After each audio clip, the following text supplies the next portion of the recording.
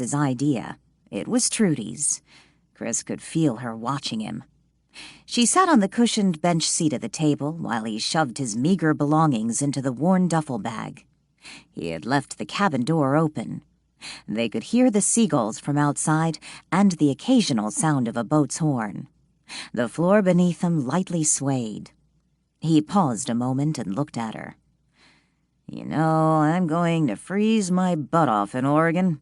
It's practically cold enough to snow." Trudy shrugged. "It's supposed to be cold at Christmas time. Don't you want a white Christmas?" "Not particularly. Thankfully, it's not that cold. I looked up the weather for the area. The average low for this time of year is around 38 degrees, with a high of 48. "That's not much different than here."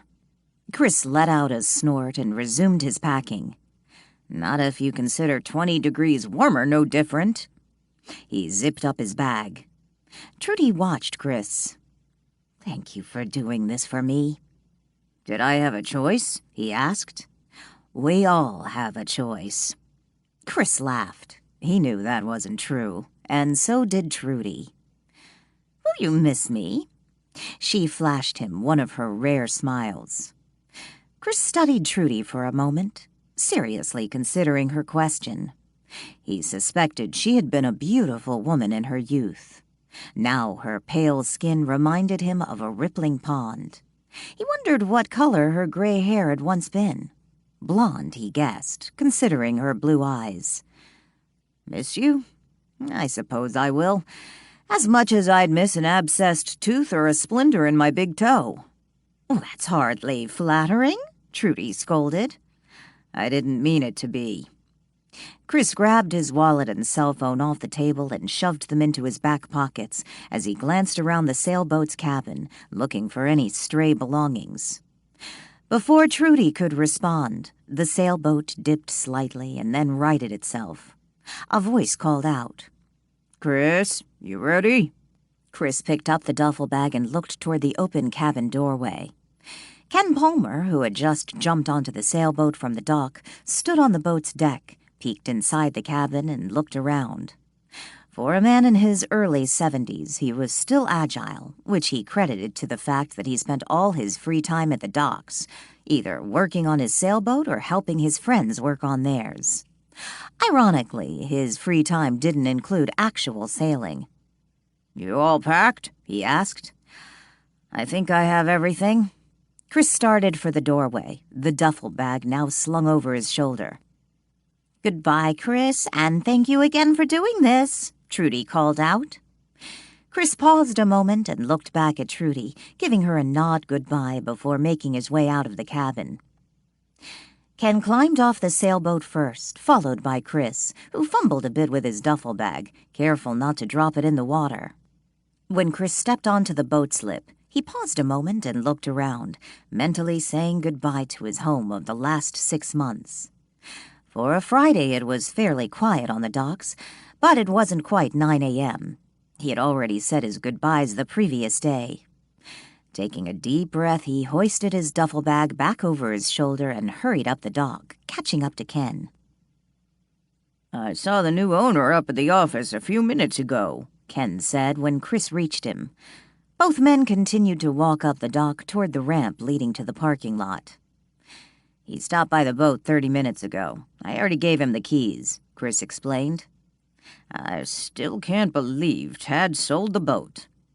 Ken shook his head and dug his hand into the front pocket of his work pants, searching for his truck keys. Chris shifted the weight of the duffel bag from one shoulder to the other. "Doesn't surprise me. He hasn't used it for the last year, what with a divorce and all." Ken pushed through the gate leading from the dock to the parking area. "Yeah? But now where are you going to live?" "I'll figure out something." Chris shrugged. "I want to thank you again for taking me to the airport this morning." "Hey, no problem. You coming back to Dana Point after Christmas?" "There's no reason to." Chris stopped by Ken's truck and waited for the older man to unlock it. "With Tad selling the boat, no place for me to stay." "If you want, I could ask around. Someone might be looking to rent out their boat." Ken climbed into the driver's seat. Chris tossed his duffel bag into the back of the truck and then got into the passenger side of the cab. Why would I want to rent something? Chris laughed. Tad let me crash there for free. You got to stay somewhere. Ken slipped a key into the ignition and turned on the engine. I suppose, but it was time for me to move on anyway. Chris slammed the door shut and buckled his seatbelt. You said you're going to Oregon? Ken asked, as he drove the truck out of the parking lot and headed for the highway.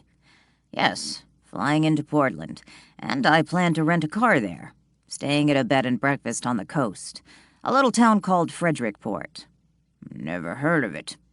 You said you're staying through Christmas? Ken glanced briefly at Chris and then looked back down the road. Yeah. Chris leaned back in his seat and looked out the side window. Is this some family get-together? Ken asked. Chris shook his head. Nope. I don't have any family in Oregon. At least not that I know of. Both hands on the steering wheel, Ken started to chuckle. Chris glanced over to Ken. What's so funny? I get it. This is a little romantic holiday getaway. I should have figured it out when you said you were staying at a B&B. My wife has been trying to get me to stay at one of those for years. Chris shook his head. No, I'm not meeting anyone. Well, at least no one I know personally. You going by yourself? Ken frowned. What about that cute little gal who was always hanging around the sailboat? The little blonde whose parents own Weekend Warrior? You mean Bridget? Chris glanced briefly at Ken. Ken nodded. Yeah, I think that's her name. Bridget is practically jailbait. Practically, but I'm sure she's at least 18. And by the way, she was always mooning over you. Damn, I'd love to be your age again. Chris laughed and shook his head. Not really interested in schoolgirls, Ken. She's a nice girl, but not my type. Ken narrowed his eyes and glanced over to Chris. You do like girls, don't you? I mean, well, if you don't, that's okay with me. After all, I have a nephew who prefers, well, you know. Chris flashed Ken a smile. I like women, all right. I just prefer one who isn't looking for a meal ticket. Guess as long as you remain homeless, you won't have to worry about that, Ken said with a laugh. I guess not. Chris smiled and leaned back in the seat. After a few moments of silence, Ken asked, So this trip to Oregon, it's just you, all alone for Christmas? I won't be alone, Ken. I assume there'll be other people staying at Marlowe House. Marlowe House? It's the name of the bed and breakfast. Can I ask you something? Ken asked. Chris thought the question amusing, considering Ken had practically just asked him if he was gay. Sure, ask away. Whatever gave you the idea to book a room at this bed and breakfast for the holidays? I saw a brochure on the place. It looked interesting, Chris lied. Well, I can't say I'd choose to stay alone at some B&B. I have to admit I rather envy your freedom to be able to just up and go wherever you want, whenever you want. Yeah, I'm one lucky guy, Chris said dryly. Still leaning back in his seat, he closed his eyes and thought about Marlowe House and his real reason for going there. Without a sound, Walt appeared in the kitchen and found Danielle standing at the counter, about to dump an open bag of walnut pieces into a stainless steel mixing bowl. I assume you're making more cookies. Startled, Danielle let out a squeaky yelp and looked up into Walt's blue eyes. You scared me! Don't sneak up on me like that. She turned her attention back to her cookie batter. Sorry, but why are you so jumpy? Walt leaned closer and peeked into the bowl. I'm not jumpy. I just didn't expect you to pop in like that. Danielle grabbed a wooden spoon off the counter and started to stir the batter. And yes, chocolate drop cookies, my grandma's recipe. I wish I could have one. Walt sighed, leaning back against the counter. Waving his hand, a lit cigar appeared between two of his fingers. It's been decades since I've enjoyed a cookie." Danielle paused a moment and looked at Walt.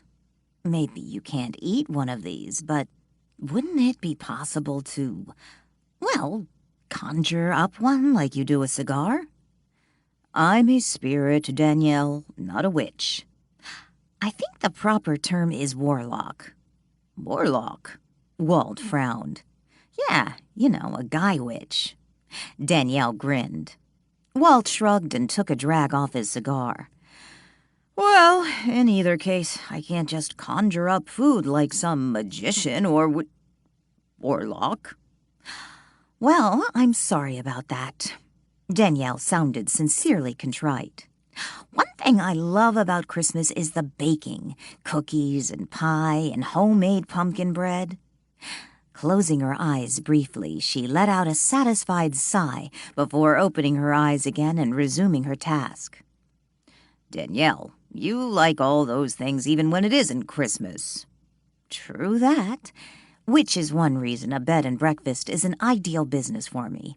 I can do all the baking I want, and someone will be around to help me eat it." "So who's helping you eat this? Don't your guests start arriving tonight?" Walt glanced around. "Where's Lily, by the way?" "She's over at Ian's." "I thought it sounded awful quiet around here." "Enjoy the solitude now, because we're going to have a full house all the way to the New Year." "I don't know if I mentioned it, but the Christmas tree looks beautiful. You and Lily did a wonderful job decorating it. Although I don't know why you just didn't use the Christmas lights I had in the attic. They were brand new." "Walt, they were brand new when you bought them 90 years ago. I'm afraid they would probably burn down the house if I tried to use them." "I suppose you have a point." Walt watched Danielle and then added, "The Christmas tree brings life to the living room. Since you moved in here, I don't think I've seen you go into that room a half a dozen times." Danielle shrugged. "I always thought the parlor felt more intimate, and there's something cozy about the library. The living room, well, it's just sort of large and impersonal." "It doesn't feel that way now." Walt smiled. No, it doesn't. Although I'll have to think of something to do with the room when Christmas is over and we take the tree down. Otherwise, it will go back to being a big old lonely room." Walt waved his hand and the cigar vanished. "You didn't answer me. Do your guests start arriving tonight?" "Just one. I guess he's flying in from California to Portland and then renting a car and driving here. Not sure what time he'll actually get here." "He's coming alone?" Walt frowned. "Yes, his name is—" Danielle stopped stirring the batter for a moment and tried to remember the man's name. Chris Johnson." "Any relationship to Joanne?" "I doubt it. He didn't mention anything, and neither did Joanne. Johnson is a pretty common name." "So he's not coming with a wife. Is he meeting someone here?" Danielle grabbed a small scoop and began spooning up balls of cookie dough, strategically placing them on a cookie sheet. "No, just him." "Don't you find that odd?" Danielle shook her head. "Not particularly. Maybe he has family or friends in Frederickport." "You really need to start asking prospective guests more questions," Walt scolded. "Oh, Walt, you worry too much. Everything is going to be just fine. After all, it's Christmas." Chapter 2. "I just heard it on the news. Clarence Renton is dead," Cleve Monchique announced from the open doorway of Peter Morris's office. Peter looked up and waved him in. "Shut the door." Strewn across his desk were papers. He hastily shoved them into an empty manila file folder, which he then set aside. When Cleve reached the desk, Peter motioned to one of the empty chairs facing him. "What are they saying?" Peter asked. Cleve sat down. "That he hanged himself in his cell. The guards found him this morning." "Any talk of foul play?" Cleve shook his head. "No. but they did say it was currently under investigation. That's to be expected. I'm just happy to have that out of the way. Let's hold off a few days before we file his will with probate. I don't want to seem too anxious to cash in on poor Clarence's untimely death," Peter instructed. "That's what I thought, too." Peter glanced at his watch. "Richard Winston is supposed to be here any minute. I don't want you to mention anything about Clarence around him." Cleve glanced to the closed door. "Did he know Clarence?" "I doubt it. Well, he's bound to hear about Clarence's death. Considering the notoriety of the case and his connection to earthbound spirits, I'd prefer to avoid the topic. It would only confuse Richard, especially now when he has a job to do." "And you think he's the one to do it?" Peter picked up the file folder. Opening it, he plucked out a news clipping from amongst the papers. He looked at it a moment. It was about Danielle Boatman. "She's a very wealthy woman." He leaned across the desk and handed the clipping to Cleve. Cleve took it from Peter, studying the picture of Danielle Boatman in the article. "And she's a very attractive woman. What makes her especially attractive? She has no family. No one. The poor dear is all alone in the world. She and Richard have a lot in common." Peter grinned, showing off straight white teeth, a stark contrast to his bottle-dyed black hair. Cleve leaned forward and set the scrap of paper back on the desk. "Her friend, Lily Miller, it's my understanding that she's come into a considerable sum of money now that the lawsuit has been settled." Peter shook his head.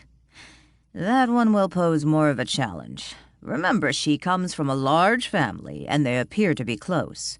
She's also seeing John Alter, or Ian Partly, whatever he chooses to be called these days.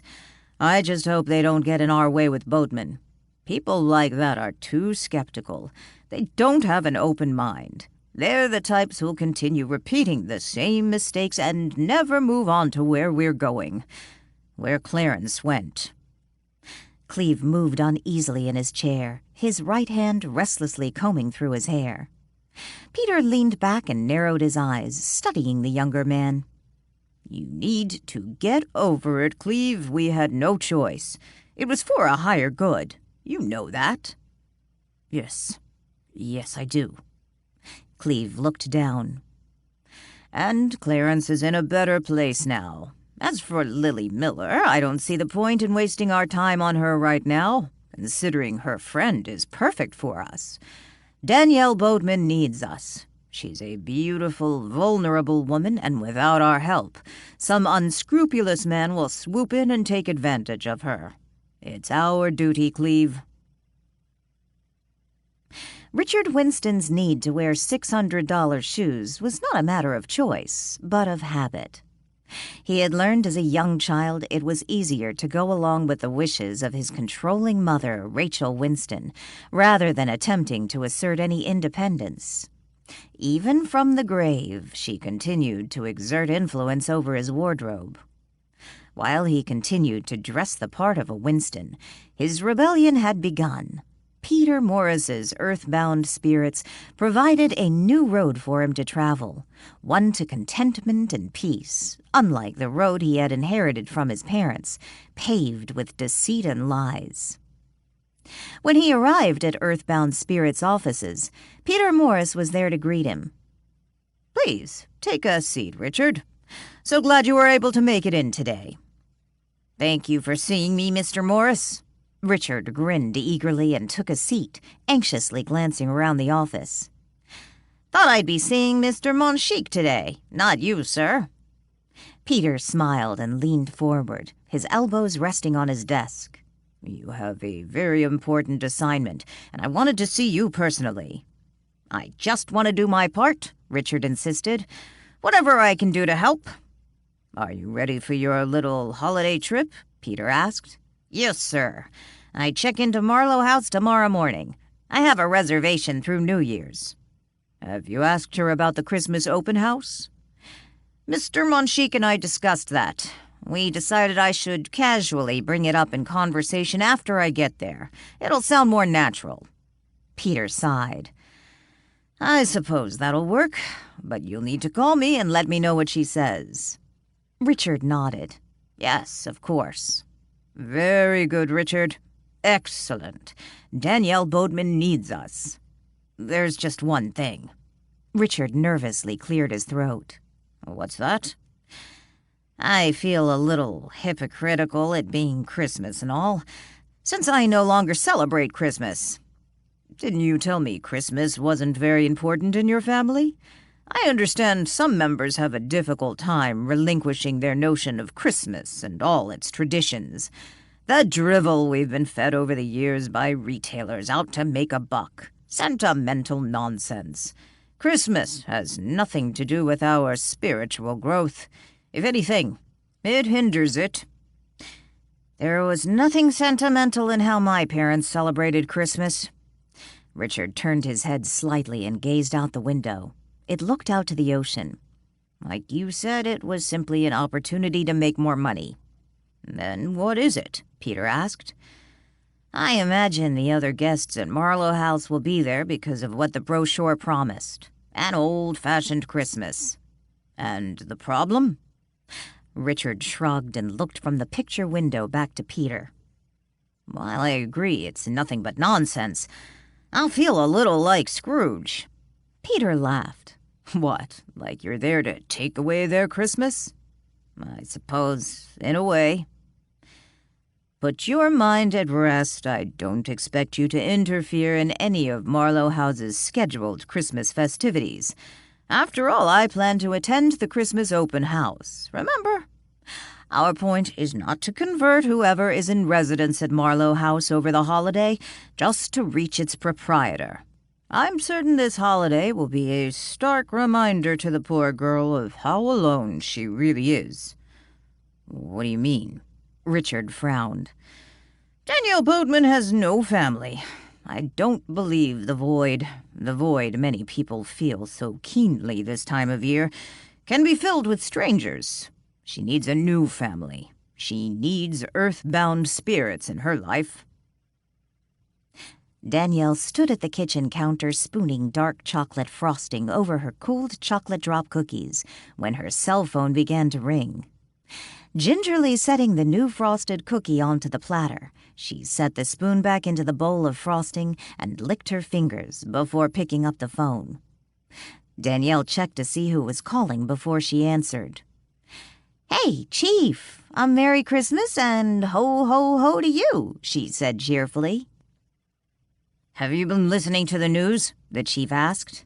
"The news? No, I'm listening to Christmas carols. What's up?" "It's Clarence Renton. He's killed himself." "What?" Danielle hastily walked over to her iPod and turned off the Christmas carols, giving her full attention to the phone call. "They found him this morning. He hanged himself in his cell." "What does his cellmate say?" "His cellmate was in the infirmary for the night. Claimed to have stomach cramps. Renton was alone." "What about the guys in the other cells around him?" "All claiming they didn't hear anything, which of course would support suicide." "Yeah, like a bunch of convicts really want to rat out someone who might sneak into their cell during the night and slit their throats." "You don't believe it was suicide?" "I don't see Renton as the type to kill himself." Danielle paused a moment and then groaned. "Oh, crap." "What's wrong?" "You don't think he's going to show up here, do you? Dang, he is absolutely the last ghost I want to see." "You would know more about that than me. Aren't you always telling me you don't see everyone you know who dies, or that you can't control who you can see?" "That's what I'm afraid of. I really don't want to go through another Stoddard episode." Danielle groaned. "If he stops by, you might want to ask him if he really killed himself." "Talk about putting a damper on the Christmas spirit," Danielle grumbled. She grabbed a chocolate-frosted cookie, sat down at the kitchen table, and shoved the cookie in her mouth. "I just thought you'd want to know." Biting off a large chunk of the cookie, she responded with her mouth full. Yeah, thanks. Are you eating something? He asked. Uh-huh, cookies, she said, taking another bite. She grabbed a glass of milk off the table and took several gulps. From what I understand, Renton rewrote his will a while back and left earthbound spirits everything, the chief told her. That figures, considering he was so closed-mouthed about Isabella's will. I was always a little surprised you never sued Renton for embezzling from your aunt's estate and never filed a civil suit for killing Cheryl. It wouldn't have brought Cheryl back. Anyway, after the courts looked into those bogus charities Renton set up, most of that money went back to my aunt's estate. And to me. True, but still, from what I understand, Renton was by no means a pauper. Yes, and now whatever he had goes to earthbound spirits. I still don't understand why those guys are still in business. I figured after trying to pass off Isabella's old will as the current one and blackmailing Darlene, someone would have gone to jail and they would have lost their nonprofit status. I told you we couldn't prove anything. A little difficult to haul Darlene's ghost into court to testify about the blackmail, the chief reminded her. There was no way to connect those photographs we found to earthbound spirits. I suppose you're right. But if I ever see those lying jerks again... Chapter 3. Patricia Morgan held the prize letter in her right hand and her landlord's eviction letter in her left. She studied them each a moment longer before tossing them both onto the kitchen table and glancing up at the wall clock. She would need to leave in 30 minutes to pick her daughter up at school. Jessica believed they would be buying a Christmas tree this evening. After all, it was the beginning of Christmas vacation, and Patricia had been promising her for weeks they could get a tree as soon as school was out. Normally, they bought the tree after Thanksgiving, but just days before Thanksgiving this year, Patricia had lost her job at the preschool. It wasn't anything personal. After all, the entire staff had found themselves instantly unemployed when the owners of the preschool forgot to file their corporate income tax for over 5 years straight. It was easier for them to simply close the school as opposed to coming up with the exorbitant fees they now faced. Had Patricia known she was about to lose her job, she would never have spent her savings on the new transmission for her old car. She would love to have those $1,000+ back in her bank account. It wasn't as if she was completely destitute. She had the regular Social Security payments from her late husband and a pittance of an unemployment check coming in. She had believed she would have found a job by now, yet none of the local preschools were hiring. She considered getting a part-time job in retail. After all, it was the Christmas season, and many stores hired seasonal employees. Yet that would mean leaving Jessica home alone during Christmas break, and paying for a sitter would probably eat up whatever pay she might earn from the temporary job. One thing Patricia had liked about working at the preschool: it enabled her to have school holidays off with her daughter. Picking up the prize letter, she reread it. "Congratulations, Patricia Morgan. You and your daughter have won a 2-week, all-expenses-paid Christmas holiday at Marlowe House Bed and Breakfast, located in Frederickport, Oregon on the Northwest Coast. Your name was submitted by an anonymous member of our nonprofit organization. Enclosed is a money order to cover additional expenses and gift tax, and airline tickets for you and your daughter. Your room has already been paid for at Marlowe House, which will include breakfast and dinner. Additional Christmas gifts, valued at over $10,000, will be delivered to you and your daughter on Christmas Eve at Marlowe House, so we hope you will make the trip or forfeit the additional prizes. Merry Christmas from Benevolent Charities, a nonprofit serving the needs of American families." Tossing the letter back onto the table, she picked up her cell phone and dialed the number on the letterhead for Benevolent Charities. The call went to a message machine, as it had the last 10 times she had dialed it. Standing up, she walked to the kitchen counter and picked up a piece of paper she had left there the night before. Unfolding the paper, she looked at the numbers she had scribbled on it. Since she did not own a computer, she couldn't afford the monthly Wi-Fi fee, not to mention the initial cost of purchasing a computer. She had stopped by the library and looked up Marlowe House Bed and Breakfast. According to its website, it was a real place. Of course, she understood anyone could create a fake website. She had also jotted down the numbers for the Frederickport Chamber of Commerce, as well as the airline's phone number. She had already checked with the airline, and the tickets were legit. When she had first received the letter 2 weeks earlier, she had taken the money order to her bank, and they assured her it wasn't counterfeit and she could deposit it. Reluctantly, she did, yet she hadn't spent any of the money. She had heard horror stories of people being scammed with fake checks, only to have them bounce after they spent the money and were left having to repay the bank. Considering her options, she picked up her cell phone and looked at it a moment. It seemed everyone had one of those smartphones except her. Jessica called hers a dumb phone, one of those $20 throwaway phones with prepaid minutes. She dialed the Frederickport Chamber of Commerce. The call lasted only a few minutes. They assured her Marlowe House Bed and Breakfast was a legitimate business, and the phone number she had for them was correct. Her next call was to Marlowe House Bed and Breakfast. "Now what are you making?" Walt asked when he popped back into the kitchen and found Danielle dumping a bag of chocolate chips into a bowl. "I'm making chocolate chip cookies." Danielle stopped what she was doing and looked over at Walt, who had just taken a seat at the kitchen table. "I was going to come look for you after I mixed this up." Danielle wiped her hands on her apron and abandoned her baking, joining Walt at the table. "Anything particular?" "Yes, I wanted to tell you about the 2 phone calls I got a little while ago. The first one was from McDonald." "The chief?" "He told me Clarence Renton is dead. They say he committed suicide, hanged himself in his cell." Walt cringed. "Those things can't be faked." "You would know." "Does he really think Renton killed himself? And why?" "I guess there isn't anything to indicate foul play, but the more I think about it, I just find it hard to believe someone like that would take his own life." "Danielle, the man was facing the rest of his life behind bars." Walt glanced around the room. "You haven't seen him, have you?"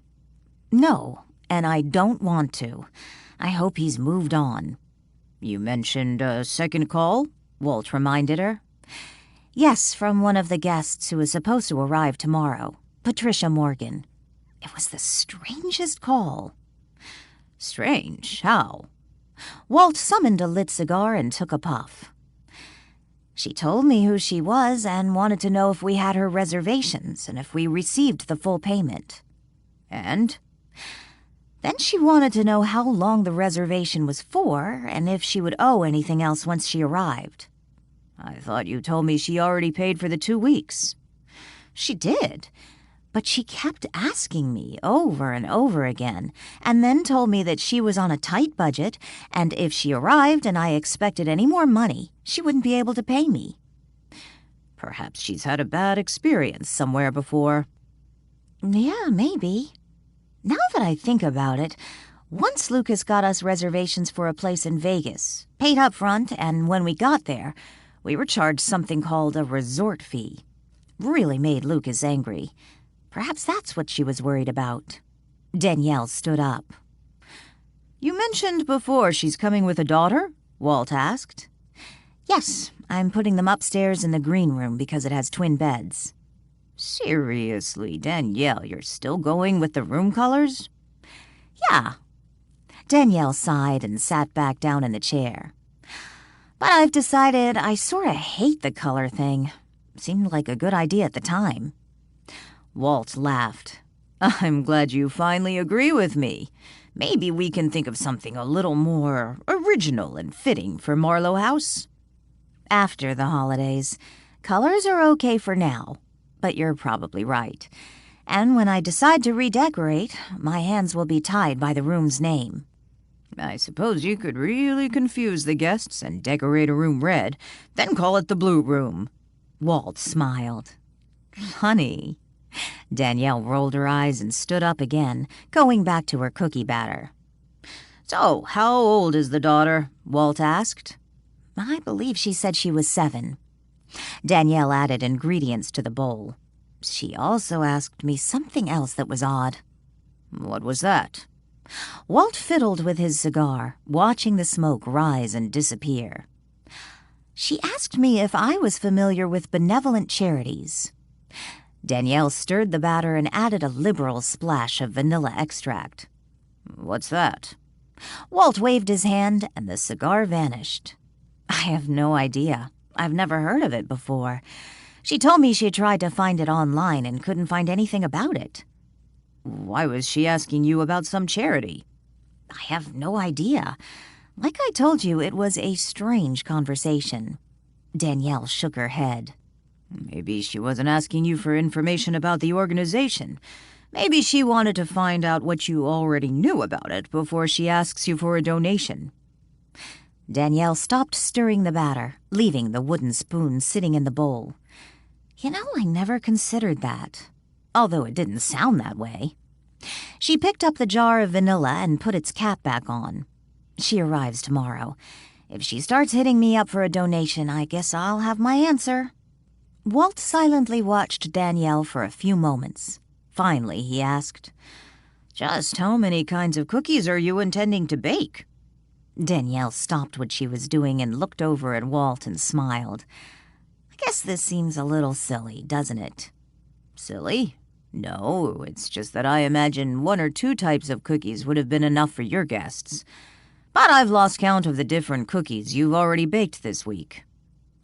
Danielle silently considered Walt's question for a moment, her dark eyes glistening with unshed tears. When I was growing up, Aunt Susan, Cheryl, and Sean would come over to our house, and we would spend hours baking. Most of the recipes were passed down from my grandmother's. Danielle smiled softly and added with a chuckle, Of course, Cheryl didn't do as much baking as she did eating. I remember one year she got so sick eating raw cookie dough. I can rather see that. Walt smiled, his eyes studying Danielle's whimsical expression. We would also make graham cracker houses every year. Graham cracker houses? What's that?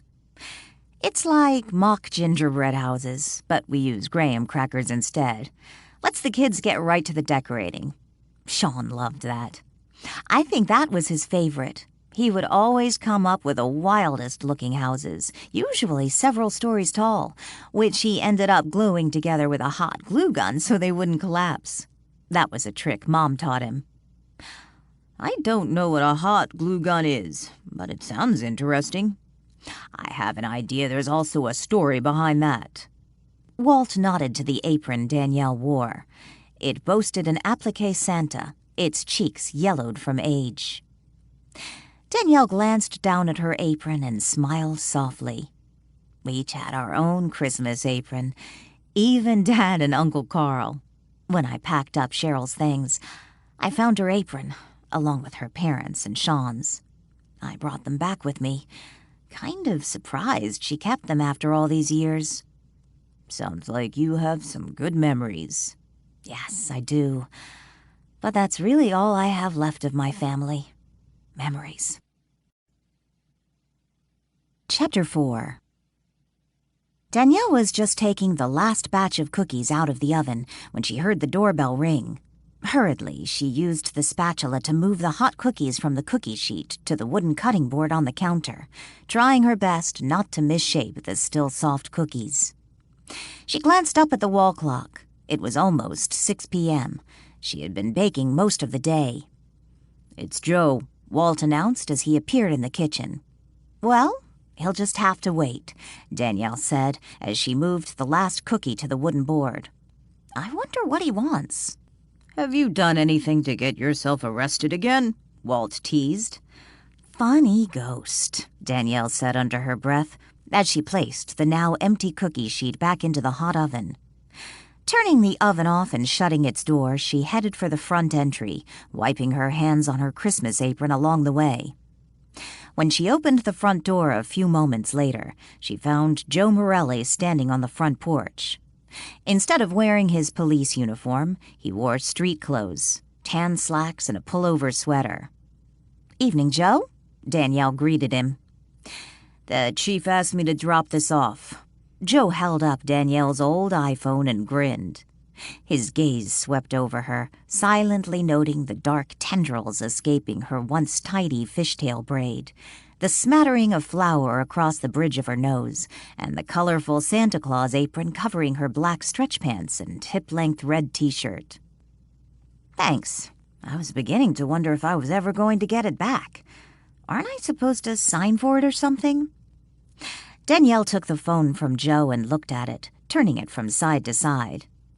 "He said you can do that the next time you stop by the office. I guess he trusts you." Joe leaned into the doorway and sniffed. "Someone has been baking." "You want to come in and have a cookie? I just took the last batch out of the oven. They're still warm." "I thought you'd never ask." Joe grinned and stepped into the house, letting Danielle close the door behind him. "I also wanted to talk to you about John Smith," Joe said, as he followed Danielle down the hallway to the kitchen. "He's bringing you the iPhone?" "A rather transparent ploy to see you," Walt said, when he suddenly appeared, walking next to Danielle. "And what more can be said about Smith? The man is in prison where he belongs." Silently, Danielle glanced to Walt and smiled, and then asked Joe, "Do we have to talk about Smith? It's Christmas time. It's bad enough I had to testify in his trial the week before Thanksgiving." Danielle walked into the kitchen and headed for the counter, grabbing 2 glasses out of the overhead cabinet. "At least the jury came back with a quick verdict." Joe took a seat at the table and watched Danielle. She held up the glasses and looked at Joe. "Milk or coffee? Or maybe you'd rather have a beer or some wine?" "Too late for coffee. It would keep me up all night. I've done beer and cookies before, but I think homemade cookies call for a glass of cold milk." "I agree." Danielle poured 2 glasses of milk and set cookies on a plate before joining Joe at the table. "If you feed him homemade cookies, he's going to get the wrong impression. When a woman offers a man her homemade cooking, they naturally assume she wants one thing, him," Walt warned just before vanishing. Danielle resisted her urge to let out a snort in response to Walt's comment, but instead glanced around the room, looking for him. She suspected he had retreated to the attic. Joe had already grabbed a cookie and taken a bite when she asked, "What is this about Smith?" "It's not bad news," Joe explained. "Do you remember that Vancouver case where authorities were convinced Smith was their man?" "Sure, and the case fell apart. What about it?" Danielle picked a chocolate chip cookie up off the plate and took a bite. "A new witness has come forward. With Smith already locked up for his attempt on our lives, the witness is more willing to talk." "If this means Smith will be locked up longer, that's terrific news." Danielle paused a moment and frowned. "Will we have to testify again? I would assume our testimony on how he held us at gunpoint would help this other case. Lets the jury see he's capable of murder. But crap, I really don't want to go through that again."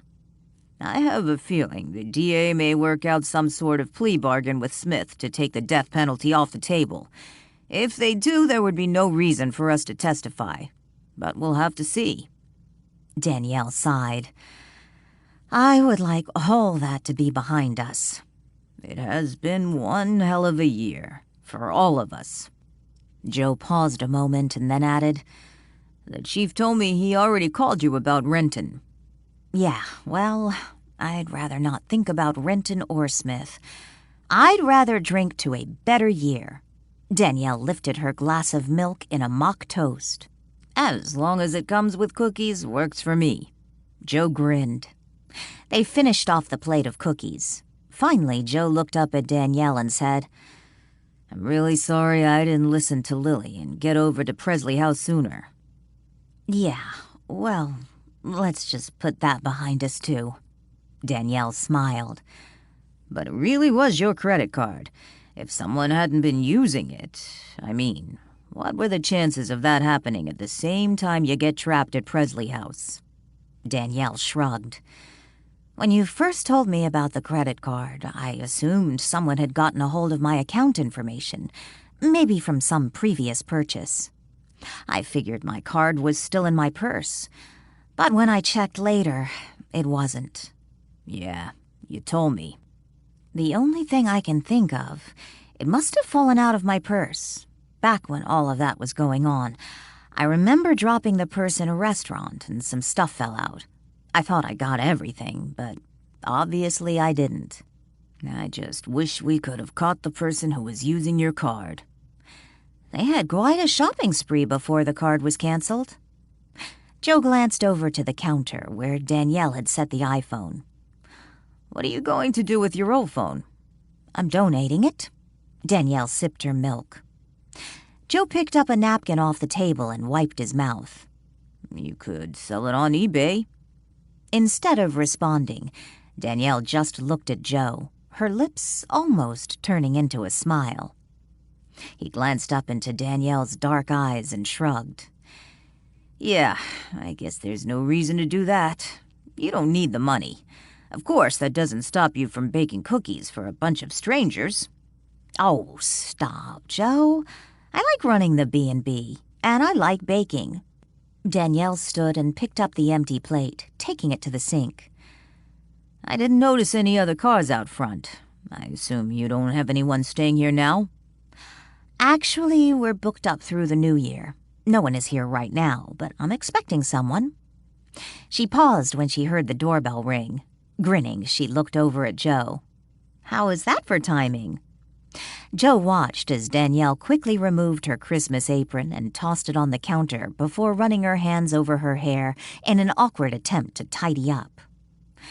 "You might want to remove the flour on your nose," Joe said with a chuckle as he stood up and snatched the 2 empty glasses off the table to carry them to the kitchen sink. "Flour?" Danielle lifted her hand to her nose and unsuccessfully attempted to wipe away the evidence of her recent baking. She startled when Joe stepped in front of her and reached out, his hand gently brushing off her nose and cheek. "I can't leave you alone for a minute," Walt snapped when he suddenly appeared in the kitchen, a look of disdain on his face. Startled by Joe's gesture and Walt's sudden appearance, Danielle stepped back, muttered an awkward thank you to Joe, and flashed Walt a glare before giving her nose a final wipe with her hand. She turned to the door and rushed from the kitchen. When Danielle reached the foyer, she paused for a moment by the mirror hanging over the cherry wood entry table. She took a moment to tuck a few stray tendrils back into her braid and straighten her red shirt before turning toward the front door. Joe followed her back to the entry, but paused quietly at the parlor door, watching her. The bell rang a second time just as Danielle was about to open the door. The man Danielle found standing on her front porch was nothing like she expected. For some reason, she had imagined that Chris Johnson, assuming that was who this man was, would be more in line with Will Wayne, an older gentleman alone and seeking company for the holiday. This man, whom she guessed was close to her age, perhaps a little older, looked like someone who would be spending his Christmas vacation on a cruise ship with other singles, instead of tucked away in a little bed and breakfast on the northwest coast. And considering his looks, Danielle imagined he wouldn't be lacking the attention of the women.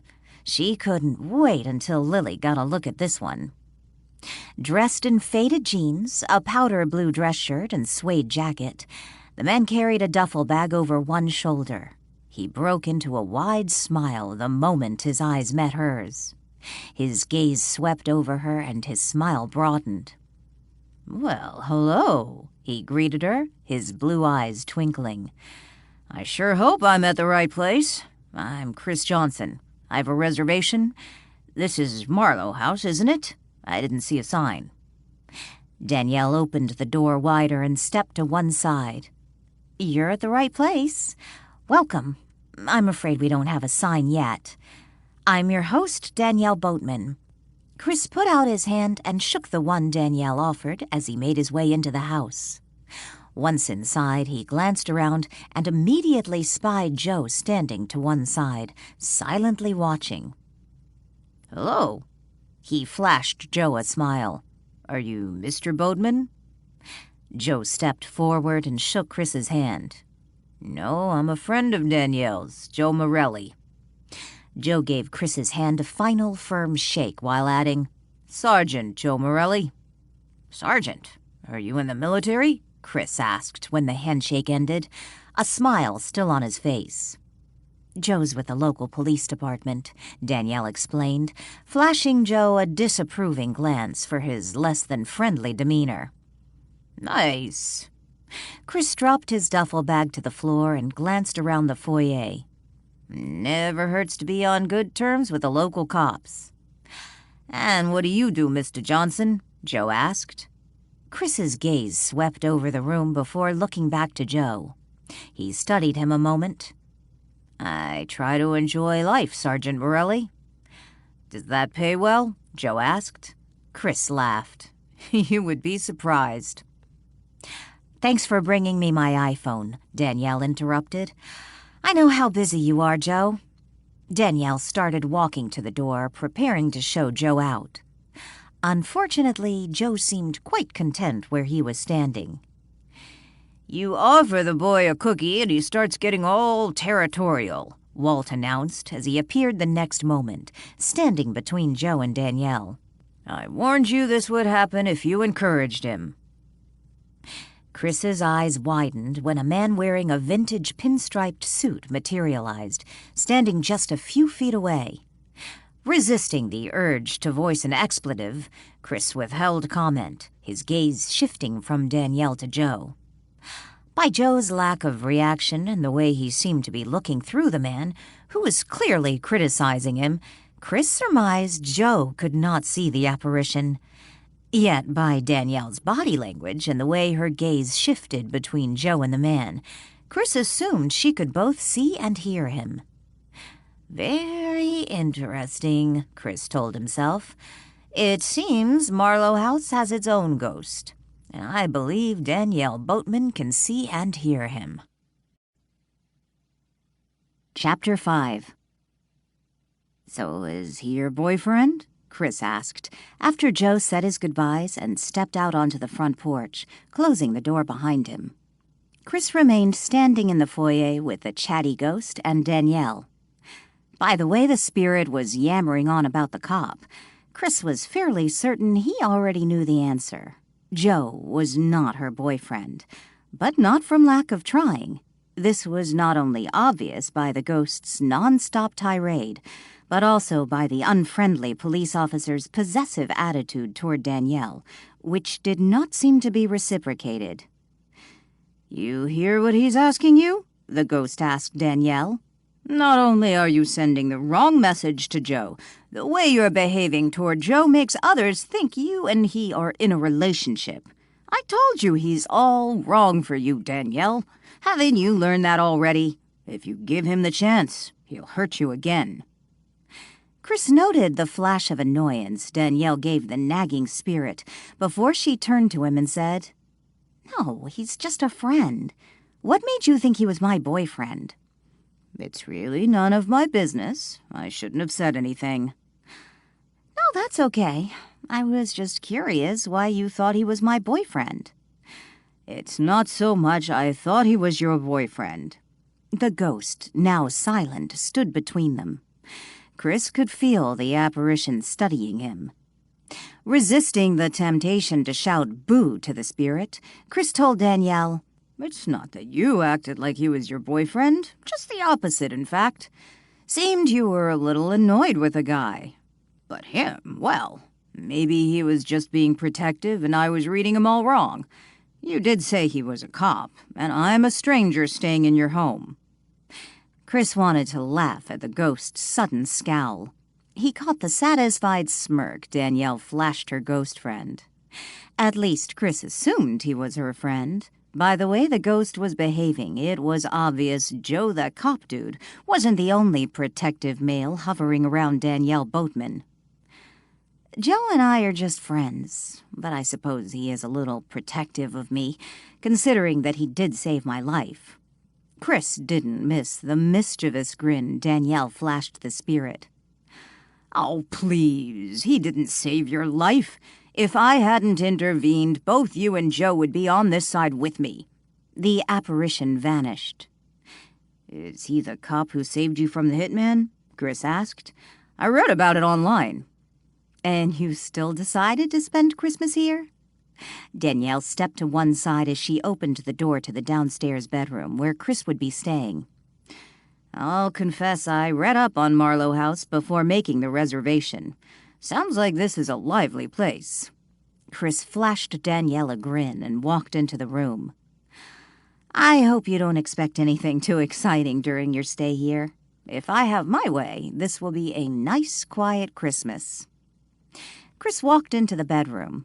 That would suit me just fine. A drama-free Christmas. He was about to toss his duffel bag onto the bed when something on the center of the bedspread caught his eye. Max? Danielle shouted when she saw what had captured Chris's attention. The cat, all black save for the white tips on his ears, raised his head, opened his eyes, and yawned. He looked at Danielle and then turned his attention to Chris. I'm sorry about this. I don't know how we got in here. I try to keep Max out of the guests' bedrooms. Danielle walked over to the bed and scooped up the black cat, who immediately rested his chin on her shoulder and began to purr. I hope you aren't allergic to cats. Not at all. Chris reached out and scratched behind Max's ears. He's welcome in my room any time. I like cats. He does seem to be partial to this bedroom. Danielle pointed to another door. This room has a private bathroom through there. It's the only guest room on the ground floor. Chris tossed the duffel bag onto the bed and looked around. Nice. Max began to squirm. Danielle set him on the floor.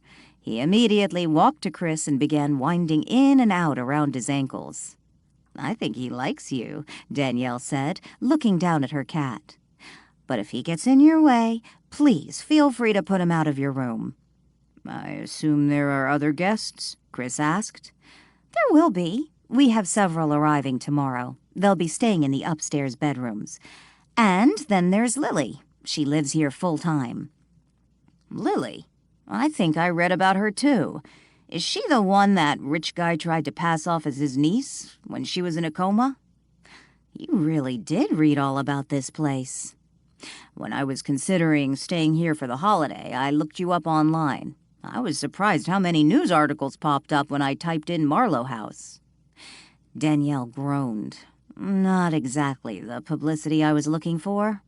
Chris laughed. I imagine not. But don't worry about it. This place is beautiful, and I'm anxious to get the grand tour. I'll be happy to give it to you now, unless you'd like to freshen up. Freshen up? Chris chuckled. Danielle blushed. I guess that does sound like a funny thing to say to a guy.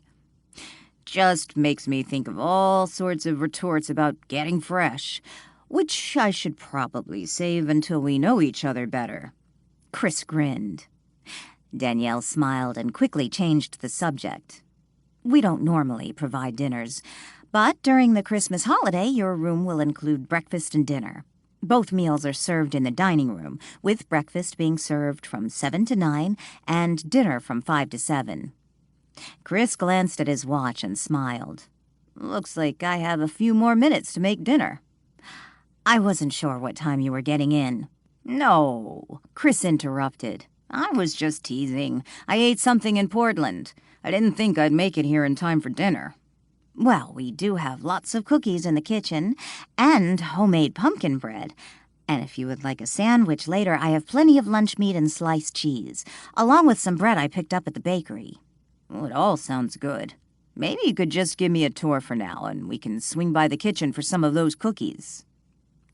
Before Danielle answered, Chris heard the front door open and then what sounded like male and female voices, followed by the barking of a dog.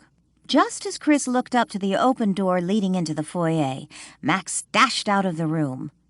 Chris spied a golden retriever coming from the direction of the front door. The dog raced down the hall, chasing the cat, and by the sound of it, the cat and dog were headed up the stairs. "I think a dog just got in your house and is after your cat." Chris started for the doorway, yet paused when he heard Danielle laugh. "That's just Sadie. Those two are old friends. Well, maybe not friends exactly." When Chris and Danielle reached the doorway, they came face to face with the man and woman attached to the voices Chris had heard moments earlier. While he had never met the pair, he instantly knew who they were. Ian Bardley, also known under the pen name John Alter, and Lily Miller. "We brought you something to eat," Lily announced, holding up a sack for Danielle to see. Her gaze immediately went from Danielle to Chris, flashing him a friendly smile. If Chris wasn't mistaken, he would swear Lily's green eyes noticeably widened when her gaze set on him. For just a moment, she stood speechless, staring. Finally, she said, "Hello, you must be the new guest. I'm Lily Miller, and this is Ian Bardley. We brought enough for you, too, by the way." "Lily, Ian, this is Chris Johnson. He arrived a few minutes ago. I was just showing him his room." "Nice to meet you, Chris," Ian said as he shook Chris's offered hand. "Pleasure's mine. I'm a fan," Chris announced. He and Danielle now stood in the foyer with Ian and Lily. Ian raised his brows, silently asking, "Really?" "It seems as if Mr. Johnson," Danielle began. "No, it's Chris, please," Chris interrupted. Danielle smiled and then continued. "Seems Chris came across most of those online articles about Marlowe House, which I assume includes the articles by Ian." "I confess I did a little internet stalking to find out that John Alter is actually a pen name for Ian Bardley," Chris admitted. "I hope when you say stalking, you mean it in the most benign way," Lily said, only half teasing. She lifted the sack back in the air again and motioned for the three to follow her to the kitchen, which they did. Lily paused just before she reached the kitchen door and turned to Ian. "Why don't you take Chris into the dining room and Danny and I'll get some plates and bring out the food?" "I don't want to take your food," Chris said. "I had something to eat in Portland." "Oh, don't be silly," Lily grinned. "When you see what we brought, you'll want some. Like I said, we brought plenty." "Oh my God, he's freaking gorgeous," Lily said when she and Danielle were alone in the kitchen. Danielle chuckled. "Yeah, he is rather hot." "Hot? Oh, please, talk about the understatement of the century. Where did you find him?" Danielle opened an overhead cabinet and took out 4 plates, setting them on the counter. "I didn't find him. He's a guest, Lily, not some guy I ordered from a dating service." "Well, duh, I know that. But dang, girl, is he an actor or something? Underwear model?" Lily opened the sack and began removing the cartons of Chinese takeout. Danielle giggled. "Underwear model?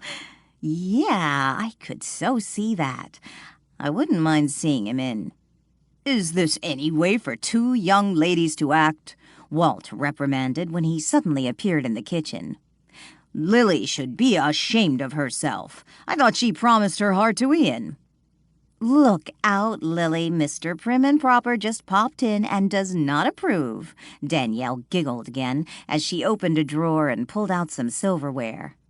"Walt?" Lily glanced around the room. "Who else?" Danielle shrugged. "I really don't understand young women these days."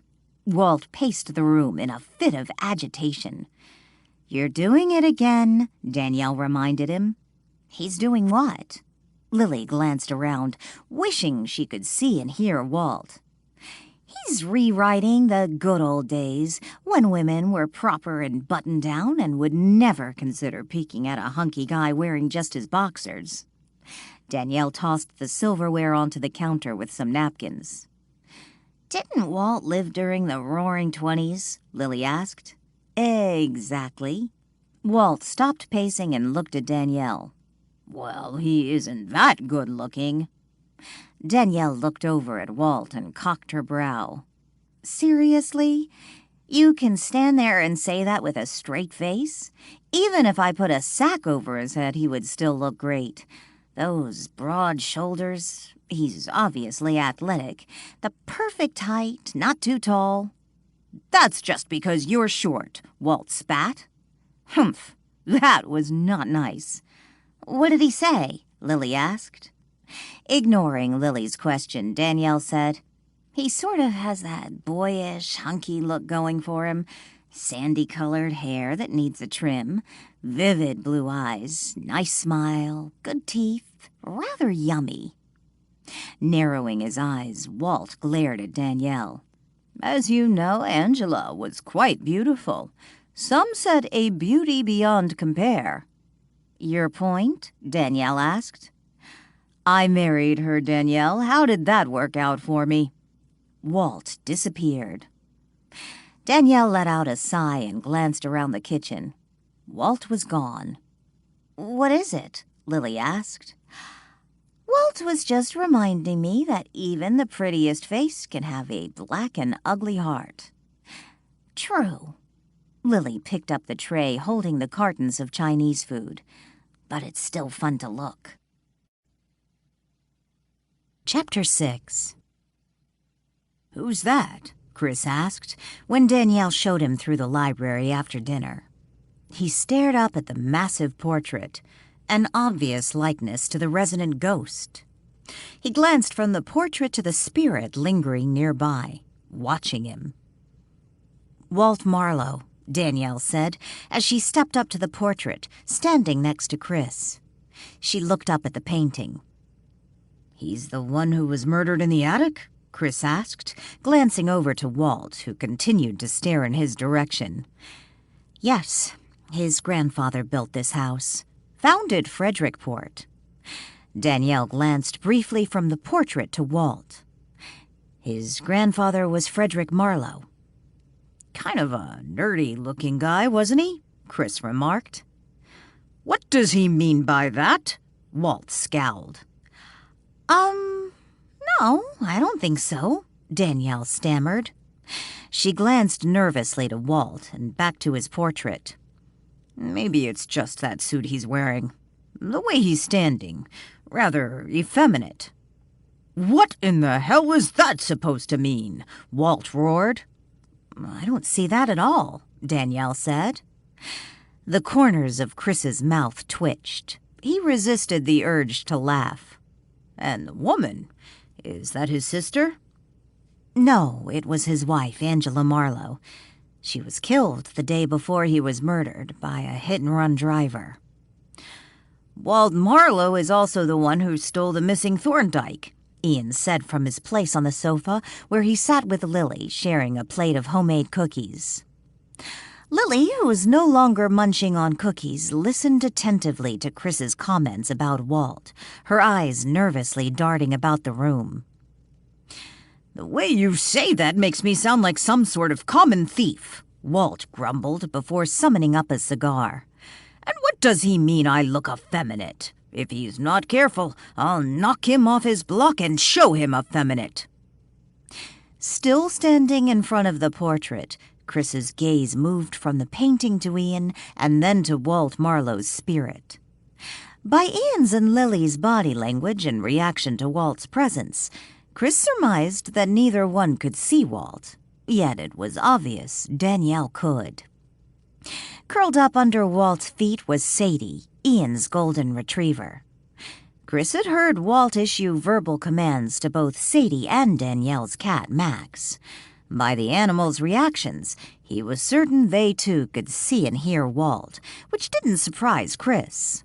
Nor was he surprised the animals understood the spirit, and the spirit understood the animals on a level superior to normal human-animal interaction. He had witnessed that before. "Damnedest thing!" Ian said abruptly. All heads turned in his direction.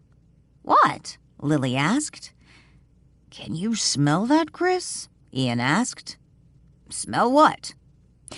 The only thing Chris noticed was Walt's cigar smoke. "Sometimes I swear I smell cigar smoke in this house," Ian explained. "It comes and goes."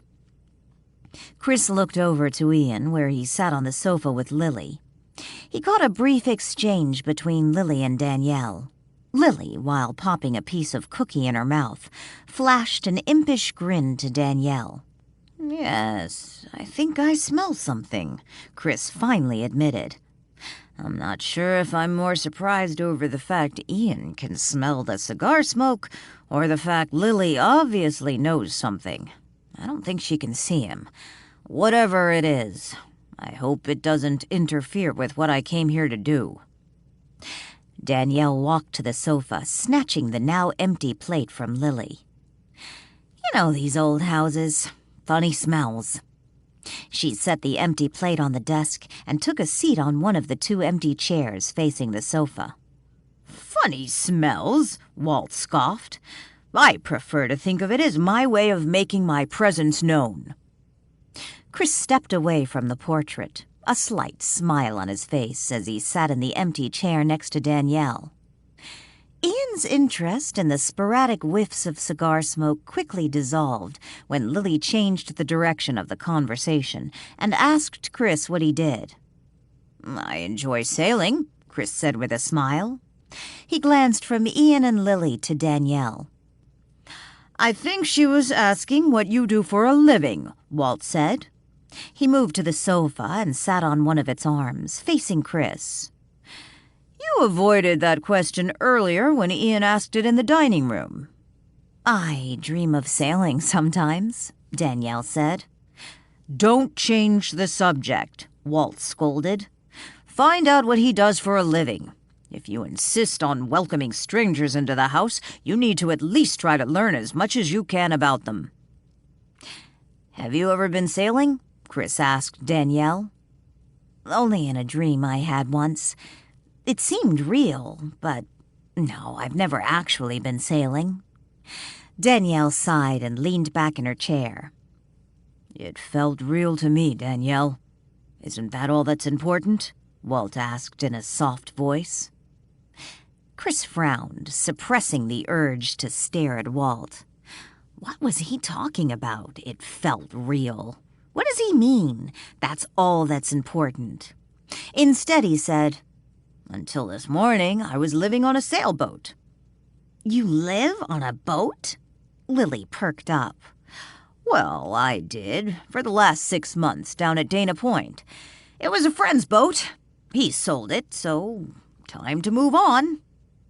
"The man is homeless," Walt said with a scowl. "I'm afraid I'd get seasick," Ian said. "I have to say I never slept better than I did on that boat. It was probably the movement on the water." "Sort of like being rocked to sleep?" Danielle teased. Chris smiled over at Danielle. "Yeah, pretty much." "Oh, please, Danielle, are you flirting with him?" Walt stood up and shook his head. "I don't know why you and Lily think he's so good-looking. He's nothing special. You need to listen to what he's saying. The man is homeless. I bet he doesn't have a job." "Will you be returning to Dana Point after the holidays?" Danielle asked. Chris shook his head. "No, time to move on." "So you don't have a job you have to go back to?" Lily asked. Walt smiled. "Good girl, Lily. At least you know how to ask the right question. Let's see what he has to say about that." Smiling at Lily, his eyes darting to the end of the sofa where Walt sat, Chris shook his head. "I have no reason to return to Dana Point." Danielle stood up. "Why don't we take this discussion in the living room? We have that beautiful tree in there, and it seems a shame not to enjoy it." 15 minutes later, they sat in the living room.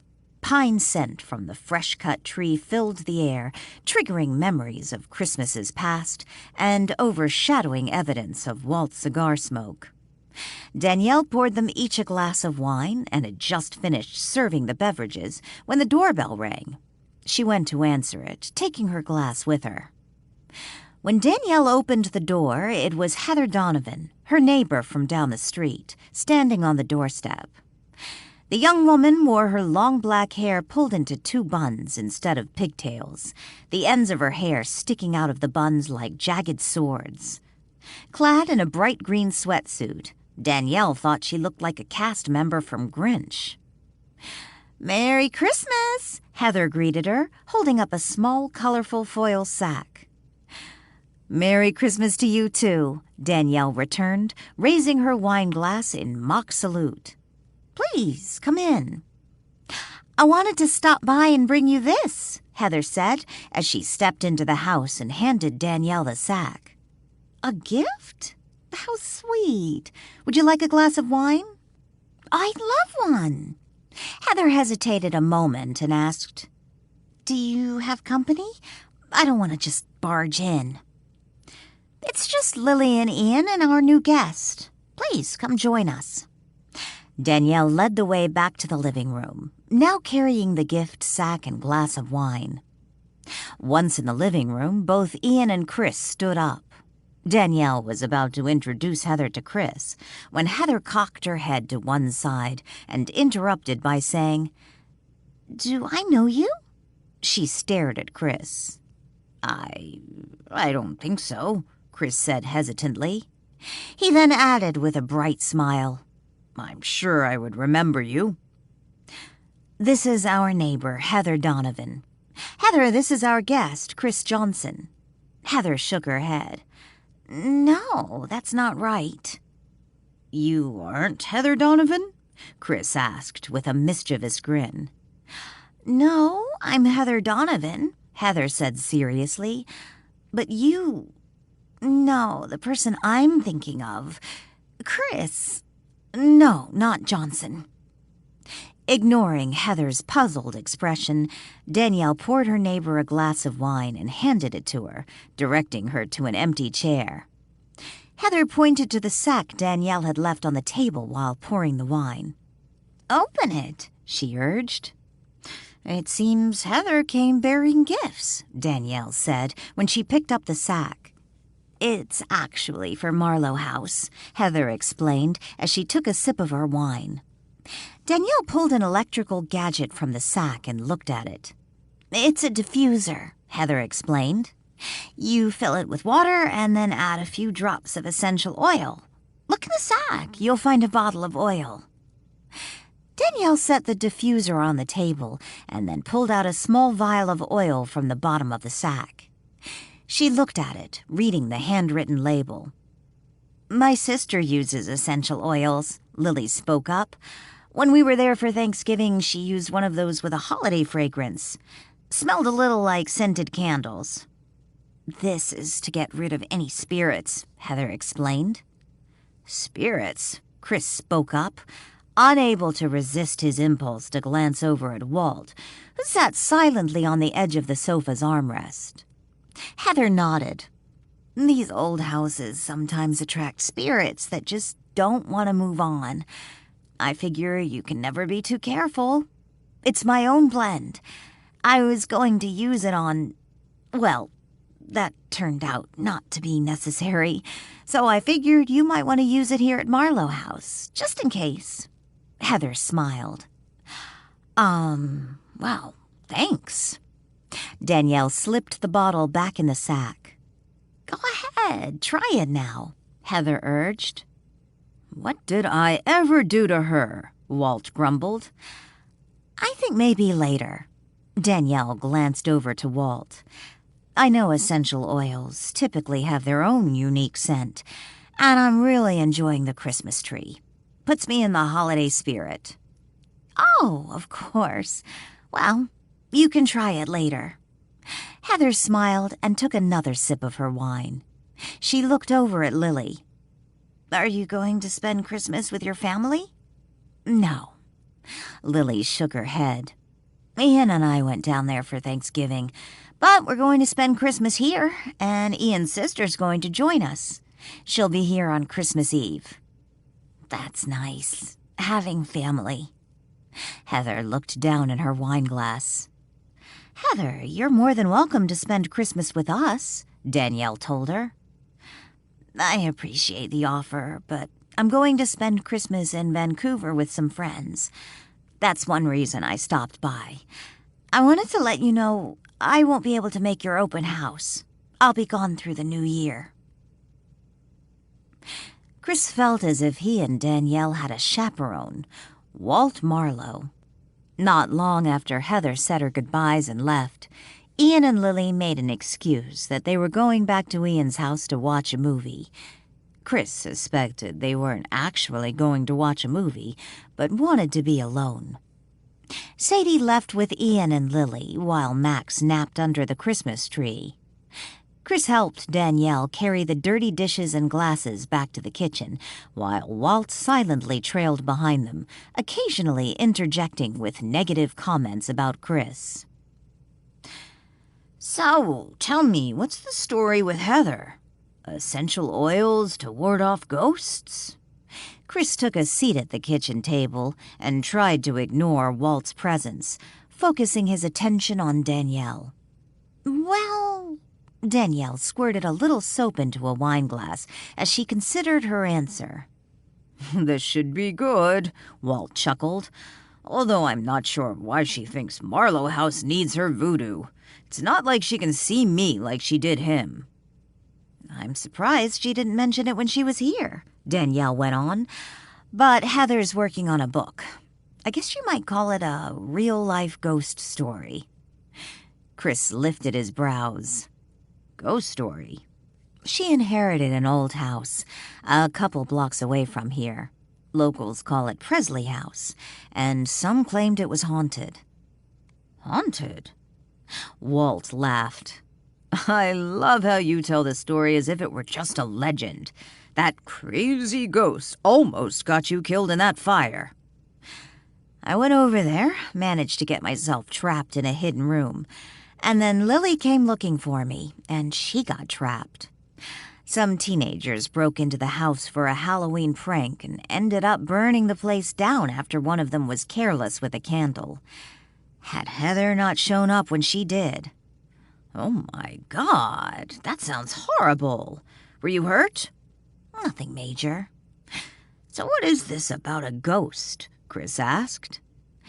Heather's writing all about it. Basically, she claims those old stories were true. The house was haunted and that she saw the ghost just before the house burned down. Did you or Lily see it? Chris asked. Danielle's gaze shot up and looked Chris in the eyes. Of course not. I can't see ghosts. Chapter 7. Sadie's barking brought Ian into the living room. There he found the golden retriever's wiggling butt sticking out from under the curtain's hem, her tail wagging wildly, while the rest of her remained hidden as she looked out the front window. Sadie, what's all the commotion? Ian grabbed hold of the curtain and yanked it open so he could look outside. It was Saturday morning, 5 days until Christmas. Ian glanced up and down the street, yet saw nothing to warrant the dog's enthusiastic outburst. Giving a little whistle, Ian made a snapping gesture with his fingers. Reluctantly, Sadie stopped barking and sat down, her tail still wagging. She looked up at Ian and then back out the window. I still don't see what you're barking at. Ian looked up and down the street. There were no cars parked nearby, aside from his, which was in the driveway, and Chris's rental car parked across the street. There were no walkers or joggers in sight, no stray animals. Looking over at Marlowe House, he smiled when he spied the Christmas wreath hanging on the front door. He thought about how the Christmas lights had looked the night before. He had helped Lily hang a half-dozen or more strands of lights on the mansard roofline of Marlowe House before they took off for California to spend Thanksgiving weekend with Lily's family. Sadie let out a little whimper, distracting Ian from his thoughts of Christmas decorations and reminding him that she had been barking just moments before. Ian, still holding onto the curtain as he held it to one side, glanced down at his dog. "What is it, Sadie? Was it Max? Did you see him outside? Is he tormenting you?" Ian smiled and then looked back up out the window. To his surprise, he saw a woman standing at the gate of Marlowe House, a suitcase in her hand. Ian frowned. Where did she come from? He looked up and down the street again. Since there were no cars parked nearby and he hadn't seen a vehicle drop her off, the only explanation he could come up with was that she had arrived by foot. Yet he couldn't understand how he could have possibly missed seeing her walking up the street toward Marlowe House. He had only looked away for a split second. Scratching his head in confusion, he released hold of the curtain and let it fall back in place. I think I need a cup of coffee. Danielle stepped out into the hallway from the dining room and took a deep breath. She loved the smell of Christmas. Pine trees, cookies, and cinnamon. Closing her eyes for a moment, she thought about her late husband, Lucas. How couldn't she? After all, today was the first anniversary of his death. He had died last year on December 20th, killed in a car accident with his lover. She heard Lily's laugh coming from the dining room. Opening her eyes, Danielle glanced back toward the sound. Lily and Chris lingered with Joanne at the dining room table. They had just finished breakfast. Danielle suspected they were sampling the pastry tray she had left on the table while they had more coffee. If Lily remembered today was the anniversary of Lucas's death, she hadn't mentioned it. Danielle suspected her friend did not want to put a damper on her Christmas spirit. After all, Danielle had once believed it would be impossible for her to ever again enjoy her favorite holiday. The pain she had experienced last Christmas was excruciating, and she honestly believed she would never again decorate a Christmas tree or bake her grandmother's Christmas cookies. But then she had moved into Marlowe House, and something inside her had changed. It was as if she had come home, and all she wanted to do was fill the house with laughter and love. She wanted to celebrate life. Danielle wanted Christmas back. She forgot why she had come into the hallway and was about to return to the dining room when she heard the doorbell ring. Thinking it was a little early for her next guest to arrive, she wondered if it was Ian, and then she wondered why he hadn't simply entered through the side gate as he normally did. When Danielle opened the front door a moment later, she found not Ian standing on the front porch, but a young woman, suitcase in hand. Danielle had 3 more guests arriving that day. One was a man who obviously wasn't the person standing at her door. Another was a woman, yet that woman had a 7-year-old daughter, and not only was there no little girl in sight, this woman didn't look old enough to have a 7-year-old child, not unless she was 13 when she'd had her. "Hello, how can I help you?" Danielle asked. "This is Marlowe House, right?" The woman held up her hand. In it was a crumpled piece of newspaper. Danielle immediately recognized it. It was the ad she had placed in an Oregon paper for Marlowe House, advertising an old-fashioned, traditional Christmas holiday. "Yes, it is. How can I help you?" "I'm here for the old-fashioned Christmas holiday." She handed the crumpled paper to Danielle and started to walk into the house. "I'm sorry," Danielle said, handing the paper back. The woman froze. "But we're all full for the holiday." Tears filled Blue eyes as the woman shook her head in denial. "No, please, you have to have a room. I have nowhere else to go. I can pay, honest." Danielle peeked her head out the door and looked toward the street. The only car she saw was Chris's rental car. "How did you get here?" Danielle asked. "Where's your car?" "I was dropped off." Please, I won't take much space. You can put me anywhere. I'll sleep on the couch. I'm really sorry, but all our rooms are taken.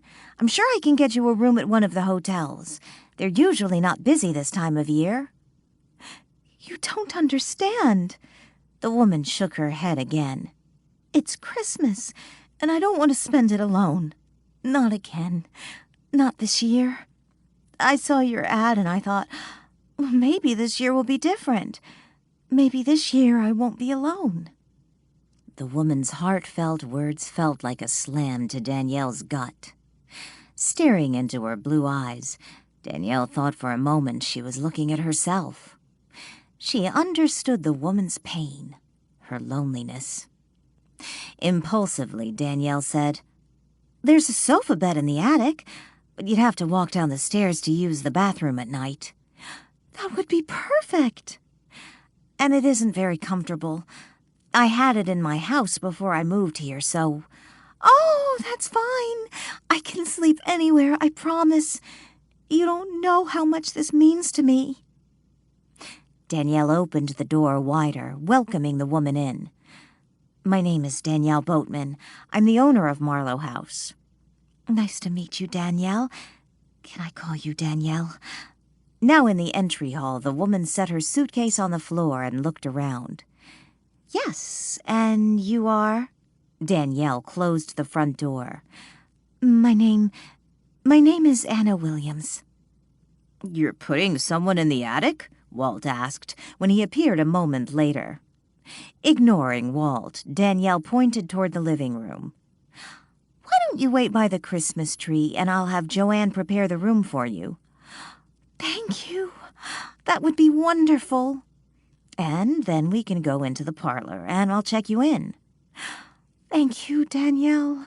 You have no idea how much this means to me. I think I'll keep an eye on this one, Walt muttered as he followed the woman into the living room. Chris was on his way back to his room when he glanced into the living room and spied Walt sitting on a chair, watching a young woman. She sat quietly on the sofa, glancing around the room, oblivious to the fact she was being watched by Marlowe House's resident ghost. Stepping into the room, he called out, Hello, you must be the new guest Danielle said would be staying in the attic. He paused when she looked his way, and their eyes met. He knew those eyes. Hello, and you are, she asked. Chris stepped closer and extended his hand. Chris Johnson. And you are... They briefly shook hands. I'm Anna Williams. Are you a guest here too? Yes, I am. Chris forced a smile.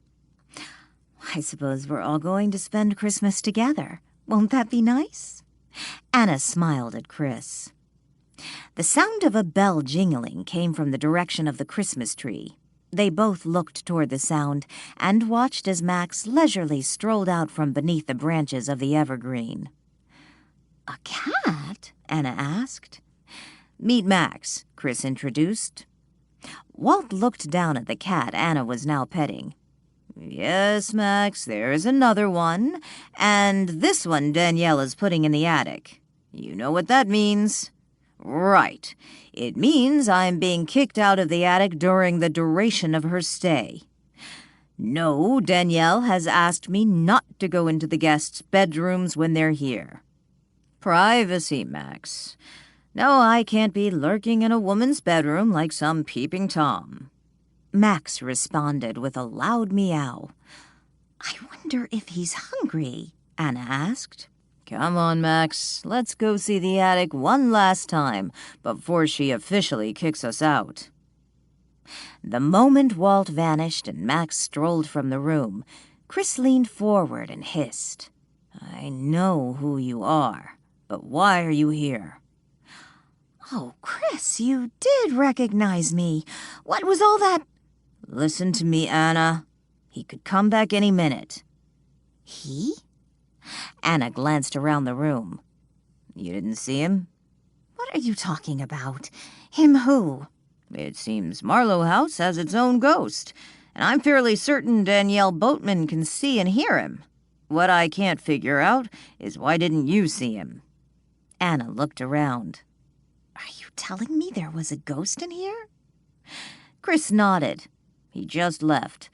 So unless you want to ruin everything, you need to be careful, because maybe you can't see him, but he can obviously see you." Anna frowned. This could complicate things. Fortunately, from what he was saying. He was talking to you? No, he was talking to the cat. But he doesn't have to talk out loud to communicate with the cat. Maybe not, but he obviously likes to think out loud. What I was about to say is, I don't think he'll be going into the attic while you're there. Something about an arrangement he has with Danielle about the guest rooms. Now that would really complicate things. You still need to be careful. What did you say to convince her to give you a room? She came into the dining room and asked Joanne, the woman who works for Danielle, to help her fix up a place in the attic for an unexpected guest.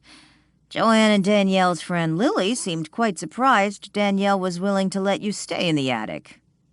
Anna smiled.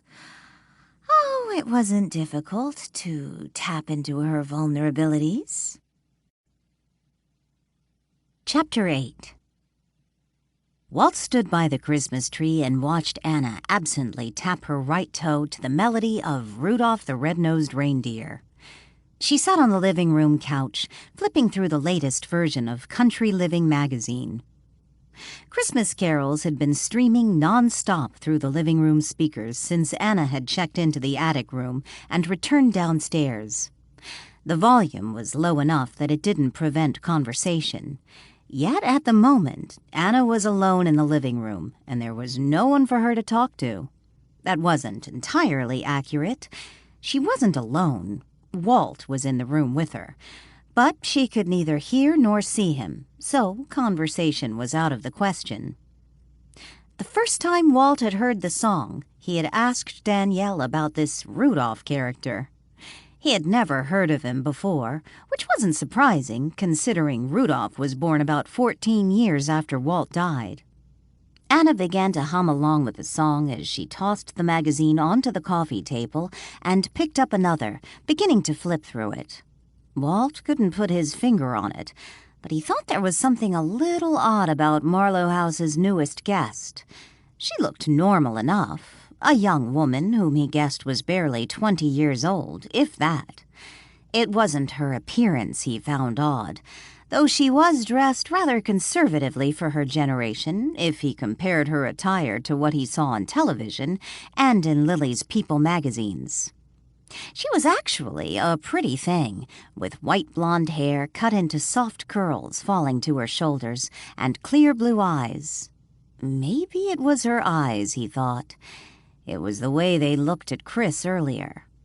They reminded him a little of Angela's eyes. Not how he first saw Angela, but later, after she had revealed her true nature. Walt found that disturbing. He also wondered where she had come from. According to Danielle, Anna's ride had dropped her off in front of Marlowe House, yet she couldn't quite explain who that ride was. As much as he tried, Walt couldn't get Danielle to see how peculiar it was. Someone just being dropped at the front door without any prior arrangement and willing to take any room, even a sofa bed in the attic. All Danielle could see was a young woman all alone for the holidays. Lunchtime had come and gone, and while Danielle had said the rooms only included breakfast and dinner, she had offered Chris a sandwich, which he had accepted. At the moment, Chris sat outside with Danielle on the back patio, talking. Judging from the way they were bundled up in jackets, Walt guessed it was cold outside, and suspected the reason Danielle had invited Chris outside for hot tea and cookies was so that Walt couldn't listen into their conversation. Anna had declined a sandwich, saying she had eaten a big breakfast that morning.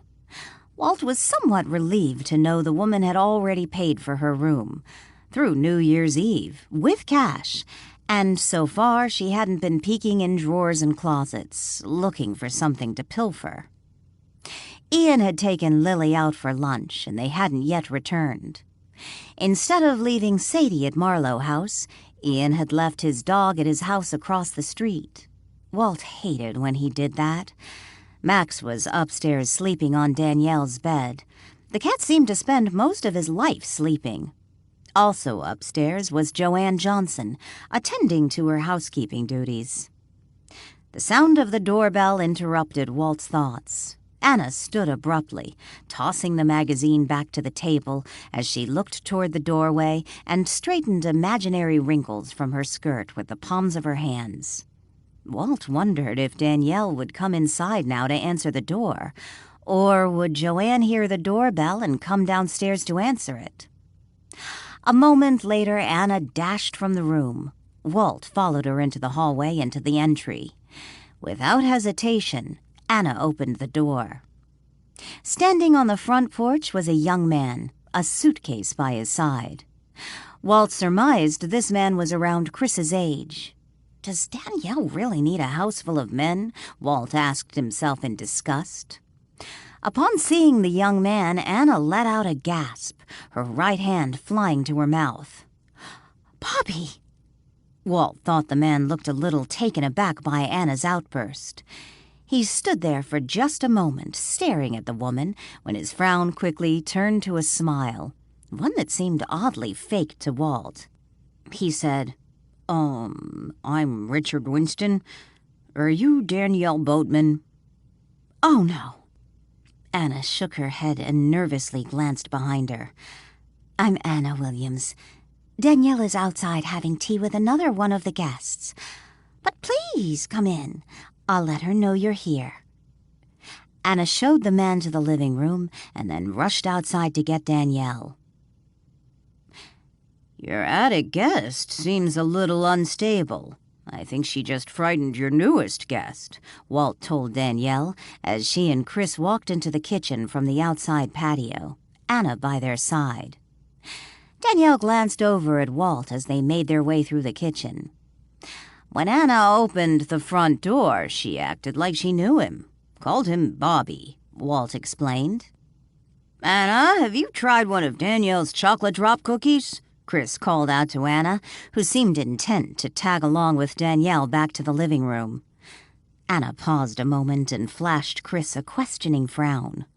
Lifting the lid off one of the cake pans sitting on the kitchen counter, Chris picked up a cookie and offered it to Anna. "Really? You must. They're amazing. They remind me of chocolate cake, but better." Glancing from Danielle, who was just walking out the doorway, and back to Chris, Anna let out a sigh and walked over to the counter.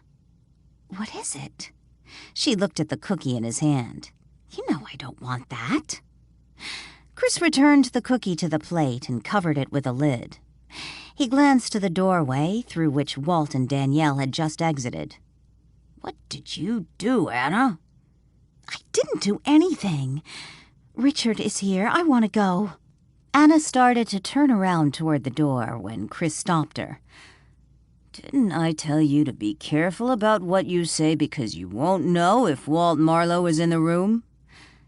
"Is he here now?" Anna looked around. "Of course not. I certainly wouldn't mention him if he was, but he could come back at any moment." "I don't understand what the problem is then," Anna said impatiently, anxious to go to the living room where she had left the new arrival.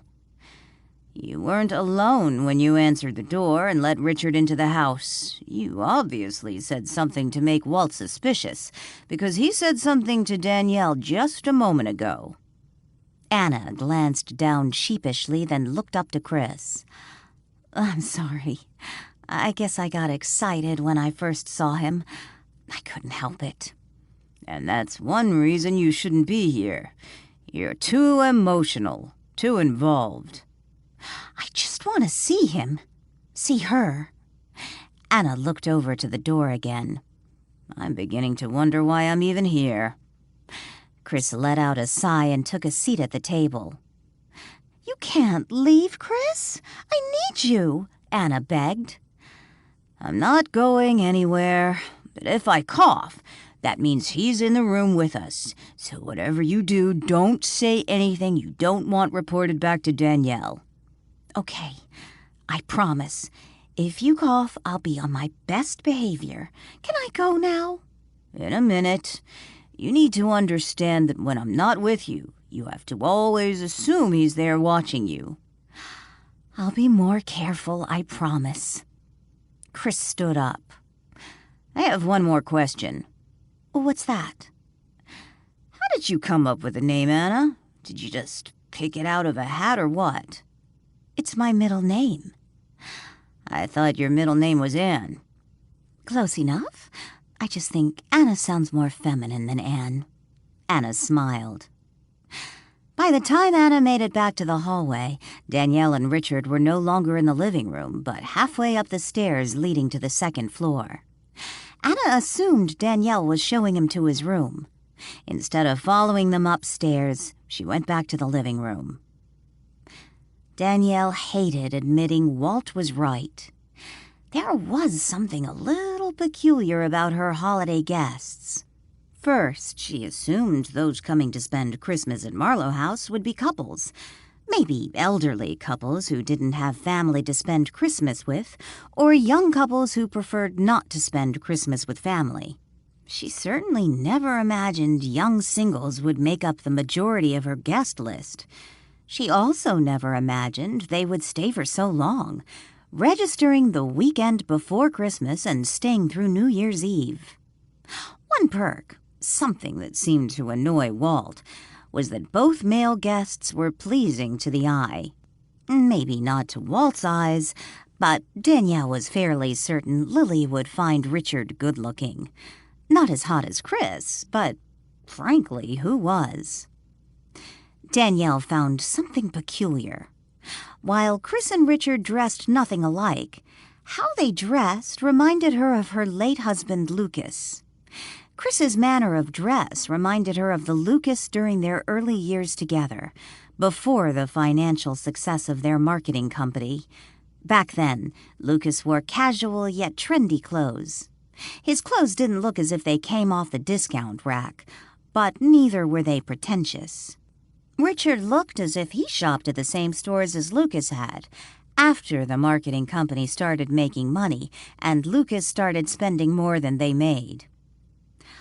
"So, what brings you to Marlowe House for Christmas?" Danielle found herself asking as she opened the door to the bedroom Richard would be staying in. "Will you be visiting family or friends in Frederickport?" Pausing at the doorway, Richard smiled at Danielle. No, I don't have any family here. A friend of mine, Peter Morris, recommended Marlowe House since I was coming to Frederickport. Danielle stared at Richard for a moment before asking, "Peter Morris? Not the same Peter Morris from Earthbound Spirits?" Yes. Are you familiar with the organization? He walked into the bedroom, glanced around, and set his suitcase on the floor next to the bed. Danielle followed him into the room. "Yes, a little." Looking to Danielle, Richard's smile broadened. I've known Mr. Morris for several years. He's a wonderful man, often misunderstood. "Yeah, well, perhaps you didn't hear about the little issue the organization had regarding a deceased member's will?" Danielle immediately regretted the comment. Learn to hold your tongue, Danielle. No reason to talk politics or religion with the guests, or to point out one of their friends should probably be behind bars. I assume you're referring to Isabella Strickland? She was a friend of mine. Danielle hadn't expected that. You knew Isabella? Yes, we first met when I joined Earthbound Spirits. We became close back when she was still active with the group. But then she began having doubts. Something that's quite natural and part of the process. Chapter 9. If the man at the car rental company was correct, Patricia should reach Frederickport by 6:30 p.m. According to the brochure, dinner was served from 5 to 7, so she hoped that meant she and Jessica could still get something to eat if she arrived before 7. While Jessica had recently eaten the last of the peanut butter sandwiches she had prepared for the trip, Patricia hadn't had any food since they had left home. Home. It wasn't exactly home anymore. They had no home. With both of her hands on the steering wheel, Patricia glanced in the rear-view mirror at her daughter, who sat in the back seat. It was dark in the car, so she couldn't see anything. "How are you doing back there, kiddo?" Patricia called back to Jessica. "Are we almost there?" "Pretty soon, honey. You've been a really good girl on this trip." "I wish you would have let me sit up in the front seat with you." "I told you it's safer for you in the back seat." "Becky's mom lets her sit in the front seat in their car." Jessica squirmed in her seat, trying to loosen the seatbelt. "I guess Becky doesn't have a mean mom like you do," Patricia called back. "Can I at least take my seatbelt off?" "What do you think?" Patricia spied the turnoff to Frederickport up ahead. They were almost there. Walt was seriously considering using his ghostly powers to turn off Danielle's Christmas carols permanently. While her guests seemed to be enjoying the festive tunes, he had been listening to holiday music since the 1st of the month. Fortunately, it was only playing in the living room, but unfortunately, that was where everyone was sitting, and if he retreated to the parlor or library to escape the music, he would miss the action. Walt had discovered he rather enjoyed observing the guests. People often behaved in the most peculiar fashion when they didn't know they were being observed. Walt wondered, "Does this make me a voyeur?" Ian and Lily sat at a small table at the far side of the living room, playing cribbage, a game Walt had taught Lily. Anna and Richard sat in the 2 chairs facing the couch.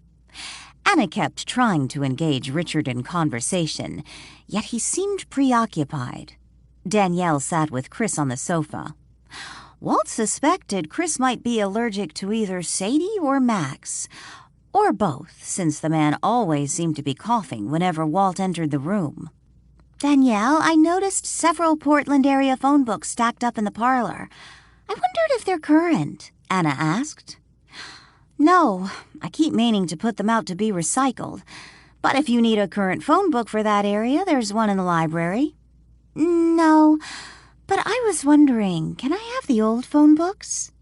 "Sure, I suppose so." "Your Christmas tree is beautiful," Anna told her. "I can't remember the last time I had a live tree." "We used to have artificial trees when I lived in California," Danielle explained. "Down there, live trees just died too quick." "I love the smell of pine," Anna said. "Me too," Danielle agreed. "Your family?" Chris asked. Danielle glanced to Chris. "My family what?" "You said we used to have artificial trees. I wondered who you meant. Your parents?" "No, my parents died a number of years ago. When I was still in college, I meant my husband and me." "You're married?" Anna asked. Danielle shifted uncomfortably on the sofa. "A widow." "Oh, I'm sorry," Anna said. "How long's it been?" Before Danielle could reply, Lily turned abruptly from her cribbage game and looked at Danielle. "Oh my God, Danny! I'm sorry, I didn't even think about what today was. It's the 20th, isn't it?" "What's today?" Ian glanced from Lily to Danny. "A year ago today, Danny's husband was killed in a car accident," Lily explained. "I'm so sorry," Anna apologized. "I shouldn't have—" The doorbell interrupted Anna's apology, sparing Danielle from enduring the uncomfortable shift in the conversation. Sadie, who had been napping by Ian's side, lifted her head and let out a short bark. Ian silenced her, telling her to stay. Danielle jumped up from the sofa and left to answer the door. Walt followed Danielle into the hallway. "Why didn't you say something?" he asked as they headed toward the front door. Danielle glanced over to him and then looked back to the open doorway of the living room, where Lily and Ian remained with her guests. "I suppose a part of me wanted to see if I could do it," she said in a whisper. "Do what?" Walt frowned. "Get into the Christmas spirit again. I used to love this time of year, but since my parents died, it's been harder and harder. And then last year..." "I'm sorry, Danielle." Walt reached out to her, his hand passing through her wrist, yet not before she felt the briefest of contact. Danielle looked down at her wrist and then smiled sadly at Walt before making her way to the front door and opening it. Standing at the front door was a tall, slender woman and a young girl. Several suitcases sat next to them on the porch. The woman, her blonde hair pulled back into a careless bun and held in place with a clip, looked to be in her mid-40s, perhaps younger. Red edged her tired blue eyes, and had she put on makeup that morning, it had since faded away. Danielle's mother would have described her as pleasant-looking, an expression she used when she felt a woman was neither homely nor a great beauty.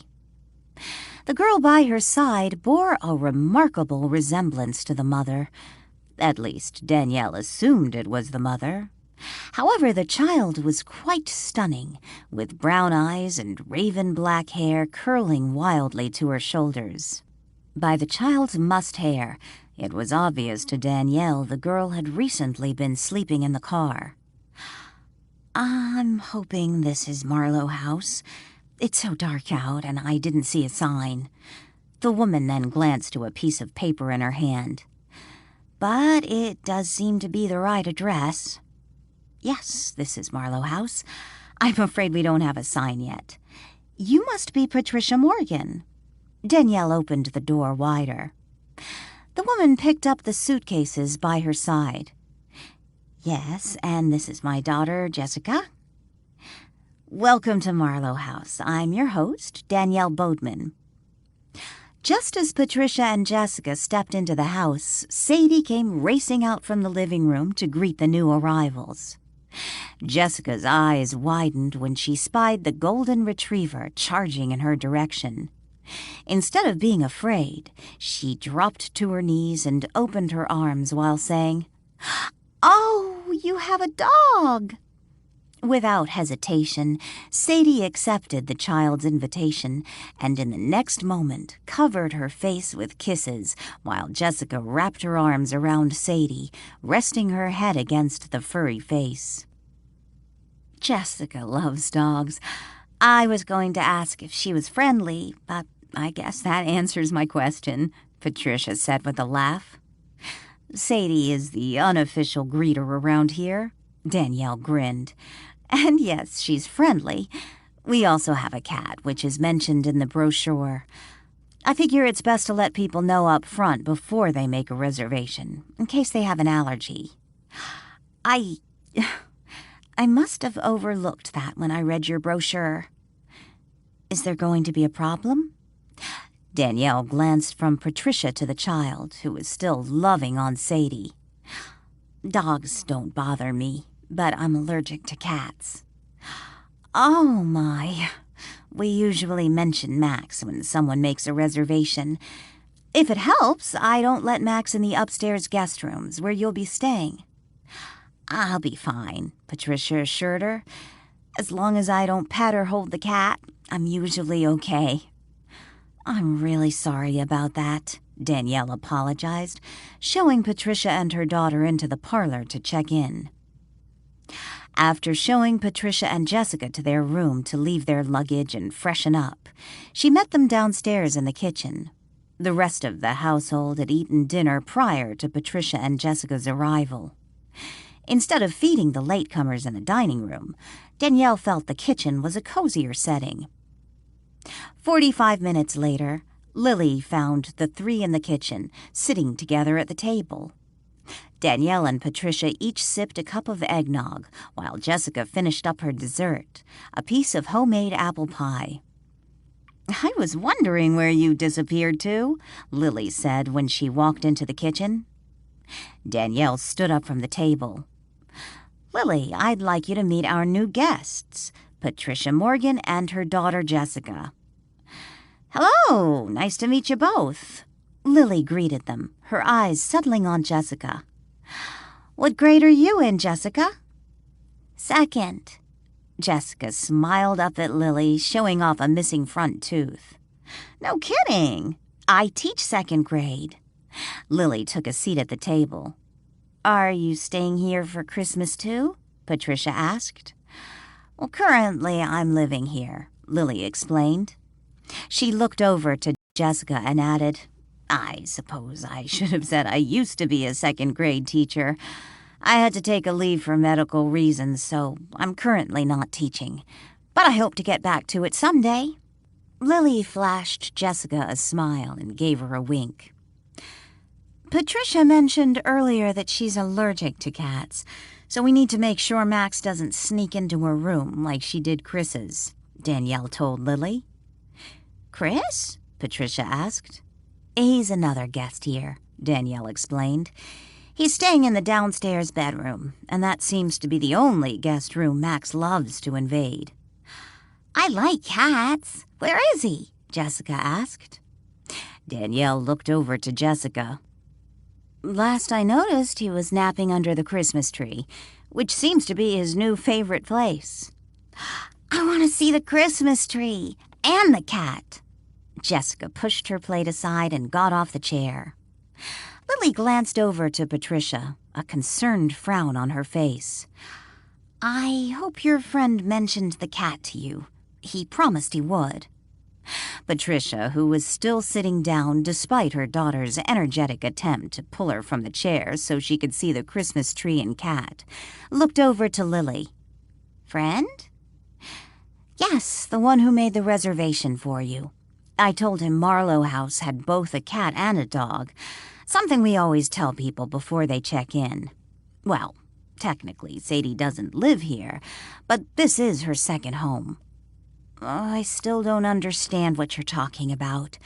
What friend?" "Mom, please. I want to see the Christmas tree and cat." Jessica tugged on her mother's arm. "Shh, in just a second, Jessica," Patricia scolded, looking back to Lily. "The person who made the reservation for you and paid for the room. He explained it was for you and your daughter, and when I told him about the animals, he said that wasn't a problem. I asked him to please check with you. I have friends who can't even be in the same room with a cat. He promised he'd let you know, and if there was a problem, he'd call me back. I assumed that since we never heard from him again, there wasn't a problem." "I don't know about any of that." Patricia shook her head. "I didn't know the person who made my reservation." "What do you mean?" Danielle asked. "I assumed you would know." Patricia glanced from Danielle to Lily. "I won my trip here." "What do you mean you won your trip here?" Lily asked. "Someone from Jessica's school put our name in for some drawing. The prize was a holiday getaway here, to Marlowe House. I assume whoever made the reservation was from Benevolent Charities." "Benevolent Charities? Isn't that the organization you asked me about when you called to confirm your reservation?" Danielle asked. Patricia nodded. "Yes, I wanted to make sure it was legit. I called the Frederickport Chamber of Commerce, and they vouched for you. I asked you about the organization. I just figured you had some agreement with them to respect their anonymity." "No." Danielle shook her head. "Until you mentioned the group on the phone, I had never heard of them before." Chapter 10. Danielle sat at a booth at Pier Cafe, eating lunch with Adam Nichols. It was Sunday afternoon, 4 days until Christmas. "I was surprised you wanted to meet for lunch. Grandma tells me you have a full house." Adam picked up his burger and took a bite, his eyes still on Danielle, who sat across the booth from him, absently stirring her iced tea with a straw. Danielle shrugged. Everyone's been fed. They're all doing their own thing. Lily's at the house. And Walt. So what did you want to talk to me about? I don't think you asked me out to lunch to simply enjoy my company. Adam took another bite of his burger. Danielle dropped the straw back into the glass and looked up at Adam and smiled. Picking up the glass, she took a sip from the straw. Setting the glass back on the table, she flashed Adam a smile. Aw, come on, you know your grandma would be thrilled if we surprised her with a Christmas wedding. Startled by Danielle's quip, Adam began choking on his food. Dropping his half-eaten burger to the plate, he grabbed his glass and took a swig of water while still struggling to breathe normally. When he finally stopped choking, he looked across the table and glared at Danielle, who clearly found humor in his discomfort. Hell, I haven't even seen you naked yet. Danielle cringed. Now you're just being gross. Hey, you started it, Adam reminded her. Well, yeah, but if we can't find humor in your grandmother's matchmaking attempts. And anyway, wouldn't kissing come before getting naked? No wonder your grandmother is having such a hard time getting you married off. You don't seem to know the order of things. So, are you saying you want to kiss me? Adam asked with a grin. Ew, you're getting gross again. Danielle picked up her sandwich and took a bite. Okay, then. Tell me why you asked me to lunch today. Or was it just to mock me? Destroy my fragile male ego? Now you're almost making me feel guilty. Danielle set her sandwich back down on its plate. I say almost because I know there's nothing fragile about your male ego. I think I'll take that as a compliment. Adam took a sip of his beer. Please do. Danielle grinned and then got serious. I wanted to ask you something about Isabella. Isabella? What about her? Did you get to know any of her friends from Earthbound Spirits? A couple. Why? One of them is spending the Christmas holiday at Marlowe House. Really? Adam took another sip of beer. His name is Richard Winston. I wondered if you knew him. Richard or Rick? Adam asked. He introduced himself as Richard, but he might go by the nickname Rick. Does it matter? I remember meeting a Rick and a Richard that belonged to the group. I don't think I ever knew their last names. The group wasn't big on last names. I doubt Isabella even knew what they were. It had something to do with distancing themselves from their previous lives. Adam picked up his burger again and started eating. Well, he knew her last name, but that might just be because of everything that was in the press when her body was found. Describe what your Richard looks like. Well, my Richard looks about 35. Nice-looking, light blonde hair, blue eyes, not quite 6 foot, on the thin side, not the athletic type. Looks like he would be at home working on computers. Oh, you mean nerdy-looking? Nerdy? No, not at all. I said he was good-looking. Dresses pretty nice, too. On the expensive side. Nodding, Adam picked up his napkin and wiped his mouth. I know which one. He does go by Richard. From what I recall, he was from Bend. Or maybe it was Grants Pass. Adam shrugged. Whatever. Just remember he wasn't from Frederickport. Isabella used to drag me to some of their events, trying to convert me. I remember meeting him, if he's the same one I'm thinking of. Sort of quiet. Got the impression he came from a wealthy family, yet never found out which family exactly. Not that I bothered checking him out. So what's he doing staying at Marlowe House? He came to stay for Christmas. According to him, Peter Morris recommended the place. If he's a member of Earthbound Spirits, his reason for staying at Marlowe House has nothing to do with Christmas, Adam said. Why do you say that? For one reason. They don't celebrate Christmas. They don't? Adam shook his head. Nope. That time I met Morris and his sidekick, they explained what they believed. Now that you mention it, there was no mention of God per se, and certainly no mention of Jesus, so I don't know why I'm surprised. Adam shrugged. I remember Isabella had a hard time with that. What do you mean? Christmas was her favorite time of year, and having to give up Christmas for her new religion was a little rough on her. Well, a lot of people who don't identify as Christians celebrate Christmas. And some people who identify themselves as Christians don't celebrate it. I suppose it means something different to everyone. So why couldn't she still have Christmas? With earthbound spirits, denying Christmas is almost a show of faith. And members like Isabella, those who are reluctant to leave behind Christmas trees and other holiday traditions, are instructed to donate the money they would normally spend on Christmas to earthbound spirits. The rationale being that money is being spent on helping guide other souls to their ultimate destination. If that money helps feed the homeless or starving children, then maybe they have something, Danielle said. Adam laughed.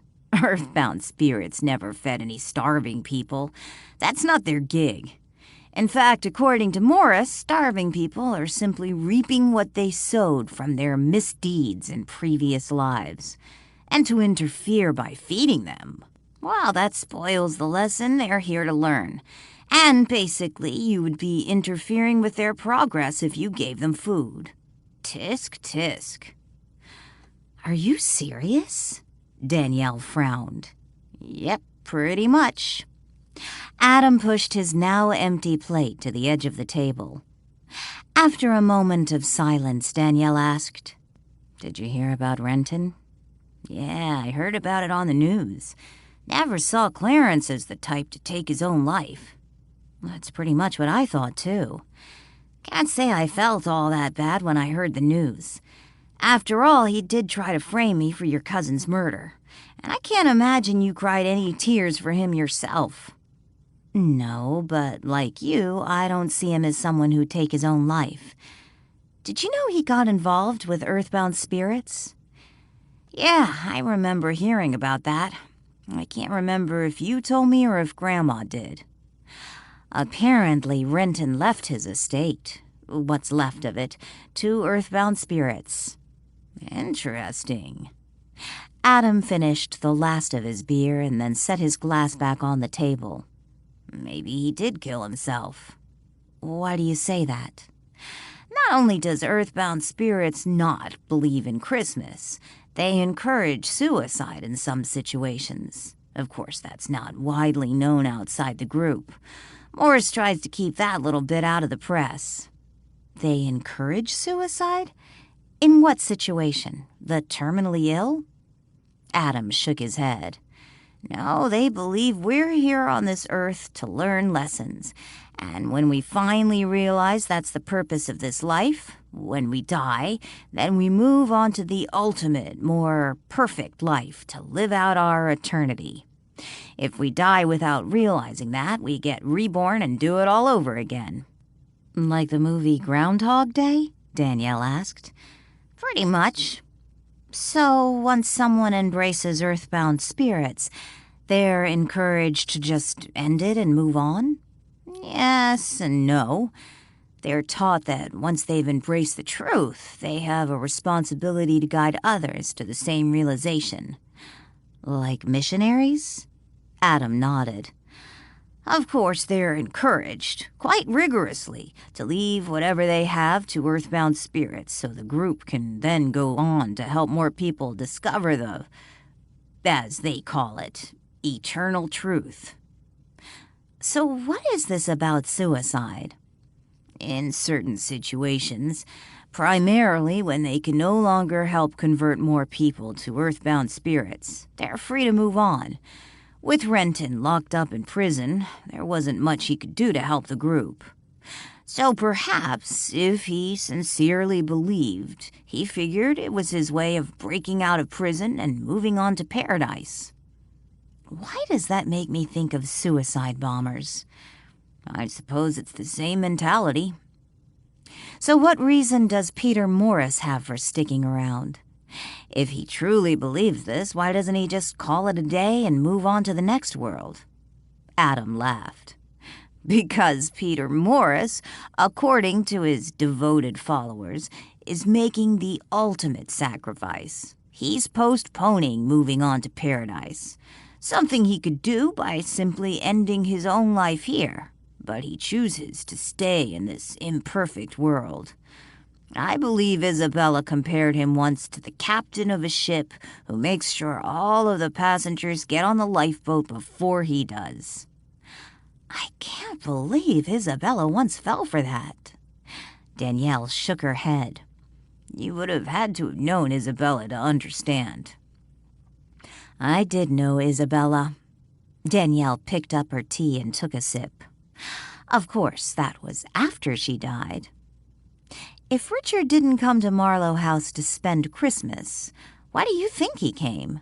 There are plenty of places to stay in Frederickport this time of year, without choosing one decked out for the holidays. Did he mention why he's in town? Visiting family, friends, maybe some earthbound spirits function going on, Adam asked. He said he didn't have any family in town, and he didn't mention doing anything specific while here. Didn't you say Peter Morris recommended Marlowe House? Yes, that's what he said. Adam considered the question for a moment and then looked up at Danielle and smiled. I can only think of one reason why he's here. Why? He's here for you. For me? Danielle frowned. If I'm not mistaken, Danielle Boatman, I believe you're about to get recruited by earthbound spirits. Recruited? Are you telling me Richard intends to convert me to his wackadoodle religion? I would be sorely disappointed in you, Danielle, if he actually succeeded. But yes, I believe that's exactly what he intends to do. After all, you said yourself, Peter Morris recommended Marlowe House. Morris doesn't go around giving travel tips unless there's something in it for him. Ugh.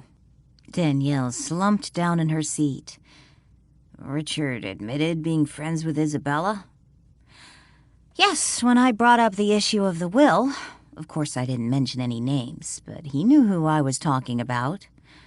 What did he think about that? The fact that his beloved leader tried to cash in on Isabella's death and fraudulently claim her estate. He obviously believes what Morris sold the court, that he didn't realize Isabella had made a new will, leaving everything to her uncle. Whatever you do, don't say anything to Grandma about one of your guests being a member of Earthbound Spirits. Why? Adam chuckled. Grandma would have an absolute fit. She's grown very fond of you, and if she thought you were in danger of being sucked in by that cult, she'd probably insist I drive her over to Marlowe House so she could personally evict this Richard character. Trust me, you do not want to rile the protective mother side of Grandma. Danielle grinned at the thought. Adam frowned. Why are you smiling like that? I was serious. Oh, I know you were. It's just sort of a nice feeling to know there's someone out there, someone beyond Marlowe House, who actually cares what happens to me. Chapter 11. Lily was about to step out of the kitchen when she heard Jessica tell her mother, "But I'm hungry, Mom." "I know, sweetie, but I don't want you to have any more cookies." Jessica groaned. "But I didn't have any lunch. Can't we at least go get a hamburger?" "That's why I wanted you to eat all your breakfast. I told you we only get breakfast and dinner here. We have to be careful with our money. But if you're hungry, I'll go to the store and pick up a loaf of bread and some peanut butter. I should probably do that anyway. That way I'll have something to give you for lunches." "Mom, I'm sick of peanut butter." Lily stepped back from the kitchen door and then began whistling a Christmas tune before taking a step back toward the door again and bursting into the hallway. "Hi," Lily greeted them cheerfully, pretending to be surprised to find Patricia and Jessica standing in the hallway. "Have you seen Danielle?" "I don't think she's back yet," Patricia told her. "She mentioned something about meeting someone for lunch." "Oh, darn," Lily groaned. "I forgot about that. I was hoping she'd want to split a sandwich with me." Lily then paused a moment and looked from Patricia to Jessica. "Hey, would one of you want to share a sandwich? I'm not really hungry enough to eat a whole one." Jessica perked up. "What kind of sandwich?" "Well, what's your favorite?" Lily asked. "Grilled cheese." "Wow, what a coincidence. That's what I was going to have. You want to have one with me?" "Sure." Jessica paused a moment and then looked up at her mother. "Can I, Mom?" Patricia smiled. "Yes, but why don't you go wash your hands first?" Without another word, Jessica raced for the downstairs powder room to wash her hands. "Thank you," Patricia told Lily when they were alone. "You heard us, didn't you?" Lily shrugged. "No big deal. I was going to have lunch anyway. But you're more than welcome to make Jessica sandwiches for lunch while you're here. We have plenty of cold cuts in the fridge, and Danielle doesn't mind. Honest." Neither woman noticed Richard, who stood in the shadows of the hallway, listening to their conversation. Before Jessica returned from the powder room, he silently made his way back up the stairs. An hour later, Jessica, who was no longer hungry, crouched down and peered under the Christmas tree. All she could see of Max was his golden eyes staring back at her. "Here, kitty, kitty," Jessica said for the third time, determined to coax the cat out from his hiding place. "Come on, Max, be a sport. The kid just wants to say hello. She's not going to hurt you," Walt called out from where he lounged against the sofa, keeping an eye on Marlowe House's holiday guests. Max responded with a loud meow. "Oh, come on, Max," Walt scoffed. "Don't exaggerate." "Jessica, leave the poor cat alone. He'll come out when he wants to," Patricia scolded.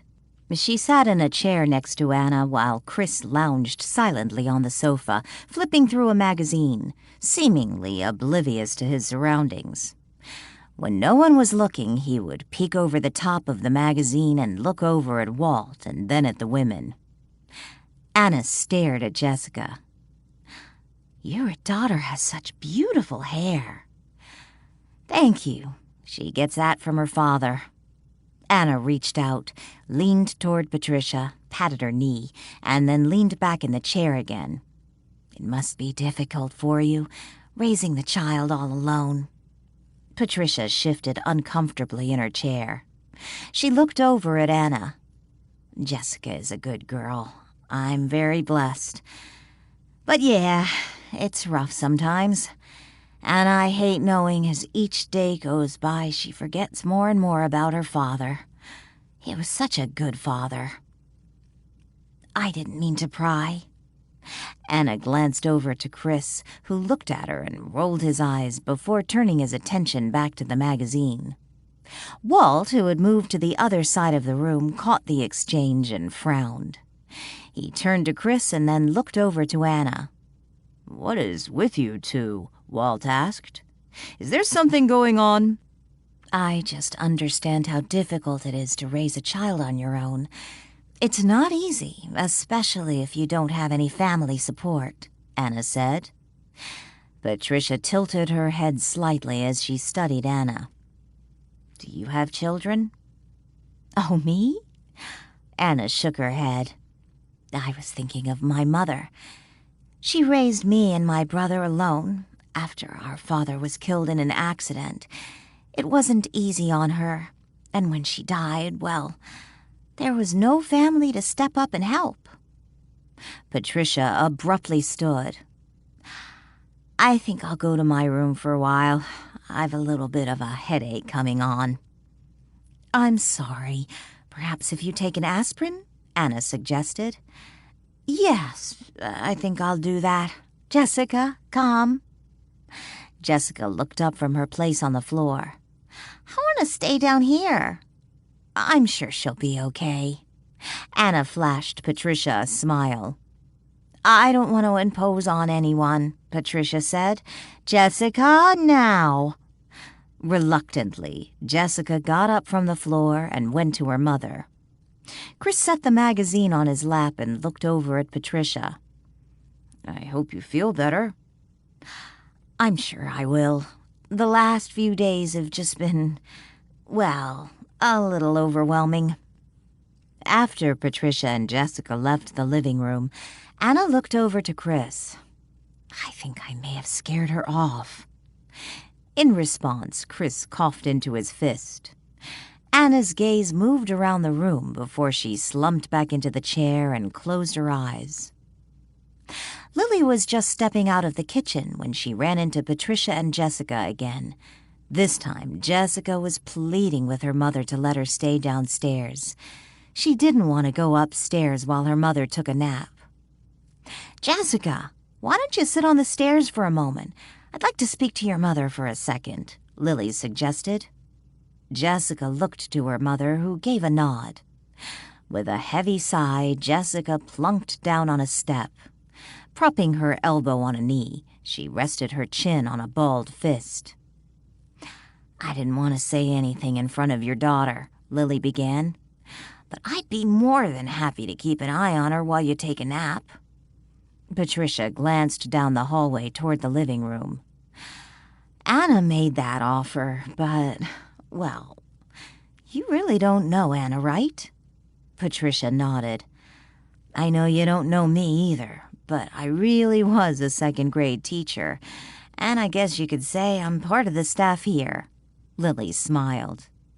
"Can I ask you something?" Patricia asked. "Sure." "Why did you quit teaching?" "I was in an accident a few months ago and had to give up my class, at least for this year. I really don't want to impose." "Don't be silly. I'd be happy to keep an eye on her while you're upstairs. And anyway, there's a batch of cookies that needs decorating, and I was thinking of putting Jessica to work on them."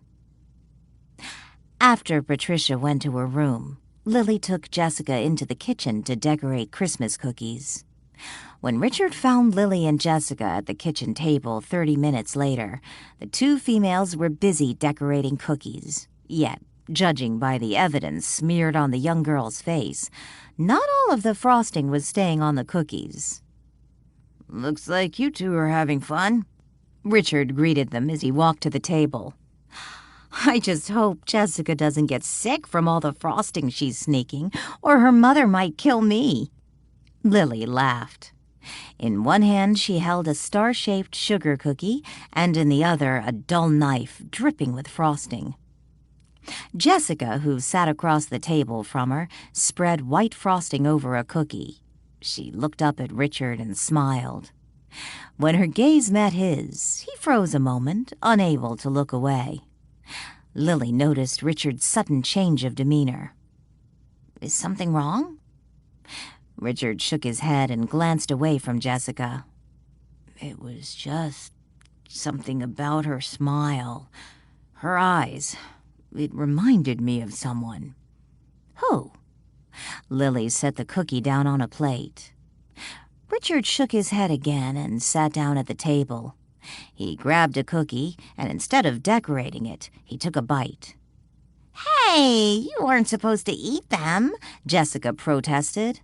Lily laughed. "It's okay. That's what they're for." "That's not what you told me," Jessica said with a pout. "I told you that after you gobbled up 2 cookies," Lily reminded her. Jessica giggled and resumed her cookie decorating. "So who does she remind you of?" Lily asked again. Richard shrugged. "Just someone I used to know. It's not important." "Can I ask you something?" Lily asked. "Sure." What? Why aren't you spending Christmas with your family? Richard stood up. Do you mind if I pour myself a glass of milk? Help yourself. The glasses are up there. Lily pointed to one of the overhead cabinets. I don't have any family, Richard explained as he poured himself a glass of milk. No one?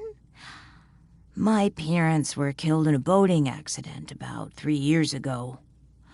I'm so sorry. No brothers or sisters? Richard shook his head. It's just me, like Danielle. What do you mean? She's alone too. You mentioned last night her husband was killed last year, and she said something about losing her parents when she was in college.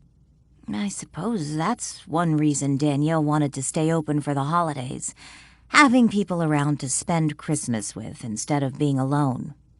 Christmas was never a big deal for me. Richard shrugged.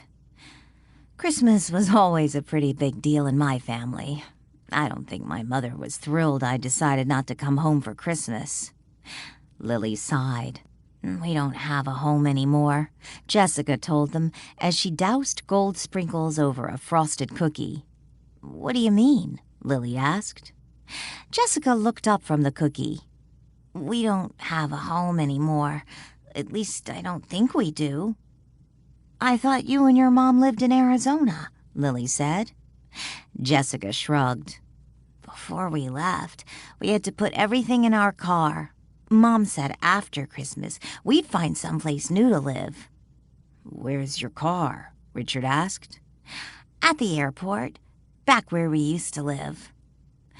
Jessica set her now decorated cookie on the platter and grabbed another one to frost. Did you live in a house? Richard asked. Jessica shook her head. Mom called it an apartment. We moved in there after Daddy died. I don't care about moving. I didn't like it anyway. Mr. Beaumont's kids were mean. Who is Mr. Beaumont? Lily asked. He's the one who told Mommy we couldn't live there anymore. Did you live with Mr. Beaumont and his kids? Richard asked. Lily felt compelled to change the direction of the conversation, yet Jessica answered before she could say anything. No, they lived in an apartment downstairs with Mrs. Beaumont. He was your landlord? Richard asked. Jessica shrugged. Richard stared at Jessica. What about all your furniture? I don't know. I don't think we could take it because it wasn't ours. Mom used to tell me I had to be careful with the furniture or we'd lose our deposit. Let me get this straight, Richard said, sounding slightly annoyed. You moved out of your apartment, stored all of your belongings in your car, and then went on vacation. This really is none of our business, Lily said under her breath. Chapter 12. Patricia was back downstairs within the hour. Jessica had finished decorating cookies and was once again looking under the Christmas tree, trying to coax Max from his napping spot under the branches.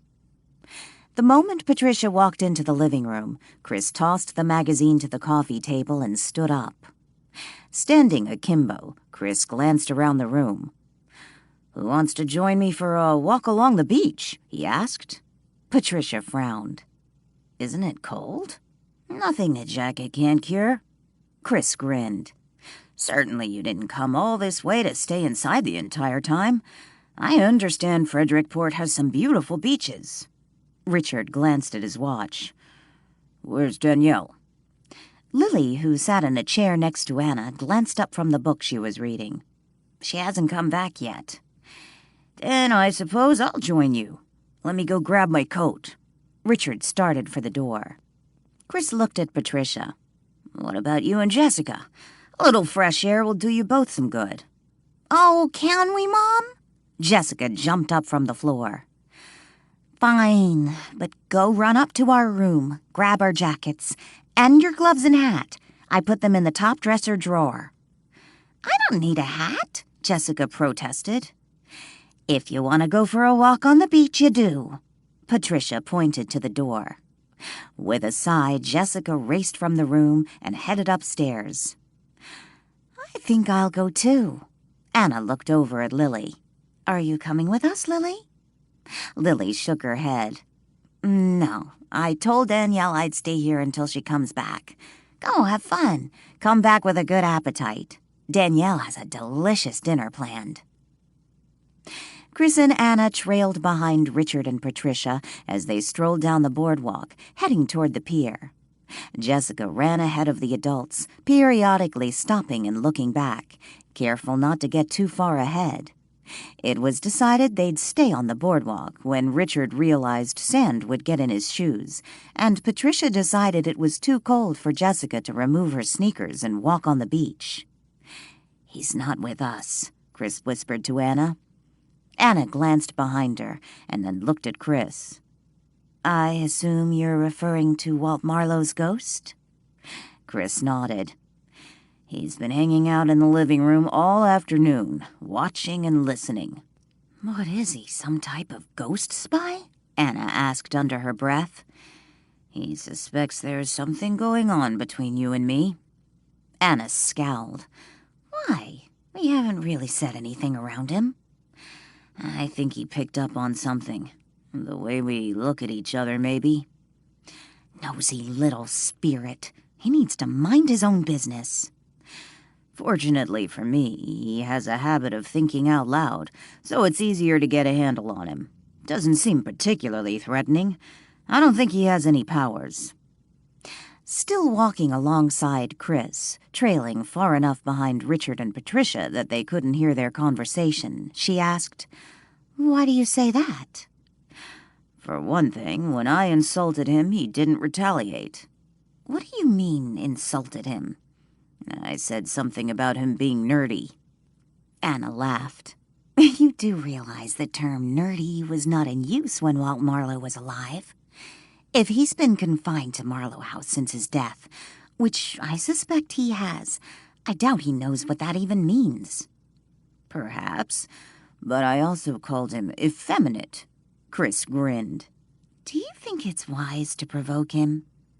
Chris shrugged. I have to have some fun. No, you have to focus on what you came here to do, Anna reminded him. And you, Anna, are entirely too bossy.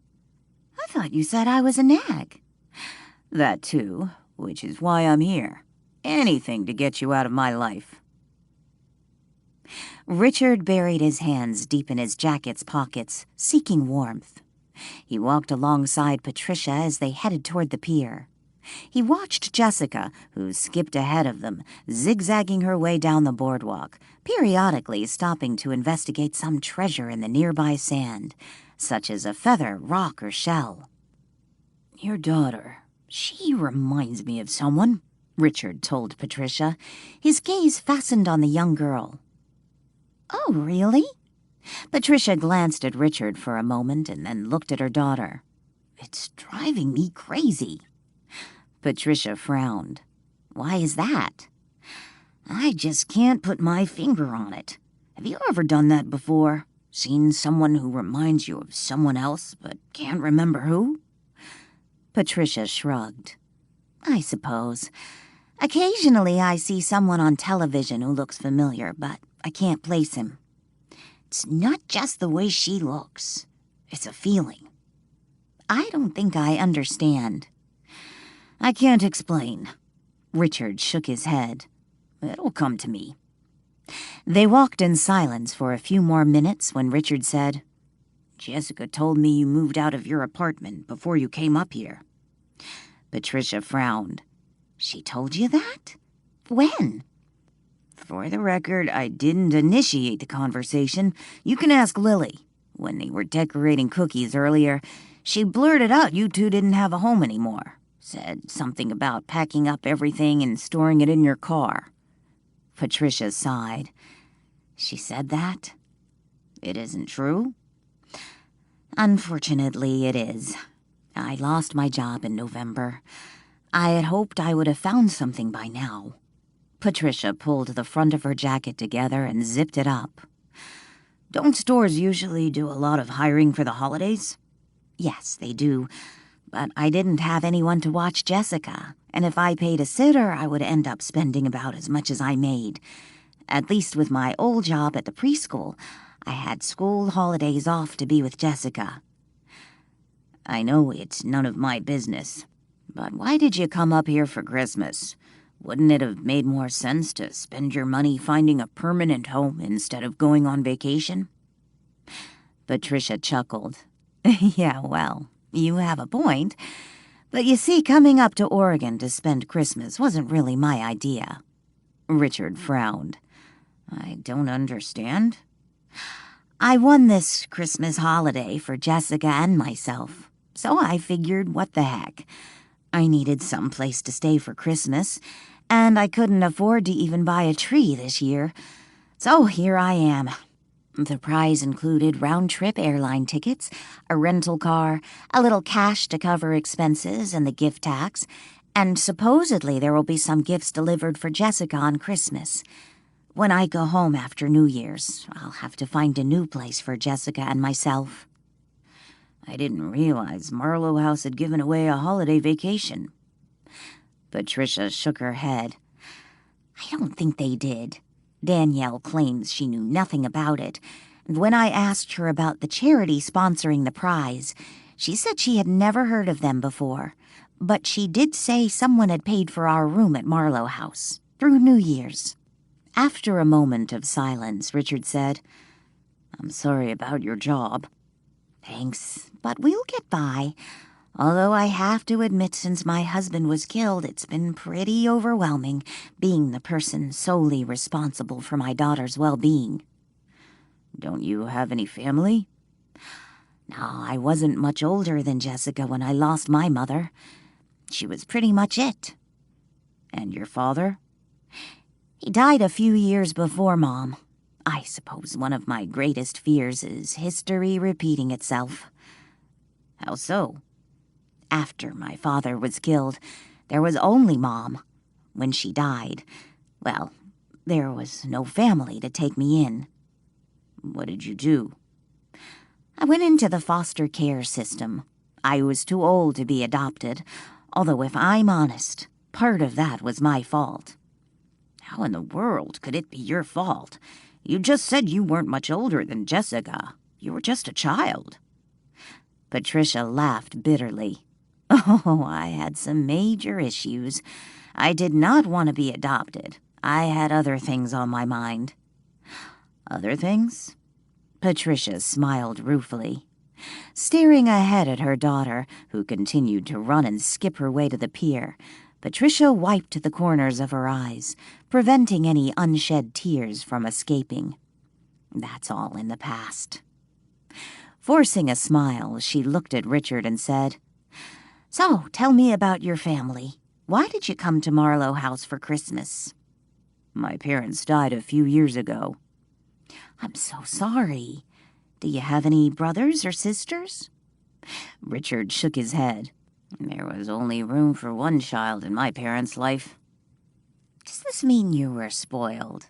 Patricia grinned. I suppose I was. Never wanted for anything. It must be hard on you, with them gone now and having to spend Christmas with strangers. My family wasn't big on Christmas. Always celebrated it, but it was never about family.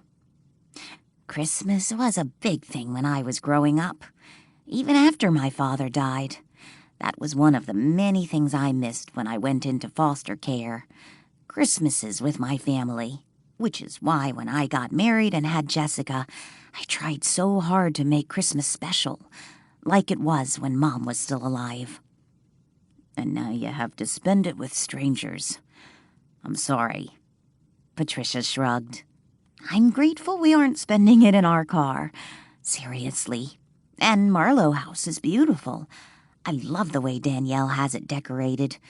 So far, Jessica hasn't complained about not having her own tree. She seems fine with sharing the one at Marlowe House. I think she also enjoyed decorating those cookies today. Richard laughed. Anna nodded toward Richard and Patricia. Those two seem to be getting along. I noticed that. Richard was in the kitchen when Jessica was decorating cookies with Lily. I think Patricia looks older than her years, Anna whispered. That troubles me. She's had a rough couple of years, Chris reminded her. She's had a rough life. Maybe, but it looks like she turned out all right. She seems like a good mother. Jessica appears to be happy and loved. A well-behaved kid. What do you think about Richard? Anna asked. He's not particularly talkative. I tried to get him into a conversation earlier, but he didn't say much. Doesn't seem to be having a problem talking with Patricia. No, he doesn't. Maybe he just prefers women. Anna laughed. Or perhaps you're better at getting women to talk to you than men. Chris grinned. That's a possibility. Speaking of women. Were we speaking of women? Chris asked. What do you think about Danielle Boatman? She's not bad to look at. Is that all? Chris frowned. Why are you asking? I just thought, well, you two obviously have a lot in common. Are you suggesting I have some personal interest in her? Anna shrugged. Maybe. I saw how you were watching her. What do you mean, watching her? Chris scoffed. Just differently than you watch other women. Like Lily, Patricia, or me. Chapter 13. Danielle was sitting on her bed with a laptop when she heard a knock on her door. She had become accustomed to keeping her bedroom door locked, not just when she was downstairs, but also in the evenings when she went to bed. Before she had time to move her laptop to one side and get out of bed, Walt appeared and announced it was Lily at the door. Settling back in her bed, Danielle looked up at Walt. Would you mind letting her in? In the next moment, Danielle's bedroom door slowly opened.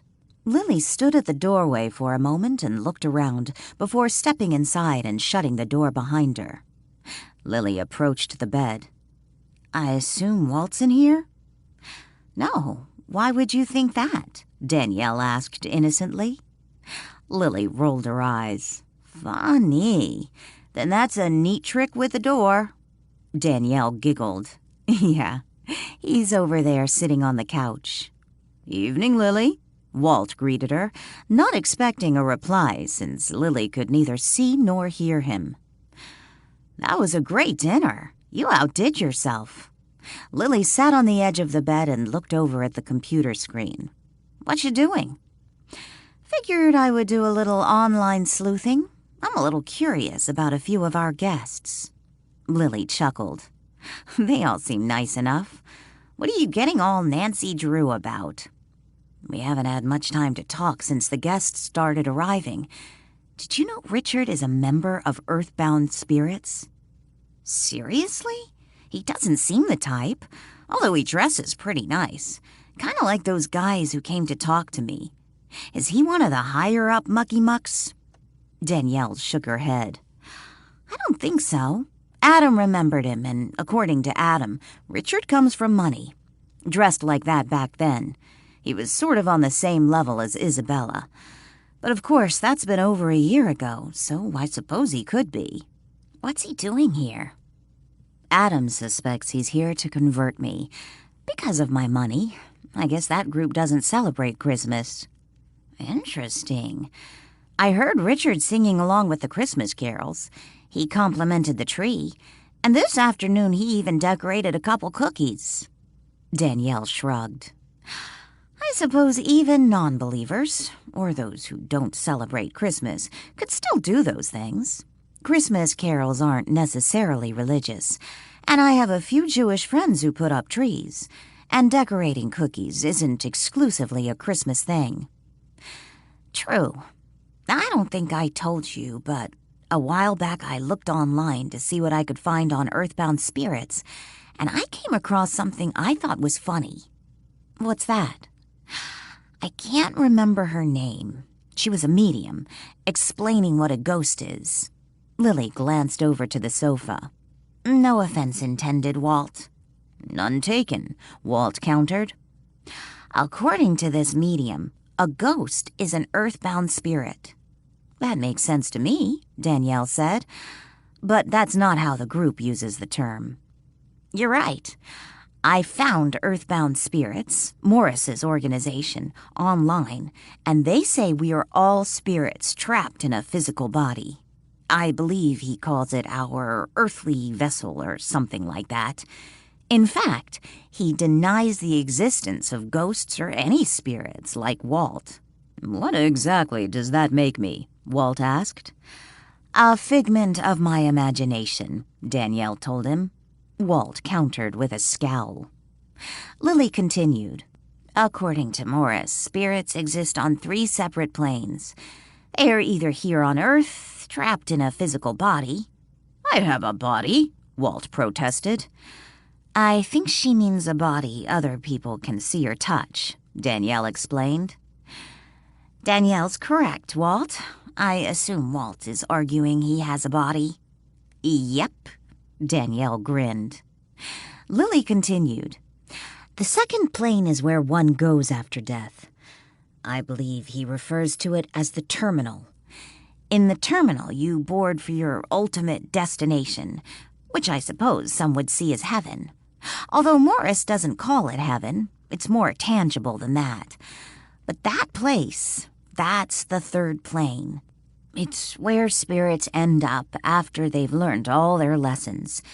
Yet, basically, according to Morris, all one has to do is embrace the belief system of earthbound spirits, and when you die, you get a ticket straight to paradise and don't have to return here. That's pretty much what I've read, too, Danielle said. I suppose I'm proof the organization is flawed, Walt chuckled.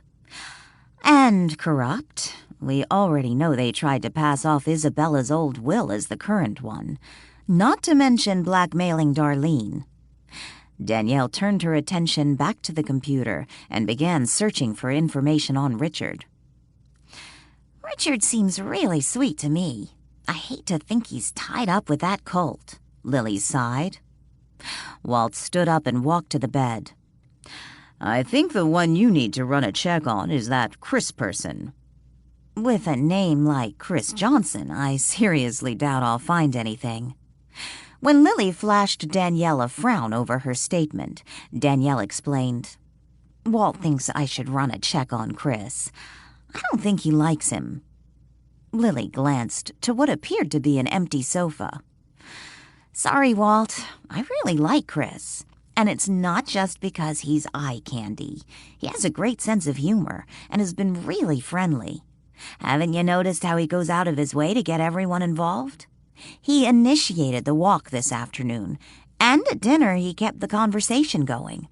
If you think about it, putting all these strangers together for the holidays can be pretty awkward. Danielle looked up from the computer. You have a point, Lily. I rather assumed the guests would simply do their own thing, and the only time they would really see each other would be during the meals. But they seemed content to hang out together.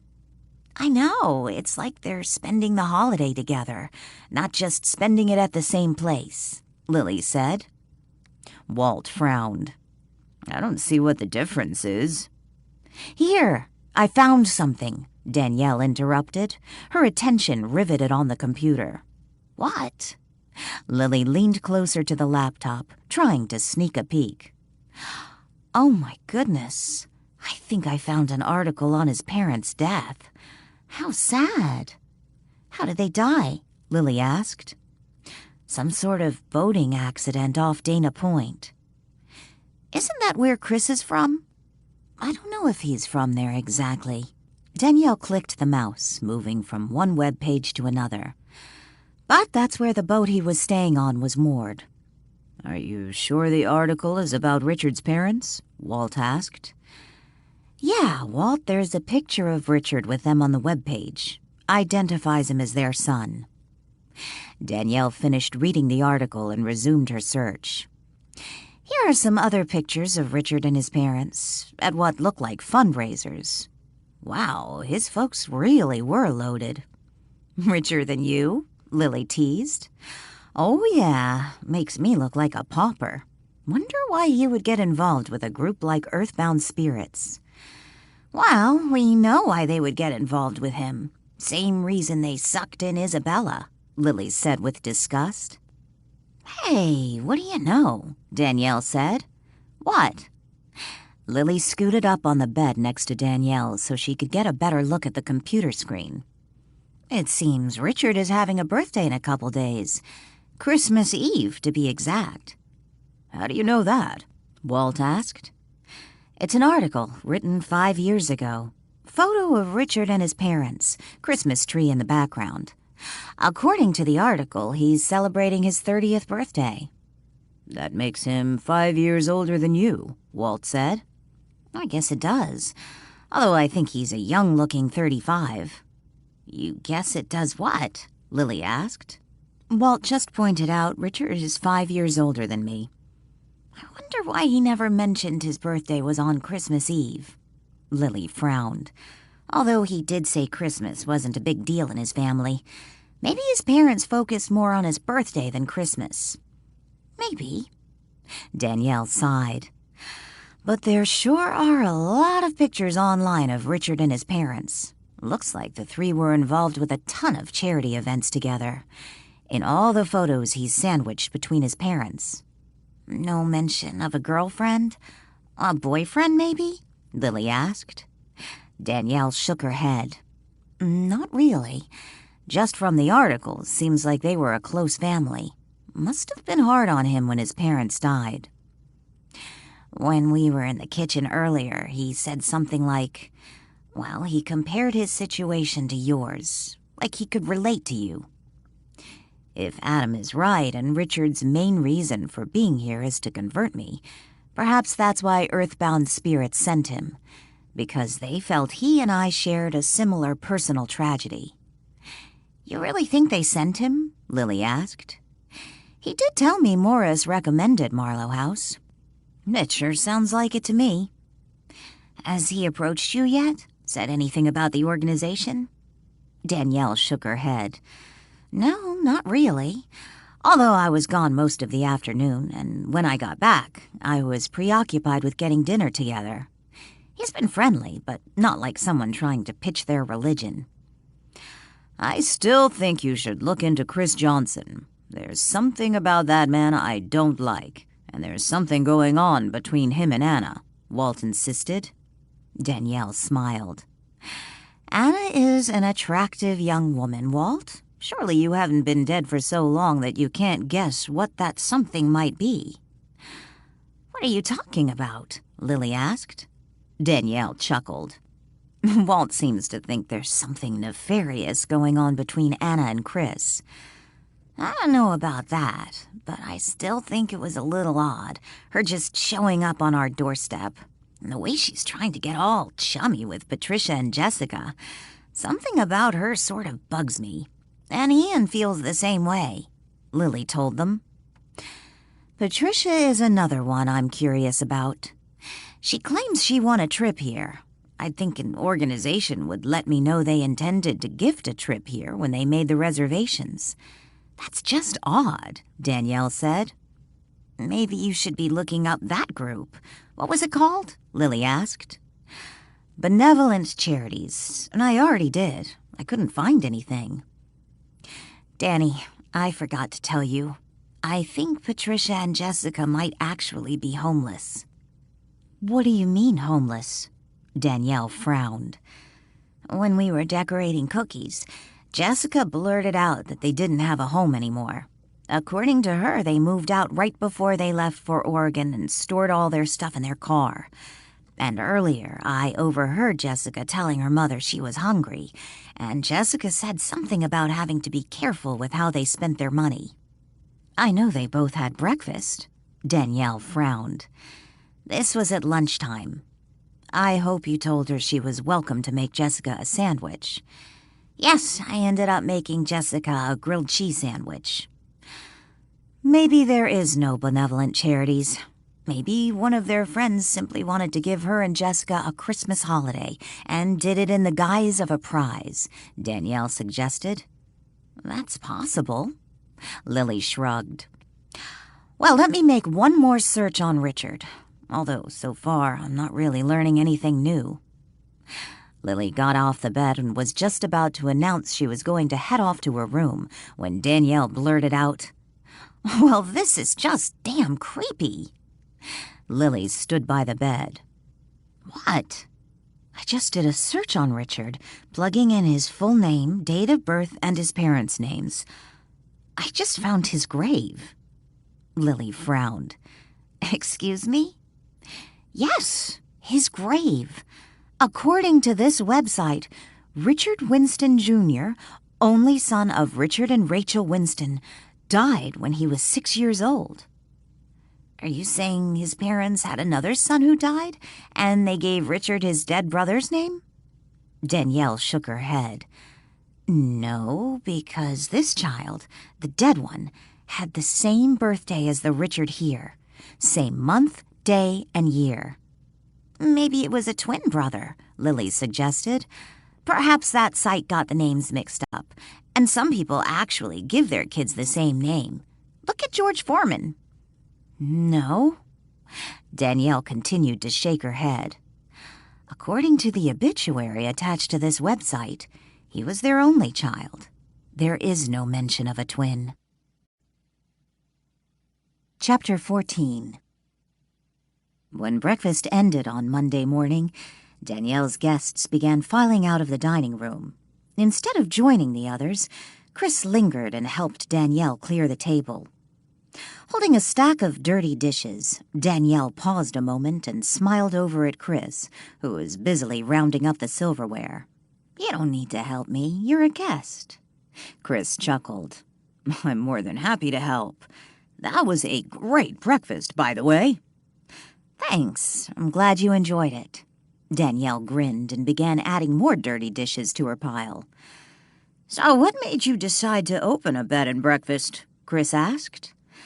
"I figured it was time for a change. I've always loved to cook, bake, and I like meeting new people. When my aunt left me this house, I thought it would make a perfect bed and breakfast." "Did your aunt live here?"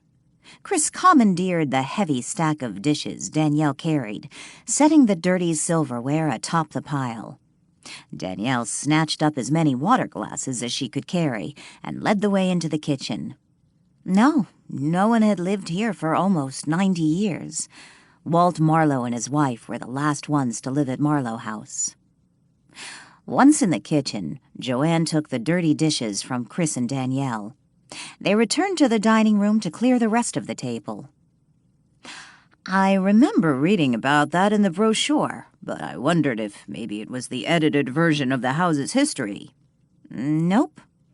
Danielle shrugged. "What you read in the brochure is pretty much everything." In the dining room, they gathered up the last of the dishes and glassware. "I thought maybe there might be a ghost or two you didn't mention," Chris grinned. Danielle stopped what she was doing and looked over at Chris, a frown on her face.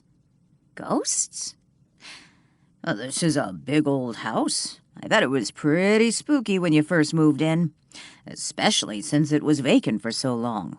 I imagine some people might start imagining things, especially since Walt Marlowe was killed in the attic. That sort of thing creeps some people out." Danielle shrugged. "I never found the house particularly scary. It's just a house." "I think he's trying to frighten you," Walt said when he appeared a moment later. "Maybe I should show him what it feels like to experience fear." Danielle flashed a warning glare in Walt's direction. "Of course," Chris said nonchalantly. "After having a look at Marlowe's portrait, I don't see him as much of a threat, even if he decided to stick around and haunt this place."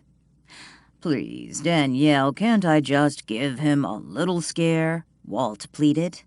"No, don't think so," Danielle murmured. "You don't think so what?" Chris asked with a mischievous grin. "I don't think Walt Marlowe would be much of a threat had he stuck around." Danielle looked up and into Chris's eyes. Because I think he was probably a very nice and caring man and would never do anything to make me feel uncomfortable. Chris let out a sigh and glanced over at Walt. Yeah, you're probably right. Later that morning, Richard found Danielle in the parlor.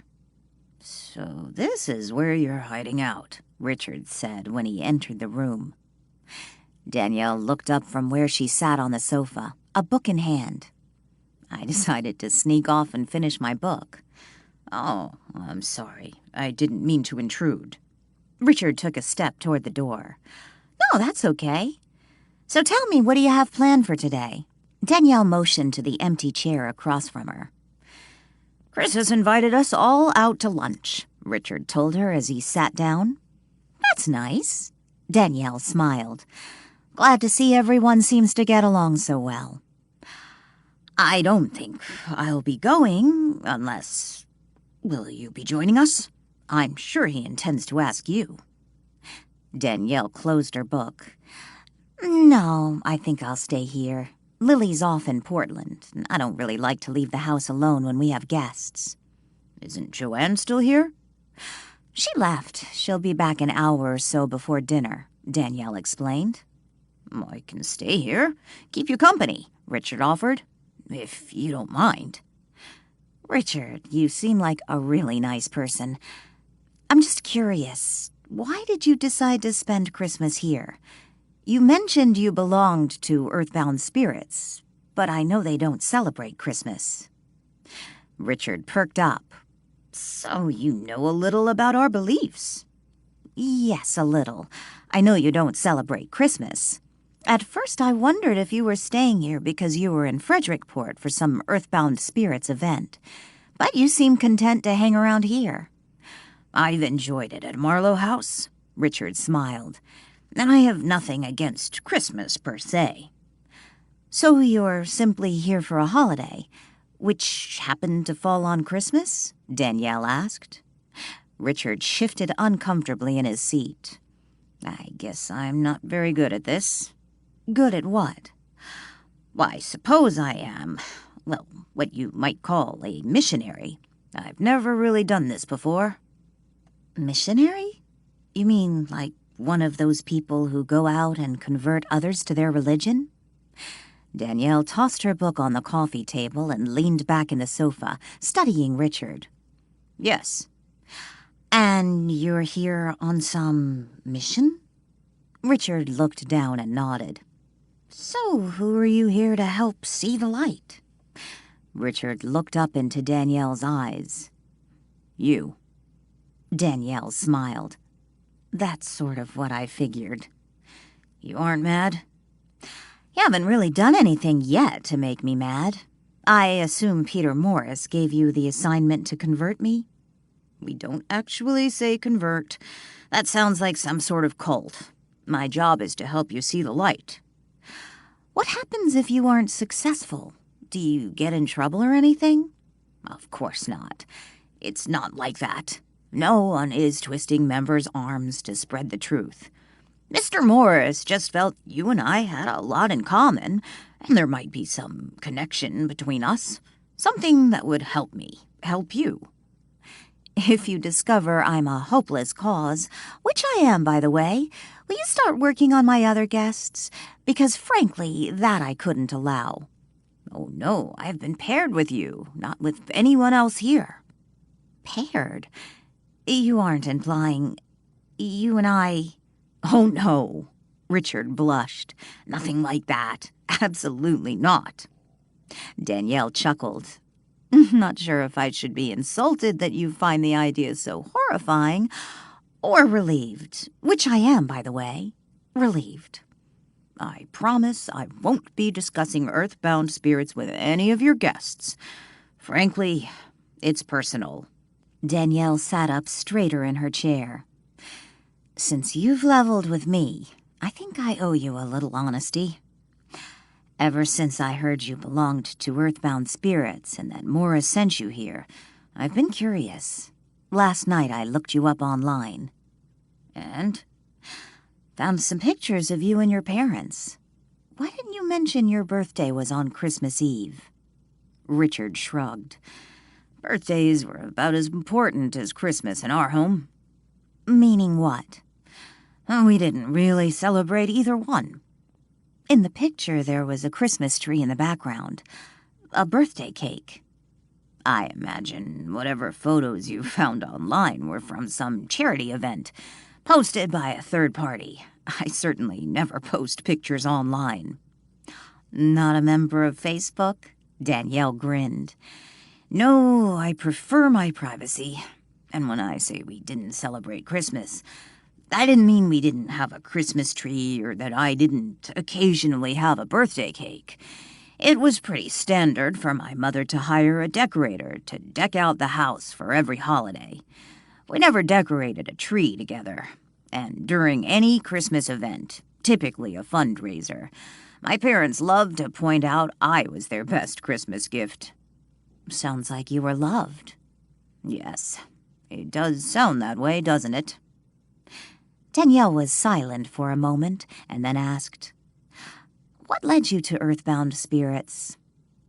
After my parents were killed and I was sorting through everything, trying to get a handle on what I was now dealing with, I found myself asking what's the point of it all. And then I met Peter Morris and suddenly it all made sense. I think it's fairly common for someone to reach out, often finding religion, in an attempt to have things make sense. Did you do that after your parents died? I suppose a little. Are you happy now, Danielle? Happy? Yes, I think I am. But are you content? He asked. Content? I suppose. Danielle shrugged. I know you've come into a lot of money with your recent inheritances, but I imagine you're like me and understand all that money can't fill the place in your heart after losing your family, your husband. You know about my husband? Yes, ever since Peter met you, he was concerned, worried about you. He looked into your background, but he only did it out of love. Oh, I bet he did. You see, it's not about what we find on Earth. It's what's waiting for us when we move on to the next plane. I suppose that's what most religions teach. Yes, but when you discover the truth, you'll realize it's all so easy. You simply need to recognize this life is nothing but a place to learn, and then you can move on. What about God? Danielle asked. There is no God, Richard told her. And you know that how? Danielle asked. I used to believe there was a God, but he never answered my prayers. When I met Peter, I learned the reason God never answered. Because there is no God to answer your prayers? Danielle asked. Richard nodded. So you're telling me all I have to do is believe there's this cool place, that the only reason I'm here is to learn that lesson, not a lesson of how to treat others or to learn what is truly important in life, just that there's this ultimate place, and then I can die and go there. Yes, that's it. Richard smiled. So tell me, who exactly created this place? Who put your spirit here in this world? Who decides where you go when you reach the terminal, back on Earth or to this heaven of yours? You know about the terminal? Richard asked. Yes, I've read a little on earthbound spirits and what they believe. So tell me, if there is no God, then who? Why, you, of course. The power is all in you. Danielle was quiet for a moment and then shook her head. I'm sorry, Richard. I really don't buy it. Of course, you're entitled to your belief system. I just don't believe in it. Maybe I'm not explaining it right. I told you you're my first assignment. I'm curious. When you die, what happens to your estate? What does it matter? Nothing on this plane is real. It's dust to me when I die. I agree. Once you die, your money, Any of your material belongings are of no use to you, but they still exist here, even if you don't. What will happen to your estate? I'm leaving it to earthbound spirits, of course. And don't you find that, well, doesn't that raise any kind of red flag for you? Richard shook his head. I've seen the damage money can do. I would rather my money, the money my parents left me, make a positive difference in this world. And you think leaving it to earthbound spirits will do that? Absolutely. That money will help fund earthbound spirits while they guide other spirits to the truth. Danielle shook her head sadly. I'm sorry, Richard. You can't even begin to imagine how much I disagree with you. If you want to start doing something positive with your money, donate it to good causes while you're still alive. Feed the hungry, educate poor children, save some abandoned dogs from euthanasia. Anything but leave it to earthbound spirits. That's just your opinion. When you die, you'll realize I was right. I'm sorry, Danielle, because I really hoped I could help you. No, Richard, it's not my opinion. I know for an absolute fact earthbound spirits has it wrong. How can you say that? Isn't it true earthbound spirits believes there are no such things as ghosts? In fact, the existence of a spirit, one not hindered by a material body, would pretty much negate Peter Morris's teachings. Yes, but no one has ever been able to prove the existence of ghosts. It's nothing but folklore and superstition. Danielle leaned toward Richard. Here's the thing, Richard. I believe in what are truly earthbound spirits. Ghosts. I know they're real. I've been seeing them all my life. Chapter 15. You actually told him you believe in ghosts? Walt asked Danielle later that day, after her guests had left together to have lunch in town. Walt sat in the parlor, Sadie by his side, with Danielle sitting on the sofa and Max curled up on her lap. I couldn't help myself. He seems like a basically nice guy and sincere, but he's hooked up with that wackadoodle cult. Not sure I know what wackadoodle means, but I think I can guess.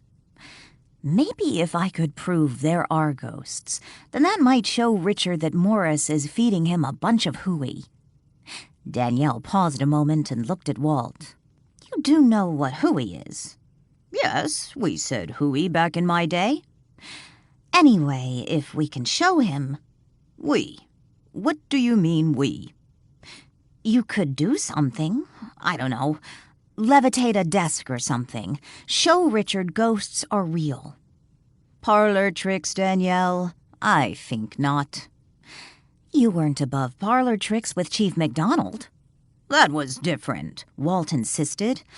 I don't see how. And what about when you slugged Brian or disarmed Smith? So now you're using the times I tried to help you against me? No, of course not. It's just that... Danielle sighed and leaned back in the sofa, her right hand absently stroking Max's back. You have a good heart, Danielle, and I know you want to help this man, but I don't believe levitating a piece of furniture is going to help him. If anything, he'd probably think you rigged it, and it'll end up doing more harm than good. I suppose you're right. Danielle glanced down at Max, who had just lifted his head and now stared at her through golden eyes. I have one other question. Danielle stroked Max's back. What's that? Why didn't you ask him about the headstone you found with his name on it? Danielle's hand paused as she considered Walt's question. Max's head butted her hand, demanding she continue. She started petting Max again and said, aside from the fact it was just creepy, I started thinking about it and figured it was probably some spoof site. Spoof site? Yeah, like The Onion, maybe. I have no idea what The Onion is. Just a website that posts outrageous and fake news. Why would someone do that? I suppose people find it amusing. In any case, I figure it had to be something like that. Did you check it out? See if it was a, as you call it, spoof site? No, but it has to be. After all, Richard looks pretty good for someone who has supposedly been dead for 29 years. Plus, the cemetery was in Europe. I've been dead for much longer than that, and I think I've held up very nicely, if I do say so myself. Brian Henderson sat with Joe at Lucy's diner having lunch. The waitress had just brought their meals when Brian asked Joe, "You going to Marlowe House for the Christmas Eve open house?" "I'm planning on it. You?" Joe asked. Brian picked up his burger. "I still can't believe she invited me. Is that a yes or no?" "I guess I'll go. It might be interesting." Brian took a bite of his burger. "I'll be spending Christmas evening with my sister and Craig. I really don't want to go over there both nights. Some women get more romantic over Christmas." Joe was just about to take a bite of his sandwich when he paused and frowned at Brian. "Just what is that supposed to mean?" "Come on, Joe, you still have a thing for the woman. I actually wish you two would go ahead and do something. Get it out of your system, and then move on. You still don't like her, do you? Honestly, I don't know what I think about Boatman anymore." Brian took another bite of his burger. "Speak of the devil," Joe said when 5 customers walked into the diner. 2 men, 2 women, and a young girl. Brian glanced at the newcomers and then looked back to Joe. "What?" "I think that's who's staying at Marlowe House. I recognize one of the guys." "The way you said that, I thought Boatman just walked in." Brian watched as the party sat down at a table. "So they're all staying at Marlowe House? Some sort of family Christmas reunion?" "I don't think so." Joe leaned forward, lowering his voice. "I ran into Joanne this morning.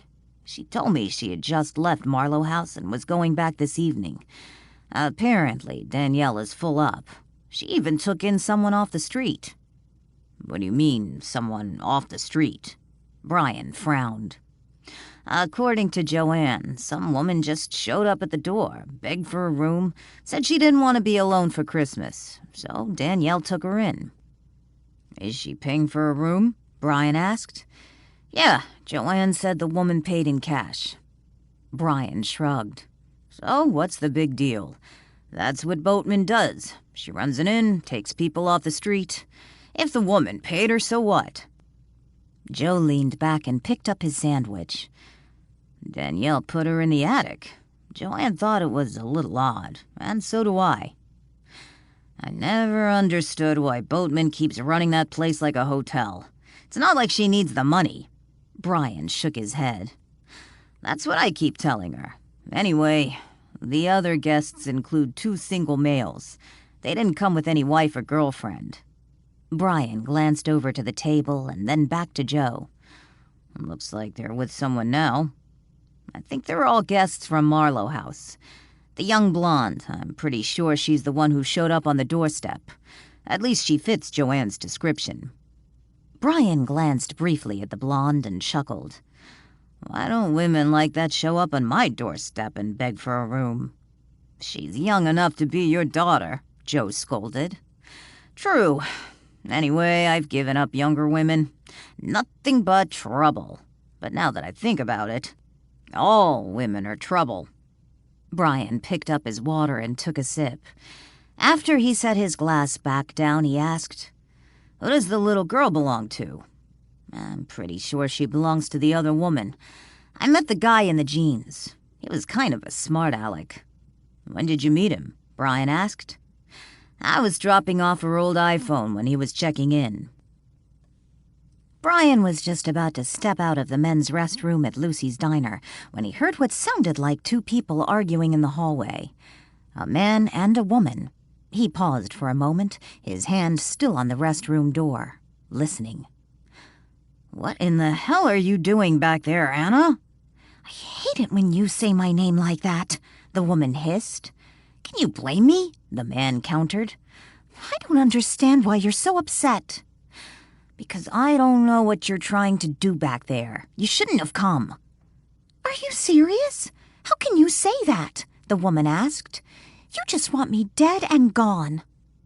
The man laughed. Dead would be nice. Gone forever so I never have to see you again. That would work for me. You can be so cruel, Chris. Seriously? After all you've put me through? I didn't have a choice, the woman insisted. I suppose not, but sometimes I wonder maybe I should just kill you. See how that works out. Abruptly, Brian opened the bathroom door, interrupting the couple's conversation.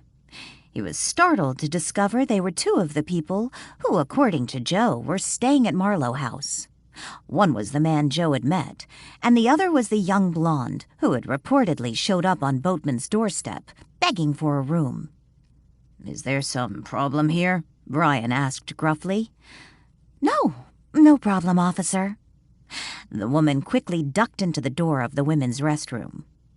The man she had been arguing with started to turn around and head back to the dining room when Brian grabbed hold of his wrist.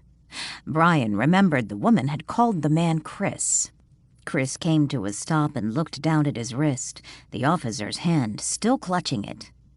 Is there some problem, officer? Chris asked, pulling his hand from Brian's grasp. I heard you threatening that woman. We were just talking. I didn't threaten her. She knows that. You're staying at Marlowe House, right? Brian asked. Yes. Chris glared at Brian and rubbed his wrist. How long you staying in town? Brian asked. I really don't see how that's any of your business. Everything that goes on in Frederickport is my business. I'm tempted to run you in, do a little background check on you. Under what grounds? Threatening someone's life, to start with. At that moment, the blonde stepped back into the hallway from the women's restroom. Anna, Chris called out. This officer seems to think I threatened your life, and he wants to haul me into the police station. Anna quickly looped her arm around Chris's and glared at Brian. That's just plain harassment. You and I were just kidding around, and he was obviously eavesdropping on our private conversation. If he makes you go down to the station, you need to sue for harassment. Brian stood in silence for a few minutes, looking from the man to the woman. Shaking his head, he let out a sigh. Fine, you can go, but stay out of trouble while you're in Frederickport. What took you so long? Joe asked when Brian returned to the table. He then added with a laugh, I was beginning to wonder if you decided to take off and leave me with the check. I swear women never cease to amaze me. Brian pulled out his chair and sat down. What are you talking about? I ran into two of Boatman's guests by the restroom. The guy you said you met and the young blonde. What happened?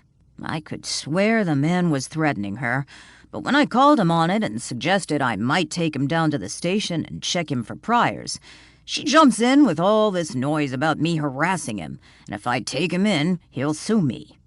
Not the first time an abused woman sticks up for her abuser. Joe paused and then frowned, glancing over to the table where Danielle's guests had been sitting. He watched as they made their way out the door, the blonde occasionally looking back in their direction. What is it? Brian asked. According to Joanne, those two just met. So why would he be threatening her, and why would she be sticking up for him? One thing I'm fairly certain about, those two didn't just meet. There's some history there. I should let Danielle know, Joe muttered. Didn't you say the blonde just showed up on the doorstep and begged for a room? That's how Joanne described it. Brian laughed. It's pretty clear what's going on. What? She obviously followed him to Frederickport and knew he was staying in Marlowe House. He probably broke up with her before he got here, and she's determined to get him back. Some women just can't take no for an answer.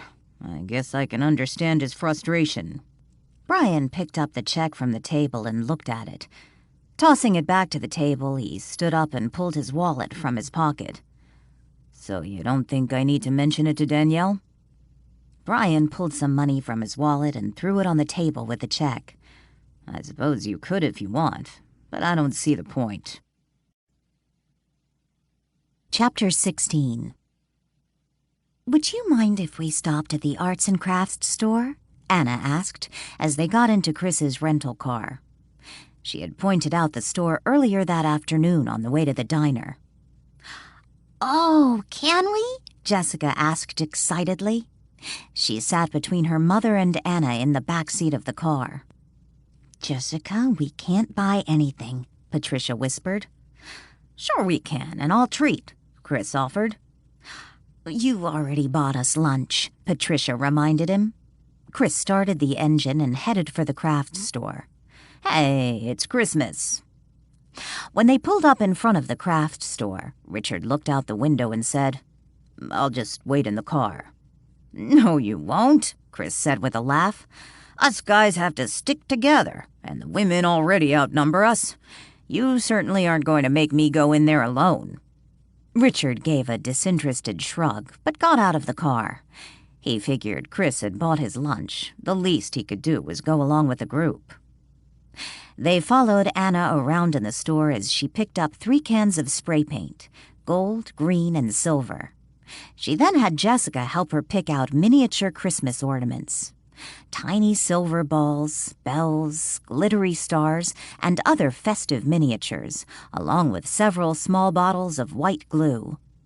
Chris paid for the purchase and carried the sack out to the car for Anna. What are you going to do with all that? Richard asked when he got into the car. You'll see, Anna said cheerfully as she fastened her seatbelt. You're going to help? Me? Richard glanced in the back seat at Anna and frowned.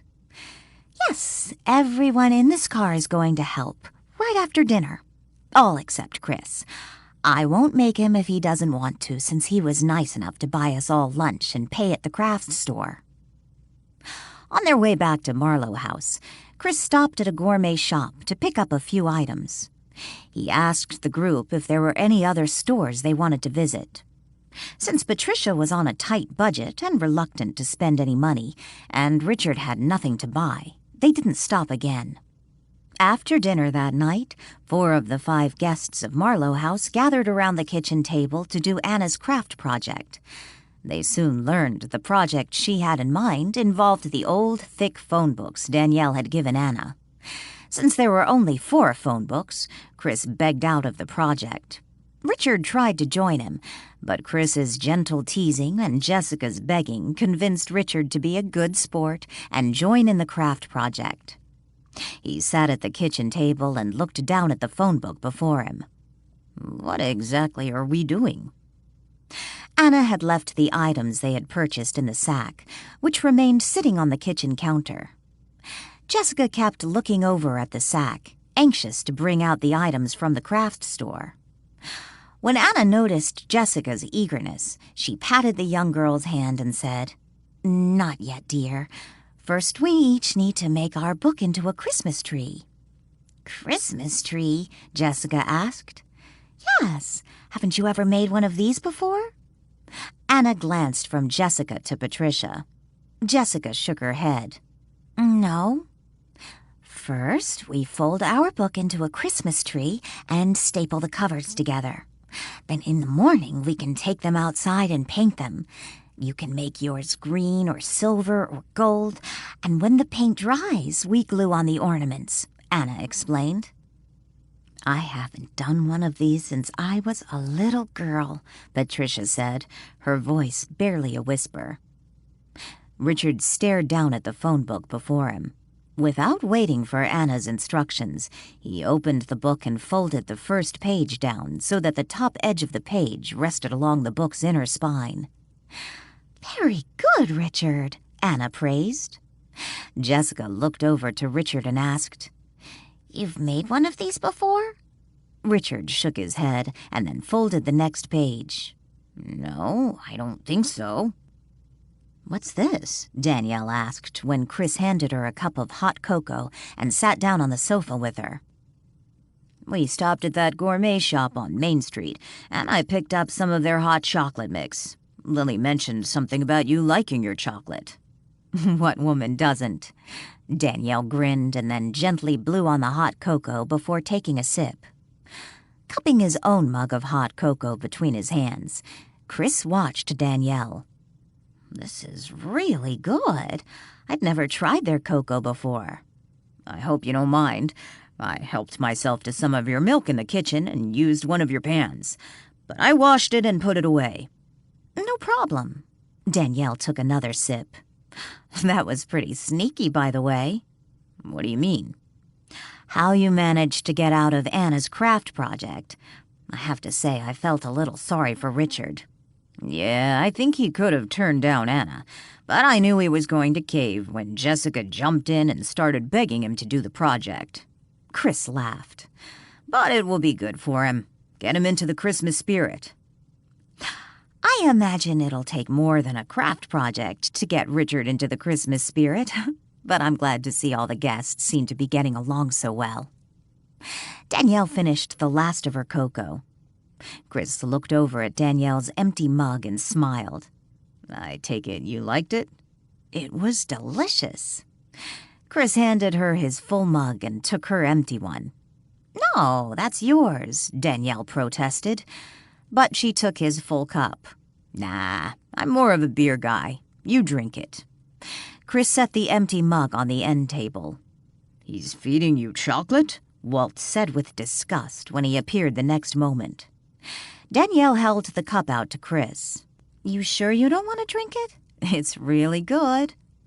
"No, I want you to have it. I always heard the way to a woman's heart is with chocolate." Chris grinned. "Oh, brother."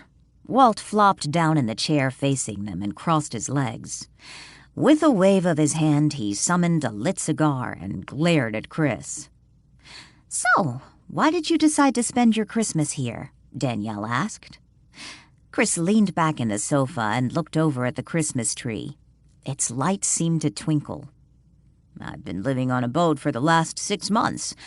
Owner sold it, so I had to move anyway. Figured I might as well go somewhere for the holidays before I had to look for a new place to live. Found Marlowe House online. Looked like an interesting place. Plus, it's close to the ocean. I like being close to the water." "Ask him what he does for a living," Walt said. "You still haven't found out what he does." "Didn't you want to spend Christmas with your family?" Danielle asked instead. Chris shook his head. "There really isn't any family. I've been on my own for a while." Danielle leaned back on the sofa, the mug cupped between her hands. "There seems to be a lot of that going around." "What do you mean?" Chris asked. "I don't have any family. My last family member was killed this summer. I get the idea it's just Patricia and Jessica. Patricia doesn't seem to have anyone, and Richard, I know his parents died a few years back, and he doesn't have any brothers or sisters. As for Anna, well, the fact she wanted to stay here instead of being alone for Christmas makes me think she doesn't have anyone." "Perhaps that's why everyone seems to be getting along so well. Christmas has always been a time for family, but none of us have that. So, here we are," Chris suggested. "We've created our own little family." "If he gets any more maudlin, I'm leaving," Walt groaned. "What about Lily? Does she have family?" Chris asked. "Yes, she comes from a large family. They're close. But she and Ian spent Thanksgiving with them. Ian's sister lives in Portland, and she's going to come here for Christmas. She'll be arriving Christmas Eve." "Is she staying here?" "No, she'll stay with her brother across the street." "Have Ian and Lily been in item long?" Chris asked. "This Palooka knows how to beat his gums," Walt grumbled. "They started going out after we moved up here in June." Danielle flashed Walt a quick frown. "I like Ian. Interesting guy. I've read a couple of his books." "Baloney," Walt muttered. "I'd be surprised if this Palooka even knows how to read." "I confess I haven't read any of his books, but I've seen a few of his documentaries. Danielle sipped the cocoa. I was hoping maybe one night I could take you out to dinner. Ian was telling me about a nice little seafood restaurant he takes Lily to. Walt stood up abruptly. Is he asking you for a date? You don't date your guests. That would be nice. Danielle glanced over to Walt and back to Chris. But I'm afraid I'm pretty tied down here. For one thing, I'm responsible for providing dinners. And it would be very unprofessional to start going out with your guests, Walt added. I was thinking maybe one night after Christmas. I heard you say something about how Joanne prepares dinner a few times a week. Maybe we could go one of those nights. Okay, sure, that would be nice. Danielle smiled. Is this because you think he's good-looking? Walt asked. What was it you said he looked like? I know. An underwear model? Danielle, are you forgetting what I told you about looks being deceiving?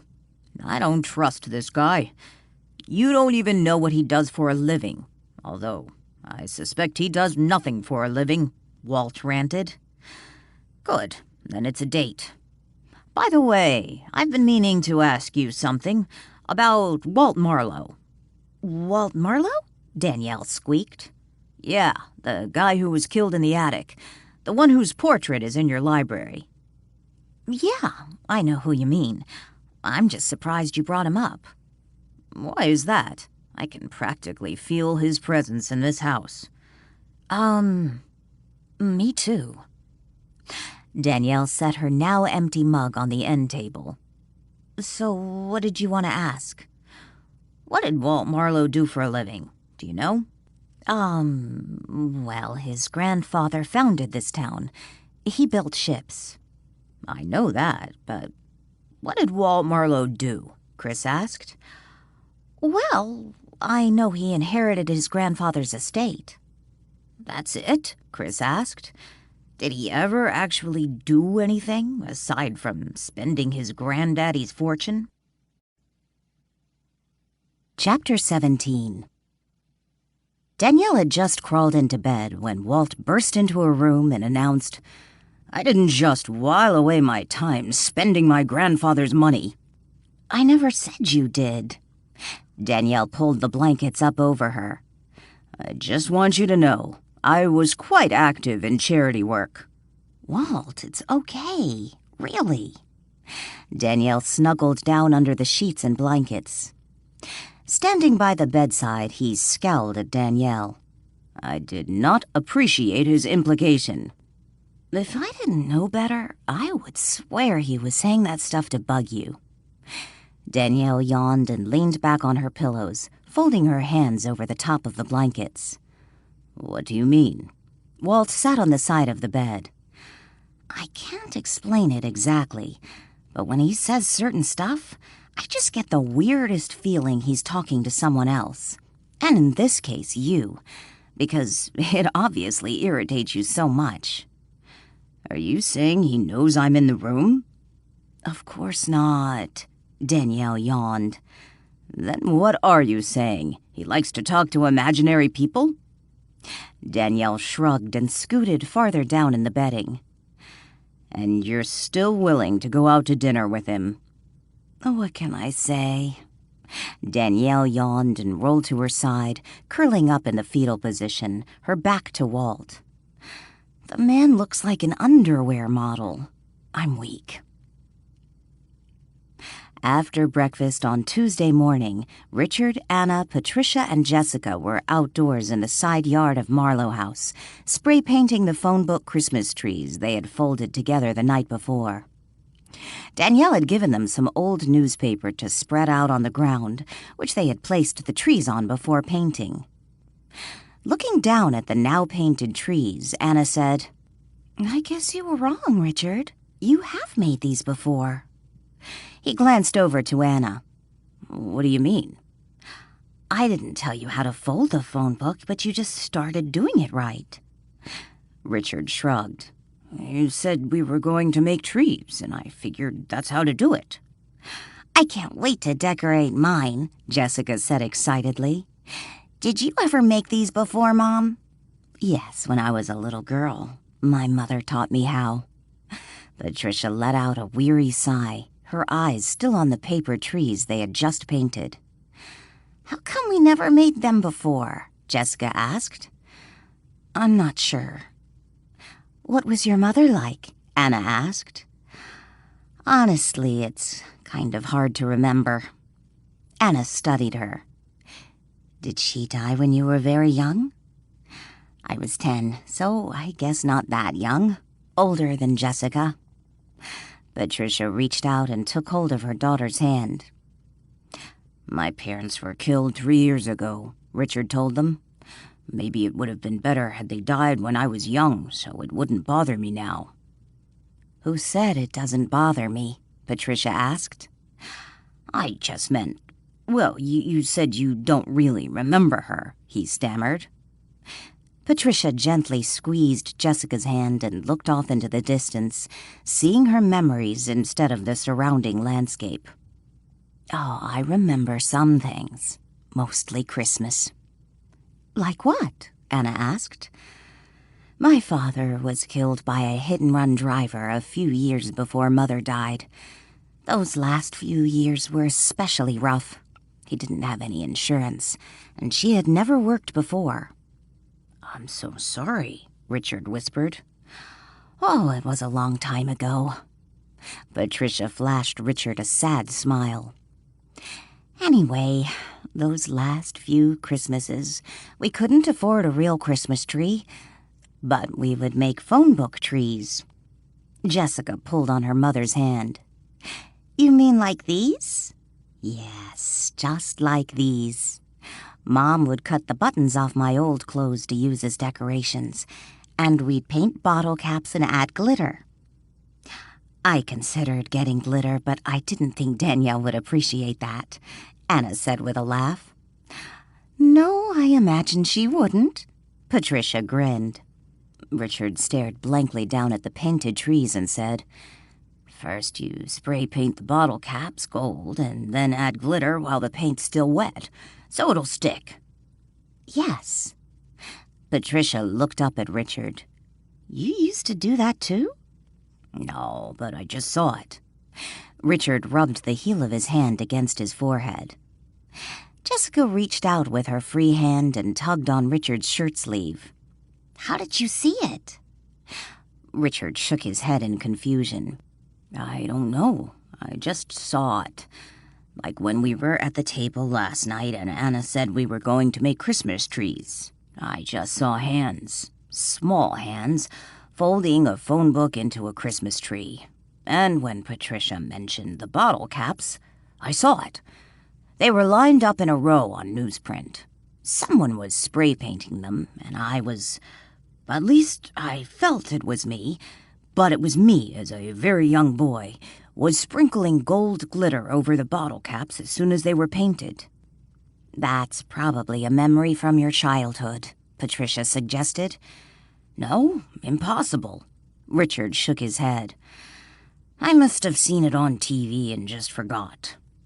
How can you be so sure it wasn't a memory from your childhood? Anna asked.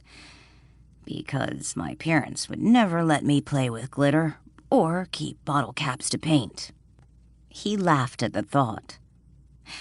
After dinner Tuesday evening, Richard found Patricia in the library reading a book. Jessica was in the living room, playing a board game with Lily and Danielle, while Anna and Chris watched them from the sofa. I wanted to apologize, Richard told Patricia. She closed the book and looked up at Richard. Apologize? For what? For that crack I made earlier today about how I wished my parents had died when I was younger. He took a seat next to her. I didn't mean to imply your loss was any less because it happened when you were young. I'm sorry about your parents.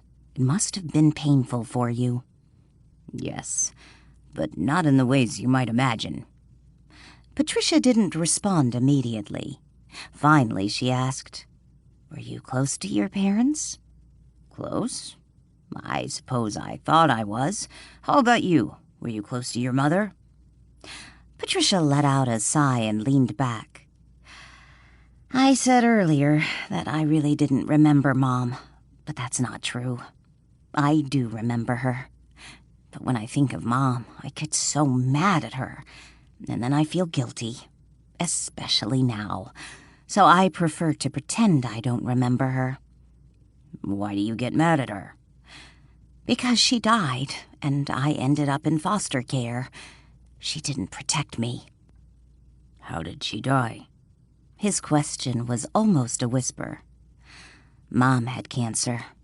She got so sick, went so fast. I remember having to stay with the neighbors when she was in the hospital. And then she died and they came for us. Patricia closed her eyes. Who came for you? Patricia opened her eyes again. Social services. When you told me about bouncing around in the foster care system, you said it was partly your fault because of how you behaved. Yes, it was. I still don't agree it was your fault. I also understand why you were angry with your mom, because she didn't make any arrangements for you. What I don't understand is, why do you feel guilty for that? Because now I understand why my mother didn't make arrangements, for the same reason I haven't for Jessica. Why is that? I don't really have anyone. If something happened to me tomorrow, I don't know what would become of Jessica. I haven't made any plans. I think about it all the time. Don't you have any family or friends? I don't have any family. And I've been so busy just surviving. I really haven't had the time to make close friends. At least not the kind of friend who I would ask to take Jessica if something happened to me. After a few moments of silence, Richard said, Maybe the answer is for you to find a husband. Patricia laughed. Yeah, well, I really don't have time to go husband hunting these days. And having a little girl just makes things more complicated. Jessica seems like a sweet kid. I bet there are a lot of men out there who love kids, who would love a stepdaughter like Jessica. Yeah, well, that's what I'm worried about. Richard was about to ask her what she meant, but then stopped when he realized what she was probably saying. I suppose that does make things a little more challenging. I just need to be careful. How about Chris? Richard suggested. Chris? Patricia frowned. He's a nice guy. Seems to like Jessica, but doesn't seem creepy about it. Patricia chuckled. I don't think so. He's a nice guy, but not my type. And a little young for me. I'm sure there's someone out there for you. Thanks, Richard. But I really don't believe a woman should look to a man to solve her problems. I suppose when I return to Arizona, I should make more of an effort to reach out to my friends. Make more time for them. After I find us a place to live, of course. What will that do? Maybe I'm overlooking a friend who'd be willing to step up to the plate and raise Jessica if something were to happen to me. Nothing's going to happen to you. I hope not. Patricia let out a weary sigh. After a few moments of silence, Richard said, My mother always let men solve her problems. My father, to be precise. If Mother ever had a problem, Dad was always there to solve it. The extremes he would go to were mind-boggling. Sounds like he loved her. I suppose. If that was love, I don't want any part of it. You sound bitter, Richard. I suppose I do. I suppose I am. Do you want to talk about it? Richard considered her offer. After a few moments of silence, he said, Mother married well, never had to think of money. Whatever she wanted, she bought. They say money doesn't buy happiness, but my father sure tried to prove that adage wrong. Was your mother happy? I don't think so. Maybe, sometimes. I think it was more about her making herself appear happy. To Mother, life had a certain order, and if that order was maintained, then I suppose she was happy as she was capable of being. Was she a loving woman? Richard laughed. Loving? No, not like you are with Jessica. People used to tell me how lucky I was to have the parents I did. My parents were never affectionate, exactly. More doting, suffocating, and sometimes... Sometimes what? Sometimes they just resented me. I wouldn't be surprised if that resentment bordered on hate. Chapter 18. On Christmas Eve morning, Danielle surprised the guests of Marlowe House by hanging 12 Christmas stockings on the mantel of the living room's massive stone fireplace. It wasn't that the stockings were a surprise. It was that each one had a name embroidered along its top. 5 stockings bore the names of Marlowe House's current guests: Jessica, Patricia, Anna, Richard, and Chris. Sadie and Max each had one, as did Danielle, Lily, Ian, and Ian's sister Kelly, and the last stocking was for Walt Marlowe. "Who is Walt?" Jessica asked when she read the names on the stockings. "He lived here before I did," Danielle explained. "His grandfather built this house." "Is he coming for Christmas?" Jessica asked. "No, honey," Patricia laughed. "Mr. Marlowe died almost 100 years ago." Jessica frowned. "Then why does he have a stocking?" "Because," Chris spoke up, "sometimes even when someone is gone, it feels like their spirit is still lingering nearby." "Is Mr. Marlowe still here?" Jessica asked. Chris winked at Jessica and said, "Who knows? Maybe." "You're going to scare the child," Richard scolded. "No, I'm not," Chris laughed. "Ghosts are only scary if they were bad people when they were alive." Jessica's eyes widened. "Is his ghost here?" "Of course not," Richard insisted. "Chris is just teasing, honey." Patricia flashed Chris a reproving frown. "Aren't you, Chris?" "Sure, I'm just teasing Jessica." Chris smiled. "Then why does he have a stocking?" Jessica asked. "It's sort of an honorary stocking, Jessica," Danielle explained. "Walt Marlowe used to live in this house, and, well, I suppose in some way Chris is correct in that after people die, sometimes it feels as if their spirit is still here. Not in a spooky, scary way, but more of a comforting way." "Is he the man in the big painting in the library?" Jessica asked. Danielle smiled at the child. "Yes, he is." "Then that's okay. He looks nice." Jessica grinned. Walt, who stood by the Christmas tree watching and listening, said, "Thank you, Jessica, and thank you, Danielle, for the stocking." "I just have one question," Patricia asked. "Who did you get to embroider all the names? They did a beautiful job." "It wasn't me," Danielle said with a laugh.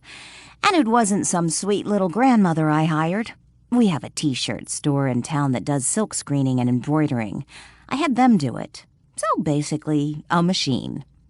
"That was very thoughtful," Anna said from her place on the sofa. "Tomorrow morning we'll find out who in this room was good this past year and who was naughty," Danielle teased. "What do you mean?" Jessica asked. "I think she means," Chris said with a chuckle, "the naughty ones will probably be getting coal in their stockings, while the good ones will get nice gifts. But that's up to Santa." Jessica wrinkled her nose. "I hope I don't get coal." Anna pointed to the Christmas tree and said, "I see Danielle is still adding decorations to the tree. Are they antiques? They look old." "I haven't put any more ornaments on the tree." Danielle looked to where Anna pointed and noticed 2 unfamiliar ornaments. She walked to the tree and removed one, examining it. "It's beautiful. Whose are they?" Aren't they yours? Chris asked. Danielle shook her head. She removed the second one. No, I didn't put them here. I assume one of you did. Maybe Walt's ghost put them on the tree, Jessica excitedly suggested. I seriously doubt that, Patricia laughed. Holding the ornaments up for all to see, Danielle said, Which one of you hung them? You better fess up, or I just might keep them. They're beautiful, but they look like family heirlooms. The moment Danielle held up the ornaments for her guests to see, both Patricia and Richard cocked their heads, a quizzical expression on each of their faces. Stepping to Danielle, they each reached for an ornament, taking them from her. I guess this solves the mystery, Danielle said cheerfully. Patricia shook her head. No, but I had one just like this when I was a little girl. She looked over to the one in Richard's hand. Silently, Richard stared at the ornament, mesmerized. We had one like that, too, Patricia explained. You mean they aren't yours? Danielle asked. No. Patricia handed the ornament back to Danielle. She looked at Richard. Are they yours? Richard shook his head. We never had ornaments like this, but... What? Danielle asked. Richard abruptly shoved the ornament back to Danielle. Nothing. It's nothing. No, they aren't mine. 15 minutes later, Patricia followed Danielle into the kitchen, leaving Jessica in the living room. Danielle, thank you again for the stockings. It was very sweet. I brought Jessica's from home. I was going to ask if I could hang it, but I won't now. If you want to hang her stocking, please do. In the kitchen, Danielle began removing platters from one of the cabinets. No, that's fine. But I brought a few gifts for her stocking, so if you don't mind if I put them in the one you hung for her. Patricia leaned against the counter and watched Danielle. Sure, as long as you don't mind if I add a few items to the stocking. If everything doesn't fit, she can always have 2 stockings. Danielle flashed Patricia a grin. That was really nice of you. You didn't have to do that. Patricia watched as Danielle stood on her tiptoes, attempting to retrieve a platter from the top shelf. It was just out of her reach. Stepping next to Danielle, Patricia reached up and grabbed the platter and set it on the counter. Thanks. Danielle closed the cabinet doors. As for the little gifts I got Jessica, it was fun.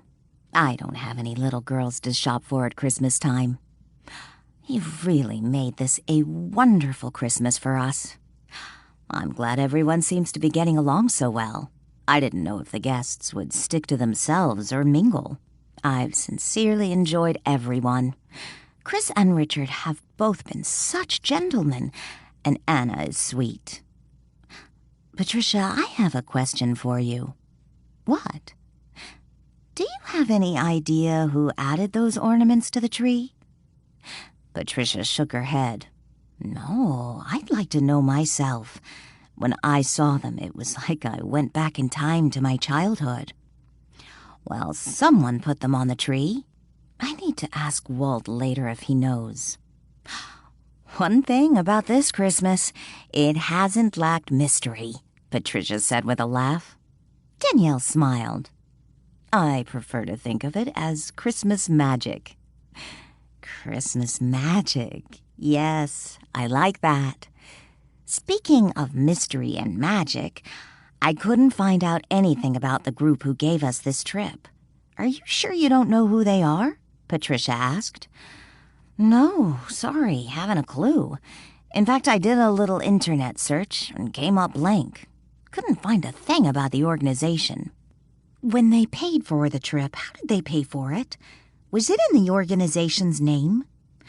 No, they made it in your name, which is why I assumed you made the reservation. I had no idea it was made by a third party, not until you contacted me. What about the credit card they used? I would assume they used a credit card. They used a PayPal account. I'll be honest, I didn't pay much attention to it. I believe Lily took the reservation, but I'm sure it was in your name." Danielle frowned.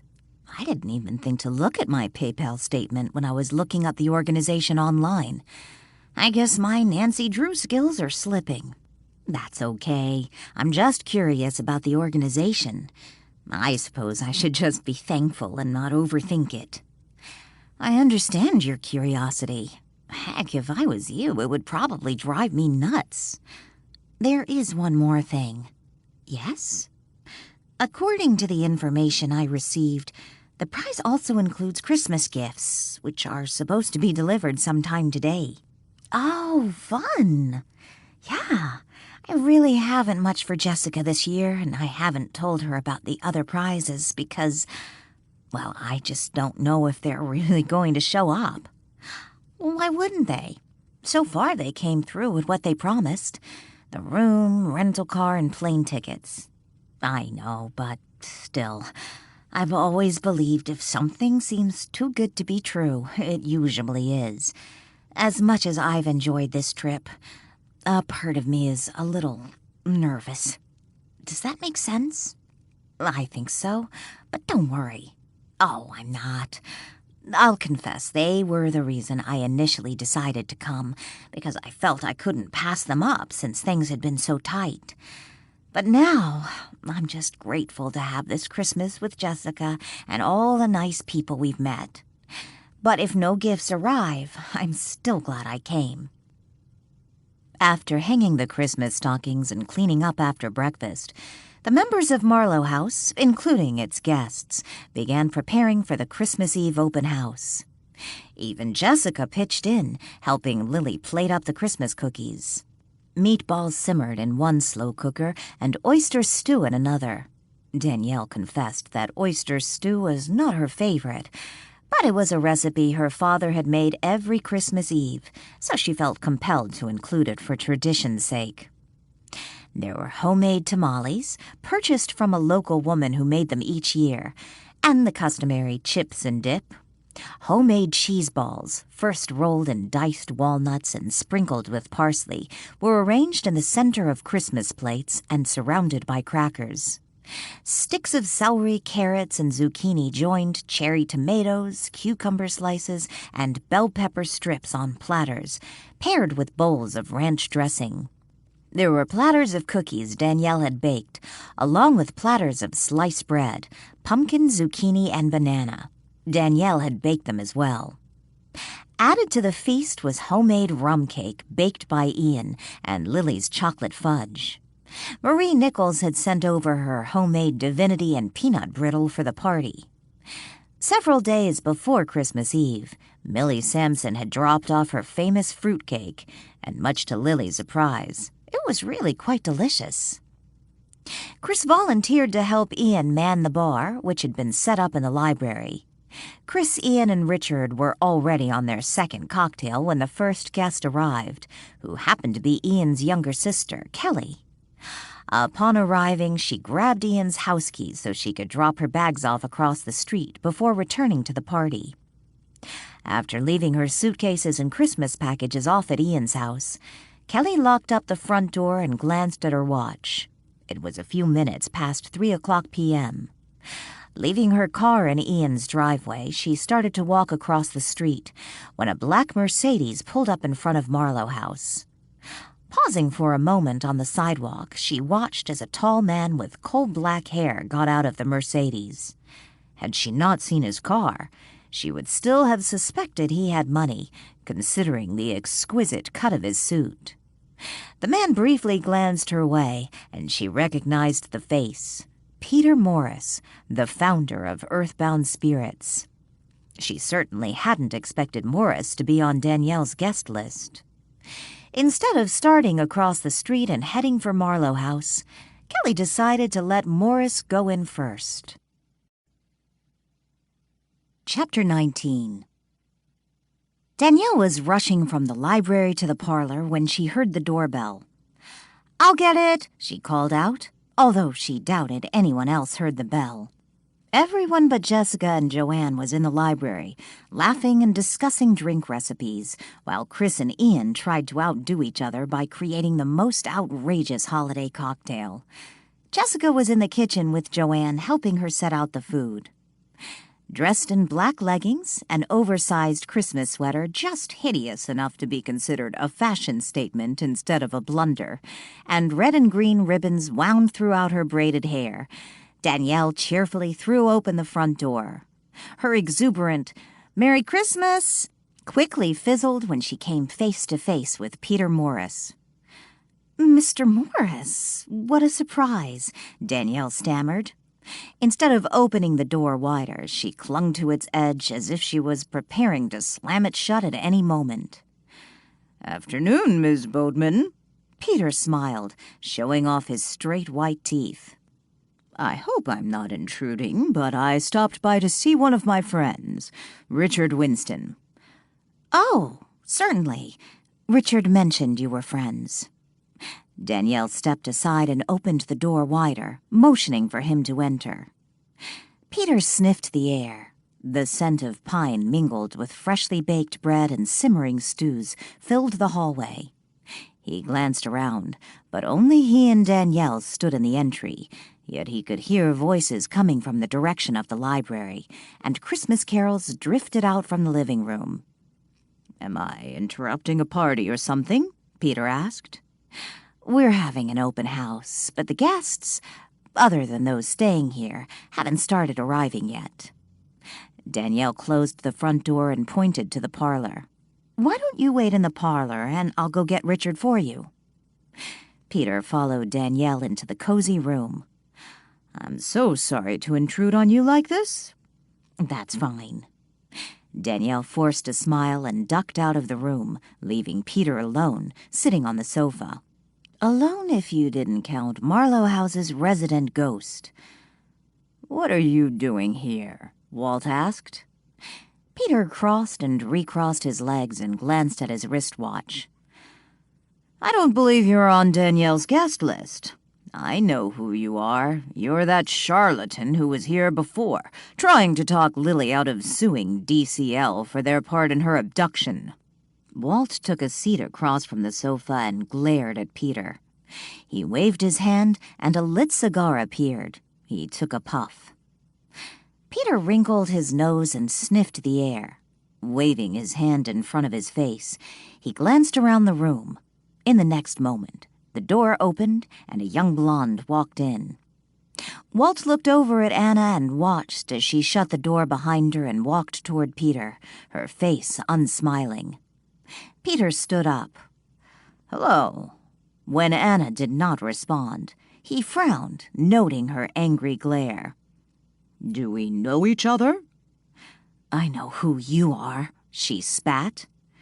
"You seem a little angry. I'm here to see Richard. Are you a guest here?" Danielle went to get Richard. He went upstairs to his room. He'll be a few minutes, but I think you should leave before then." Peter frowned. "I'm afraid I don't understand." "You're just trying to take advantage of that boy." Peter smiled. "Boy, he's practically old enough to be your father." "That doesn't make him any less naive." "I really have no idea who you are or what your problem is, but my business with Richard is none of your concern." "I'm making it my business. You go and you leave him alone. Stop filling his head with nonsense." Peter started to say something and then paused. After a moment, he asked, "Is there something going on between you two?" Before Anna could answer, Danielle opened the door. "Richard will be down in a moment. He spilled something on his pants and is changing his clothes," Danielle explained. Without a word, Anna rushed out the door, pushing by Danielle. "Who was that young woman?" Peter asked after Anna ran off. Danielle stepped into the parlor. "She's one of our guests." "Is she here with anyone?" Peter asked. "I'm not sure what you mean." "A husband or boyfriend, perhaps?" Before she considered her words, Danielle asked, Isn't she just a little young for you? Peter chuckled. No, I wasn't interested in her personally. I just got the impression she and Richard might be, well, intimately involved. I don't know anything about that. I really have no idea if anything romantic has blossomed. But if it has, it's really none of my business. Or yours. I'll say one thing about Anna. She showed good sense when it comes to this charlatan, Walt called out. Until she heard Walt's voice, Danielle hadn't noticed Walt sitting on the chair across from Peter. She glanced at him and then looked at Peter. Did Anna say something to make you think she and he were involved? Danielle asked. She seemed a bit territorial. But then I imagine you frequently encounter that yourself. Danielle frowned. I don't understand what you mean. Men who wish to stake their claim on you try to keep others away. No, can't say that's really been an issue. Danielle suppressed her grin. Are you forgetting Joe? Walt asked. I find that hard to believe, Ms. Boatman. Not only are you quite attractive, if you don't mind me saying so, you're a wealthy young woman. It makes you quite vulnerable to those who wish to take advantage of you. Fortunately, that hasn't been an issue. Sadly, you may not even be aware it's happening. I'd like you to know if you ever need anything, support, counseling, I'm here for you. And I don't want you to get the wrong idea. I would think of you as a daughter. I confess, Mr. Morris, I feel just a little uncomfortable with your organization ever since that issue with Isabella's will. I understand. But please, believe me, you have my word we sincerely thought the will she'd given us was her most current one. We had no reason to believe the will Stoddard found wasn't a fake. I understand Clarence Renton issued both wills, and with him being a member of Earthbound Spirits, I'd assume he would have informed you Stoddard's will was legitimate. Danielle, do you really want to get into this with him? I don't trust this man, Walt warned. Unfortunately, Clarence was overzealous, which is not uncommon with those who've just discovered the truth. I certainly understand your issues with Clarence. He did some very bad things during his time here, but he had reformed, and I believe in this instance he felt he was doing the right thing, but it was wrong. When we submitted Isabella's will to probate, I sincerely believed Stoddard's will was fake, especially since Darlene told the court Stoddard claimed the will he found was counterfeit. Yes, but Darlene was blackmailed to say that, Danielle reminded him. That has never been proven, and it was only a theory based on some unsavory photographs found in Darlene's home. If she was being blackmailed, I had no knowledge of it. And if she was, it could very well have been Christensen or Haston. Danielle studied Peter. And they're both dead now. Yes, they are. If you'll excuse me, my guests will be arriving soon. Richard should be down any moment. After Danielle left the parlor, Peter pulled out his cell phone and placed a call, while Walt silently listened. Yes, I'm at Marlowe House now, Peter said into the phone. I'm waiting on Richard. He's upstairs, supposedly changing his clothes. I don't feel good about this at all. And I think he's gotten personally involved with one of the guests, which might explain why he hasn't called. Boatman? She's hostile toward us. I'm disappointed. Sending Richard here doesn't seem to have done any good. In fact, it may have hurt us if he's gotten involved with this other woman. No, she obviously knows about us, and she definitely is not a friend of Earthbound Spirits. We may have to get rid of her before it's too late. Peter quickly ended his phone call when Richard walked into the room. "Richard!" Peter cheerfully greeted him, giving him a quick, exuberant hug. The moment he hugged Richard, he could feel the younger man tense. When the two men parted, Peter sat back down on the couch, and to Walt's annoyance, Richard decided to sit on the chair he was using. "There is another chair." Walt quickly stood up, moved to the empty seat, and sat down. "You haven't called," Peter said. "I'm sorry." Richard looked down at his folded hands. They fidgeted nervously in his lap. "I've been pretty busy." "By Miss Boatman's attitude toward earthbound spirits, I suspect you haven't been spending your time helping her find the truth." "I did speak to her, but she's not very receptive." Richard looked up from his hands. "You were supposed to call me, arrange for me to be invited to the open house. As it is, I had to crash the party. Certainly not how I like doing these things." "I'm sorry, Mr. Morris. Sincerely, it's just, well, things have been a little strange for me here." "Strange? How?" Richard shook his head. "Old memories, things I haven't thought about in years." "We talked about memories, Richard. They are pointless. You need to let them go." Richard nodded. "Yes, I know that." "Have you made friends with any of the other guests?" "Don't tell him, Richard," Walt cried out. "He's up to no good." "Yes, all of them, actually. They're really very nice. I met one, a young blonde woman. She came in here while I was waiting for you."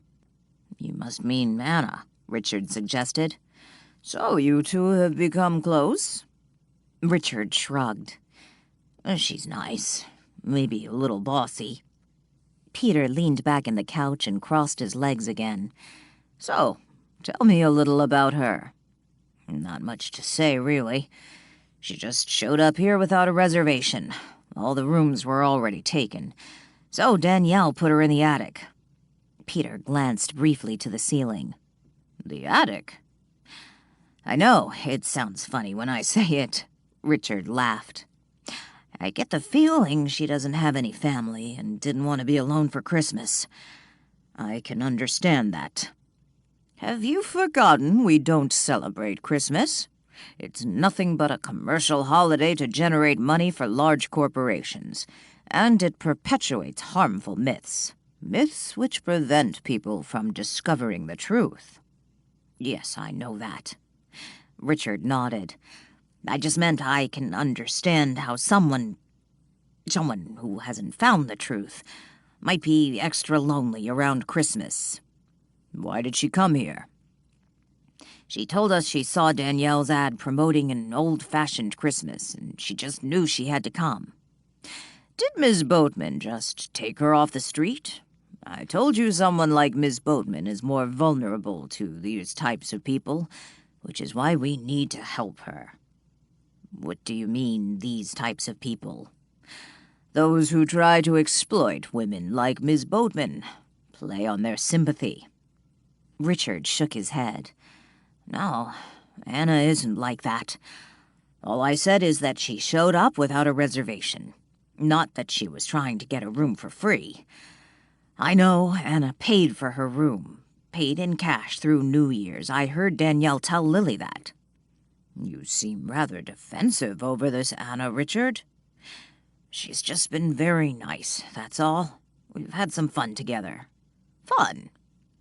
"Not with just Anna, the entire group." "I'm disappointed that you seem to have forgotten your reason for coming to Marlowe House." Chapter 20. Perched atop a stack of boxes in the far corner of the attic, Max watched and waited. With tail swishing and whiskers twitching, his golden eyes focused on the intended target. Before the day was over, he vowed he would take down the trespassing rodent. Since Danielle had turned the attic over to a guest, the area had been off-limits for him and Sadie, and also for Walt. Yet the woman had left the door ajar when she went downstairs, and that was when he spied the interloper. At first, it was just the flash of a long tail peeking out from the end of the sofa and disappearing. Max saw it when he peered into the open doorway. The moment Max crept into the room, the body attached to the tail dashed from the sofa and ran across the attic floor, diving behind a dresser adjacent to the pile of boxes from which he now perched. Time ticked away, and Max didn't know how long he had been waiting for the rodent to show himself again. Yawning, he decided it was time for a quick nap. The sofa bed the woman had been using was still made out into a bed. Someone had spread a quilted comforter over the mattress and linens. Max thought it looked rather inviting. Leaping down from the boxes, he strolled over to the sofa bed and jumped up onto the mattress. He could sleep on the pillows piled at the head of the bed, yet the suitcase sitting on the center of the mattress looked more inviting. Persistently nosing the suitcase, Max wedged it open just enough for him to slip inside. He discovered it was empty. There were no clothes to use as a makeshift mattress. Max didn't care. The dark space was a perfect place to nap. Downstairs, the guests had already started arriving. Peter was no longer in the parlor, but had joined Richard in the living room, where the two men mingled with the other guests. Joe had just arrived and stood with Danielle in the hallway, looking into the living room. "You invited Peter Morris?" Joe asked. "Of course I didn't. He's friends with one of my guests, and I couldn't very well toss him out on the curb," Danielle told him. "Sure you could." Joe made no attempt to walk toward the living room or to the library, where Danielle had told him the bar was set up. "Let me guess. That guy who was checking in the last time I was here. He's pals with Morris." Danielle rolled her eyes. "Don't be so negative, Joe. It's Christmas." "You know how I feel about you taking in strangers off the street. You've already had a few who proved to be dangerous." "I can handle myself, Joe. Anyway, it's not Chris. And I don't think it's so much that Richard and Morris are friends, but Richard is a member of Earthbound Spirits, like Isabella was." "Richard? I take it that's your guest who invited Morris?" "Not sure if he invited Morris or if Morris crashed my party. Richard is actually a sweet guy. I just think he's looking for something, and at the moment he believes Earthbound Spirits is his answer." Joe shook his head. "I wonder why they're here. I didn't think Christmas was their thing." "Not to sound full of myself, but I think I'm the reason Morris showed up." Danielle chuckled. Narrowing his eyes, Joe studied Danielle. "He's trying to recruit you?" Danielle shrugged. "That's my guess," she added with a dramatic sigh. "Yes, being that I'm a vulnerable, naive heiress, prime for the con." When Joe didn't laugh, Danielle rolled her eyes again and gave his arm a smack with the back of her hand. "I forgot. You actually believe I am a vulnerable, naive heiress." "I just think—" "Oh, save it, Joe, and go get some spiked eggnog. Lighten up and enjoy Christmas.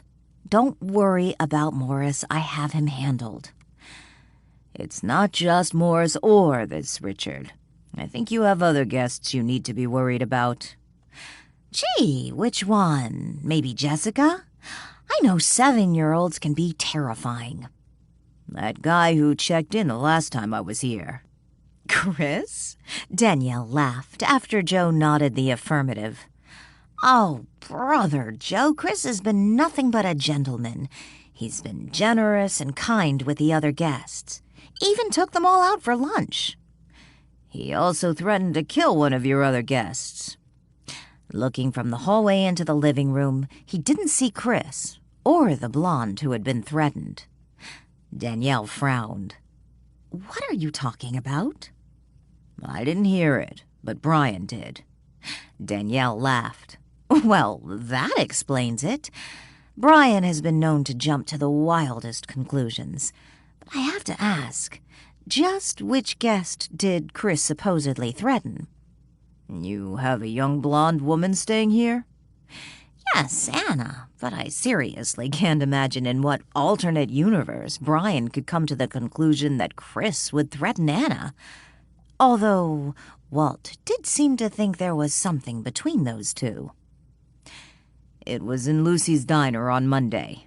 Brian was coming out of the restroom and overheard them arguing. He said something about wanting her dead, but you would have to ask Brian. I don't know what the exact words were. Did Brian say anything to them? Yes, but the woman, Anna you called her, she got in Brian's face and defended the man. Well, there you have it. Brian obviously misunderstood the conversation. But go, Joe. Danielle gave Joe a nudge toward the library. Lighten up and have some Christmas cheer. I think I heard the doorbell. I don't think Anna needs to worry about Chris, but Peter Morris is another matter altogether, Walt said when he appeared in front of Danielle as she turned toward the front door. She caught herself in time and didn't cry out in surprise. I hate when you do that, she hissed under her breath. Walking to the door, Walt by her side, she asked, And what are you talking about?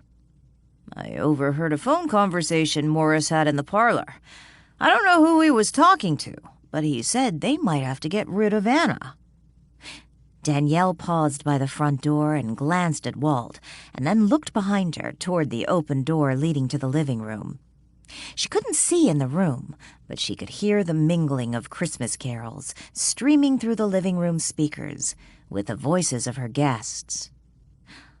Why would he want to get rid of Anna? Do they know each other? Danielle asked in a whisper. Now that you mention it, she was in the parlor with Morris when I went to tell him Richard would be a few minutes. He didn't seem to know her, but she knew him, and she told him to stay away from Richard. When he was alone in the parlor, he made a phone call and said they may need to get rid of her. From what I heard, he believes there's something going on between Anna and Richard. Funny, Morris asked me about that. Which, of course, you already know since you were in the room with us. Danielle reached for the front doorknob. She paused a moment. I haven't seen anything to indicate something romantic is going on between those two, Walt told her. I haven't either, but maybe it has nothing to do with romance. Danielle opened the door. Brian Henderson stood on the front porch, and in his hand he held a bottle of wine. Merry Christmas. Brian handed Danielle the wine. Accepting the gift, Danielle opened the door wider. Merry Christmas, Brian, and thank you. Come on in. I thought for a moment there you changed your mind about inviting me, Brian said with a chuckle. Once inside the house, he started to remove his jacket. Danielle closed the door. Why do you say that? Took you a while to answer the door. Figured you looked out the window and thought, damn, he actually showed up. Danielle laughed and took his jacket from him. Nah, it's Christmas. All is forgiven. Or at least there's a truce until New Year's. Danielle walked over to the nearby coat rack and hung Brian's jacket on a hook. I guess the chief won't be coming, Brian said. He's off for a few days. I heard. He took the boys to Portland so they could see their grandparents. Yeah, his late wife's family. Brian glanced around. I thought I saw Joe's car. He's here. I made him go to the library and get a drink. He needs to lighten up. What did he do now? Brian chuckled. Got on my case again about running a B&B. I guess you ran into a couple of my guests in town, and there was a bit of a misunderstanding. Joe told you? Didn't you know he would? Actually, when he asked if he should say anything to you, I said something like, I don't see the point. Well, thanks, I think.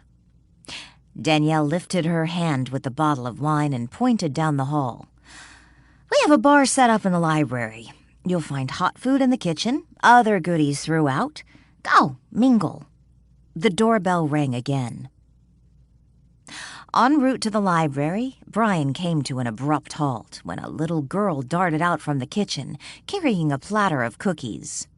She slammed into him, spilling the cookies onto the floor. By her startled expression and the tears now pooling in her brown eyes, he expected she might start crying at any moment. He dropped to his knees and quickly began snatching up the cookies off the floor and setting them back on the platter. "I'm sorry. I ruined them." The little girl held tight onto the platter and looked down at Brian, who knelt before her, picking up the remaining cookies. "Nah, they're fine. Haven't you ever heard of the 5-second rule?" Brian asked, as he dropped the last cookie back on the platter and stood up. He smiled down at the little girl. 5-second rule? She asked with a frown. Yeah, as long as you pick it up before 5 seconds, you can still eat it. She shook her head. If they fell on the floor, no one will want them now. Who says?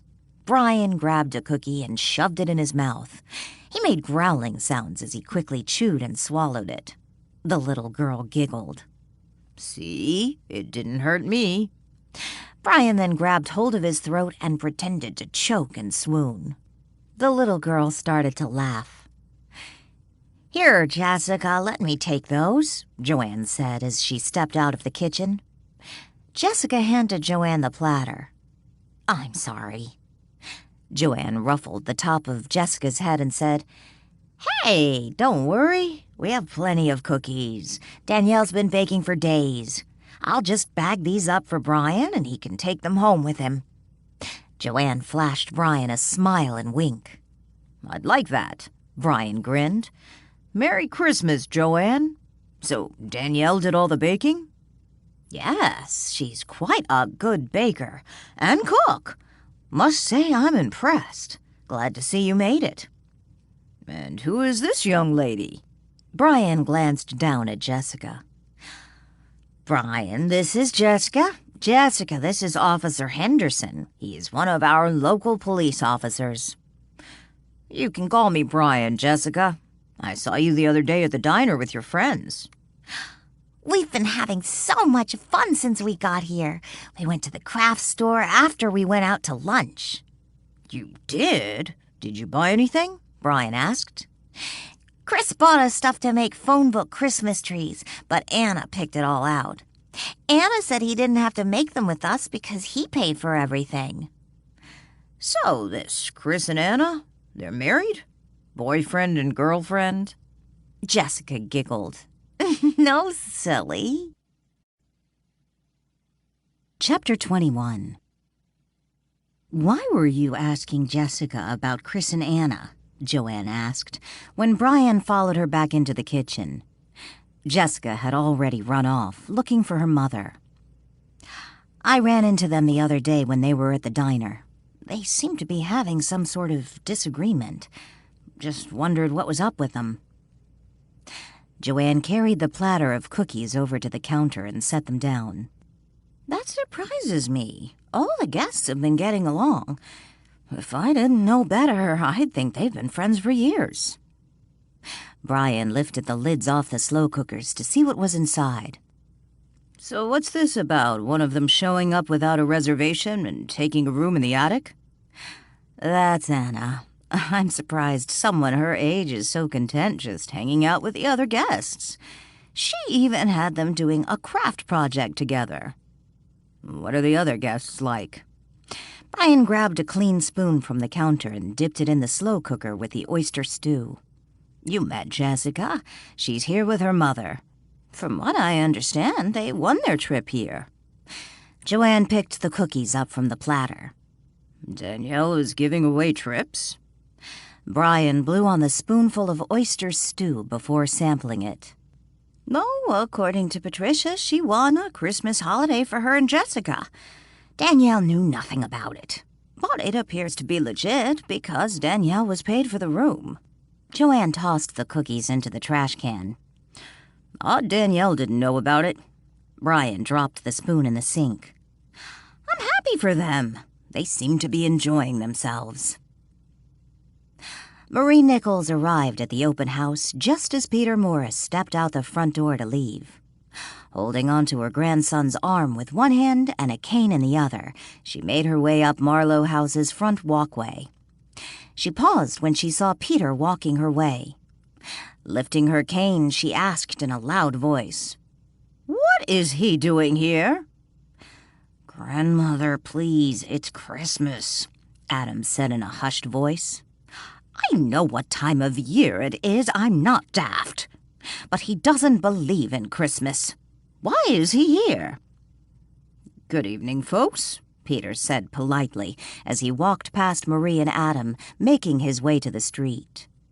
Marie stubbornly refused to budge. She stood and watched as Peter got into his car and drove off.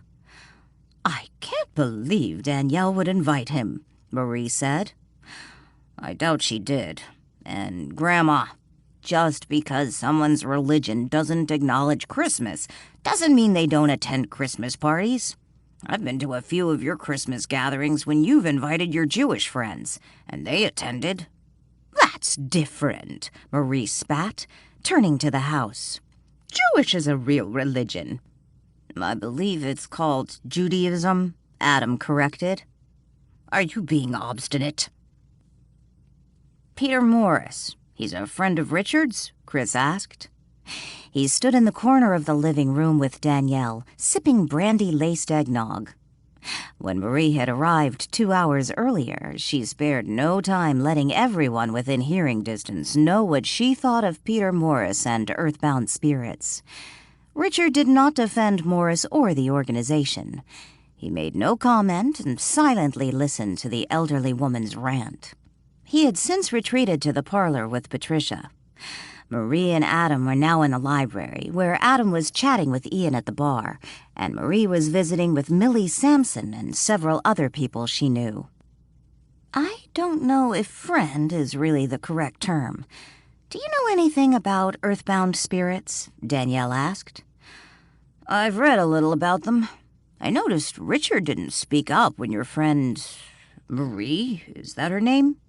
"Yes." "When Marie let us all know what she thought of the cult, as she called it. If Richard hadn't introduced me to the man when he was here, I wouldn't have known they knew each other. Well, at least not if I walked in when Marie was giving her opinion." Chris sipped his eggnog. "He did look a little embarrassed," Danielle said. "Why wouldn't you necessarily call him Richard's friend?" Chris asked. "Richard's a member of Earthbound Spirits. I don't think he's high up in the group, but Morris is its founder."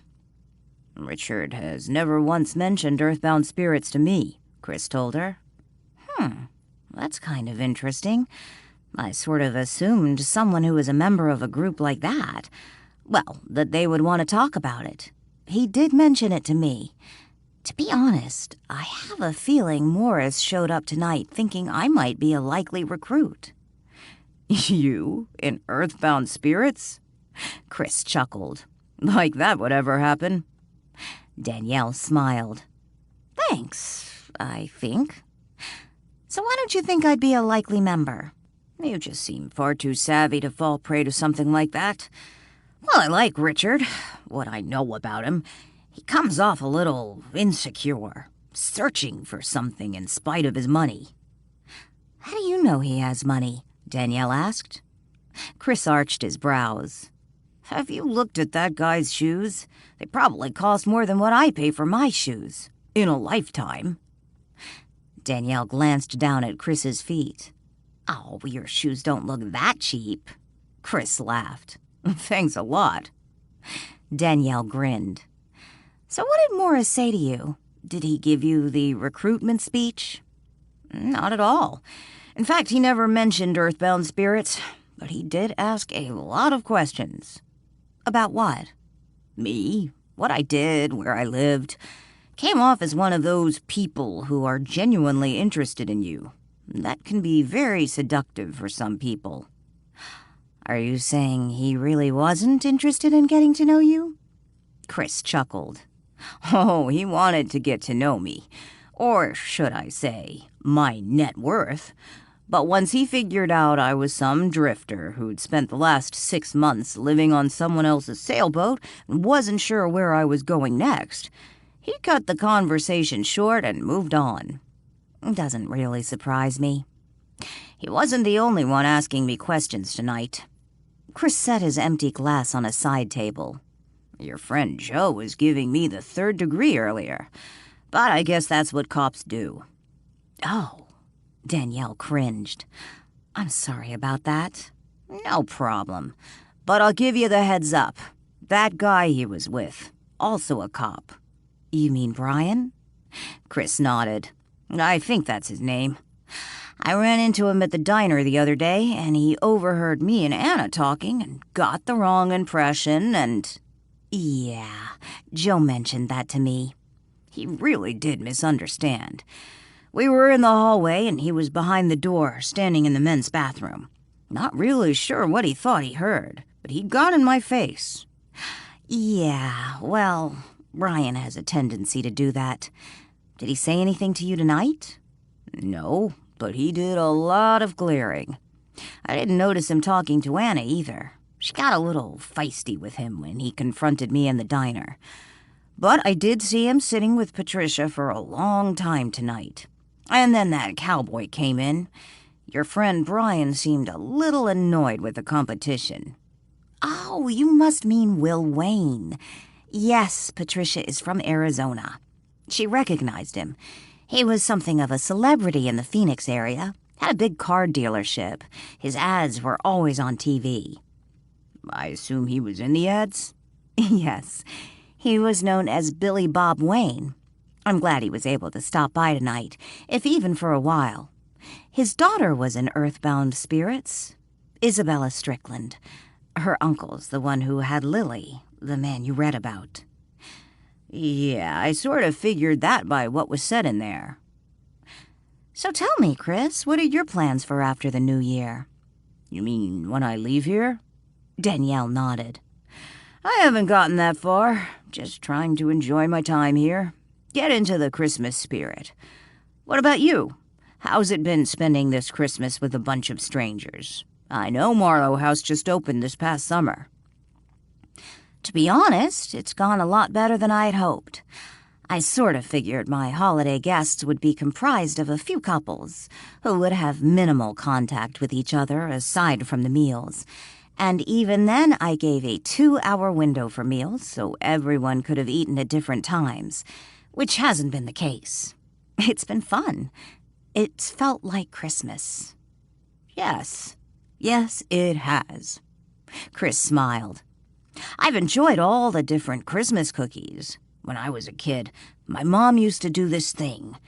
I think she called it a cookie exchange. Danielle's smile broadened. We used to do that. Get about 6 friends together. Each of us would make 6 dozen cookies.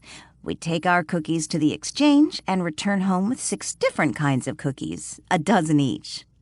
Then she added with a laugh, minus whatever we ate at the exchange.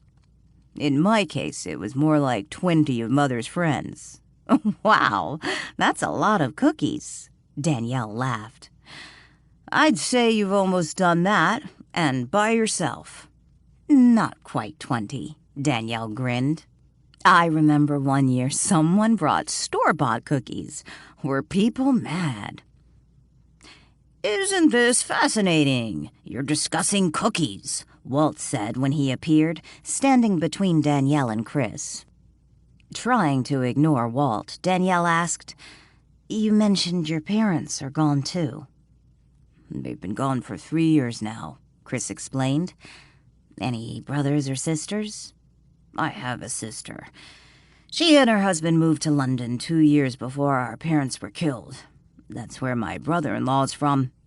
I'm happy for her, but it makes it a little difficult to get together for the holidays. Did you meet Ian's sister? She was here for a while, but went back over to Ian's.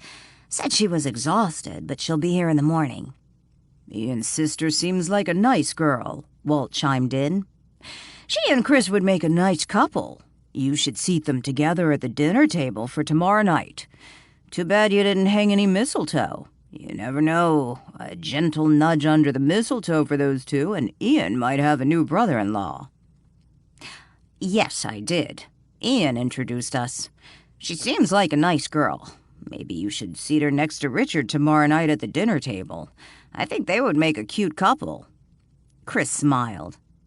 You don't happen to have any mistletoe, do you? Nothing like a little Christmas romance to spice things up. Momentarily speechless, Danielle stared blankly at Chris. She blinked her eyes. Finally, she asked, "Have you ever felt that maybe you're a little, clairvoyant, maybe?" Suppressing a grin, Chris asked, "Clairvoyant? What do you mean?" "Oh, I don't know. Like you start humming a song, and then in the next minute it comes on the radio? Or a friend starts talking about something, and it's something you were just thinking about? Stuff like that." "You're thinking of Hunter, aren't you?" Walt asked.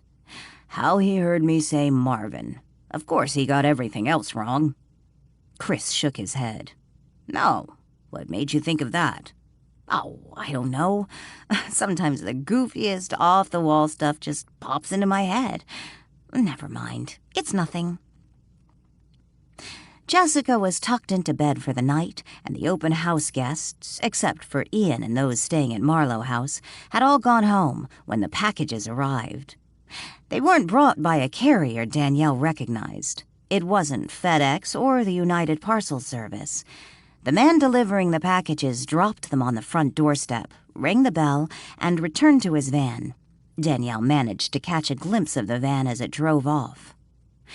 Chris and Ian helped Danielle bring the gifts inside and set them under the Christmas tree. There were 12 packages in all, each one wrapped in festive Christmas paper and adorned with silk bows and silver bells. Half of the packages were addressed to Jessica and half to Patricia.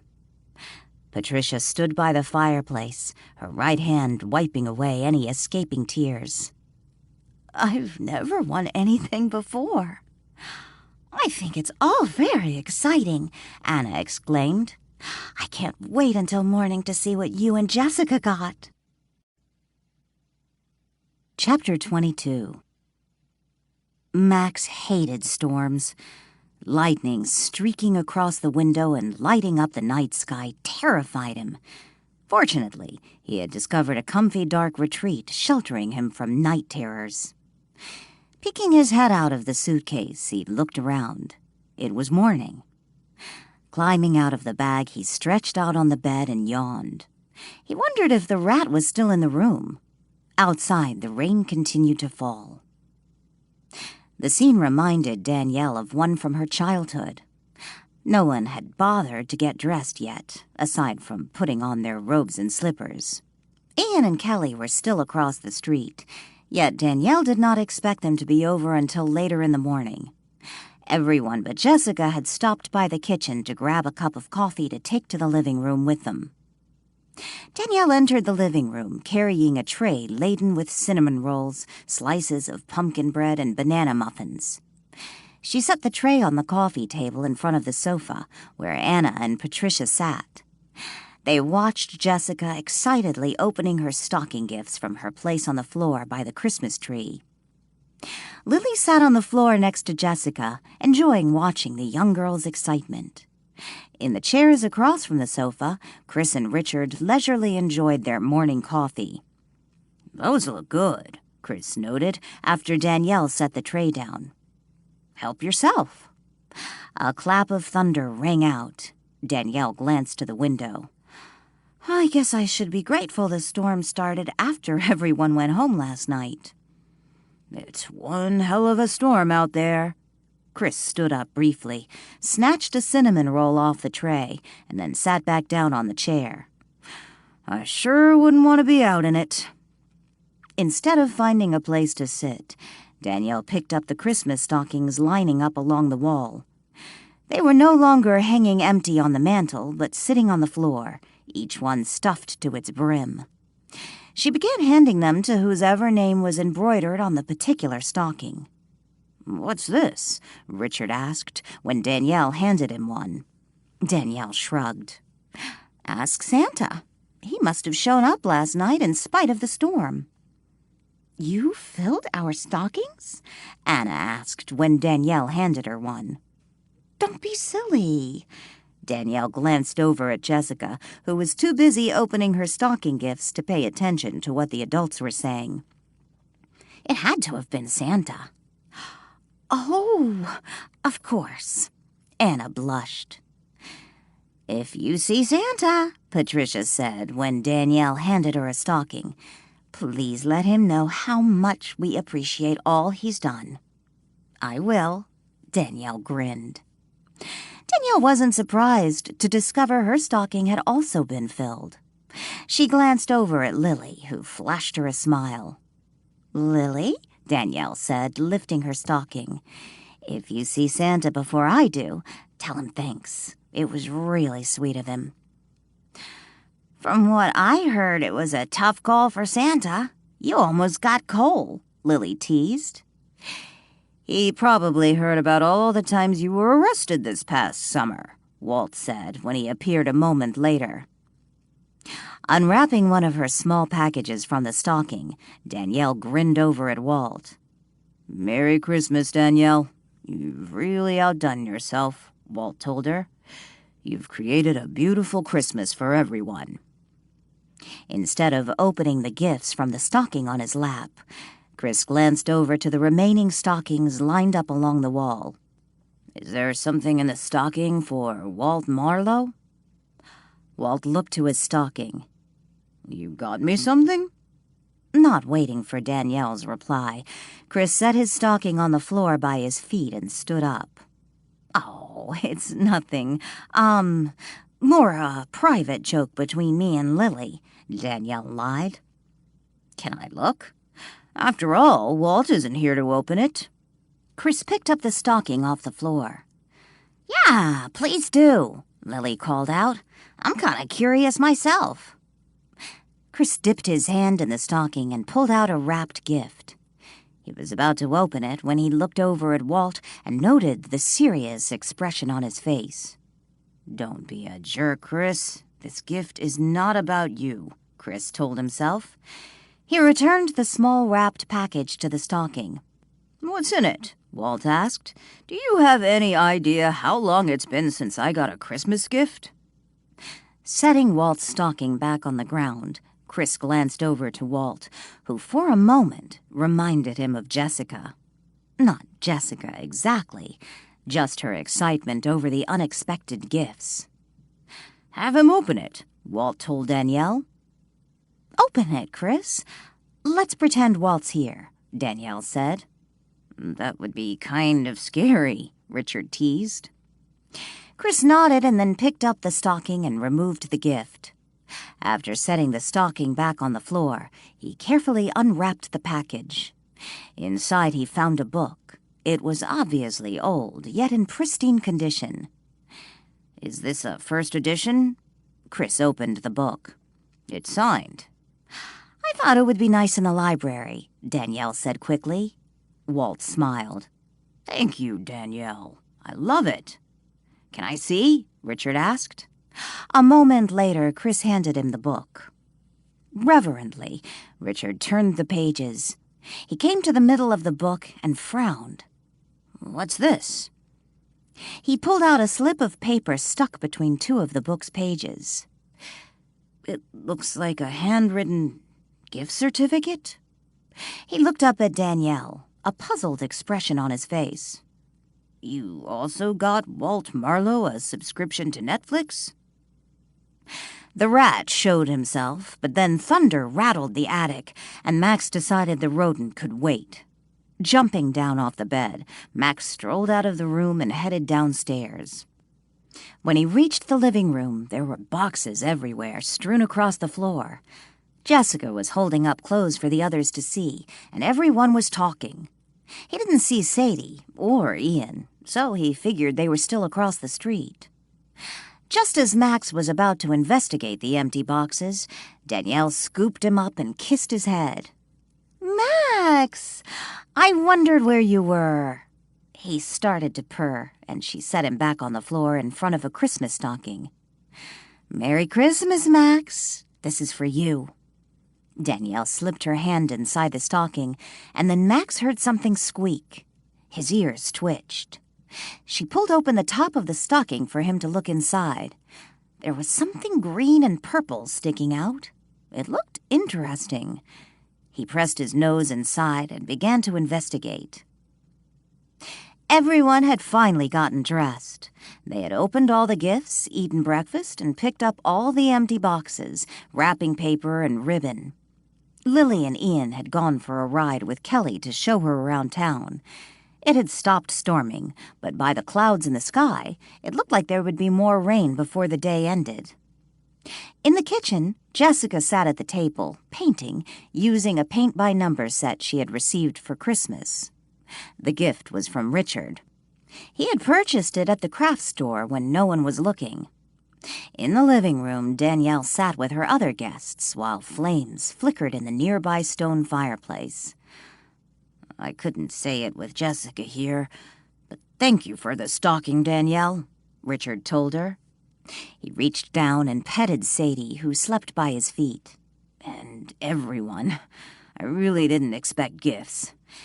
It's been a few years since I've exchanged gifts with anyone, and, well, frankly, Christmas was never much with my parents. Oh, I got presents, don't get me wrong, but it's been a long time since I ever felt, well, the Christmas spirit. Thank you. Yes, thank you, Chris agreed. I had some great Christmases with my parents. Since they've been gone, well, basically, it's just been another day. This has been nice. I agree, Anna nodded. Thank you for the stocking gifts, Danielle. A very generous Santa. Danielle blushed. It was fun to do. You all don't know how grateful I am for this Christmas. After I lost my job, I thought this was going to be the worst Christmas of my life. Jessica has had such a good time here. You've all been so nice to her, Patricia told them. She's a good kid, Richard said. And that's pretty amazing how you won the holiday here, not to mention some pretty nice gifts. You know, I'm really grateful for those gifts. The clothes, gift cards, and the computer. We didn't have a computer, and Jessica was growing out of her clothes. And I will certainly put all those gift cards to good use, especially the ones for the grocery store. But in all honesty, if the prize was just for the trip, I'd still be thrilled. At first, I wasn't going to come. I needed to find a new place to live, but I couldn't afford to pass up the gifts. Yet now, well, it's been a wonderful Christmas. The gifts were frosting on the cake. But frankly, it's the cake, not the frosting, that means the most to me. If you ever find out who sponsors benevolent charities, I'd love to know, Danielle said. Patricia nodded. Patricia, you mentioned you don't have any family, Chris said. No, it's just me and Jessica. My husband and I were both in foster care. That's where we met. Neither of us had family. No brothers, sisters? Chris asked. Patricia didn't respond immediately. Instead, she looked over at the Christmas tree. Finally, she said, I have a brother. Somewhere. What do you mean, somewhere? Chris asked. I had a younger brother. He was 6 when Mom died. They didn't keep us together. That's terrible. Have you ever tried to find him? Richard asked. Yes, a number of years ago. I learned he was adopted, the record sealed. I really didn't have the resources to look for him. And if I found him, would he even remember me? What do you remember about him? Chris asked. Patricia smiled softly. I remember he was a sweet boy. Shy. It was hard on him when our father died. He might have been young at the time, but those two were so close. And when Mom died, he was devastated, refused to talk. Did they try to keep you together? Danielle asked. Patricia shook her head. No. I was pretty angry at the time, acting out, defiant. I was furious when they separated us. You see, after our father died, Mom had to get a job. After school, we stayed at a neighbor's. But my brother had never come out of his shell after losing Dad, so he clung to me. I was really the only one he would talk to other than Mom. Tears filled Patricia's eyes. Technically, the neighbor was his after-school babysitter, but I was the one who took care of him. Why didn't they keep you together? Danielle asked. I don't understand why they would separate siblings like that. Patricia wiped away her tears. I always figured it was my fault. I overheard one of the caseworkers saying something about how I would never get adopted out because of my age and my attitude, and that my brother's only chance of finding a real family was to get away from me so they could help him. I guess they figured I was my brother's problem, not the fact he had lost both his parents in a relatively short time. It wasn't your fault, Anna fumed. Those idiot caseworkers. You were a good, loving sister who was just a child and needed help. I agree with Anna, Richard said. What was your brother's name? Danielle asked. Robert James, but we called him Bobby. Patricia glanced back to the Christmas tree. And yesterday was his birthday. Mom called him her Christmas baby. Chapter 23.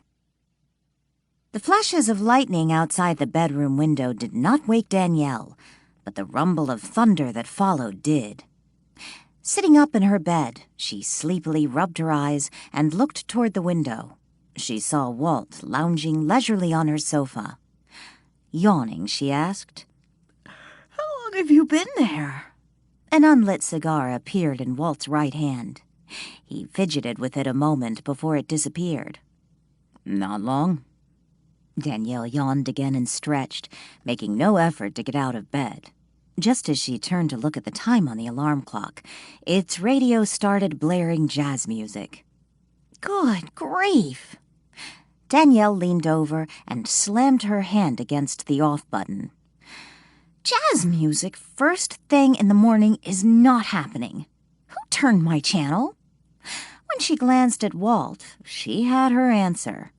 I knew it was a bad idea to put my old clock radio on the nightstand. Walt shrugged. Joanne got here a few minutes ago. Danielle leaned back on her pillows. She's probably starting breakfast. I guess I should get up. I think you cooked enough yesterday. Why don't you rest and let her take care of it? If you thought I should sleep in, why did you have my alarm clock blaring jazz this early? Sorry. I didn't realize I had actually set the alarm. Another clap of thunder shook the room. Both Danielle and Walt looked briefly to the window. Has it been storming all night? Danielle asked. Yes, I don't remember the last time we had a storm quite like this. Where did you spend last night? In the parlor, since you've taken away my attic. I'm sorry, Walt. I just felt sorry for Anna. And she's turned out to be a nice person, not some crazy lady like you thought when she first showed up. I know. Walt gave Danielle a smile. You were right. It is Christmas. People shouldn't be alone at Christmas. Well, technically, it's the day after Christmas, Danielle grinned. No, Christmas doesn't officially end until January 5th, Walt reminded her. True, the 12 days of Christmas. I wanted to thank you again for the Christmas gifts. The book's extraordinary, and I enjoyed the other gift, too. Enjoyed? Does that mean you've been watching Netflix? Yes, I spent most of the evening watching television. Well, I just hope none of the guests heard you. Walt shook his head. No, I had Max stand guard in the hallway. If anyone had started down the stairs, or had Chris opened his bedroom door, Max would let me know. Lucky someone didn't trip on Max in the hall. No one came downstairs, and Chris only came out of the room once during the night. Did he come into the parlor? See the television on? No. Walt shook his head. I assume he went into the kitchen to get something to drink. He didn't walk in the direction of the parlor. That's good. Danielle let out a sigh and then said, I think Marlowe House's first B&B Christmas holiday has gone well so far, don't you? Extremely well. Your guests certainly seem to be enjoying themselves. Yes, but I thought that was so sad when Patricia told us last night about her brother. Do you think Richard is right? She might be able to use Facebook to find him? It's a shot. I know other people have found missing family members and friends by making posts to share. Now that she has a computer, she'll be able to search if that's what she wants to do. You don't think she wants to find him? Walt asked. Not that exactly. I just sort of got the feeling she's accepted the fact he's gone from her life. Oh, and another thing. Has nothing to do with Patricia's brother, but I just thought of it when you mentioned Richard. Remember how Morris was quizzing me about Anna and Richard? He was also asking Richard about Anna, Walt reminded her. Maybe Morris was onto something. What do you mean? Last night when I got up to use the bathroom, I thought I heard something, so I looked out my bedroom door. And guess who I saw coming down the stairs from the attic? Richard? Danielle nodded. What time was that? I don't know. It was late. I didn't think to check the time. It was after everyone went to bed. Interesting. Danielle tossed her blanket and top sheet to the side. I guess I better get up and see if Joanne needs any help getting breakfast on. In the kitchen 20 minutes later, Danielle found Joanne shredding potatoes for hash browns. Good morning, Danielle cheerfully greeted as she poured herself a cup of coffee. Did you have a nice Christmas? Yes, I did.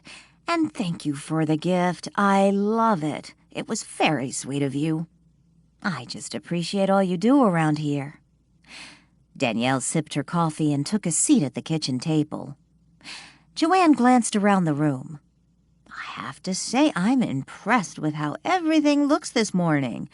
I would have never have guessed you prepared a Christmas dinner in here last night. I thought you were going to leave me the dishes to clean up this morning. When Lily and I started to clear away the dishes, everyone just pitched in. It felt a little like I was back home, when everyone would help clean up. Even the men? Joanne chuckled. In our family, they fell asleep on the floor or couch after Christmas dinner, and the women end up in the kitchen for the rest of the evening. Of course, I don't really mind that. Gives us all a time to visit without the men underfoot. Danielle shrugged. My dad was pretty good about helping in the kitchen. So was my Uncle Carl. Last night, Chris ended up washing all the pots and pans while I dried and put them away. When Danielle walked back into the hallway 20 minutes later, she found Lily hurrying to the front door. Morning, Lily. You certainly aren't going outside in this weather. Danielle followed Lily. Hardly. Ian just called. He and Kelly are coming over in a few minutes, and I promised to have the front door unlocked so they don't have to stand in the rain and wait for someone to answer the door. He has a key, Danielle reminded her. I don't think he wants to be fumbling around with a lock in this weather. Lily unlocked the front door. I guess I don't blame them. Hey, guess who I saw sneaking down from the attic last night? Lily smirked. Danielle grinned. Richard? Lily laughed. No, not Richard. That's funny. Why funny? I can't see Richard and Anna together. Of course, I really can't see Chris and Anna together either.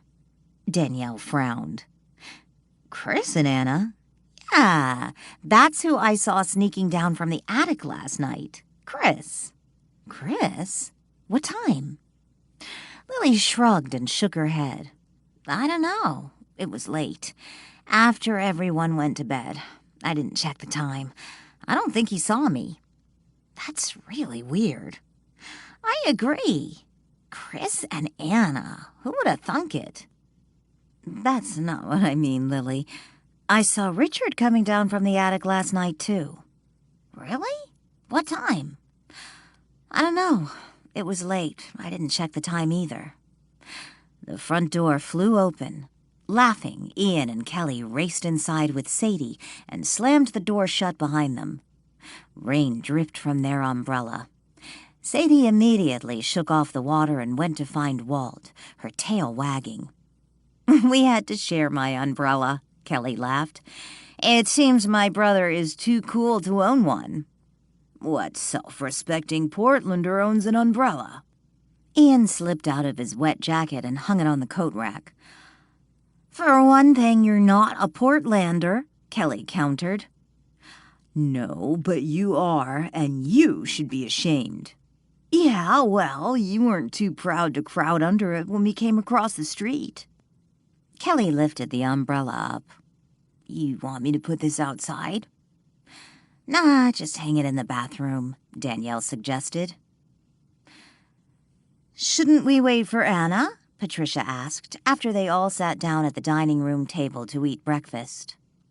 Almost everyone was there.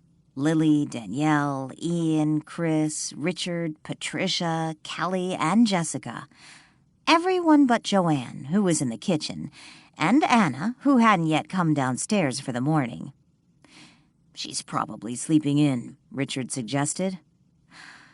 I don't know how she can sleep with all that thunder, especially with her in the attic. It must be loud up there, Patricia said.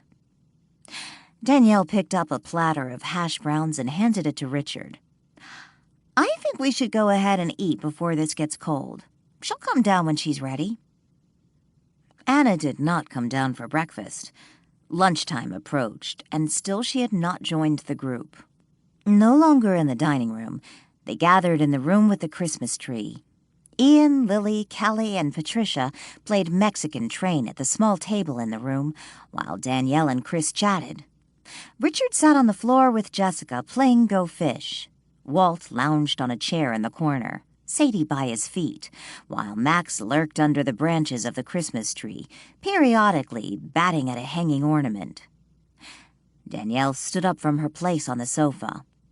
I think I'll go check on Anna, make sure she's not sick or something. Patricia looked up from the game. That's probably a good idea. I would have thought she'd be down by now. It's almost 11. When I was younger, I could sleep until noon.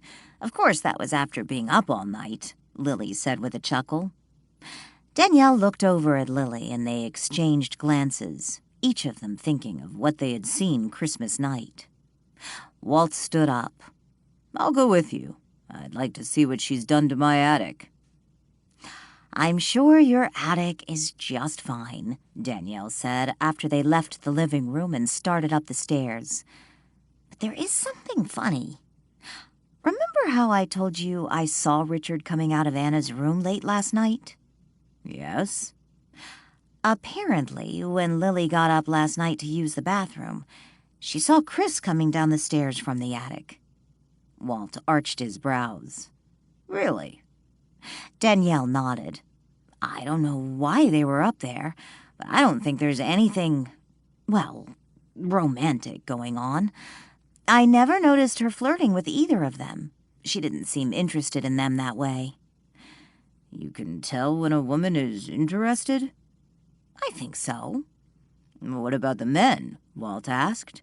Maybe they were returning downstairs after being rejected. You think they went up there for some late-night booty call? Not really sure what a booty call is, but perhaps they were pursuing her. I certainly never noticed anything going on between them. Walt shrugged. She is an attractive young woman, a little pushy in my opinion, but good-looking. Although, by the way Chris has been behaving, I thought his interests lie elsewhere. They reached the second-floor landing. Still holding on to the handrail, Danielle paused a moment and looked at Walt. Interested? In who? You, of course. Danielle perked up. Really? Walt scowled. Are you seriously interested in Chris after he's been lurking around in the attic with Anna? Danielle continued to the attic stairwell. Who said I was interested? Oh, please. Walt rolled his eyes. Maybe Anna hasn't been flirting with Richard and Chris, but you certainly have. Danielle stopped and looked at Walt. I have not been flirting with Richard. Walt arched his brows again. And Chris? Danielle shrugged. Well, maybe a little. But you're right, if he has something going on with Anna, I'm not really interested. I don't need that kind of drama in my life. Or that kind of man. True. Now on the stairs leading to the attic, Danielle paused again and looked at Walt. With a mischievous grin, she added, "But that doesn't mean I still can't look." Walt let out a sigh and shook his head. Danielle laughed and started back up the attic stairs, Walt by her side. When they reached the attic door, Danielle started to knock, but noticed the door was not shut all the way. "Anna?" Danielle called out. When there was no answer, she knocked on the door and called out Anna's name again. "Anna, are you all right? Anna?" There was no sound inside the room. She pushed the door open and called out again. "Anna, it's Danielle. We were worried." Danielle stepped into the attic. There was no Anna. She glanced around. "She's not in here," Walt said, walking into the room. "She must be in the bathroom." "Danielle, if you're talking about the bathroom on the second floor, the door was wide open when we walked by. No one was in it." "Then I guess she must have gone downstairs and we missed her. She's probably in the kitchen with Joanne getting something to eat." "Is that blood?" Walt asked. "Blood?" Danielle walked over to where Walt stood and looked down at the small white throw rug on the floor. Danielle frowned. "It sure looks like blood." Chapter 24. "Joanne, have you seen Anna?" Danielle asked when she walked into the kitchen a few minutes later. Joanne looked up from the sink full of dirty pots and pans. "Anna? No, I haven't seen her all morning." "She has to be around here someplace," Danielle mumbled as she left the kitchen and headed for the library. When she finally returned to the living room, there was still no sign of Anna. "Is Anna feeling okay?" Patricia asked when Danielle walked into the room. Danielle frowned. "She hasn't been in here?" Lily turned to face Danielle. "No, we thought you were going to the attic to check on her." "I did. She wasn't in the attic. I figured she was probably in the bathroom, but she wasn't in there either." "Danielle, we didn't check all the guest bedrooms," Walt said. "I'm going to see if she's in someone's room."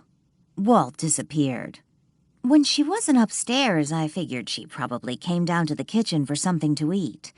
I must have missed her, but Joanne hasn't seen her either, and I looked in all the other rooms on the bottom floor." She glanced at Chris. "Except for the room Chris is staying in, but I don't think she's in there." "She isn't," Walt said, as he appeared a moment later. "She's in none of the bedrooms. I even checked the basement. She's not in the house." "You don't think she left, do you? I thought she was staying for another week," Patricia asked. "Her suitcase is sitting on the bed, but she doesn't seem to be in the house." Richard stood up. "I can't believe she'd go out in this weather." "Anna didn't leave, did she?" Jessica asked. "We don't know, honey," Patricia said. "She has to be here somewhere," Ian insisted. "I agree with Richard. She wouldn't go out in this weather. And if her suitcase is still sitting on the bed, then I doubt she left." "I need to use the bathroom," Danielle said abruptly, looking at Walt. "I'll be right back." "Did you want to talk to me?" Walt asked. Chris watched as Danielle gave a silent nod and turned toward the door. Walt followed her out of the room. "Something about this creeps me out," Danielle whispered as she went into the downstairs bathroom with Walt, closing the door behind her. "What do you mean?" "The blood on the rug, for one thing, but I didn't want to say anything about it with Jessica in there." "She probably just cut her foot on something," Walt suggested. I'm sure you're right, but seeing the blood there, Danielle shivered. What do you want to do? Walt asked. I'm not sure. If it weren't for this weather, I wouldn't be so concerned. Do you think she went out when we were having breakfast? Walt shook his head. I don't see how she could have passed by the dining room without someone seeing her. Then she must have slipped out last night. But why? And where did she go? If she'd gone down those stairs last night, I would have known. Max was standing guard all night. So you're saying she's somewhere upstairs? What? Hiding from us? Danielle frowned. I suppose she could have slipped by without me noticing. Maybe Max fell asleep on the job. He does sleep a lot. What do you want to do? I know you've already checked the house, but before we start looking around outside, we need to check the house again. I can't very well tell everyone you already did that. Walt glanced at the closed door. It wouldn't hurt to go through the house again. But I don't want them to see the rug, especially Jessica. It might freak her out. I was thinking maybe you could go upstairs and move it somewhere. You want me to hide it? Just for now. Like you said, she probably cut her foot. I seriously don't think anyone's been stabbed in the attic. A knock came at the bathroom door. Danny, you okay? It was Lily. I'll go move the rug. You arrange the search party. Walt vanished. They searched all the rooms of Marlowe House, even the basement. There was still no Anna. When they returned to the living room, Ian announced he was going to check the grounds. Perhaps Anna had stepped outside for some reason, maybe to watch the lightning, and then tripped and fell. Richard and Chris joined him on the search. When they returned 15 minutes later, all the men were drenched, and still no Anna. Jessica, would you please go into the kitchen and get us a plate of cookies? Joanne can help you, Lily asked. I think you need to call the police, Lily said, after Jessica darted from the room. The police? Why? Chris asked. Lily looked at him. To begin with, Anna's missing. As far as we know, she left the house a few minutes before Danielle checked on her, so she hasn't been missing for even an hour. The police aren't going to do anything, Chris insisted. If she went out in this storm, she could be in trouble. I can't imagine anyone intentionally staying outside in this weather. Maybe whoever dropped her off picked her up last night, Chris suggested. Danielle shook her head. No, Chris, her suitcase is still here. Patricia pointed to the opened packages shoved under the tree. And her presents are still here. She wouldn't leave without them. Danielle looked at Lily. What are you thinking? Anna's not here. She obviously went out last night for some reason, and if her things are still here, I have to believe she intended to come back. But this weather... Danielle sat in the parlor with Joe and Brian. She wished the chief wasn't out of town for Christmas. She would rather be dealing with him. So one of your guests has gone missing? Brian asked as he opened his notebook.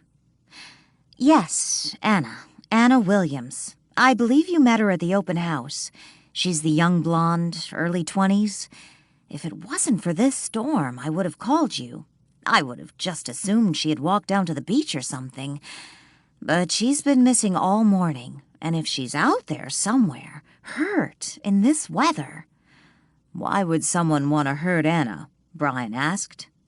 Joe held a stainless steel travel mug in one hand.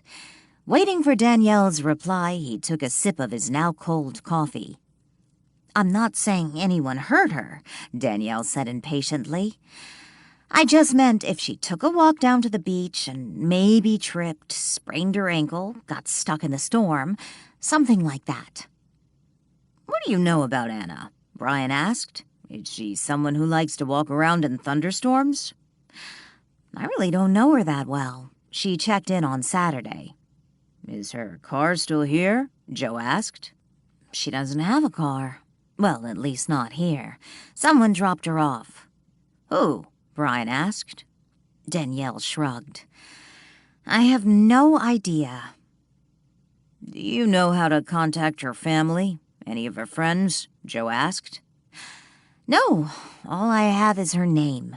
She told me she's been living in Portland, but nothing specific. Do you know what she does for a living? Joe asked.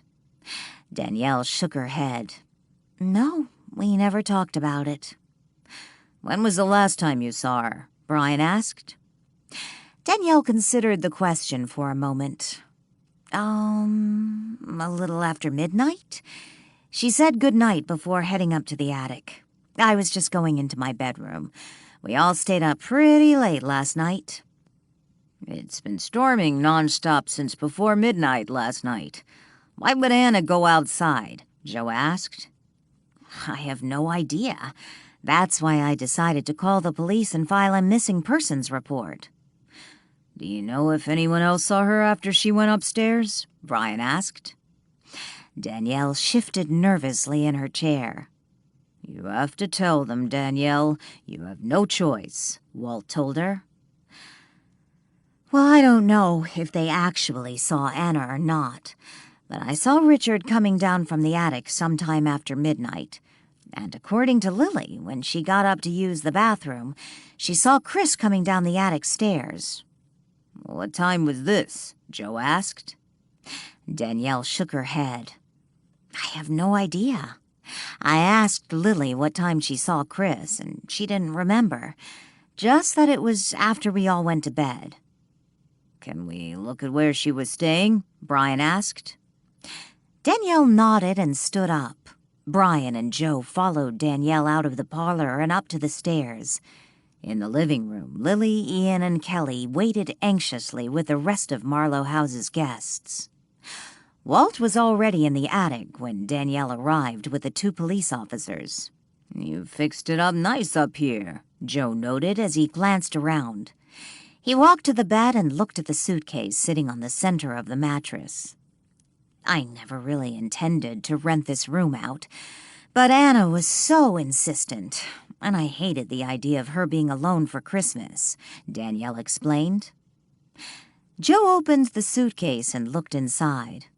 It's empty. I assume she put her things in a closet or something? Danielle walked to an antique oak chifforobe next to the window.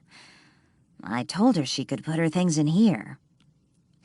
Brian walked to the chifforobe and opened its closet. It was empty. Why would she take her things and leave her suitcase? Maybe she put her things in the drawers, Danielle suggested. No, don't have them look in there. I put the rug in the top drawer, Walt called out. Brian reached for the top drawer, but it was stuck. He tugged on the handle, but the drawer stubbornly refused to budge. That drawer always sticks, Danielle lied. I doubt she put anything in it. Brian abandoned the top drawer and reached for the one below it. It opened. It's empty. A clap of thunder momentarily distracted Walt. He looked to the window. In that instant, Brian tried the top drawer again, giving it a quick jerk. It flew open, almost falling out of the cabinet. What's this? Brian pulled the stained rug from the drawer and looked at it. Is that blood? Joe asked. He and Brian looked to Danielle. Have you ever seen this before? Brian asked. Yeah, it's my throw rug. Brian handed the rug to Joe while asking, Where do you normally keep it? Danielle pointed to where the rug had been before Walt had moved it. On the floor by the bed. Do you know what the blood's from? Brian asked. Danielle shook her head. Where was the rug the last time you saw it? Joe asked. Danielle pointed back to the space on the floor.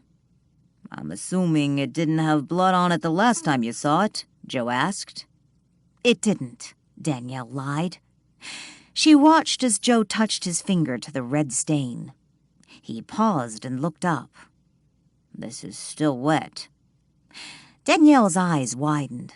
She looked at his finger, now red-tipped. What? Whatever this is, Blood or something that looks like blood. It's still wet. Whoever put this rug in the drawer couldn't have done it that long ago, Joe said. How many suitcases did Anna arrive with? Brian asked. Just the one on the bed. I'm assuming she brought clothes, cosmetics with her. Brian glanced around the room. None of which appear to be here. She didn't wear the same outfit every day, so she obviously had clothes in her suitcase, Danielle said. How long was she supposed to stay for? Joe asked. Until after the New Year. She already paid in cash. Danielle glanced from Joe to Brian. She also left the things we got her for Christmas. You got her a Christmas present? Joe asked. Danielle nodded. I got stockings for all the guests and filled them, and they ended up exchanging gifts. Little things. But I can't imagine Anna would leave hers behind. It looks like she decided to leave, but for some reason left her suitcase behind, Brian said. And the rug? Joe asked. Maybe she cut herself, got blood on the rug. Looks like she left in a hurry. Probably shoved the rug in the drawer because she didn't want to clean it, Brian suggested.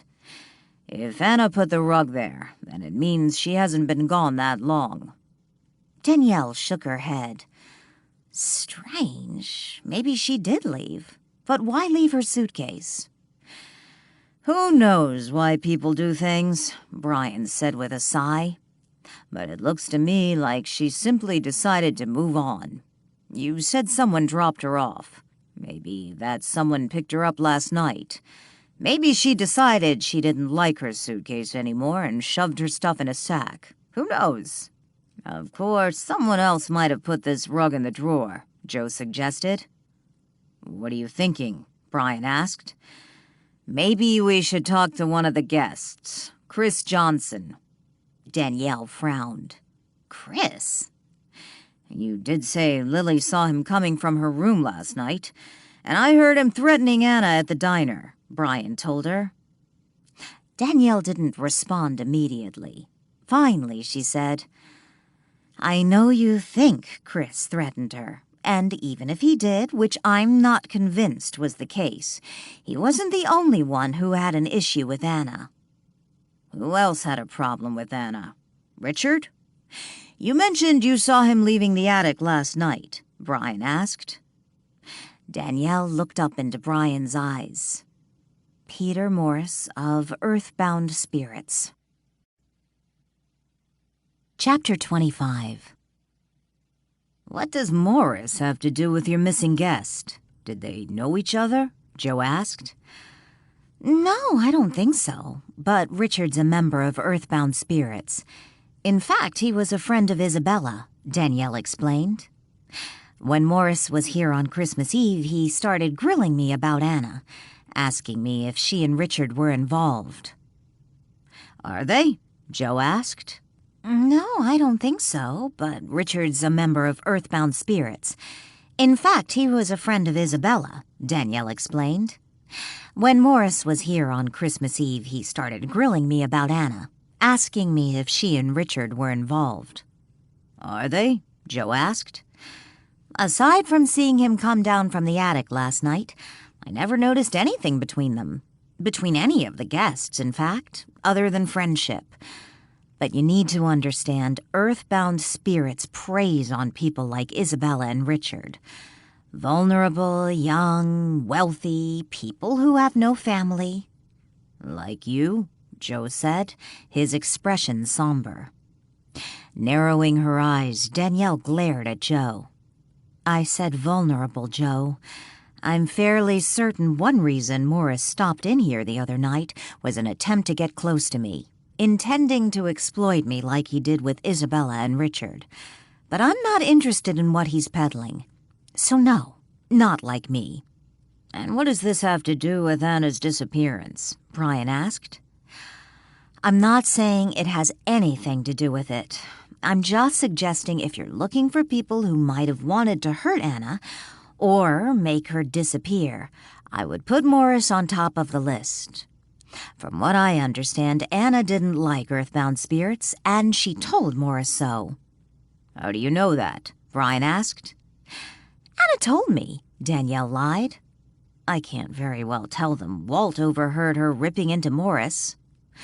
So she didn't like earthbound spirits? So what? Joe asked. I don't like them either. If Morris thought you were getting chummy with Richard and afraid you might be able to influence him, then maybe he'd want to get rid of you too. After all, members of earthbound spirits typically leave their estates to the organization. Look at Renton. Even Isabella was going to until she had a change of heart, Danielle explained. Brian scribbled some notes into his book, while Joe silently considered what Danielle had said. When Brian finished writing, he said, "The fact is, there's really no sign of foul play here. Chances are Anna decided it was time to move on. Who knows? Maybe she's the type who enjoys drama. What woman doesn't?" Danielle arched her brows. Drama? You know, the attention, the mystery. Brian closed his notebook. He glanced down at the rug. As for the blood, maybe she cut herself. But we can't really go accusing earthbound spirits of anything based solely on the fact she didn't like them. I never implied anything nefarious happened, Danielle said with annoyance. I simply wanted you to be aware she had basically vanished, in case some unidentified woman shows up in the hospital or something. I'm worried about her. If something nefarious happened to her, I'd be more apt to look at your Chris Johnson, Brian told her. I don't care what anyone says, he was threatening her, and he's staying at Marlowe House, not Morris. Joe glanced down at the stained rug. Would you mind if I took it? Danielle shrugged. I guess it's okay. While we're here, we should probably talk to your guests. Maybe we can figure out where Anna went, Joe said. Brian's probably right, but we might as well talk to everyone while we're here. Okay. Danielle glanced over to Walt and then looked back at Joe and Brian. They're probably still in the living room. You want to talk to them there? Joe shook his head. I'd rather we talk to them individually. One of them may have seen something they'd feel uncomfortable talking about around the others. Can we do it in the parlor? Brian and Joe talked to Lily first. Other than verifying Danielle's story about seeing Chris coming down the attic stairs, she provided no other clues to help them determine where Anna might have gone. They then spoke to Jessica, followed by Ian and then Kelly. None of the three were able to shed any new light on where the missing woman could be. While Brian and Joe questioned each person, Walt sat on the edge of the parlor desk, watching and listening. After Kelly left the room, it was Patricia's turn. She took a seat on the sofa and faced Joe and Brian. Danielle's concerned something may have happened to Anna. If she went outside for some reason in this storm, she could have gotten hurt and needs help, Joe explained. Or maybe whoever dropped her off picked her up last night and she went home. How can I help? Patricia asked. If we knew a little more about Anna, we could call her family or one of her friends. Maybe they've heard from her. If Anna doesn't show up for the rest of the week, we really won't know if she's a missing person or just decided to go home, Brian explained. I'm sorry, I have no idea how to contact your family. Do you know where she lives? Joe asked. Anna was friendly. She was always asking us questions about our families, our lives. She seemed genuinely interested in everyone, but she really didn't talk about herself. The only thing I really know about her is that she once lived in Portland. Whenever I would ask her specific questions, especially about her family, she would change the subject. How did she get along with the other guests? Joe asked. Chris and Richard? Fine. We all get along. Did you ever notice anything going on between her and either of them? Brian asked. Patricia frowned. What do you mean? Something more than friendship? Joe suggested. Patricia shook her head. No, not at all. So she treated them the same, didn't seem to prefer one over the other? Brian asked. Patricia considered the question a moment before answering. It isn't that she shows a preference for one over the other. She just treats them differently. In what way? Joe asked. Anna's much younger than I am. I'm probably old enough to be her mother. If I had her as a teenager, that is. Patricia smiled. But she's a very self-confident young woman, a dominant type. I never felt any of us intimidated her. Why should she feel intimidated? Brian asked. I'm not saying she should feel intimidated. I just meant being a young woman, coming to a place where you don't know anyone. I could see how that might be intimidating. Even though she was here by herself, she was never shy. She initiated conversation with all of us. Reminded me a little of a cruise director, wanting to make sure everyone was having a good time. Patricia smiled. How did you mean she treated the men different? Brian asked. Anna treated Chris, well, more like a colleague. I noticed she was a little more bossy with Richard. Or maybe bossy isn't the right word. Domineering, maybe. Liked to give him advice. She liked to give me advice, too, which I always found fairly amusing, considering her age. But I never noticed her do that with Chris. Did you feel either Chris or Richard was romantically interested in her? Joe asked. No. Did she argue with either of them? Brian asked. No, I don't recall any tension between any of them. Why is this important? Do you think Chris or Richard did something to Anna? We're just trying to understand all the players, Brian explained. Do you know anything about earthbound spirits? Joe asked. Who? Patricia frowned. Did you meet Richard's friend Peter Morris at the open house? You mean the older gentleman with the dark hair? Joe nodded. Yes. Richard introduced him to me, but I didn't really talk to him. Why? He's the founder of Earthbound Spirits. You never heard of the organization before? Brian asked. No, I don't think so. Richard sat on the parlor sofa where Patricia had been sitting 10 minutes earlier. We understand you were probably the last one to see Anna last night. Richard fidgeted nervously. Me? You went up to the attic last night, didn't you? After everyone went to bed? I went up the stairs, but I didn't go into the attic. I didn't see Anna.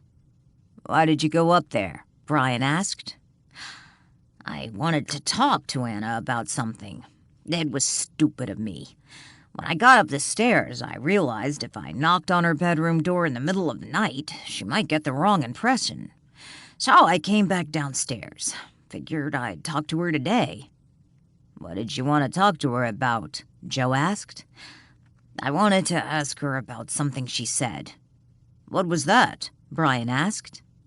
Private things. What do you mean, private things? Brian pressed. Richard stared down at his hands. They fidgeted nervously on his lap.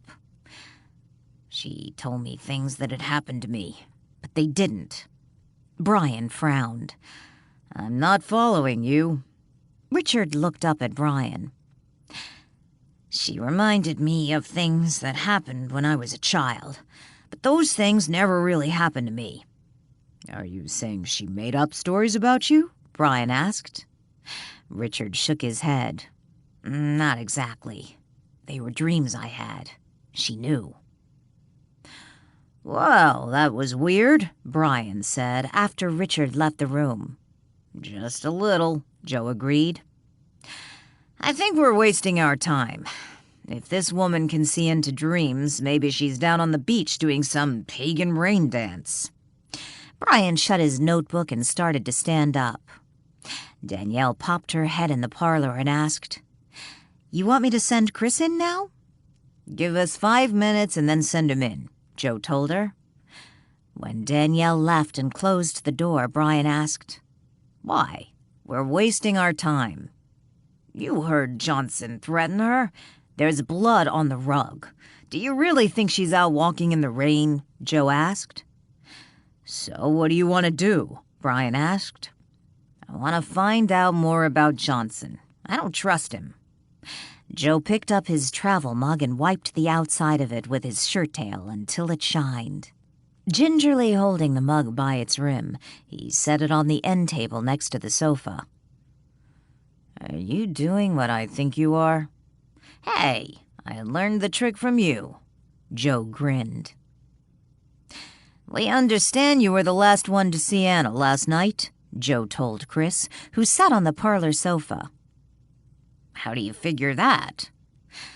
"You was seen coming down the attic stairs last night after everyone went to bed," Joe explained. Chris shrugged. "So? Why were you up there?" Joe asked. "Just talking." "Was it common for you to go up into Anna's room at night when everyone was asleep?" Brian asked.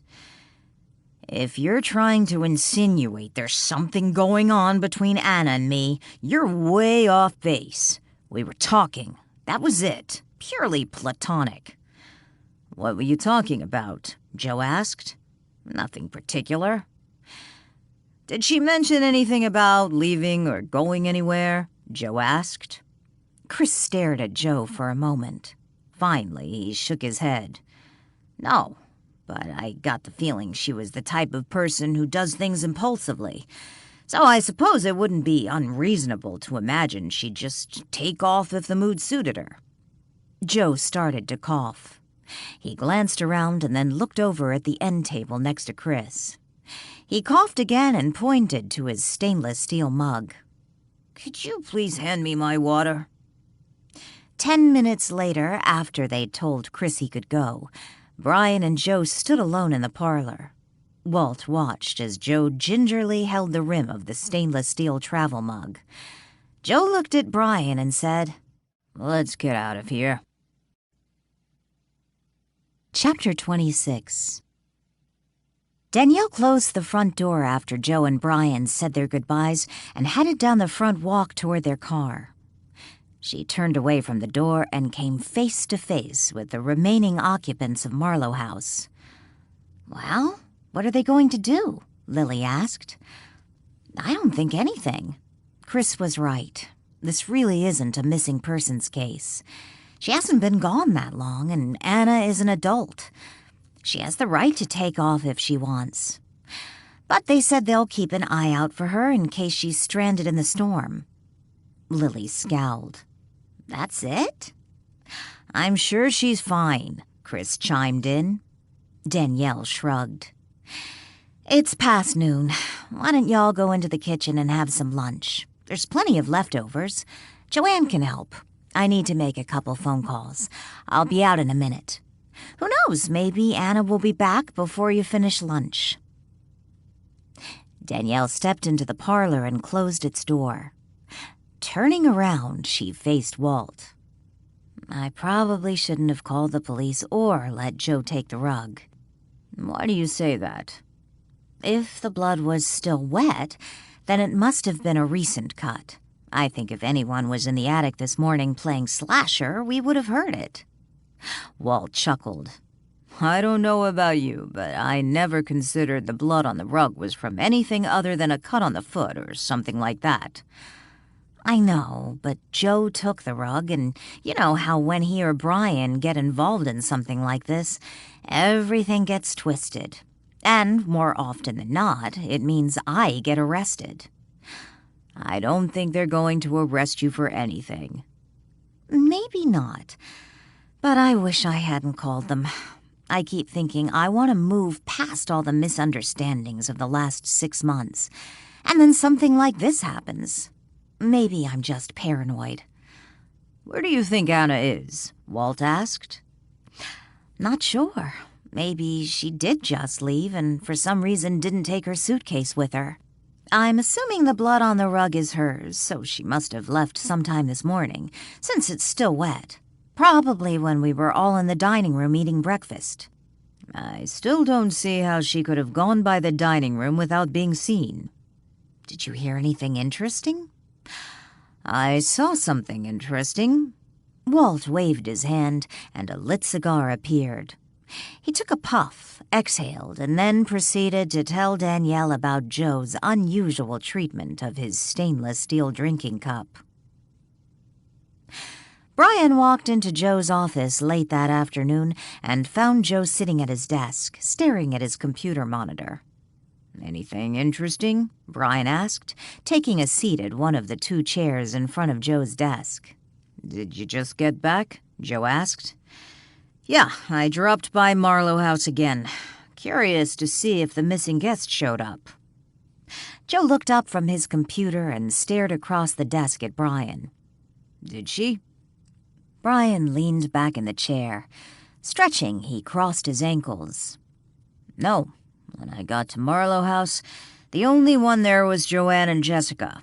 Joanne told me that when it stopped raining, they all took off to go look for Anna. They hadn't gotten back yet." Joe leaned forward, resting his elbows on the desk. "In answer to your question, did I find anything interesting? Yes. It seems Chris Johnson is not Chris Johnson." Brian sat up straight and leaned forward. "Really? Who is he? Does he have a record? Outstanding warrants?" "His real name is Chris Glendon. No outstanding warrants. The only prior was disorderly conduct when he was in college. Charges were dropped. Aside from that, nothing. Not even a single traffic violation." "So why is he going by a fake name?" "I tried to find something on Anna Williams, see if there was some connection between her and Glendon. I couldn't find anything on her, so I decided to look at the other guests. Started with Winston, because he was also seen coming down from the attic last night. That's when I found a connection."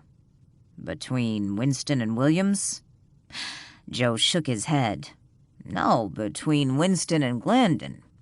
He then went on to explain the connection between the 2 men. "Do you think this has anything to do with Williams' disappearance?" Brian asked after he heard all that Joe had learned. Joe shrugged. "I don't know. But both men were seen coming down from her room late last night after everyone went to bed. Danielle told us about Morris's concerns regarding Williams and Winston. Maybe he was onto something, and those 2 were getting closer than casual friends. Then you overheard the conversation between Glendon and Williams. Were they ex-lovers? Is this some love triangle gone bad?"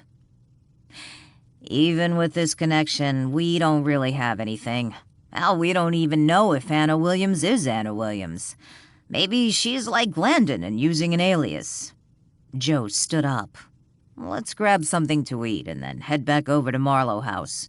Hopefully they'll be back from their walk. Who knows? Maybe Anna will be with them. What do you want to do?" Brian stood up. "I'm going to let them know what I found out." "Them?" "Yes. I want to see what sort of excuse Glendon comes up with for using an alias. I'm curious to see how Winston will react. And if nothing else, I want Danielle to know who's staying under her roof." By the time Brian and Joe returned to Marlowe House, it was already dark outside, and it had started to rain again. They found everyone in the living room except for Jessica, who was in the parlor with Sadie and Max, watching a Disney movie. Danielle answered the door and led Brian and Joe into the living room. A fire blazed in the massive stone hearth. The room's only other illumination came from the Christmas tree's flickering lights and several flameless candles strategically placed around the room. The moment the officers entered the living room, Lily stood up and asked, "Did you find out anything?" "No, not about Anna," Joe said as he fiddled with the baseball cap in his hand. "But after I returned to the station and looked into a few things, I discovered one of you was not exactly truthful. and I was hoping that person could offer some explanation." "What are you talking about?" Danielle asked. Joe looked at Chris. "Chris, I think you have a few things to explain. This has to be about the fingerprints Joe lifted from Chris." Walt spoke up from the corner. Both Danielle and Chris briefly glanced Walt's way.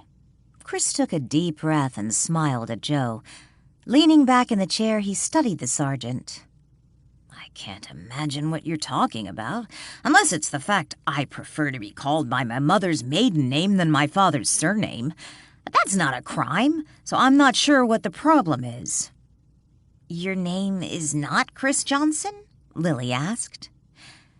"Technically speaking, my first name is Christopher, but I go by the nickname Chris, so I suppose you could say I also use a nickname for my surname." "Why?" Lily asked. "I know why Ian uses two names, but why do you?" "I'd like to hear the answer to that question," Joe said. Chris glared at Joe. "Frankly, it really is none of your business. Mr. Winston, do you know what Chris Johnson's real name is?" Brian asked. Richard shook his head. "No, why should I?" "It's Glandon." "Glandon?" Richard repeated. "His parents were Heath and Margaret Glandon," Joe explained. It took a moment for the names to register with Richard. When it finally did, his eyes widened and he turned and stared at Chris. "Your parents, they were killed in the same boating accident as my parents." Chris nodded the affirmative. "Oh my God, that's horrible!" Patricia cried out. "Does this mean your parents were friends?" "The boat they were on belonged to their attorney, who was also the Winstons' attorney. They knew each other socially, but I wouldn't call them friends exactly," Chris explained. "Why didn't you say anything?" Richard asked. "I didn't see the point," Chris shrugged. "It's Christmas. Sharing stories and comparing notes on our parents' tragic death isn't really the best way to instill the holiday spirit." "So you two have never met before?" Patricia asked. "On a few occasions," Chris explained. "Nothing more than a casual introduction. Until this week, we'd never had a real conversation." Richard frowned. "If we met before, I can't believe I wouldn't have recognized you." Chris smiled. "Well, back then I was sporting a beard and I wore my hair longer, and you would have known me as Chris Glandon." "Is that why you used Johnson instead of Glandon? So Richard wouldn't recognize you?" Danielle asked. Chris looked at Danielle. "That would mean I knew Richard was also staying at Marlowe House. I made my reservation before I ever saw Richard here. And like I said, I typically use my mother's maiden name when I meet new people." "Why is that?" Joe asked. "Do you have something to hide?"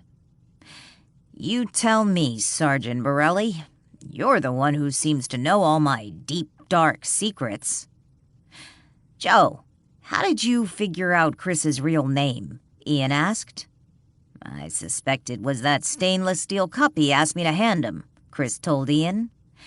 "You took his fingerprints. Why?" Ian asked. "Danielle did call us here this morning regarding her missing guest, who, by the way, still has not shown up. Yet she left her suitcase and other belongings behind," Joe reminded them. "We're just trying to determine if there was possibly foul play. Mr. Glandon happens to be not only the last person who saw Anna before she disappeared. He threatened her life just days before the disappearance." "Threatened her life?" Patricia looked anxiously from Joe to Chris. "I didn't threaten her life, Patricia." Chris sighed. "Officer Henderson overheard a private conversation between Anna and myself and misunderstood. This was right before we left the diner in town. You were with us that day, when we went out to lunch and shopping. Did you notice any animosity between Anna and myself?" Patricia shook her head. No, not at all. And from what I understand, the suitcase is empty, Chris continued. Maybe there's something wrong with it. Did you check it? Maybe it has a broken latch. The handle is loose. Maybe it has a funny smell. If she decided she was ready to leave and felt something was wrong with the suitcase, maybe she used a sack. I'm sure she could have found one in the kitchen easy enough. As for the gifts she left behind, perhaps she simply forgot them. So you're saying you believe Ms. Williams decided to leave early and not tell anyone? Brian asked. It's entirely within the realm of possibility. Chris leaned back in the chair. You still didn't explain why you're using a fake name, Joe said. And I told you it really is none of your business, Chris countered. Ian began to chuckle. All heads turned in his direction. Kelly frowned. What's so funny? I just figured out who Chris is. Ian looked at Joe again and shook his head. Think, Joe, if you were him, would you go around introducing yourself as Chris Glandon? Ian laughed again. Unsmiling, Joe stared at Ian. I don't know where you're going with this. Exactly. Where did you get your information on Chris? Ian asked. If it was on the internet, you obviously didn't read much. What happened? Did you just pull up the story on his parents' death? Figured out the connection between him and Richard and stopped there? Chris let out a weary sigh and leaned back in his chair, closing his eyes. When he opened them again, he found the entire room staring in his direction. I always wanted to do a story on you, Ian said. I've sent inquiries to your attorney. You're a difficult man to track down. Chris smiled at Ian. Yeah, I got your inquiries. Not big on interviews. No hard feelings? Ian chuckled. And to think I spent Christmas with you and didn't even know. Ian laughed again. Kelly's eyes widened. She looked from her brother to Chris and back to her brother. Oh my God! Chris Glandon? Glandon? Ian chuckled and looked at Kelly. A little slow on the uptake, sis. But yeah, Chris Glandon. Chapter 27. They call Chris one of the most elusive, yet generous philanthropists, Ian explained. He flashed Chris an apologetic smile and said, Sorry, but they already know your real name now. All they need to do is go online and do a thorough Google search. Kelly looked at Chris. In all the online photographs I've seen of you, you always had the beard. These days, I tend to avoid getting a current photograph taken. Makes life easier. I imagine. People always wanting something from you, while you're trying to figure out where you want to give your money, Ian said. I remember now. Richard looked at Chris. You're the one who's been giving massive amounts of money away to charities ever since your parents were killed. Well, hell, Walt grumbled, slumping down in a chair. He tossed his lit cigar into the air. It vanished. I was rather hoping to find out he was a mass murderer. At the very least, a con man who took advantage of sweet little old ladies. Wait a minute. Are you saying Chris is rich or something? Lily asked. Put it this way. Danielle is considered below poverty level compared to Chris, Ian chuckled. I don't consider using my mother's maiden name a lie. But I did lie about one thing, and I'd like to come clean now. Walt sat up in the chair and grinned.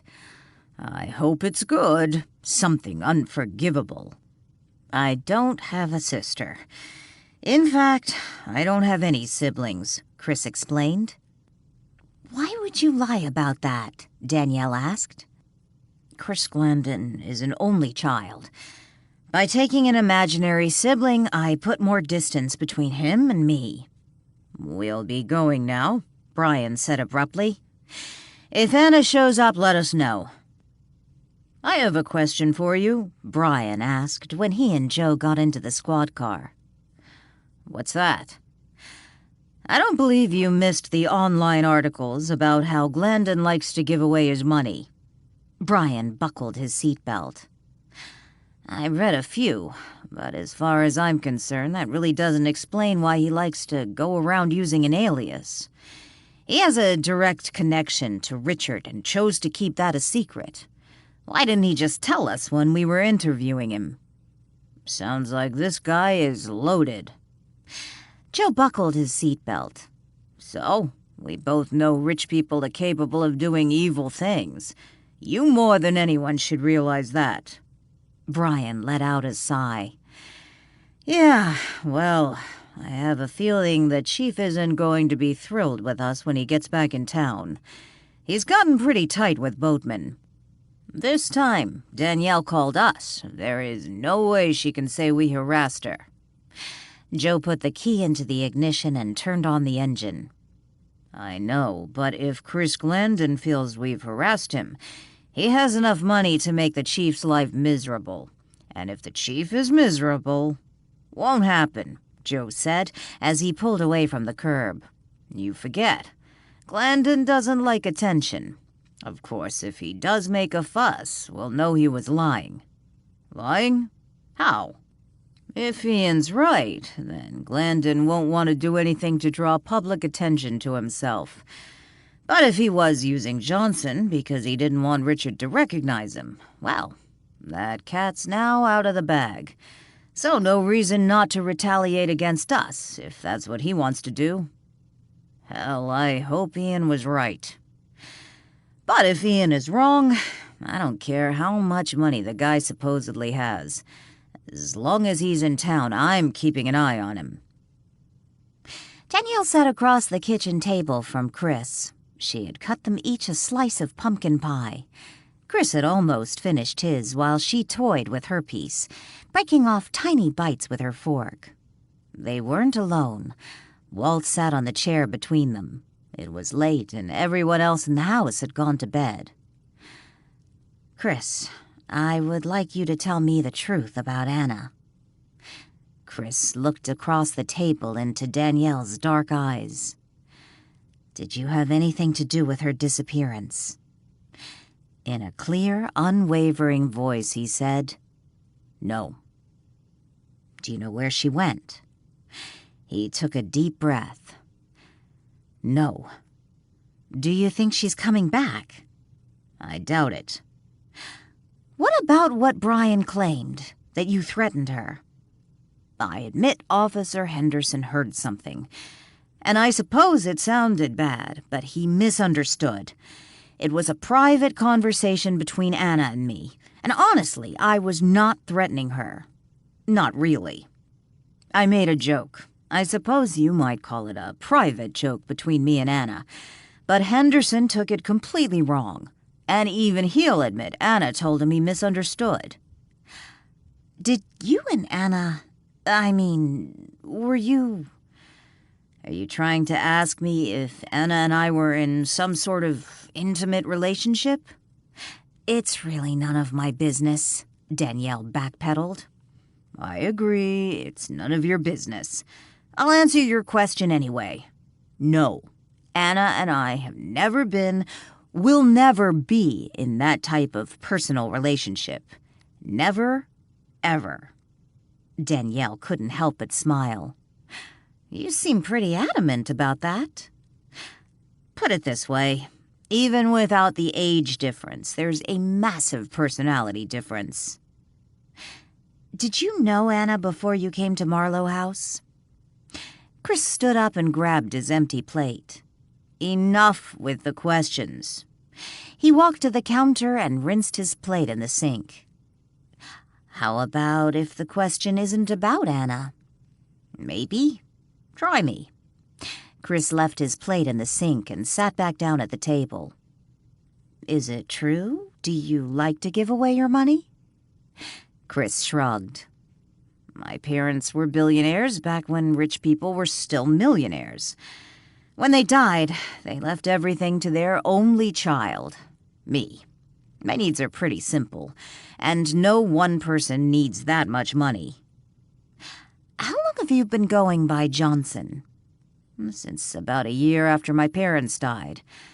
While I try to keep my donations anonymous, that doesn't always work out. People were appearing out of thin air, literally, needing me to help them. Out of thin air? Literally? Danielle chuckled.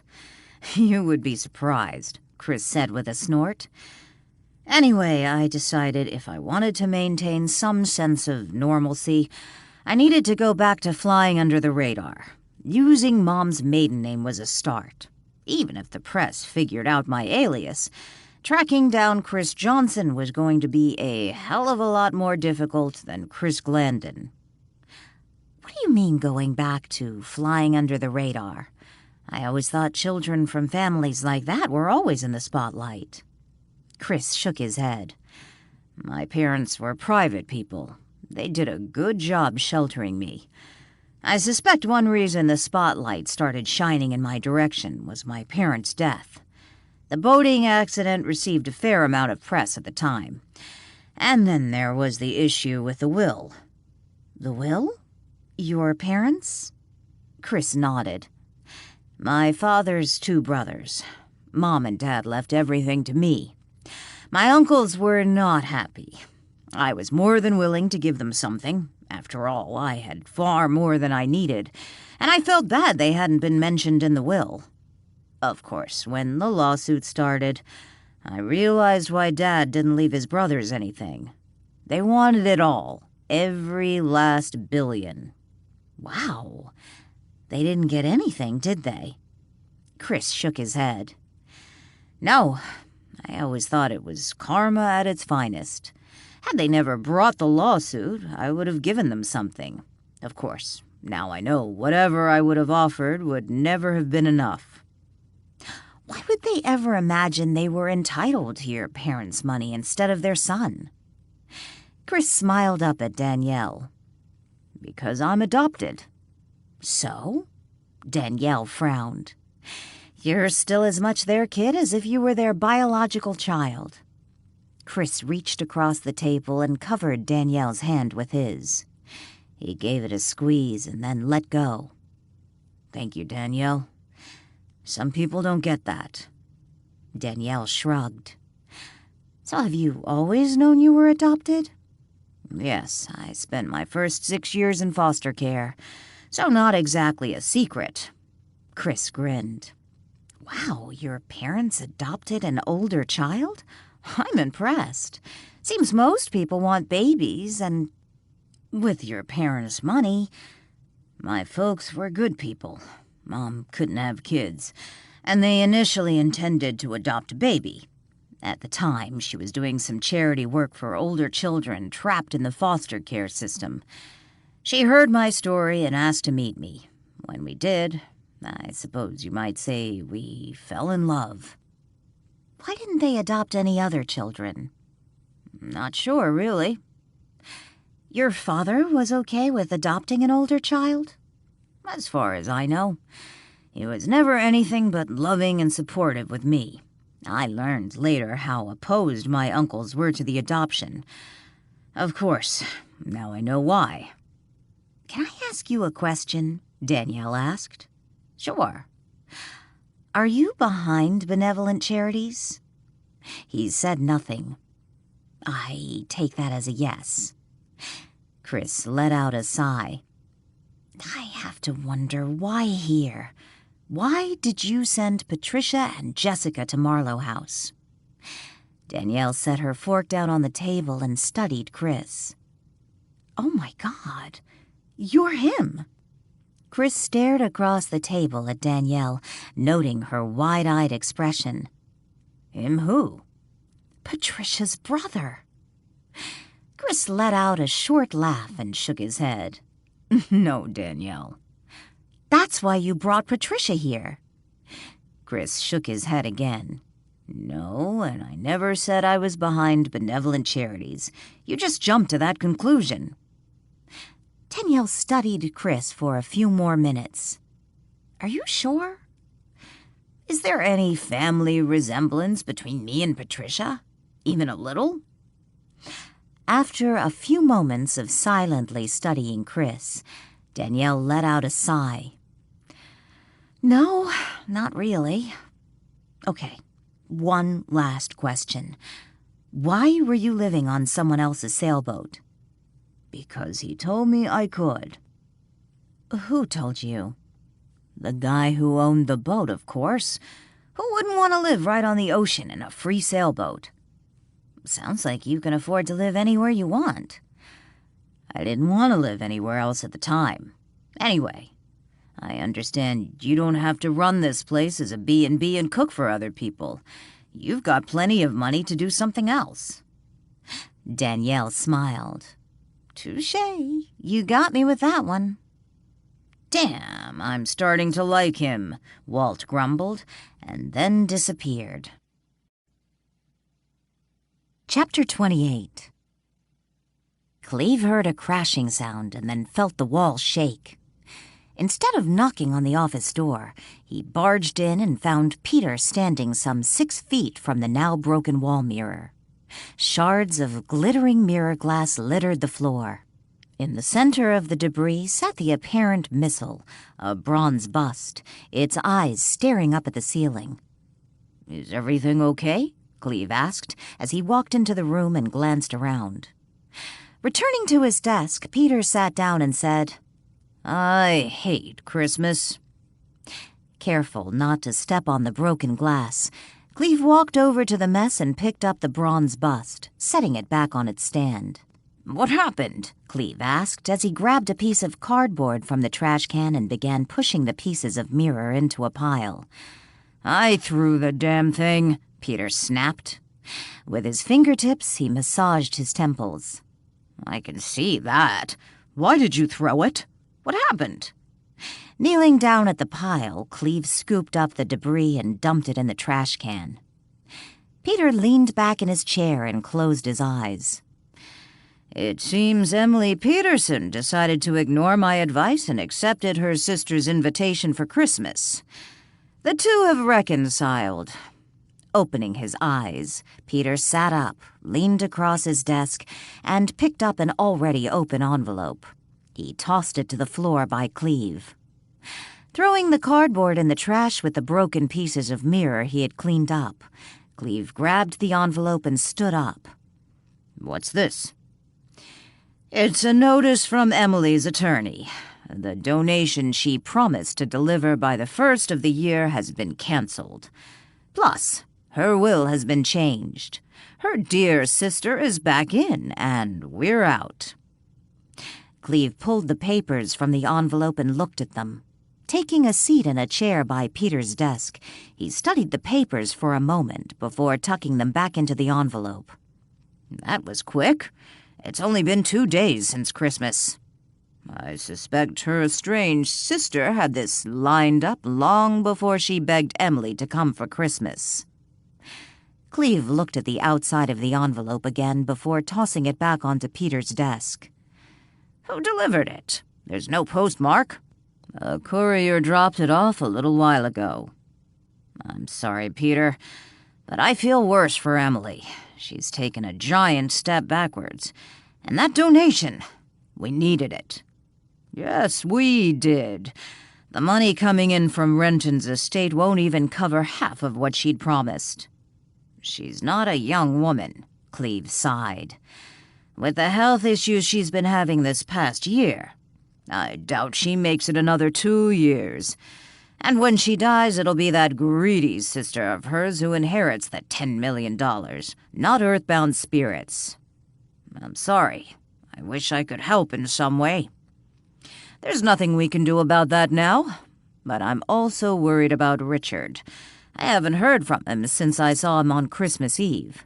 I'm afraid sending him to Marlowe House was a very bad idea. Now that I think about it, I should have sent someone like you. Me? Someone who is firm in their belief, who isn't swayed by insecurities or sentimentalities. You're a true believer, Cleve, which is why you're such a treasure to earthbound spirits. Blushing, Cleve glanced down. "Thank you, sir. I'm serious. I don't know what I'd do without you." Peter abruptly stood. "Thank you." Cleve looked up at Peter and watched as he started to pace the room. "And you don't have to worry about Anna Williams influencing Richard.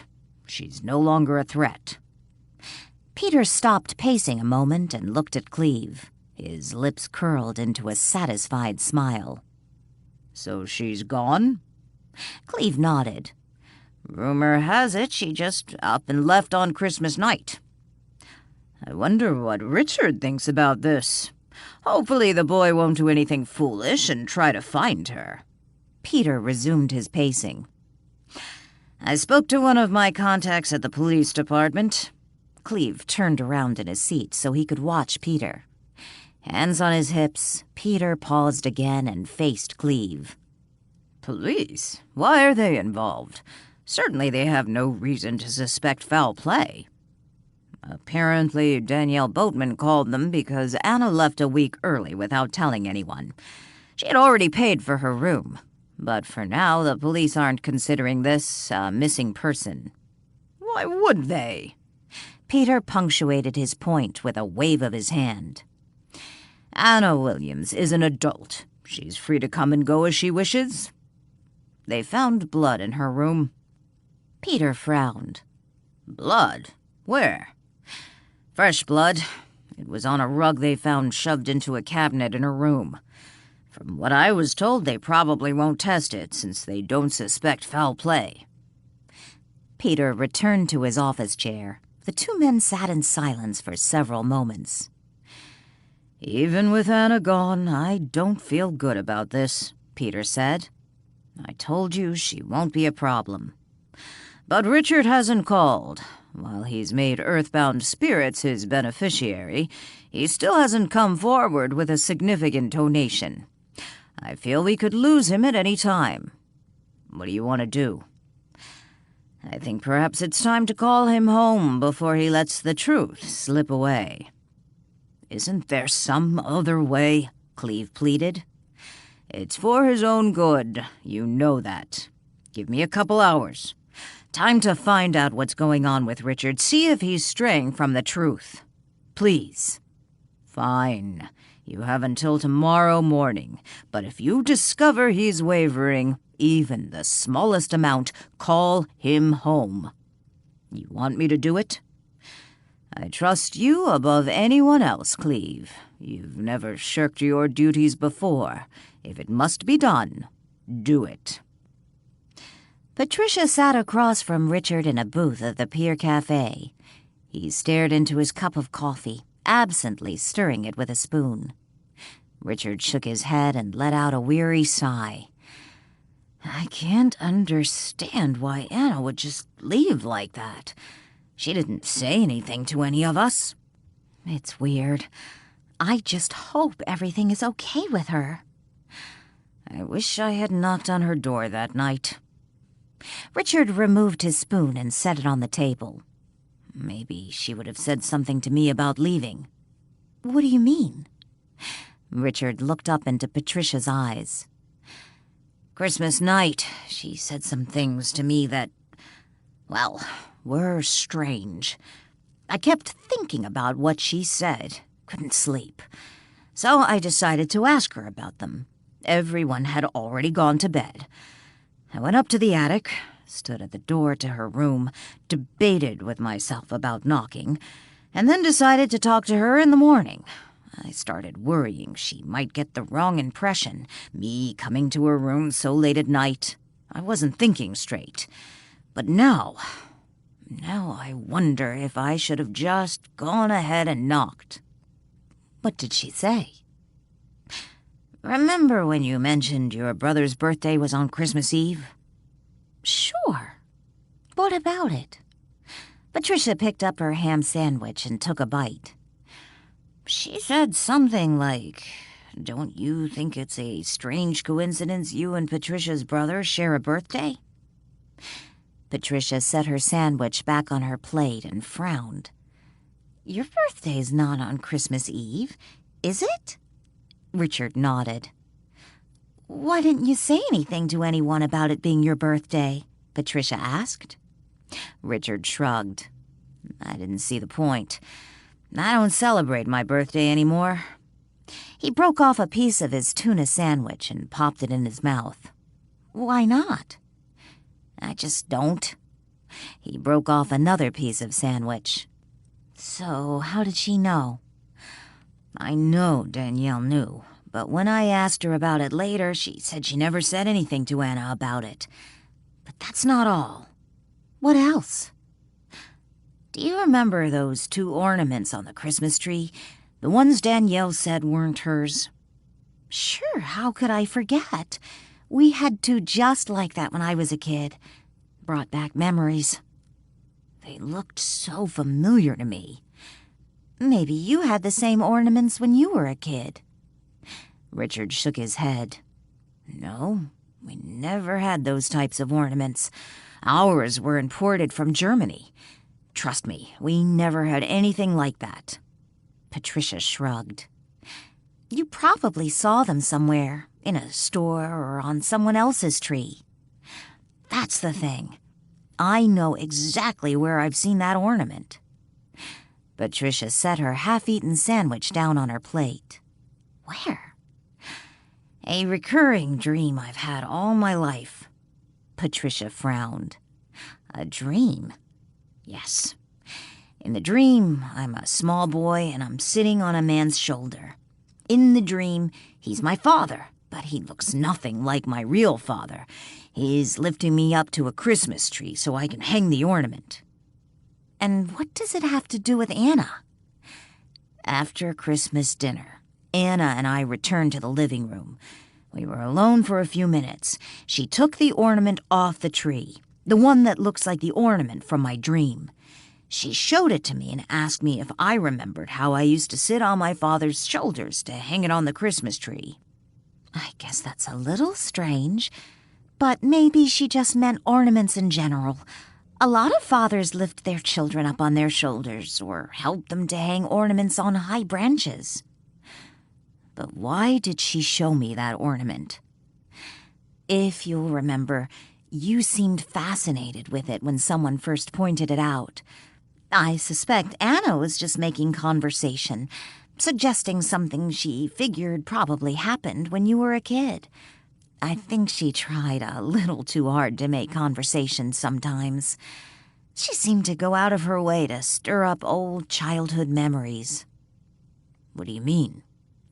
If you think about it, when did Anna ever really share anything about her life? Whenever any of us would ask her a question, she would turn it around and ask us something. I think it was her way of making friends, showing an interest in our lives. I know she did it with me. But it wasn't just that. She knew about the dream I had about Jessica. Patricia frowned. You've been dreaming about my daughter? No, not Jessica exactly. Someone she reminds me of, Richard explained. I don't understand. The dream about the ornament, me as a child on the man's shoulders. I have that one maybe once a year, normally around Christmas time. I had it a few weeks before I came here, but I have another recurring dream. This one I have maybe 3 or 4 times a year. I've had it for as long as I can remember. When I was younger, I had it more frequently. What was it about? I'm a small child in the dream, and I'm holding the hand of a little girl. She's helping me. I feel safe. And she looks just like Jessica, except she's blonde. When I first saw Jessica, I knew there was something familiar about her. Of course, she has jet black hair and brown eyes, and the little girl in my dreams is a fair blonde with blue eyes. It didn't dawn on me why Jessica looked so familiar, that she resembled the girl in my dreams, until Anna mentioned it. You told Anna about your dream? Richard shook his head. On Christmas morning, when I was watching Jessica open her packages, I mentioned to Anna that Jessica reminded me of someone, but I just couldn't figure out who it was. She smiled and said, Jessica looks just like the little girl you dream about, except she has dark hair. Can I ask you a question, Richard? Sure. Patricia studied Richard. What year were you born? Richard and Patricia failed to notice Cleve Monchique, who sat in the booth behind them. Slumped down in his seat, wearing a wool cap pulled down to his eyebrows and bundled up in a bulky jacket, Cleve appeared to be reading the newspaper while drinking his coffee. Chapter 29. Ignoring the persistent cries of the man and woman, he raced toward the ocean. Sand kicked up from beneath his paws. They continued to call his name, but he kept running. He stopped when he reached a massive pile of seaweed. By the time the man and woman reached his side, he was already frantically tugging on the tangled mass. The man, now out of breath, shouted, "Bear, get out of there!" The black Labrador retriever ignored his command. With a mouthful of seaweed, the dog shook his head and pawed at the salty heap of sea foliage. The woman looked down at the dog. They stood just a few feet from the water's edge. She was about to grab his collar and drag him from the seaweed when she noticed a bloated foot sticking out from beneath the pile. Chief McDonald stood on the beach talking to Brian Henderson. Some 10 feet away were the responders processing the scene. One was the coroner, who knelt by the bloated body of a woman. There wasn't much left of her face. The coroner suspected it had been scraped off by a fall onto the rocks, turning it into a pulpy mass of fish food. The couple who found the dead woman stood some 20 feet away with their dog Bear, who was now on a leash. They huddled together, shaken by the experience, talking to Sergeant Joe Morelli. "They're staying in a rental down the beach," Brian told the chief. "They were taking a walk. The dog found the body." "Any idea who it was?" The chief glanced up to the sky. Only a few lingering clouds remained. According to the weather report, it was supposed to be sunny through New Year's. "Hard to tell, but I'm afraid who it might be." "You think it's Danielle's missing guest?" the chief asked. "About the right size. Same color hair. Not much left of her face. Appears to be wearing some sort of nightgown. It's possible Anna Williams was wearing a nightgown when she went missing."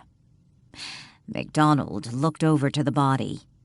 "If it is Anna Williams, how did she get from the attic of Marlowe House to the ocean without anyone seeing her? And in the middle of a storm? If it is her, and if she left Marlowe House willingly, why did she go out in her nightgown?" Brian countered. "Do you know what room Glandon is staying in?" McDonald asked. "The downstairs bedroom." "If Williams really did follow him here, like you suspect, maybe she came downstairs for a late-night booty call," McDonald suggested. "We know he went up to her room. Lily saw him, and he admitted being there. He said it was just a talk. Maybe it was more than a talk." McDonald rested his hands on his hips, looking from the body to Brian. "If she followed him here and was trying to rekindle their romance, maybe she was becoming a nuisance, so he slipped up to her room to tell her it was over. But she didn't want to take no for an answer, so she came downstairs in her nightgown, trying to convince him. Maybe they argued. He hit her. Things went too far, and he had to get rid of the body. So he dragged it outside in the storm, put it into his car, and then drove somewhere and dumped the body over a cliff. If Glandon killed her, he has the resources to disappear the moment he realizes we're onto him." The chief sighed. "Let's not jump too far ahead. We need to ID our Jane Doe first." Cleve had heard enough. Pulling cash from his pocket, he threw enough bills on the table to cover his tab and a tip. Tugging the top of his jacket collar up to his chin, he slid off the booth bench, leaving the newspaper on the table. Hastily making his way to the exit, he kept his head down. Once outside, he picked up his pace, hurriedly walking along the boardwalk to where he had parked his vehicle. When he was a good distance from the cafe, he pulled off the knit cap he had been wearing and tossed it into a trash can along the way. Before coming to Pier Cafe, he had stopped at Marlowe House, asking to see if he could speak to Richard. According to Boatman, Richard had gone with another guest to Pier Cafe for lunch. The idea came to Cleve when he was returning to his car after talking to Danielle. According to her, Richard and the other guest were first dropping Lily and Jessica off at the theater to watch The Penguins of Madagascar. After they dropped the two off at the show, they were heading to Pier Cafe, and Danielle told Cleve he could probably catch Richard there, or he could try calling him on his cell phone. Before going to the cafe, Cleve had stopped at the camping store and picked up the first coat he found that was one size larger than his normal size. He then grabbed a nondescript knit cap. After making his purchases, he made his way to the diner. The best he hoped to do was to observe Richard and try to get a general feel for what was going on with him. The Richard he knew tended to be reserved, awkward, and somewhat insecure, despite his money. Cleve never imagined he would secure a seat behind Richard, enabling him to clearly overhear his conversation. When Cleve reached his car, he pulled his cell phone out of his pocket and accessed a file stored on the phone. Reading through the document, he let out a curse and called Peter. "If you're calling for more time, don't bother asking. I refuse to watch another member slip away," Peter said when he answered his phone. Looking out to the ocean, Cleve held the cell phone by his ear. "I'm not calling for that. You were right. You found out something? We shouldn't have worried about Anna. It was the other woman staying at Marlowe House, the one with the little girl. He's gotten involved with her? Not that way." Cleve pressed the heel of his free hand against his forehead. He was getting a headache. "In what way?" Peter asked. "Her name is Patricia," Cleve told him. "Yes, I remember. I met her at the open house. So?" "Think a minute, Peter. Patricia? Richard's Patricia?" Peter didn't respond immediately.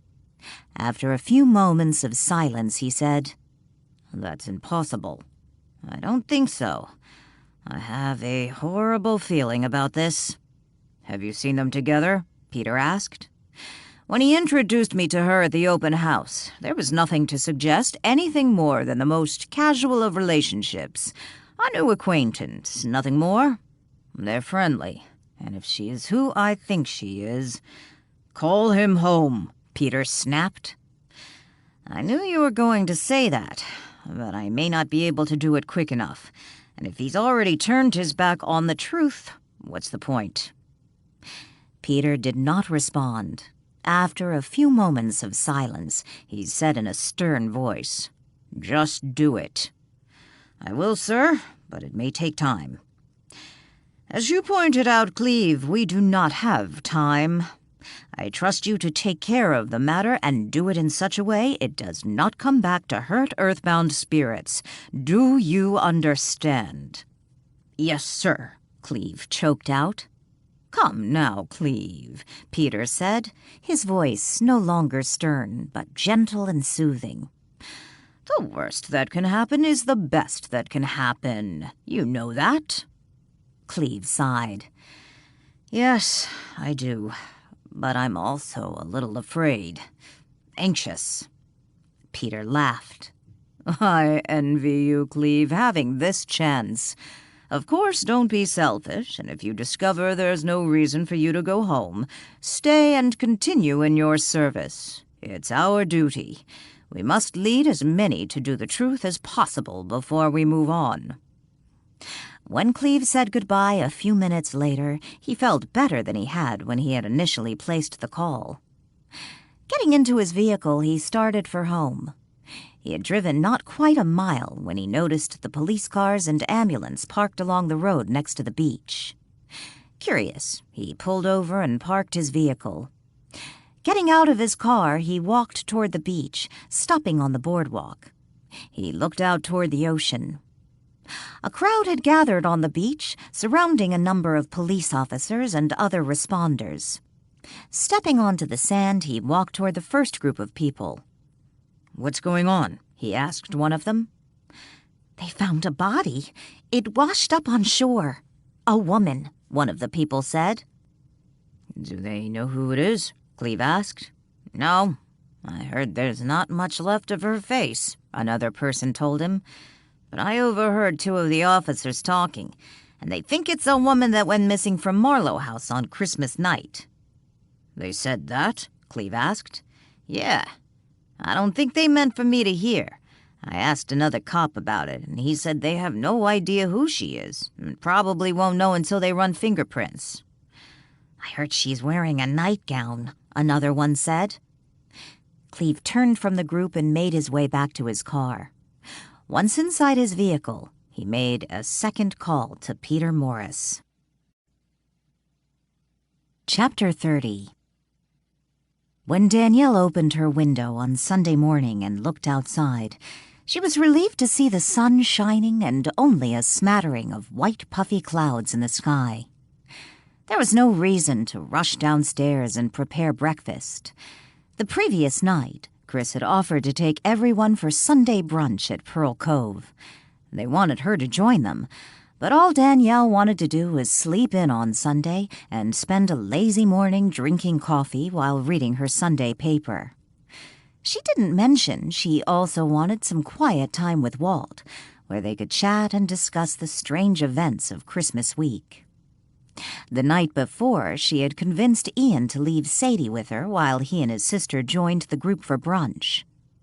In no hurry to dress, she slipped a robe on over her pajama bottoms and t-shirt and stepped from her room.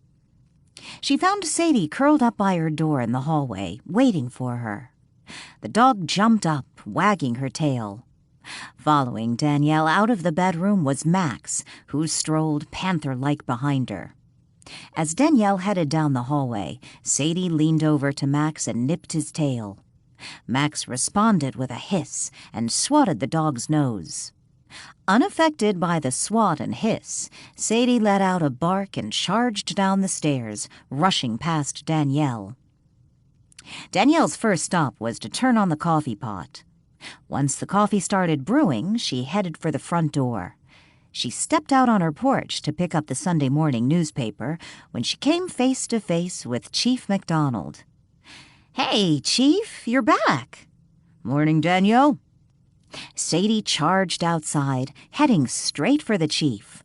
Butt wiggling, tail wagging, she enthusiastically greeted him.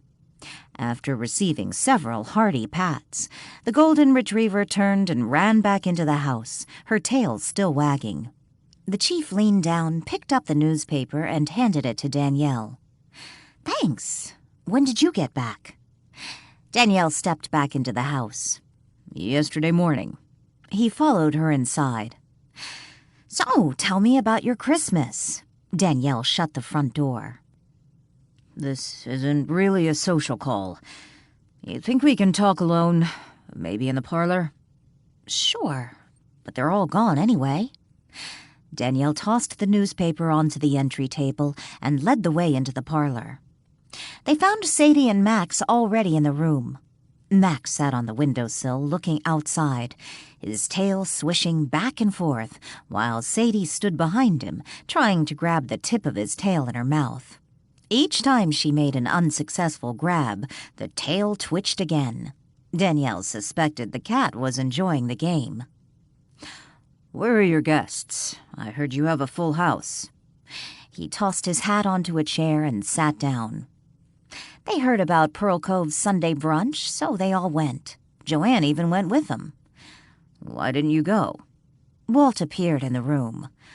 "Ah, the chief's here." He took a seat on the sofa. Upon seeing Walt, Sadie let out a bark and turned from Max. Charging for the sofa, she jumped up on Walt. The ghost's lap disappeared under the golden retriever. Danielle glanced briefly at the pair, rolled her eyes, and then looked over to the chief. I kinda wanted some quiet time, especially with everything that's been going on. I suppose Joe and Brian told you about my guest who vanished in the middle of the night on Christmas. Yes, that's one reason I'm here. Danielle took a seat on the sofa next to Walt and Sadie. Did you find out anything about her? I'm not sure. I hate to be the one to tell you this, but a woman's body washed up on the beach yesterday morning. Danielle's left hand gripped the sofa's arm. Oh my God! Not Anna! We don't know. Danielle frowned. What do you mean? She's about the right size, right age, blonde. Joe and Brian know what she looks like. Couldn't they make an identification? Danielle asked. The chief shook his head. It looks like she fell from quite a distance, face down on some ragged rocks. Ripped her up pretty badly. Oh no. Danielle leaned back in the sofa and closed her eyes. She felt ill. How in the hell did that happen? Walt asked. 1 minute she's in my attic and the next she's in the ocean? Danielle opened her eyes again and looked across at the chief. What about fingerprints? There's nothing in our database. We ran them, but she's not there. I was hoping you might know what her nightgown looked like. Her nightgown? Why? That's what our Jane Doe was wearing, a nightgown. I have a picture of it on my phone. The chief started to reach for his cell phone. Don't bother, Chief. I never saw her in a nightgown. She might have one, but I never saw it. On Christmas morning, she came downstairs in a robe, with pajama bottoms. Do you know if anyone might have seen her in a nightgown on Christmas night? Danielle considered the question a moment. I suppose you could ask, but the only one I know who ever went up into her room was Chris, one of the other guests. It was late Christmas night, the night she disappeared. He could have seen what she had on. Where's Chris now? He's with everyone else, having brunch at Pearl Cove. I don't expect them back for a couple hours. We're having the blood tested from your rug. Hopefully that might help identify her, he told her. I have to assume the blood belongs to Williams. Maybe she had a cut and it got on the rug. That's sort of what I thought, too. Plus, I can't imagine the killer would leave such an obvious clue behind. But we'll have to wait for the results of the test. Killer? You're saying this was murder? Who would want to murder Anna? Walt asked. According to the coroner, she has defensive wounds. Do you think she was dead before or after she went into the ocean? Danielle asked. The coroner says before. Danielle folded her arms across her chest and leaned back on the sofa. If it was Anna, what do you think happened? Did she sneak out and meet someone in the storm, wearing her nightgown? Or maybe she came downstairs in her nightgown, and something happened here, and whoever killed her took her to one of the cliffs and pushed her in the ocean, assuming the body would wash out to sea, the chief suggested. Someone here? Are you saying one of my guests might be a killer? According to Brian, your guest Chris Glandon, who goes by the alias Chris Johnson, threatened Ms. Williams days before Christmas. It's possible they were in a relationship. Glandon tried to break it off. She followed him here. They argued at the diner. She went to his room Christmas night, and they fought there. Danielle turned to Walt. Did you hear any fighting coming from Chris's room on Christmas night? Walt is here? The chief asked. Yes. I didn't smell any cigar smoke. MacDonald scratched his head. I thought you knew the lack of smoke doesn't mean he isn't in the room. Danielle sounded annoyed. No, Danielle. At one time, I would have delighted in helping the chief put Chris away. But he's starting to grow on me. Walt waved his hand, summoning a lit cigar. I smell it now, the chief mumbled. Chief, I bought Walt a subscription to Netflix and on... A ghost watches Netflix? MacDonald interrupted. You know he hates that word, Danielle chided. Fine. A spirit watches Netflix. Seriously? Why is that so strange? Danielle asked. I thought it was a very thoughtful gift. Walt puffed his cigar. Danielle smiled. Thank you, Walt. She turned her attention back to the chief. Anyway, Walt spent Christmas night in the parlor watching television. After Anna checked in, the attic was basically off limits for him. Why? The chief asked. I think guests deserve privacy. And don't you think it would be a little creepy, Walt lurking around in one of my female guests' rooms? I do not lurk, Walt told her. Danielle sighed. You know what I mean, Walt. Are you telling me he was downstairs all night? He didn't see anything suspicious going on. Danielle glanced at Walt. He shook his head. She looked back at the chief. Nothing. He had left the door slightly open, had the television on low. Max was playing guard in the hallway. Max? Your cat? Yeah, letting Walt know if Chris was coming out of his room, which he only did once. I assume that was when he went upstairs to talk to Anna. But he returned to his room alone and shut the door. How are you so certain of that? The chief asked. Max told Walt, of course. You forgot one thing, Danielle, the chief reminded her. What's that? Anna obviously came downstairs sometime because she's gone. What does Max say about that? Danielle let out a heavy sigh and leaned back in the sofa. I don't know. That one has me stumped. The only thing we can figure out. Max fell asleep and she got him. But had Chris had some sort of fight with Anna in his room, not only would Max have heard it, Walt could have too. You seem very certain this Chris guy is innocent of any wrongdoing. Yes, you do, Danielle. Walt studied her. And I suspect it isn't just because Max and I were downstairs all evening. Danielle silently considered the series of events before responding. After a moment, she said, You're forgetting Anna's clothes. Her clothes? When Anna left, she took everything with her that she brought, except for the suitcase. I'm not sure why she left it behind, but she didn't leave anything else. I understood she left the gifts she received behind, the chief reminded her. True, but you're missing my point. If she snuck down here like you suggest, to see Chris, and then they got into some fight, then that would mean he went back up to her room afterwards and gathered up all her clothes to make it look like she left. But if he did that, why leave the suitcase behind? That doesn't make any sense. It just raises more questions. The chief stood up.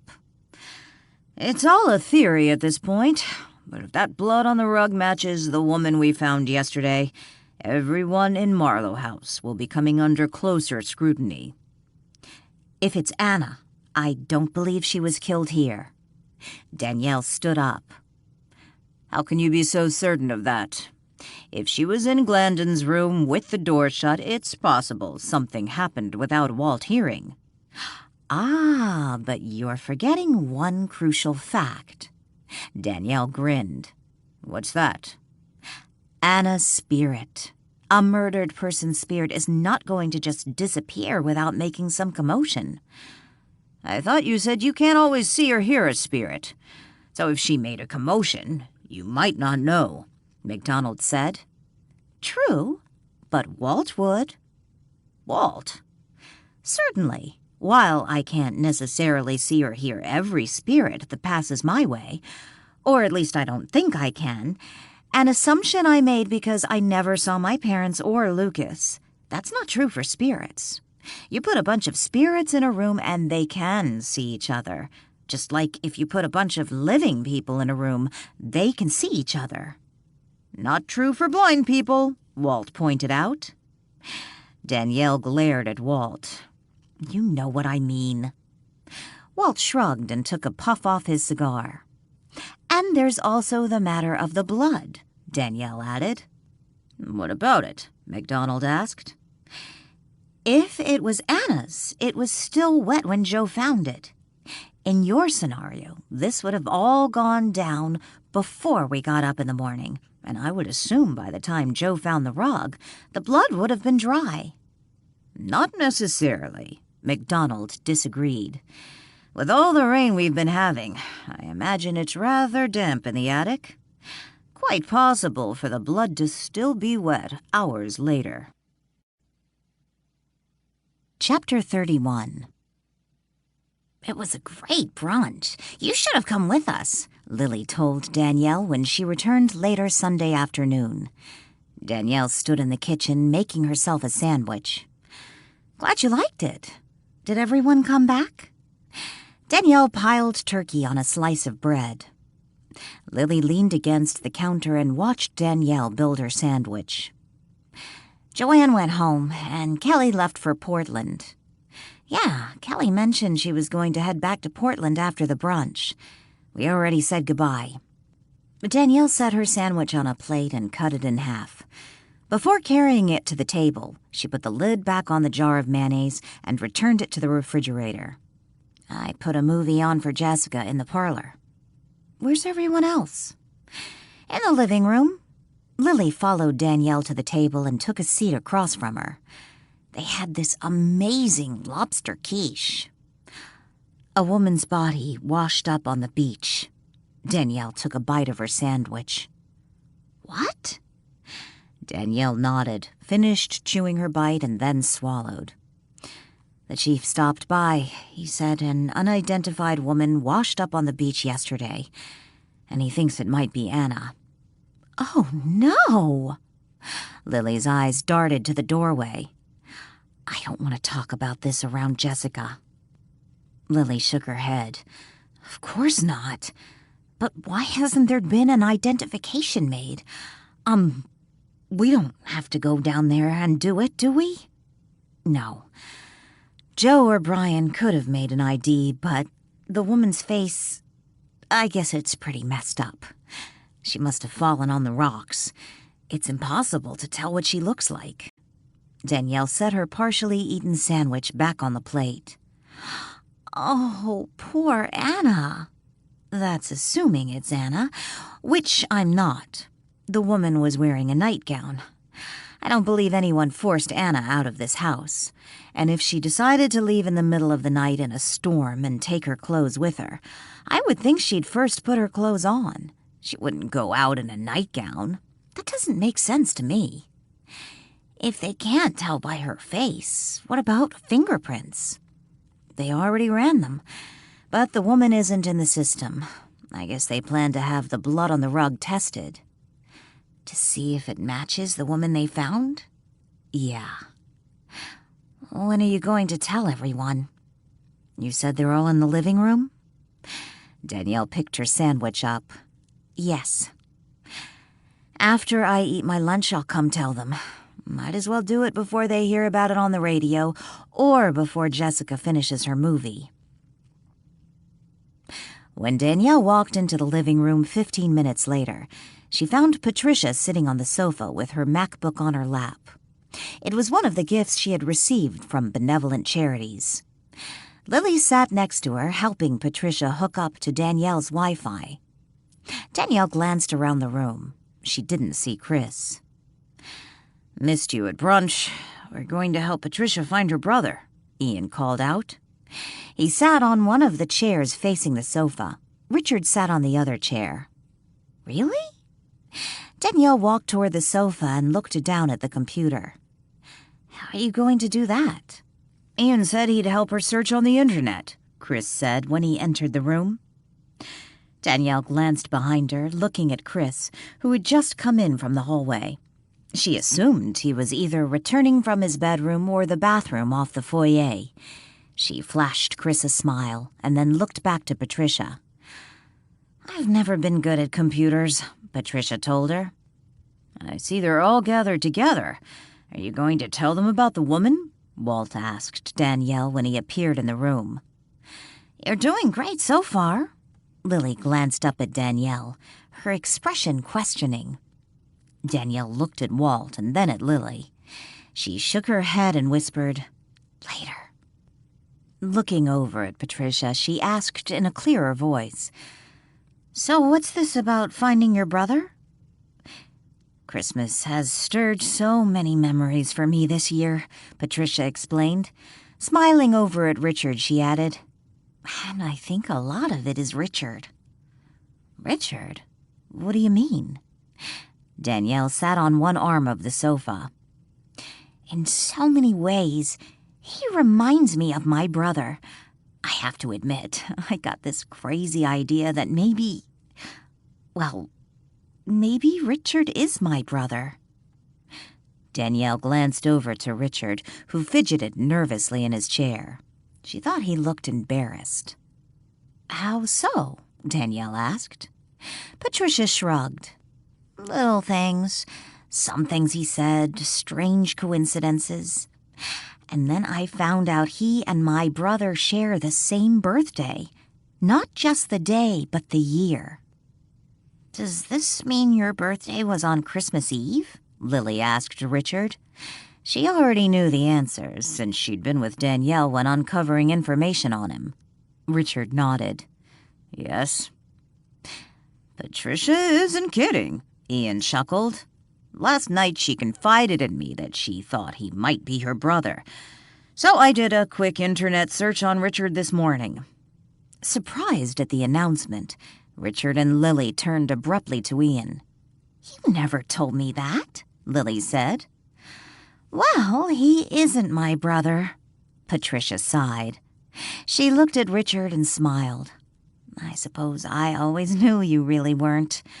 After all, in the fairy tale, the princess, or prince in this case, is raised as a pauper and discovers he's really a prince, not the other way around." "I'm curious. What did you find online?" Chris asked. He sat on the floor by the Christmas tree. "That proved Richard isn't Patricia's long-lost brother?" Ian asked. Chris nodded. "Yeah. It didn't take me long. First article I found was an extensive interview with Richard's father. Discussed the birth of their only child on Christmas Eve. Included pictures of him and his wife bringing Richard home from the hospital. Discussed their time living abroad, returning to the States. I have to admit, I was disappointed." Patricia laughed. "Look on the bright side," Ian said. "You found a new friend in Richard, and if we're lucky, we'll track down your lost brother." "You don't know how much this means to me," Patricia told them. "I really appreciate your help." "First, we need to—" Ian began. Richard stood up abruptly and blurted, "I can't do this." Wide-eyed, Patricia looked at Richard. I'm sorry if I made you uncomfortable. All this talk about how you remind me of my brother. I know you have your own family." No, I don't." Richard shook his head and began to pace the room. "What is it?" Chris asked. Richard stopped pacing and looked at Patricia. "I think I'm your brother." The room went silent. Everyone stared at Richard. After a few moments of silence, Ian said, "That's impossible. I found your birth information." Richard shook his head. "No, you found the other Richard. The real one." "I don't understand," Patricia muttered. Standing in the middle of the room, Richard looked around. They continued to stare at him. He took a deep breath. "I always knew there was something different. That something was wrong. I had memories, but my parents told me I needed to forget that it was all a dream." "Richard, perhaps it would be better if you started at the beginning," Chris suggested. Looking down at Chris, Richard nodded and then returned to his chair. "After my parents died, I found papers in their safe. My adoption papers. And the other Richard's death certificate." "Other Richard?" Lily asked. "I learned that the people I knew as my parents, Richard and Rachel Winston, had another son, Richard Jr., who coincidentally was born on the same day I was. They were living in Europe when he drowned in a swimming pool. He was 6 years old. Are you saying you aren't their biological son? Patricia asked. Richard nodded. I'm not sure how, but they learned of a little boy in the foster care system, one who was up for adoption, who happened to be born on the exact day their son had been born. My mother, my adopted mother, saw it as a sign. She had to have me, and if Rachel Winston wanted something, Richard Winston got it for her. Danielle and Lily exchanged glances. They were both thinking of the grave website Danielle had found on the first Richard Winston. Oh my God! Are you Bobbi? Patricia whispered. Richard looked at her. I'm not sure, but I think so. How old were you when they adopted you? Danielle asked. 6, Richard told her. Patricia frowned. If you're Bobbi, that would mean they adopted you right after our mother died. I'm not saying the adoption was finalized when I was 6, but according to the papers, that's how old I was when I went to live with them. So yes, it would have been the same year, if I'm your brother. 6 isn't that young, Danielle said. I was 6 in the first grade, and I remember my teacher, my best friend from that year, and even a field trip I took. Wouldn't you remember? I think I did. My parents told me I had vivid dreams. Over the years, I came to accept the belief that those things I thought were memories were nothing more than dreams. And in later years, they told me a little girl I insisted on remembering was nothing more than my childhood imaginary friend. Imaginary friend? Lily asked. Richard looked Patricia in the eyes and said, Yes, my imaginary friend. Her name was Patricia. And they never discussed your adoption? Ian asked. No, I never knew. In fact, my mother used to talk about when she was pregnant with me. She would show me pictures of her when she was pregnant. I have baby pictures, but they're not me. I remember once I dated this girl and my mother brought out the family photo album and showed her some pictures. The girl made a comment about how much I had changed from when I was a toddler to school age, even joking about how I looked like a different child. What did your mother say? Lily asked. She was furious. Hated that girl after that. I never really thought much about it.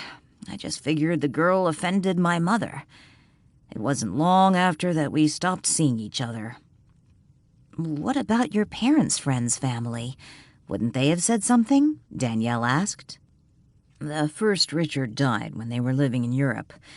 From what I can tell, they got me within a week after returning to the States. Quite frankly, I think they led their friends here to believe I was their biological child. That's how our parents knew each other. Chris spoke up. Everyone in the room looked at him. The boating accident that killed our parents, that boat was owned by their attorney, their adoption attorney. You're adopted too? Patricia asked. Chris nodded. Yes, although it sounds like my situation was much happier than Richard's. For one thing, I didn't have to compete with my parents' dead child, and I never doubted my parents loved me. Chapter 32. The inevitable happened. Patricia and Richard hugged. Of the two, which one started crying first wasn't clear. Even Lily and Danielle found themselves wiping away tears, and while tears weren't slipping down Ian's cheeks, they were in his eyes. Chris was the only one of the 6 with dry eyes, yet Walt, who was sitting back observing the scene, thought Chris wore a supreme expression of relief, and Walt couldn't figure out why. Even if the DNA test proves we aren't brother and sister, that this is just some bizarre coincidence, We have to stay friends, please, Patricia begged. Richard laughed. The way my memories have been flooding back this week, I would be surprised if the DNA proves we aren't. But yes, and even if we aren't, I still want to help you and Jessica. Be there for you. Help? Patricia frowned. I can buy you a house and... Patricia grabbed Richard's arm and squeezed it. Richard, this isn't about money. I don't expect you to buy us anything, even if the DNA tests prove our hunch is correct. I just want my brother back. Richard shook his head and laughed, giving Patricia another hug. This is all very touching, Walt said as he stood up. But this sentimentality, it's draining. Walt disappeared. When the doorbell rang, Danielle was reminded of what she meant to discuss with everyone before Patricia and Richard's startling revelation. She was fairly certain who was at the door: Chief MacDonald. Her initial intention was to let everyone know about the body that had washed up on shore before he arrived. Now she didn't want to say anything because Richard and Patricia were so excited about finding each other. That was, of course, if they really were siblings. She excused herself and went to answer the front door. As she suspected, it was the chief. Afternoon, Danielle. I assume they've all returned? Wearing his uniform and cap with the department insignia, MacDonald stood on the doorstep. Yes, Chief. Have you gotten the blood test results back yet? No, I doubt we'll have that until tomorrow. Are you going to let me come in, or do you plan to make me stand on the porch all afternoon? Chief, Danielle whispered, stepping outside and partially closing the door behind her. This really is a bad time. And Jessica, she's the young girl staying here, is in the parlor watching a movie. I really don't want her to know anything yet, or at all. She really liked Anna, and if the woman you found isn't Anna, I see no reason to upset her. I guess this means you were going to make me stand on the porch all afternoon? Please, Chief, can we do this tomorrow, after you get the blood test results? Why don't you want me to come in? Who are you protecting? He tried to look over her shoulder. This has nothing to do with Anna or the body that washed up. I promise, she whispered. The chief stared at her. Chief, you don't even know if the woman is Anna. So why don't you wait until the results of the blood test are in before upsetting all my guests? Danielle, what's going on? She let out a sigh, glanced over her shoulder, and then looked back at the chief. In a rush, she said, If you must know, 2 of my guests, Patricia and Richard, who just happened to come here for Christmas and didn't know each other before this week, or at least didn't realize they knew each other, just discovered they may be each other's long-lost sibling, and at the moment the emotions are very high, and springing this on them right now, especially when we really don't know if that woman is Anna, just does not seem like the right thing to do. When she finished, she took a deep breath and added, Please, Chief, can we wait until tomorrow after the test results? MacDonald blinked several times and asked, You're serious? About what? Wanting to wait until tomorrow, or about Patricia and Richard maybe being siblings? Both, I guess. Danielle nodded. Very serious. After a moment, he said, Fine. But tomorrow, when the test results come in, I expect you all to come into the station. We'll talk there. Danielle nodded. Okay, deal. I'll make sure everyone is there. Walt stood in the attic and looked around. The sleeper sofa was still pulled out, made into a bed. No one had moved Anna's suitcase from the center of the mattress. He wondered if Danielle expected Anna to return. She might, providing she wasn't the woman who had washed up on shore the day before. Walking to the window, Walt was about to adjust the spotting scope when he heard small feet race across the wood floor and then a thumping sound, as if whoever was running had just hit the wall. Looking in the direction of the sound, he spied a flash of dark fur disappear under the bed. Hands on hips, Walt turned from the window and looked down at the mattress. Assuming the cat was hiding under the bed, he asked, "Max, what are you doing?" White-tipped ears popped up in the narrow opening where the head of the mattress butted up to the sofa's backrest. After a moment, the rest of the head pushed its way through. Max blinked and stared at Walt. "You're going to get stuck in there," Walt warned. "What do you mean we have rats?" "You what?" Walt found Danielle in the living room. They were all still discussing Richard and Patricia's possible connection, and now Patricia was recounting stories of their youth, in hopes Richard would recall some of the events. "Danielle," Walt interrupted, ignoring the story Patricia was currently telling. "I need to talk to you about the blood in the attic. Please meet me in the library." Walt then disappeared. A few minutes later, when there was a break in the conversation, Danielle excused herself, making up a story about a phone call she forgot to make. When she got to the library, she found Walt sitting on the sofa, waiting for her, a lit cigar in his hand. She entered the room and closed the door behind her. "What about the blood?" She sat next to Walt on the sofa. "I'm afraid I have to be the one to tell you this." Walt casually took a puff off his cigar and then blew out a smoke ring. It lazily drifted to the ceiling and disappeared. "Someone was murdered in the attic." "Murdered?" Walt turned to Danielle and nodded. "Yes, a poor rat. The killer is Max," he confessed. "We have rats?" "Had. As I mentioned, Max killed it." "What does that have to do with the blood?" "Isn't that obvious?" Walt flicked an ash off his cigar. It vanished as it hit the floor. "The blood on the rug was from the rat." "While I remember a few gruesome body parts licked clean and left for me to find when I had a cat as a kid, I don't remember ever finding blood." Walt shrugged.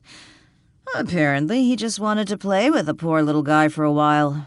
Didn't realize how sharp his teeth were. Must have hit an artery or something. It happened on the white throw rug. He took what was left of the poor creature outside. He's currently on patrol in the attic in case there are more." Danielle glanced up at the ceiling. "While I'm relieved to know the blood wasn't from someone being killed in the attic, I'm not thrilled to hear we may have rats. Plus, I wish the blood was Anna's." "Why?" "I was hoping it would prove the woman they found wasn't her." "I'm sure they'll be able to eventually ID the woman." "I suppose you're right. There's also dental records, DNA." Walt stood up. "I just thought you should know." "Where are you going?" "Back to the attic to keep an eye on Max. Is Sadie still in the parlor with Jessica?" "I think so." Walt waved his hand and disappeared with his cigar. Instead of rushing back to the library, Danielle let out a sigh and leaned back in the sofa, staring at the fireplace. Contemplating if she should light a fire in the library hearth or return to the living room, her thoughts were abruptly interrupted when a blonde woman stepped out of the fireplace. Wearing a blue floral nightgown, the woman looked around the room, a frown plastered on her face. "Where is he?" she demanded. Danielle sat up straight on the sofa, her eyes focused on the apparition. "Who?" Danielle found herself asking. "The cop, of course. I followed him here. Where did he go?" The woman walked farther into the room and looked around. "Chief MacDonald?" Danielle asked. Exasperated, the woman flopped down on a chair and propped her bare feet on a table. "I don't know what his name is, just a cop, that's all I know." Who are you? Danielle asked. The woman stared at Danielle a moment before answering. I'm Beatrice Montgomery, if it's any of your business. The woman glanced around again. Where am I? You're at Marlowe House. Marlowe House? The woman scowled. Never heard of it. Why do you want Chief MacDonald? I never said I wanted Chief MacDonald. I want the cop I was following. Chief MacDonald is the cop who was just here. Beatrice shrugged. Maybe that's his name. I don't know. He wouldn't talk to me. Rude. He ignored me at the beach. None of them would answer my questions. I followed him back to the police station. I even went to his house. Lord, he has some wild little boys. One of them told me to leave and threw a toy truck at me. One of his sons saw you? What kind of question is that? Beatrice shook her head in disgust. Maybe you should tell me why you want to talk to the chief. I mean the cop. I want him to arrest my husband, Herbert. What did Herbert do? He pushed me off that cliff. That's what that jerk did. And then just drove off in the motorhome. This is the last time Herbert pulls something like this on me. I want a divorce. Can you tell me what happened exactly? Beatrice let out a sigh and leaned back. I wanted to take a cruise, but Herbert got this bright idea to rent a motorhome and travel up the Oregon coast. Who travels up the Oregon coast in December? What was he thinking? I wanted somewhere tropical and warm. Where were you staying? Staying?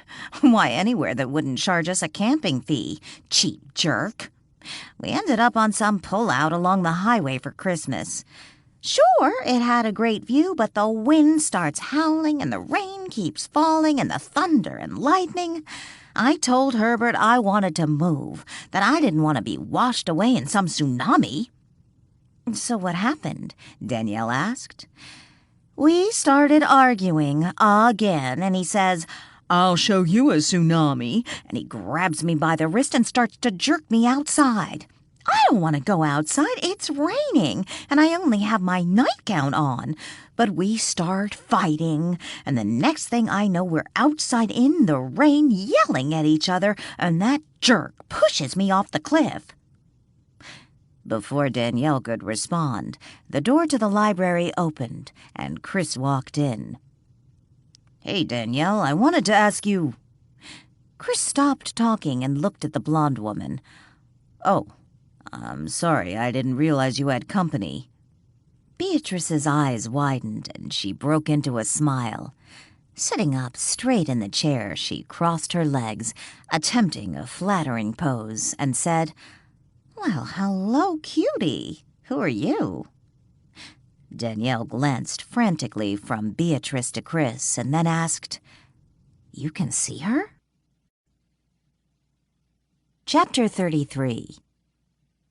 What kind of question is that? Beatrice asked, flashing Danielle a dirty look before turning her smile back to Chris.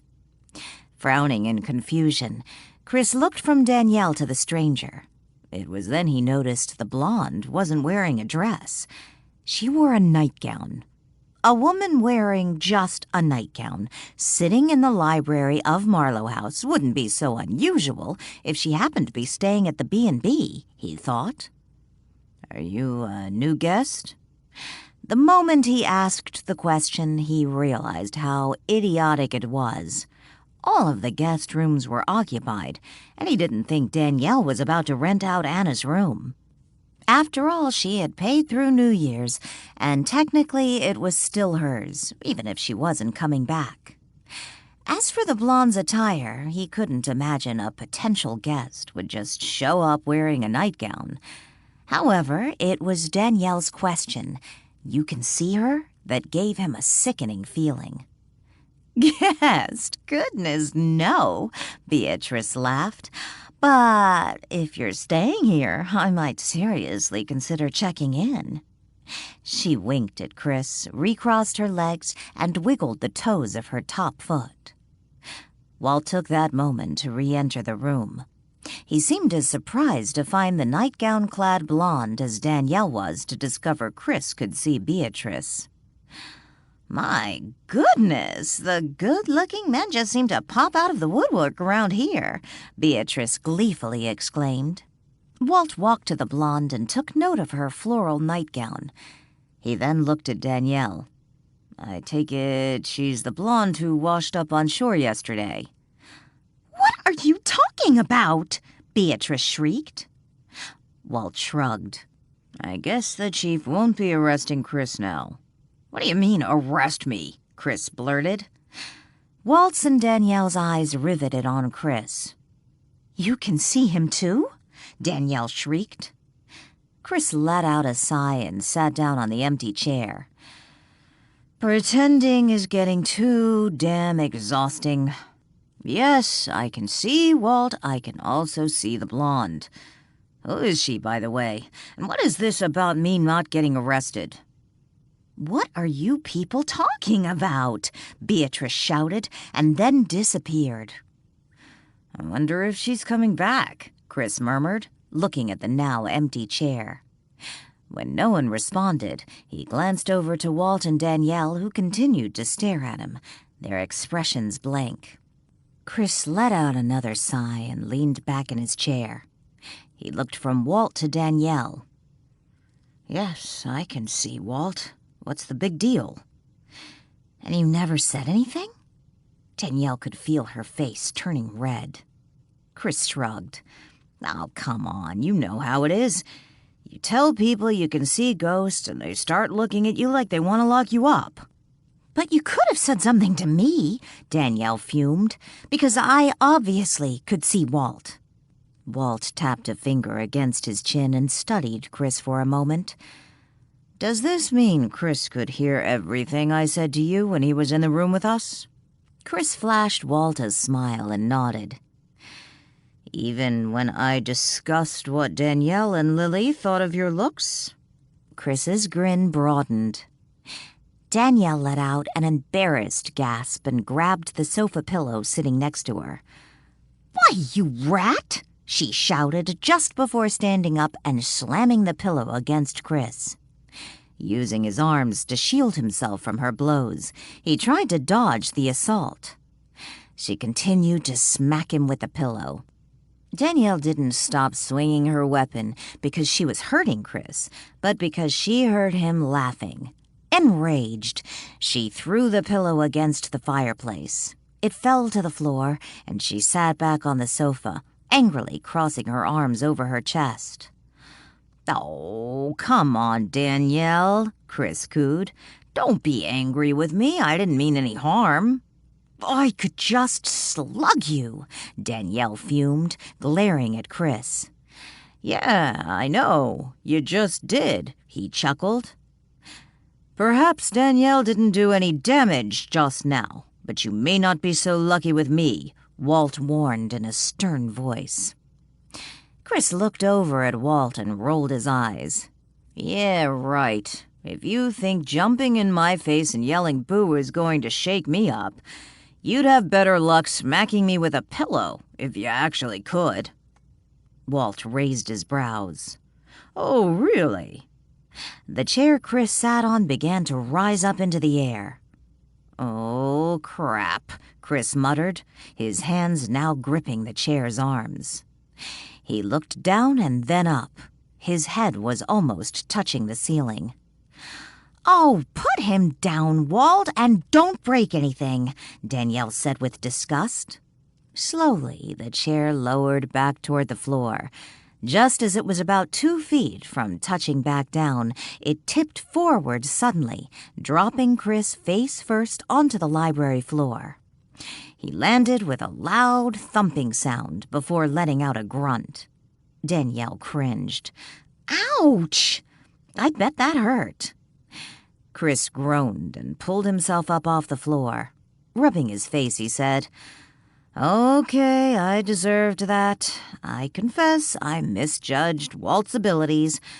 I hadn't seen him do anything, and I just assumed—" "Assumed what?" Walt asked. Chris glanced at the chair he had been sitting on a moment earlier. It sat quietly in its original place. "Can I sit down, or will you send me across the room?" "Go ahead. Just be warned." Walt smiled smugly and sat on the sofa next to Danielle. They faced Chris. Feeling calmer now, Danielle asked, "When did you first realize you could see spirits?" Chris shrugged.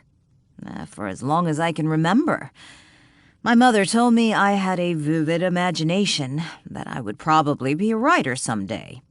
She encouraged me to tell her about my imaginary friends, yet she suggested I keep it our secret. "When did you realize they were more than just your imagination?" Danielle asked.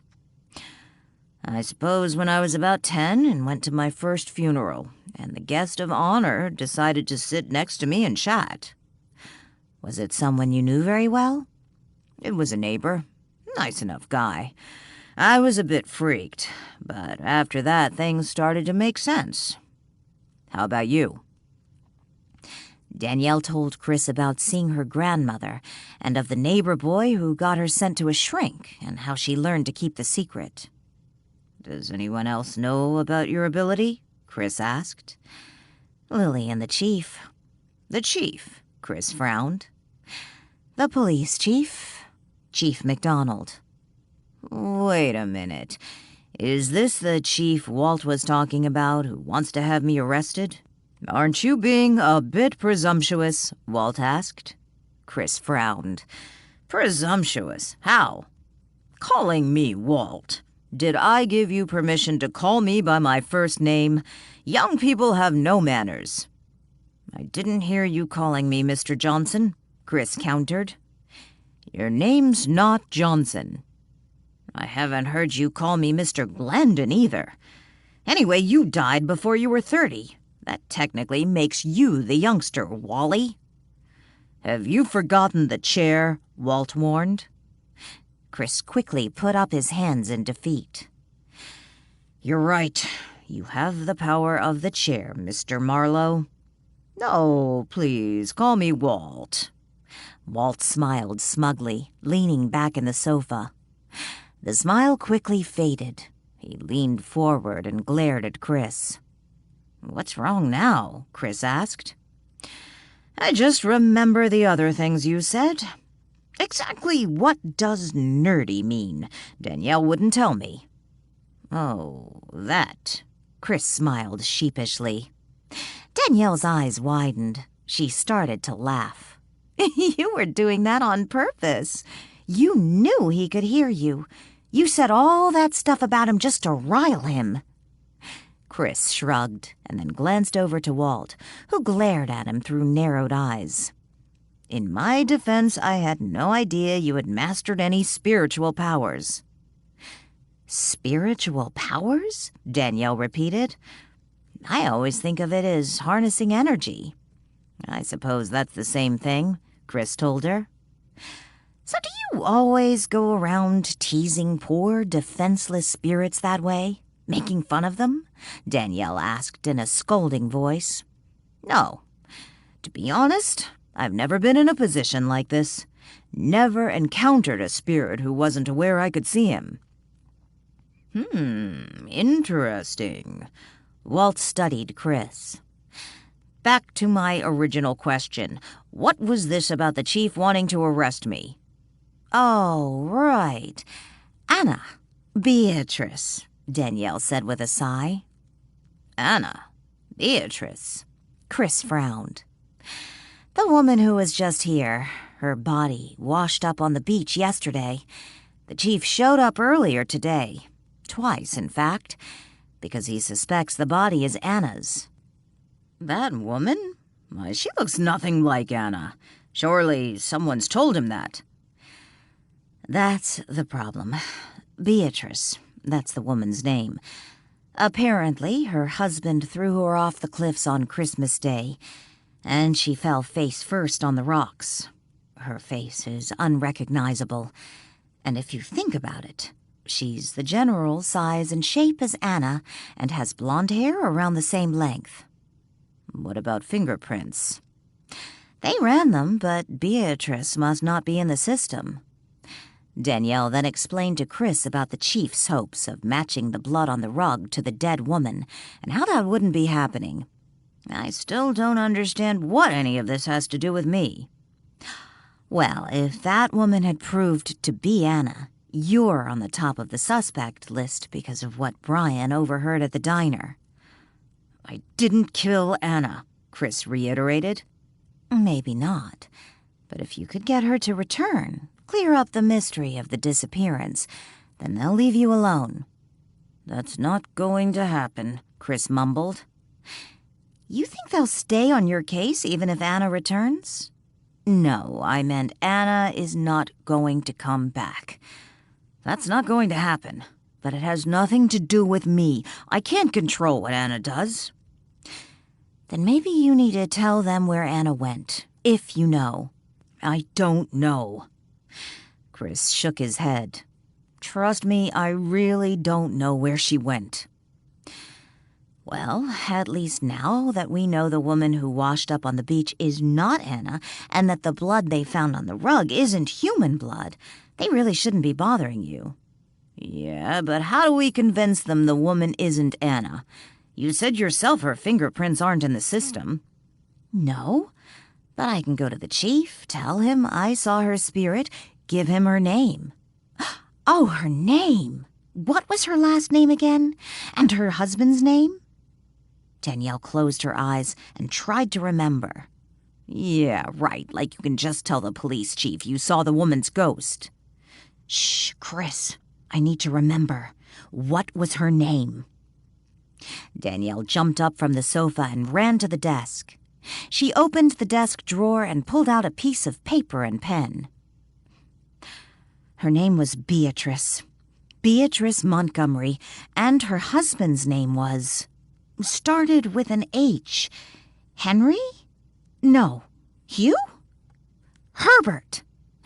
Danielle quickly scribbled down the names. Can I talk now? Chris said impatiently. Danielle folded the piece of paper and tucked it in her pocket. Sure. What?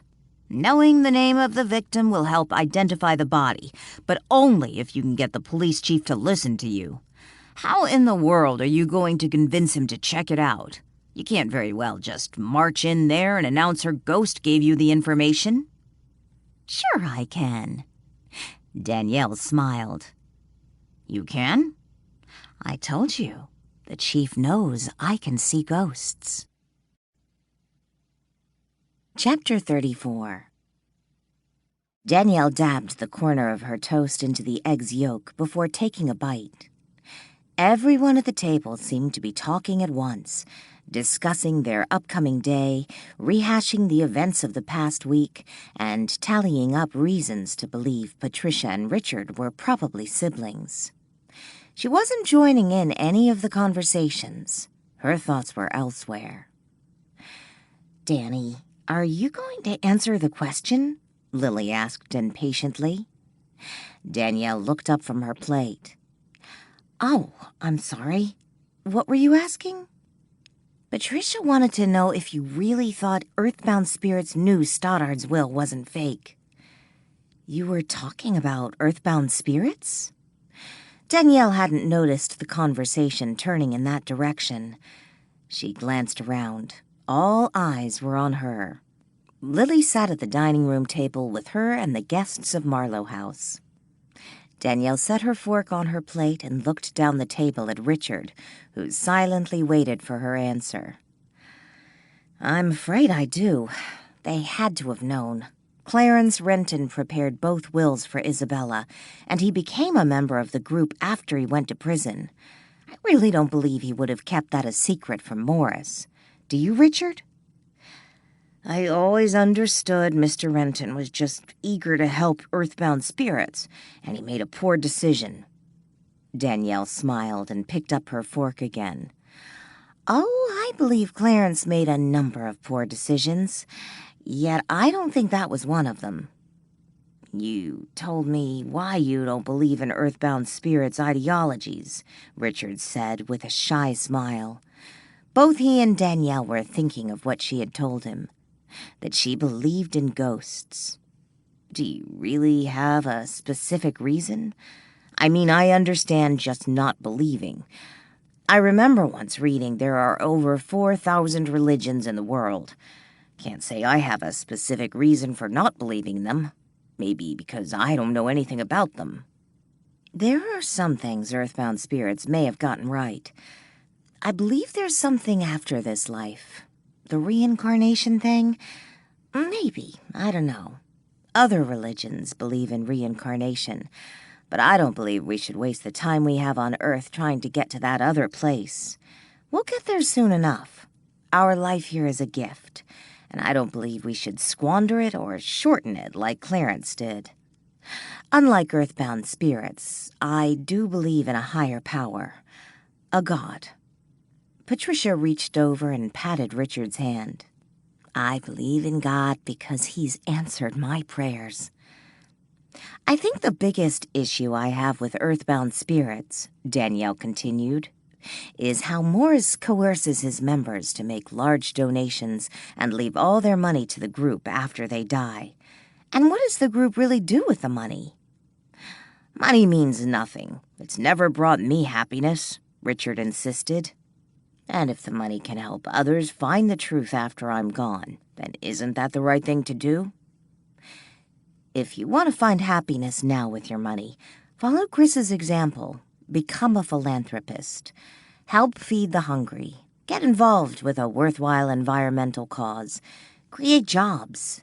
Do something with your money that helps other people, here and now, in this life.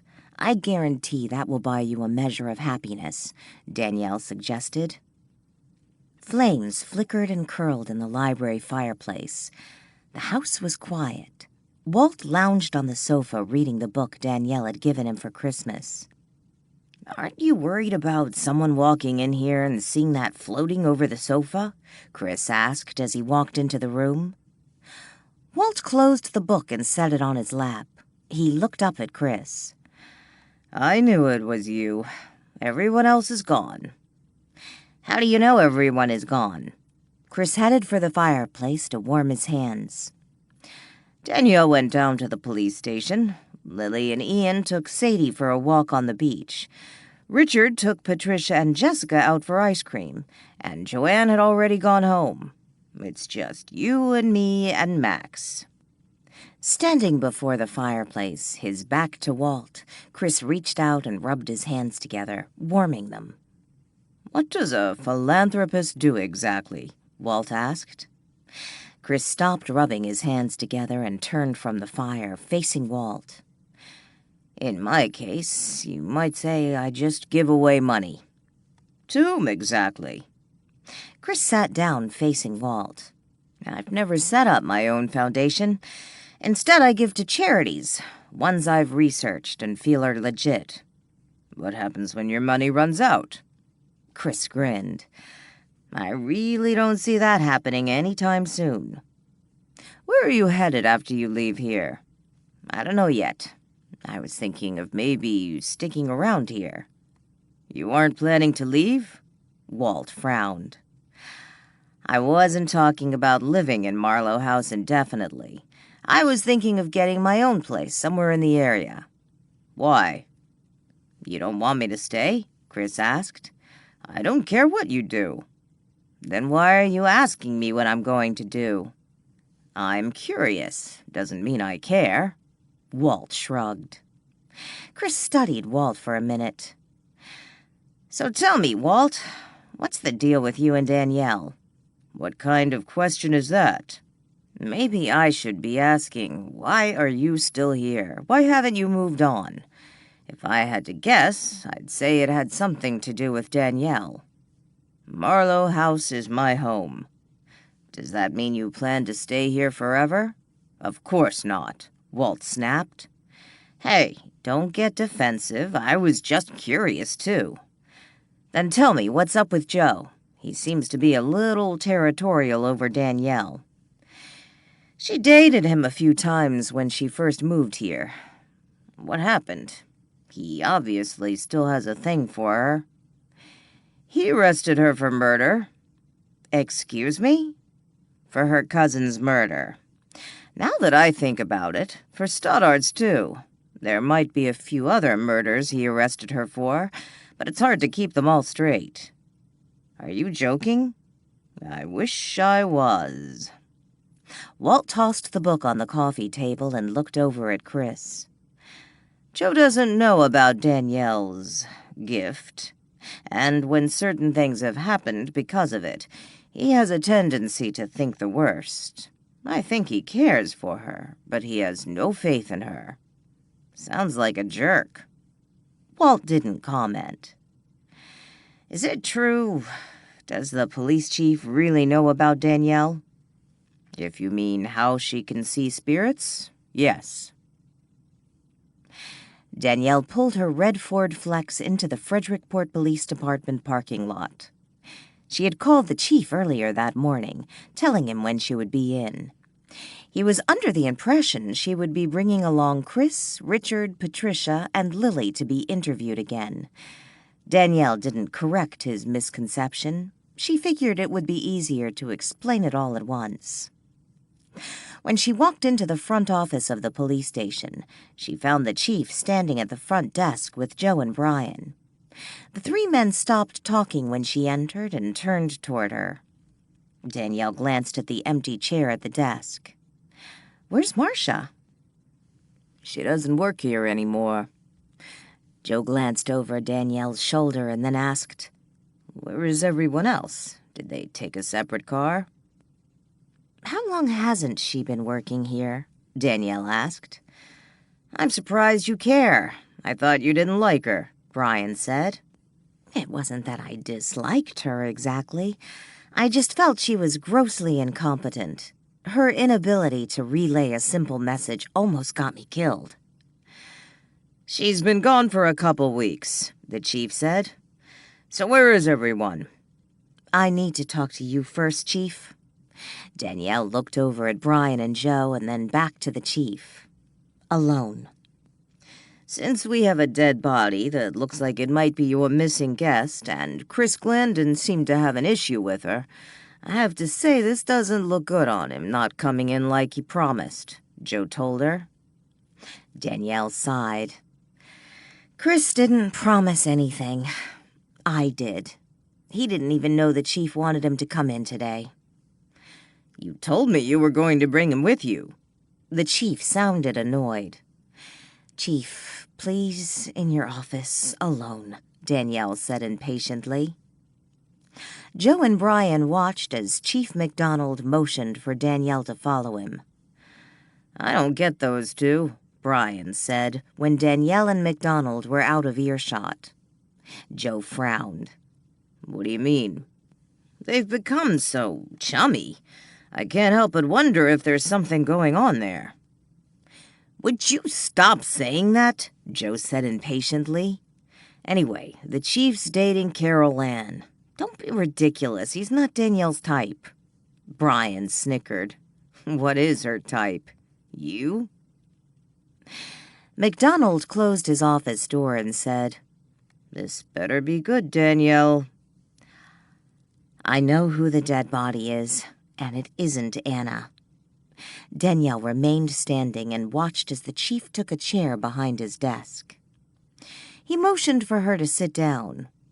"Go on." "Her name is Beatrice Montgomery, and she was traveling up the coast with her husband, Herbert, in a rented motorhome. They fought, and he pushed her off a cliff into the ocean." "You know this how?" "Seriously, Chief, you can't figure it out?" McDonald sighed. "You talked to her?" "Actually, it was your fault." "My fault? How?" He frowned. "Her spirit must have been hanging around her body when it was found on the beach. When I saw her, she was at that stage where she doesn't quite understand that she's dead. She tried to get the police to listen to her, and then she latched onto you." "What do you mean?" "She followed you back here, trying to get your attention. She went home with you, and then she followed you to Marlowe House. She showed up after the last time you were there yesterday. Came walking through the fireplace in the library." Terrific. He let out a weary sigh and leaned back in his chair. Personally, I'm relieved. Oh, don't get me wrong, I feel sorry for Beatrice and all, but I really didn't want it to be Anna. I suppose I need to see if we can find anything on this Beatrice. The chief picked up the phone. Danielle sat quietly and waited for the chief to finish his call. When he finally hung up, she said, "Oh, and about that blood on the rug Joe took from my place. It isn't human." "What is it? Vampire blood? Zombie?" "Cute. No. Rat. My sweet cat killed a rat." "From what I remember, your sweet cat about took my hand off." "Oh, don't be such a baby. He's a sweetheart." "Tell that to the rat." Danielle shrugged. "So what about your missing guest?" "Probably the most likely scenario. She simply decided to leave. I think Anna is prone to impulsive acts, like showing up on my doorstep without a reservation just because she saw the ad. No planning. And when she felt like leaving, she just did. The only reason I ever called to make a police report was the storm. I was afraid she might be out in it somewhere, stranded." "And you're sure the spirit you saw was the woman we found on the beach? After all, she wasn't recognizable." "You told me she was wearing a nightgown. Any chance that nightgown was a blue floral pattern?" "Yes." He nodded. "As a matter of fact, it was." "Then perhaps—" The phone began to ring.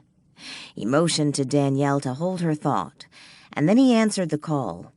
When he got off the phone, he said, "Last night, a Herbert Montgomery filed a missing persons report in Astoria on his wife Beatrice. Apparently, they had an argument on Christmas night. She stormed out of their motorhome wearing just her nightgown, a blue one." "And he's just reporting it now? Christmas was 4 days ago." "He said she's taken off before, but always comes back in a couple days. When she didn't return after 3 days, he figured he should report it." "Seriously?" Danielle scoffed. "He expects the police to believe he didn't think there was anything odd about his wife wandering around in her nightgown for 3 days?" "Hopefully we'll be able to come up with something to prove he was responsible for his wife's death. Thanks for all your help. Is there anything else?" "Well, there is one thing," Danielle said hesitantly. "What's that?" "I think one of your sons may be like me."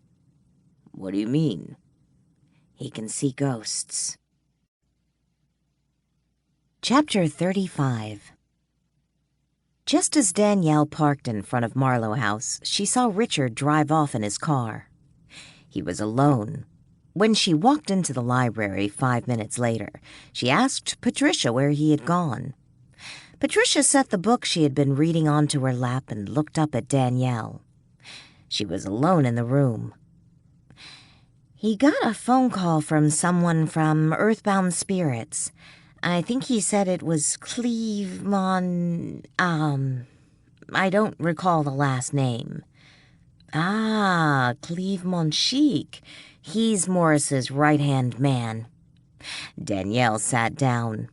"I got the impression Richard's been having some second thoughts about his involvement with that group." "He has." Patricia smiled. "We've talked a lot about it in the last few days. I think he was just searching for something after his parents died and he realized they'd lied to him all these years. I don't think it was the adoption that bothered him so much, but the fact that his adoptive parents made him think he was crazy, denying his real memories. I suppose adopted parents are no different from biological parents. There are good ones and bad ones." "That's true. You can say the same about foster parents." "I suppose you would know," Danielle said with a sigh. She then asked, "So where did Richard go? Earthbound Spirits headquarters?" "No. Cleve asked him to meet him at some cafe along the highway, midway between here and Earthbound Spirits headquarters. Said he needed to discuss some upcoming event for the group. So Richard still feels attached to Earthbound Spirits. Patricia shook her head. No, I think when Cleve called, Richard felt it might be the time to let them know he's having reservations. I have a feeling Richard is a little intimidated by Peter Morris and would rather discuss this with Cleve. Yeah, I get that Morris can be a little overwhelming. Patricia chuckled. Richard said this would be the easy way out. Sounds like this is more than just having reservations. Patricia smiled up at Danielle. I don't think Richard needs that group anymore. Adam Nichols sat in the corner booth of the diner, fidgeting with an iPhone. Sitting across from him was Jason Baker, the diner's proprietor and the owner of the iPhone. He was also an old high school buddy of Adam's. Jason anxiously watched Adam. This is going to be great if it works. Hey, it'll work. If it wasn't for the camera I installed in my office, I might be in prison right now. I just want to be able to keep an eye on this place when I'm not here. See what's going on. Jason glanced around the diner.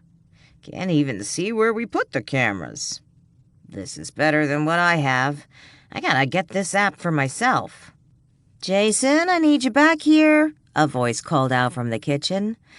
Grumbling, Jason stood up. Holding the iPhone in one hand, Adam used his other hand to wave Jason toward the kitchen. Go, see what they want. I'll figure this out. A few minutes later, Adam grinned when a live feed came into focus on the iPhone.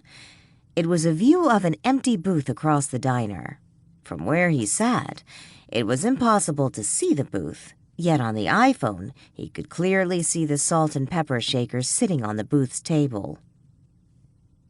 When Cleve arrived at the diner, he was pleased to see it was practically empty. There was only one other customer. That man sat in a corner booth, his back to Cleve. The lunch rush had ended a few hours earlier, and it would be at least an hour before customers started showing up for dinner. Cleve intended to be gone by then. When the waitress showed up at the table, he ordered 2 drinks, a Pepsi for Richard and iced tea for himself. He remembered Richard liked Pepsi. After the waitress brought the drinks and went back to the kitchen, Cleve glanced around. Aside from the man with his back to him, he was the only one in the diner. He glanced at his watch. Richard was supposed to arrive in 15 minutes. He needed to hurry just in case he showed up early. With shaky hands, Cleve pulled a small envelope out of his shirt pocket. He glanced around the room again. Confident he was alone, he tore open the envelope and then dumped its contents into the Pepsi. Grabbing a spoon, he stirred the drink. Nervously, he pushed the Pepsi across the table and then picked up a paper napkin and wiped off the spoon. He folded the napkin and envelope together, stood up, walked to a nearby trash can, and disposed of the items. Richard arrived 10 minutes later. Cleve was already back at the booth, sipping his iced tea. I ordered you a Pepsi, Cleve said as Richard took a seat across from him. Thanks. I haven't had a Pepsi all week. Richard picked up the soda and took a gulp. How have things been going for you this week at Marlowe House? Cleve asked. Things haven't gone quite as I expected they would, Richard said with a smile. Peter tells me Danielle may not be quite ready to hear the truth. Danielle has her own beliefs. I'm not sure she would ever embrace Earthbound Spirits. Then I'm sincerely sorry for her. Cleve took another drink of tea. He glanced up when a server approached the table. Would you like to order now? The server asked. No, we're just having drinks, Cleve told her. She nodded and walked away. The truth is, Cleve, I'm starting to have doubts. Doubts? Cleve panicked. Are you saying you no longer believe? No, it's just, I wonder if maybe instead of leaving earthbound spirits my estate or making my annual donation, the money would be best spent elsewhere. Danielle had a good point when she said money may not buy happiness, but by helping others, we can find happiness. So you're saying you aren't necessarily doubting the truth, you just want the freedom to spend your money on the good causes you choose, as opposed to helping earthbound spirits spread the word. I suppose that would that put me in bad standing with earthbound spirits? Cleve studied Richard for a moment. Finally, he reached across the table and patted his hand. Of course not. Our biggest concern is helping you find the truth. While we would naturally welcome financial support from our members, we don't want to give the impression it's all about the money. So if you feel you need to spend your money elsewhere, then we understand. Really? Of course. Richard smiled. I feel so much better. I knew Danielle was wrong. There is something else I need to tell you, which I feel better sharing with you now. What's that? I think I've found my sister. Your sister? I never talked to you about it. I assumed maybe Mr. Morris had discussed it with you. But after my parents died, I learned I had been adopted. What I didn't realize, I have a sister and a niece. I suppose that means you'll want to change your will, to leave your estate to your sister instead of earthbound spirits. Do you understand? Richard asked hesitantly. Of course, you should probably do that right away. Cleve smiled. I won't be able to do anything until after the new year, with the holiday and all. Well, I certainly don't think anything is going to happen to you before then, so it'll be fine. Richard winced and grabbed his forehead, massaging it a moment. Is everything okay? Cleve asked. I just had a shooting pain in my head. Finish your Pepsi, and then maybe you should be heading back to Marlowe House. It's already dark, and the roads between here and there can be dangerous. Especially if it starts raining again. Richard rubbed his head again. I think I will. He downed most of his Pepsi and then stood up, preparing to take out his wallet. No, I have it, Cleve insisted. After Richard left the diner, Cleve looked around. The man still sat at the far booth, his back to Cleve. All the other tables and booths were empty, and the server was still back in the kitchen. Cleve reached out and knocked over what remained of Richard's Pepsi. Waitress, Cleve called out. I need a towel. I spilled my drink. He glanced up, looking straight into the hidden camera. Adam stood up and looked at the front doorway of the diner where Cleve had just exited through. He scratched his head. Something did not feel right. Jason walked out from the kitchen. Sorry I took so long. There was a problem with the deep fryer. Hey, Jason, can I have a plastic bag? Adam asked. A trash bag? Why? No, I was thinking of something like a Ziploc bag. His head throbbed. All Richard wanted to do was get back to Marlowe House and lie down. He had experienced migraine headaches before, but this had to be his worst. As he approached the curve along Pilgrim's Point, he began seeing double. Blinking his eyes, he found it difficult to breathe. Darlene Gusaroff wanted to move on. Unfortunately, maneuvering Chuck Christensen's car off Pilgrim's Point had indefinitely altered her travel plans. She had learned that killing someone when you were dead had consequences, just as it did when you were alive. She would argue that if anyone had deserved to take a header off Pilgrim's Point, it was Chuck. After all, he had killed her first. Yet to her eternal regret, revenge didn't work that way. Plus, there was that little matter of Stoddard. Killing her husband was her first mistake. Darlene stood at the crest of Pilgrim's Point, looking down into the darkness. It was where she had died. She could hear the breakers hitting the shore below. Something behind her made her turn around. It was headlights, coming her way. She watched as the car attached to the headlights weaved back and forth in her direction. "Oh, please, am I going to get blamed for this one, too?" Darlene said with disgust. Richard felt his head weaving back and forth, as if it were no longer attached. He wanted to pull over to the side of the road, but he couldn't seem to get his body to do what he wanted. It was as if his hands and feet were on some bizarre autopilot, acting independently of his brain. Just as he felt his car careen off the highway, the driver's side door flew open. His eyes widened when he saw a woman who appeared to be hovering in midair alongside his car. Her hand reached in, grabbed him by the shirt, and jerked him from the vehicle. He landed along the side of the road just as his car hurled off the top of Pilgrim's Point to the surf below. Chapter 36. Outside, an ambulance's siren blared. It faded into the distance until Adam could no longer hear it. A few feet away, a young boy pounded on a vending machine in an attempt to free a Snickers bar. The boy's mother sat across the room from Adam, texting on her cell phone.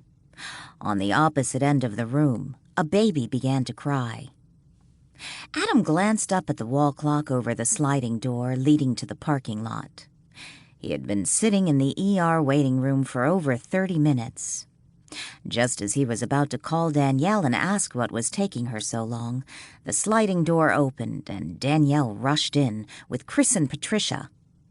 He had met them both at the Christmas Eve open house. Adam stood up and started toward Danielle, meeting her halfway. They stood in the middle of the room. "Adam, thanks for calling us," Danielle greeted him, slightly out of breath. "Is he going to be okay?" Patricia asked. "I think so," Adam told her. He turned to Danielle. "I recognized him from your party. I knew he was staying at Marlowe House and wasn't sure who else to call." "What happened?" Chris asked. "I was coming home, just going past Pilgrim's Point, when a woman flagged me down. I pulled over and I found him. He was on the side of the road, unconscious." "What did the woman say happened?" Patricia asked. "That's the thing, Adam looked at Danielle. "I checked his vitals, turned around to ask her what had happened, and she was gone." "Gone?" Danielle asked. Adam nodded. "And a really weird thing. I know you're going to think I'm nuts, but when I first saw her standing along the side of the road with my headlights on her, I thought for a moment it was Darlene Gusarov." "Darlene Gusarov?" Patricia looked at Danielle. "Is that someone you know?" Danielle glanced from Adam to Chris. "Yes, Darlene was killed a few months back. They found her body at Pilgrim's Point." Patricia responded with a startled gasp, yet she said nothing. "You said on the phone his car went over the cliff?" Chris asked. "Yes. After I checked his vitals, I called for help. When the cops arrived, they found his car. It had driven off the side of the hill. Looks like he jumped out at the last minute." Officer Brian Henderson seemed to appear out of nowhere. None of them had noticed him walking up. They had been so engrossed in what Adam was saying. "Adam, I need to talk to you about that powder you found," Brian said. He then looked at the rest of the group. "And I would appreciate it if you all would stick around. I have some questions for you." "Powder?" Danielle asked with a frown. She didn't get her answer because Brian led Adam off to a private corner in the waiting room. The doctors tell me Winston would probably be dead right now if you hadn't given them that powder you saw him ingest, Brian told him. Tell me exactly how you happened to have it. I was over at Jason Baker's diner helping him install some security cameras. I was messing around with the app I downloaded on his phone when Cleve Monchique sat down in one of the booths. Monchique from Earthbound Spirits? Yeah, I was testing the cameras when he sat down. From where he was sitting, all he could see was my back. But you could see him through the camera. Adam nodded. I didn't recognize him at first, but I saw him do something I thought was strange. What? He took a small envelope from his pocket and dumped something from it into the soda. I figured he was going to drink it, but he pushed it to the other side of the table, and a few minutes later, Richard Winston came in. I recognized him from the Christmas party in Marlowe House. He drank it. So how did you get the envelope with the powder residue? After Monchique dumped the powder in the glass, he stirred it with a spoon. Then he picked up a napkin and cleaned off the spoon. I thought that was strange. Then he got up and tossed the napkin and the envelope in the trash. Winston came in after that, and when he left, Cleve calmly knocked over the spiked drink, or what was left of it. Did it on purpose, and then he called the waitress to clean it up.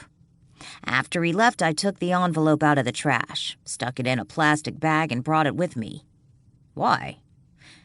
You mean, why did I take it? Adam asked. Yes. I have no idea. You explained this all to the doctor? Brian asked. Yes, and the paramedics and cops at the scene. I was kind of freaked out when I realized who it was, especially since I'd seen Monchique slip something in his drink. Brian asked Adam several more questions, and then they walked back to where Danielle and the others waited. He opened his notebook. When was the last time any of you saw Mr. Winston? It was about 4 o'clock, Danielle told him. When I got home this afternoon, I pulled up right as he was driving away. Did you talk to him? Brian asked. Danielle shook her head. No. Brian jotted something down in his notebook.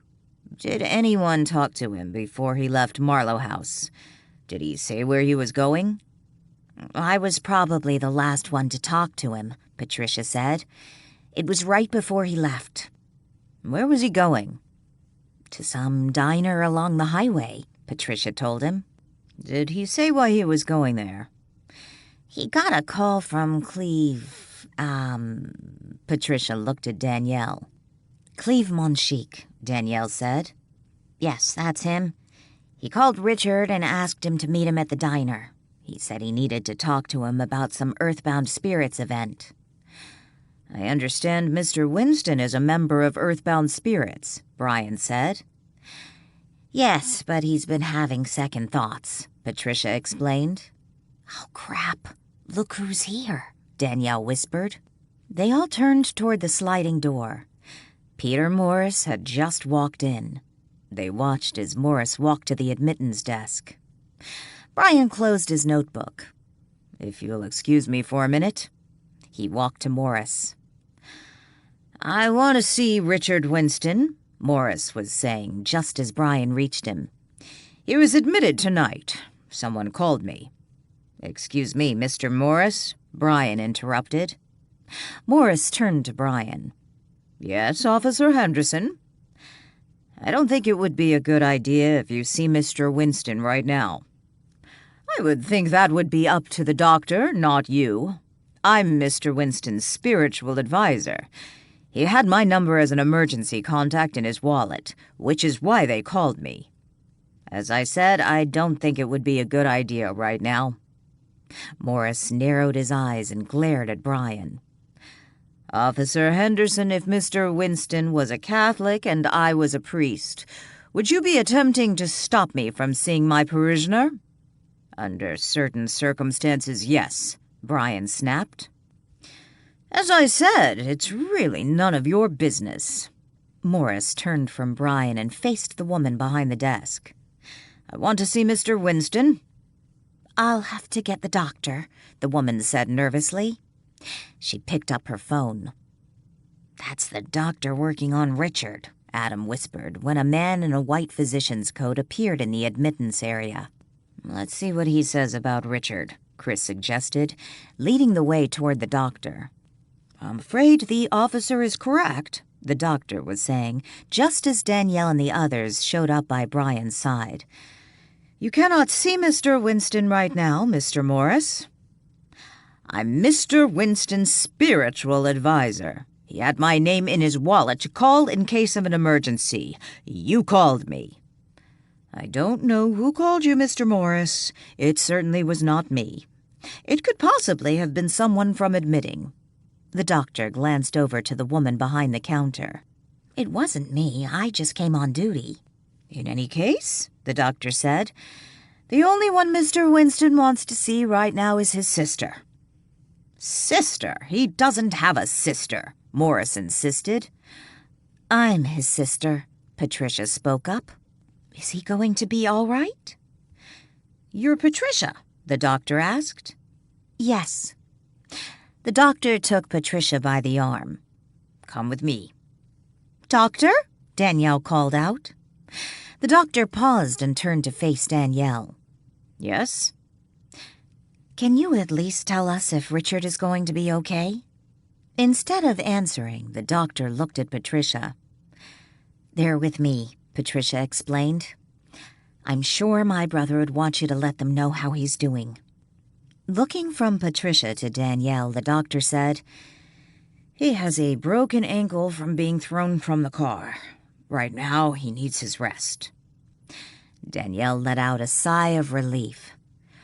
"Thank you, Doctor." After the doctor walked away with Patricia, Brian turned to Peter and asked, "Can you tell me where we might find Cleve Monchique?" "Cleve? Why do you need to talk to him?" "I understand Mr. Winston's accident happened right after he left from a meeting with Mr. Monchique. Cleve mentioned they were going to meet for coffee this afternoon, but it wasn't a meeting exactly, just two friends getting together. We're going to need to talk to him. Do you know where we can find Mr. Monchique?" "No, in fact, I tried calling him before I came over here, but he wasn't answering his phone," Peter explained. A few minutes later, as Peter Morris made his way to his vehicle in the hospital parking lot, he heard a voice call out, "Mr. Morris?" He paused a moment and turned to see who was shouting at him. A young nurse ran in his direction. He recognized her. She was a member of Earthbound Spirits, yet he didn't remember her name. She was one of his less affluent members. "Mr. Morris, I'm so glad I caught you." He reached out and took her hand, silently reading her name tag. "So good to see you, Cora." "I just wanted to let you know I'm the one who called you to tell you Mr. Winston was here." "Thank you, Cora." He patted her hand. "I shouldn't be telling you this. We aren't supposed to discuss a patient's medical history, but I think you should know. I'm sure it's what Mr. Winston would want." "What is it, dear?" "I was in the hospital room when they brought him in. The man who found him told the doctor he saw someone put something into Mr. Winston's drink. The man was able to recover some of it. He gave it to the doctor, and they had it tested.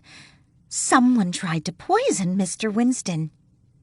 "Do you know who?" "No, he didn't say. But I overheard one of the officers who brought him in say something about how they knew who had tried to poison Mr. Winston, and that it had been captured on video." "Video?" "Sounded like some surveillance camera or something." Peter patted the nurse's hand again. "Thank you for telling me. I'm just grateful the police know who did this to poor Richard. I'm sure they'll handle it." 10 minutes later, Peter Morris sat alone in his black Mercedes. He picked up his cell phone and placed a call. "I'm at the hospital. Apparently, someone has poisoned poor Richard Winston, but the doctor says he'll recover. I believe it's time for you to go home now. You've done all that you can do here. But before you go, Don't forget to clean up. Chapter 37. On Tuesday morning, Danielle awoke to the sound of a mariachi band blaring on her clock radio. Groaning, she rolled over and grabbed hold of the radio's cord, jerking its plug from the wall. "I swear, Walt, if you don't stop screwing with my radio, I'm going to kill you." Too late, Walt chuckled when he appeared in her room. "But I didn't touch your radio." "Yeah, right." Danielle sat up, rubbing her eyes. "Well, technically, I didn't touch it." "See? I knew it was you." Danielle climbed out of bed and grabbed her robe. "I am sorry. I honestly didn't mean to leave it on that channel, but I wasn't sure how to get it back to where it was." "I guess I need to get you your own radio," Danielle grumbled. "Do you think Richard is coming home today?" "I don't know. I imagine Patricia will call the hospital this morning." "Do you think Adam really saw Darlene?" "Kind of sounds like she's haunting Pilgrim's Point. And I have to wonder, how exactly did he manage to get out of his car before it went off the side of the cliff?" "Darlene doing good deeds?" Walt asked. "Or penance." "Perhaps. I suppose I should leave so you can get dressed." "I would appreciate it." Walt vanished. 10 minutes later, Danielle stepped out from her bedroom into the hallway. She didn't hear anyone else up yet and guessed everyone in the house, except Walt and herself, was still sleeping. Of course, she didn't think Walt ever slept. Quietly, she made her way downstairs to make coffee. Joanne wasn't due to show up for another 15 minutes.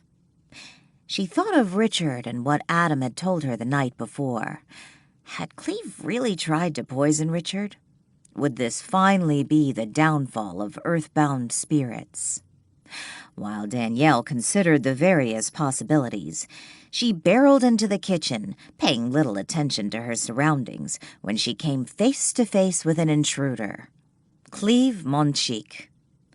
Danielle came to an abrupt halt and slowly started to back up, looking for something to grab to use as a weapon.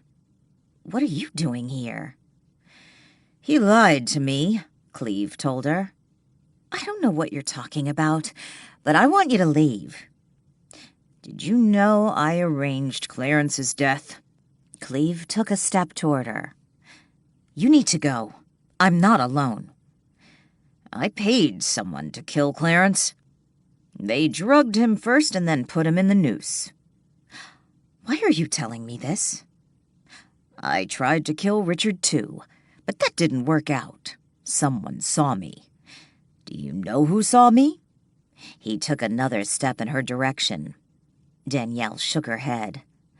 "I don't know anything about that. Please go." "It was supposed to be the perfect murder weapon, an undetectable drug, one that only shows up on a talk screen if you specifically test for it. But someone must have told them I gave Richard the drug. But who?" "I'm going to scream," Danielle warned. "Why are you going to scream?" Lily asked as she walked into the kitchen. Danielle pointed to Cleve. "What's your problem?" Lily walked around Danielle and then walked through Cleve, making her way to the coffee maker. "Darn, you didn't make coffee yet."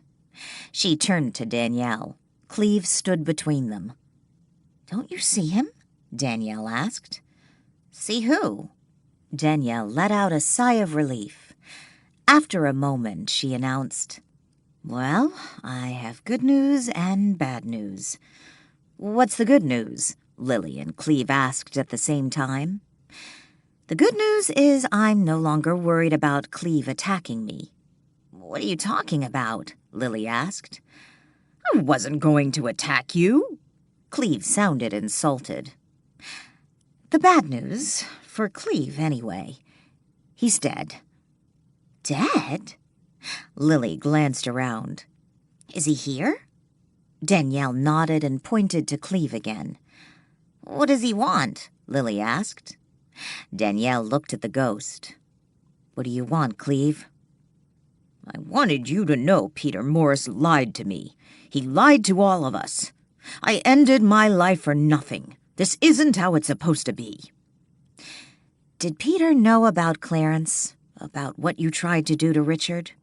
Yes, he gave the orders. He told me to take my life. He said it was time for me to go home. But it wasn't supposed to be like this. Who blackmailed Darlene to lie about the will? Was that you or Peter? Danielle asked. It was Peter. But I got him Isabella's wills, the original ones. Clarence told me where to find them. All his files were put in storage. How many others have been there? Danielle asked. What do you mean? Has Peter had anyone else killed? No, I don't think so. But Clarence was getting demanding, threatening to tell the police Peter knew the truth about the wills. We were afraid Richard was going to change his will, and we had just lost another big benefactor. How did you know Richard was going to change his will? He told me at the diner, but we had already decided it had to be done before Richard lost faith. I don't understand. Before he lost faith? We were taught that as long as a believer had faith in the truth when he died, he'd go on to his ultimate destination. I thought that's where I was sending Richard before he lost faith. Why were you so sure he was losing faith? Danielle asked. Because he found his sister. His sister? How did you know about that? Did Richard tell you? No, not until we met at the cafe. But Richard had extensive counseling in the beginning under Peter's supervision. Everyone does. The dreams he talked about. Peter wondered if they were suppressed memories, so he hired an investigator to look into his past, his family.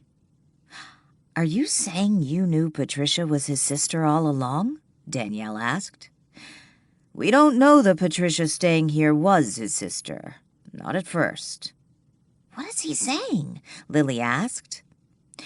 They knew Richard had a sister out there somewhere. I was just trying to help Peter, to help earthbound spirits, Cleve said. But the truth was a lie.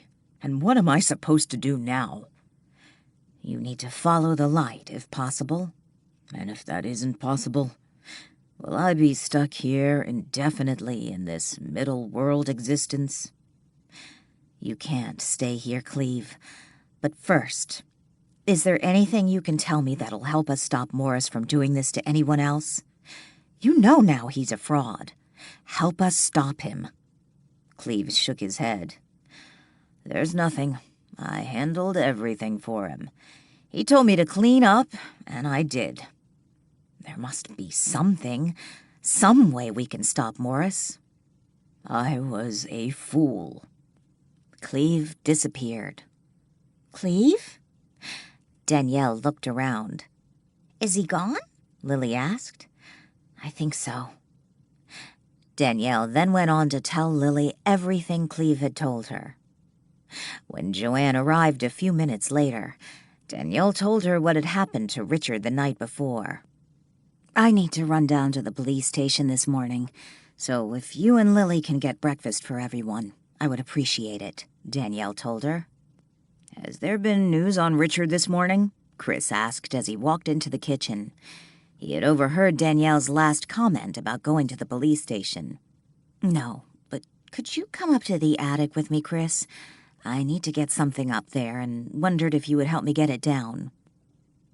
You really don't need anything in the attic, do you? Chris asked as he walked with Danielle up the attic stairs a few minutes later. No, but I need to tell you and Walt something, and I figured it would be easier if I did it at the same time. They found Walt in the attic watching the ocean through his spotting scope. The moment they walked into the room, Danielle announced, I wanted you both to know Cleve is dead. He was here this morning. I thought you should both be aware in case he shows up again. Did Morris kill him? Walt asked. Danielle went on to tell them about Cleve's recent visit and what she had learned. I'm surprised to see you here so early. Joe greeted Danielle when she walked into the police station later that morning. I need to see the chief. I tried reaching him on his private cell phone, but he isn't picking up. And when I called down here, they said he was on another call. He's been pretty busy this morning. We have a lot going on. Is he in his office? Yeah, but like I said, he's tied up. Why don't you tell me what you need? Maybe I can help you. Thanks, but I need to talk to him. Danielle turned from Joe and started walking to the chief's office. Joe followed Danielle. I told you he's busy right now. I heard you, Joe, but this is important. When they reached the chief's office, Danielle knocked and then opened the door without waiting for an answer. The chief looked up from his desk. I'm sorry, Chief, Joe said. I told her you were busy, but she insisted on seeing you. That's okay, Joe. Leave us alone. He waved Joe off. Cleve is dead, Danielle blurted out the moment Joe left the office and closed the door. The chief sat at his desk, pen in hand, absently tapping the end of the pen against the desktop. How do you know? He visited me this morning. The chief motioned for Danielle to sit down. It looks like a suicide. He told me he killed himself, but Morris gave him the orders. Danielle sat down. The chief tossed the pen aside and picked up a piece of paper from his desk. This is a copy of the suicide note we found with his body. When did you find him? Danielle asked. Early this morning. His car was parked down by the pier. He was inside, the suicide note on the passenger seat. Looks like it's in his own handwriting. The chief leaned over his desk and handed the note to Danielle.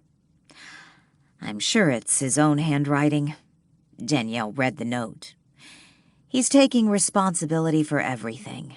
Even mentions Renton. MacDonald leaned back in his chair and watched Danielle as she read the suicide note. According to that, Morris had nothing to do with Renton's death or with the attempt on Richard's life. Cleve claims it was all him. Danielle tossed the note back onto the desk. He even mentioned Isabella's will, covering all the bases to protect Morris. But you know it's a lie. What did Cleve say about Morris's involvement? The chief asked. Danielle recounted her morning conversation with Cleve's ghost. Why would he cover for Morris like that? Be willing to kill himself? Was Cleve any different from a suicide bomber? Danielle asked. I promise you, when those guys get to the other side and discover there are no virgins waiting, they're just as pissed. I wish there was some way to tie Morris to this. Put him in jail where he belongs. Danielle sighed. I don't see how. According to Cleve, he handled everything for Morris. He protected him. I wish there was some way we could stop that charlatan. At this point, we have nothing to arrest him on. Cleve's suicide note is Morris's get-out-of-jail card. When Morris left the hospital last night, he drove to Astoria, had dinner at a restaurant, made a point of being seen. From what I understand, he was quite social. Checked into a motel there, claimed he was too tired to drive home, called room service and the front desk numerous times during the night, claimed he didn't feel well. Establishing an alibi? Danielle asked. Looks that way. How did Cleve kill himself? Gunshot. The weapon was still in his hand. According to the coroner, he hadn't been dead long when they found him. Morris was still in Astoria. Maybe Morris didn't physically pull the trigger, but he killed him, Danielle said. Chapter 38. Danielle stopped by Adam Nichols's office on the way home from the police department. She found him sitting at his desk, looking at his computer. Knock, knock, she said from the doorway. Adam glanced up and smiled, waving her in. How's Richard doing this morning? He turned off his computer monitor. I called home a minute ago. Looks like they're keeping him over for another day, but he should be able to come home tomorrow if everything is okay. That soon? I thought for sure they'd keep him longer than that. Danielle sat down. I wanted to stop by and thank you again for having the presence of mind to take that envelope out of the trash. According to the doctor, Richard could have died. Honestly, I have no idea what made me take it. I'm just glad I was able to help. Richard's guardian angel, perhaps? Danielle smiled. Adam leaned forward, resting his elbows on the desktop. I was serious last night when I told you what I saw. I swear it looked just like Darlene. Well, she was killed at that spot, Danielle reminded him. Do you believe in ghosts? Danielle smiled. You tell me. You're the one who saw her. Adam leaned back. It all happened so fast. There she was, standing in the glow of the headlight, and then I saw Richard on the ground. I didn't know who it was at first, not until I got out of the car and took a closer look. But then she was gone, whoever she was. You read about those sorts of things all the time. Some anonymous savior who appears out of nowhere, saves the day, and then vanishes. Yeah, but that stuff doesn't happen to me. Danielle smiled, yet said nothing. When you came in here, I was trying to retrieve the video I took of Cleve One Cheek spiking Richard's drink. But now I'm not so sure I took one. I thought I had, and I thought I loaded it to the cloud, but I screwed up somehow. Nothing's there. So now it will be just Cleve's word against mine. I don't think you have to worry about that. I just came from the police department. Cleve is dead. He committed suicide early this morning and left a note. Confessed to everything, including Clarence's death. Are you saying Renton didn't commit suicide? Danielle nodded. Adam let out a low whistle and leaned back. Damn. When Danielle came home and found Lily and Chris standing in the downstairs bedroom talking while Joanne changed his sheets, Walt stood quietly in the corner, watching and smoking a cigar. What's up? Danielle glanced around the room. She noticed Richard's suitcase sitting in the corner. Chris's duffel bag was nowhere in sight. I'm switching rooms with Richard. I didn't think you'd mind, Chris told her. He's not going to be able to walk on that ankle for a while. That's probably a good idea. Where's Patricia? I didn't see her car when I drove up, Danielle asked. Chris just wants to be closer to your bedroom, Walt said between puffs. For Joanne's sake, Danielle ignored both Walt's comment and the look of annoyance Chris flashed Walt.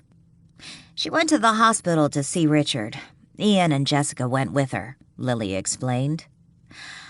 I hope Richard has learned his lesson about that shady group, Joanne said as she shoved a pillow into a fresh pillowcase. He's a nice boy. Shame he's gotten mixed up with that bunch. I hope so too, Danielle agreed. I think Ian knows what his next story is going to be about, Lily told her. Earthbound spirits? Danielle asked. Yep. Danielle smiled. Maybe Maura's got a pass with Cleve's suicide, but hopefully earthbound spirits won't fare as well after Ian finishes his investigation. The hospital released Richard the next afternoon, on New Year's Eve. The doctor wanted him to stay off the ankle for a while, so Ian and Chris picked up a wheelchair and had it waiting for Richard when he returned to Marlowe House. Ian and Lily had made plans for New Year's Eve, which they decided to cancel. That was, until everyone talked them out of canceling. When evening rolled around, the current residents of Marlowe House, minus Lily, sat in the living room with a fire raging in the nearby hearth. Sadie napped by the fire while Max crawled around under the Christmas tree, batting at low-hanging ornaments. "That was an excellent dinner," Patricia told Danielle. Danielle's response was interrupted when the Christmas tree shook, diverting her attention. "Max, stop that. You're going to knock the tree over," Walt scolded. Max stopped batting the ornament and then charged out from under the tree and raced from the room. The commotion woke Sadie. She lifted her head and looked toward the doorway, just in time to see Max's tail disappear around the corner. Letting out a short bark, she jumped up and charged out of the room. The sound of their feet running down the hall into the kitchen and out the pet door into the backyard drifted into the living room. Jessica peeked out the doorway into the entry. "Sadie isn't going to hurt Max, is she?" Danielle laughed. "The real question is, will Max hurt Sadie?" When Jessica turned to Daniel with a concerned frown on her face, Danielle smiled and said, "No, they'll both be fine. Not sure how my bushes in the side yard will fare, but those two will be okay." "I'm really sorry I've ruined everyone's New Year's Eve," Richard told them. He sat on a chair with his injured foot propped up on a stool. Patricia stood up. "Don't be silly. We're just glad you're okay.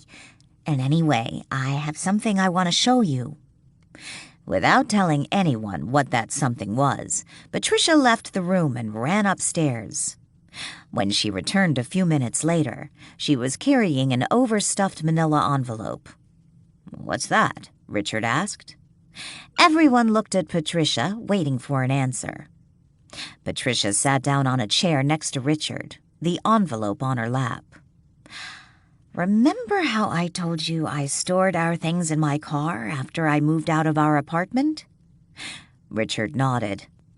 "I remember." "I know there's always a chance someone will break into my car at the airport, steal our things. If that happened, I didn't want them to get this, so I brought this with me. I never really thought I would be bringing them out while I was here." "What is it?" Chris asked. Patricia smiled. "Old photographs. Really the only things I have left of our parents. After Mom died and we were taken into foster care, her things, well, they pretty much disappeared. I really have no idea what happened to them. She didn't have a lot. What she did have, it was gone." "But they gave you the pictures?" Danielle asked. Patricia looked over to Danielle. "Not exactly. I went back to the apartment after I turned 18. Of course, everything had changed. There had been a number of tenants since we moved out, and the guy who owned the apartment had sold it a few years before I returned. But there was one tenant still living at the apartment, an older woman who had been a friend of my mother's. She had the photographs, and she gave them to me." "How did she happen to have them?" Danielle asked. "I guess when they were cleaning out the apartment, she went in and started looking around. She saw the old photographs. They had been tossed in the trash, and she recovered them. She hoped I'd come back someday so she could give them to me." "Can I see?" Jessica asked. "Yes, we all can. I haven't looked at these pictures for years. It was always so painful. But now?" Patricia flashed Richard a smile. She opened the manila envelope. Inside were a number of smaller envelopes, each labeled with brief handwritten notations indicating what photographs were inside. The one labeled Bobbi and Patricia she handed to Richard. The envelope marked Mom and Dad's wedding and honeymoon she handed to Jessica. Curious, Danielle and Chris stood behind Richard, sneaking a look at his childhood photographs. Walt wasn't particularly interested in looking through old pictures. He and his cigar vanished, retreating to Danielle's bedroom upstairs, the door closed, and the television turned on with the volume low. "It's me!" Richard exclaimed. Patricia glanced over and looked at the photograph he held. "That was taken about 6 months before Mom died. I have some pictures my adoptive parents, took of me when I was about that age. Must have been right after they got me. I have to be your brother. It looks just like the photos I have of me when I was that age." do you have pictures of Anna's wedding?" Jessica asked. She sat cross-legged on the floor, holding several photographs in her hand. "What are you talking about, Jessica? Those are your grandparents' wedding pictures. My mom and dad." "No." Jessica shook her head. "This is Anna." "No, honey." Patricia grabbed a photograph out of her daughter's hand. "This is... Oh, my goodness. It does look like Anna." Patricia stared at the photograph a moment. "Let me see," Danielle asked. Patricia handed her the picture and then quickly flipped through the remaining wedding photographs. She shook her head in disbelief. "This is amazing," Danielle said in awe. "Anna is a dead ringer for your mom." Richard held a wedding picture in his hand, staring at it. "Do you realize the dress she's wearing in this picture is exactly like the dress Anna wore on Christmas night?" "Let me see," Patricia said. As Patricia, Richard, Jessica, and Danielle pored over the wedding and honeymoon pictures, amazed at the startling likeness between the two women, Chris stood silently by the fireplace, watching. Danielle was about to say something to Chris when she looked up and realized he was not participating in the discussion. He was watching. By his expression, she knew he was not surprised at the uncanny likeness. Chapter 39. The clock struck midnight. Ian kissed Lily while Richard pressed a chaste kiss against his sister's cheek, and then Danielle's. Chris was following suit, first giving Patricia a quick kiss, but when he got to Danielle, the kiss he initially intended for her cheek landed on her lips. He didn't linger. He could feel Walt watching. It was officially 2015. Jessica had fallen asleep on the sofa. Not wanting to wake her, Chris offered to carry her upstairs. "She's too heavy," Patricia protested. "Don't be silly. There's no reason to wake her," he insisted. Chris was halfway up the stairs when he began to regret his rash offer. The little girl was heavier than he had imagined. Or perhaps he was just out of shape, he thought. "You need a little help there?" Walt asked with a chuckle. He walked alongside Chris as they made their way up the stairs. Chris flashed Walt a pained look. Walking ahead of them was Patricia, oblivious to Chris's discomfort.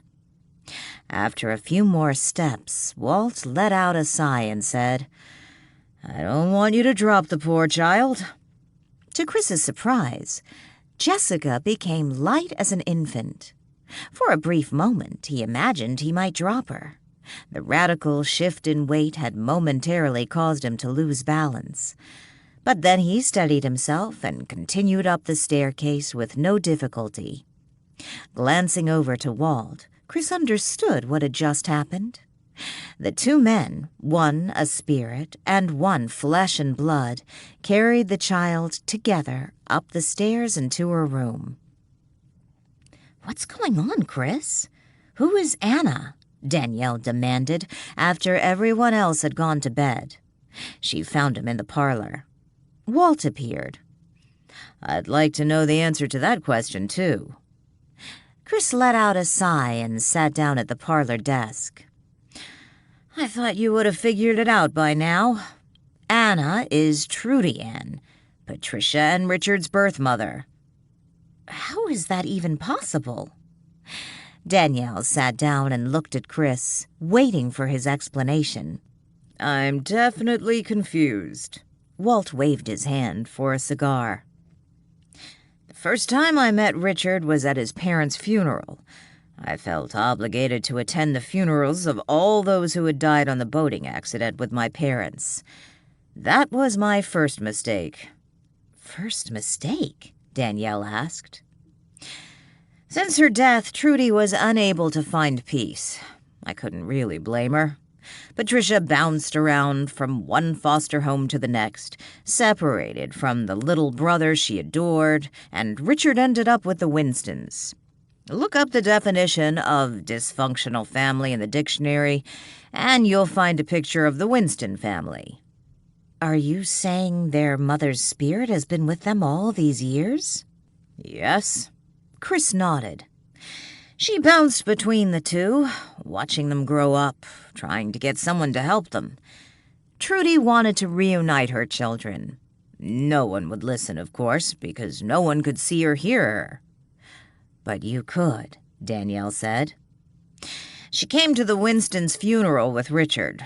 Of course, he had no idea his birth mother was by his side, like she so often was. When Trudy discovered I could see her, she wouldn't let me rest. "What do you mean?" Walt asked. She began haunting me, badgering me, demanding I do something to help her children. She would barely let me sleep. I had no choice. I had to find some way to get them together.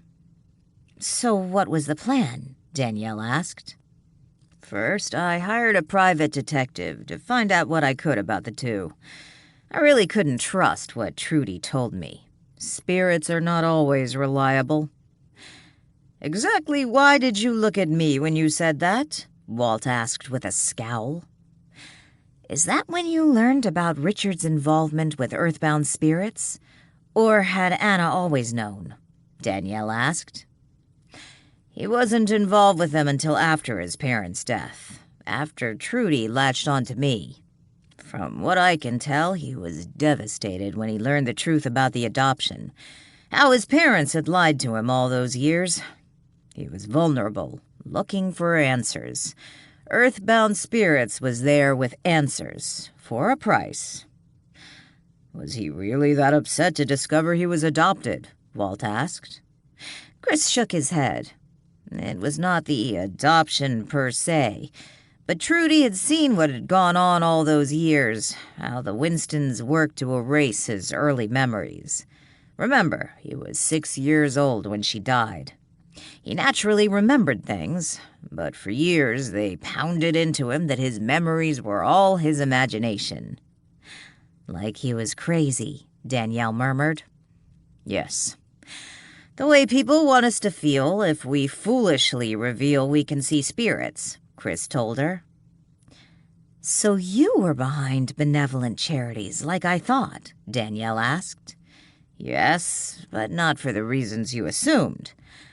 I learned Richard had reservations here, and I figured if I could get Patricia here for Christmas, it would be the one way to get them together, at least under the same roof.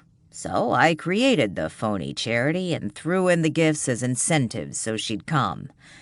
I had learned Patricia lost her job and was on the verge of being evicted, which did happen, so I figured she couldn't afford to pass up the trip. I'm not sure why you went through all this, Danielle said. Wouldn't it have been easier to simply send them each an anonymous letter letting them know about each other? After all, it shouldn't be too difficult to prove they're related with a DNA test. Trust me, I offered to do that after Trudy first latched onto me. But Richard was in such a bad place, and the people he thought were his parents so betrayed him. Trudy was afraid if Patricia just showed up, he'd suspect her of just being there for his money. That she'd always known about him, but had never tried to contact him. Trudy wanted to do something where they'd have a chance to get to know each other first. How was everyone able to see Anna? I don't understand, Danielle asked. Well, that makes two of us. Trudy coming here was not part of the plan. Honestly, I wasn't sure how I was going to get Richard and Patricia to see they were siblings. I just figured I'd improvise. You didn't know she was coming? Danielle asked. No, that wasn't part of the plan.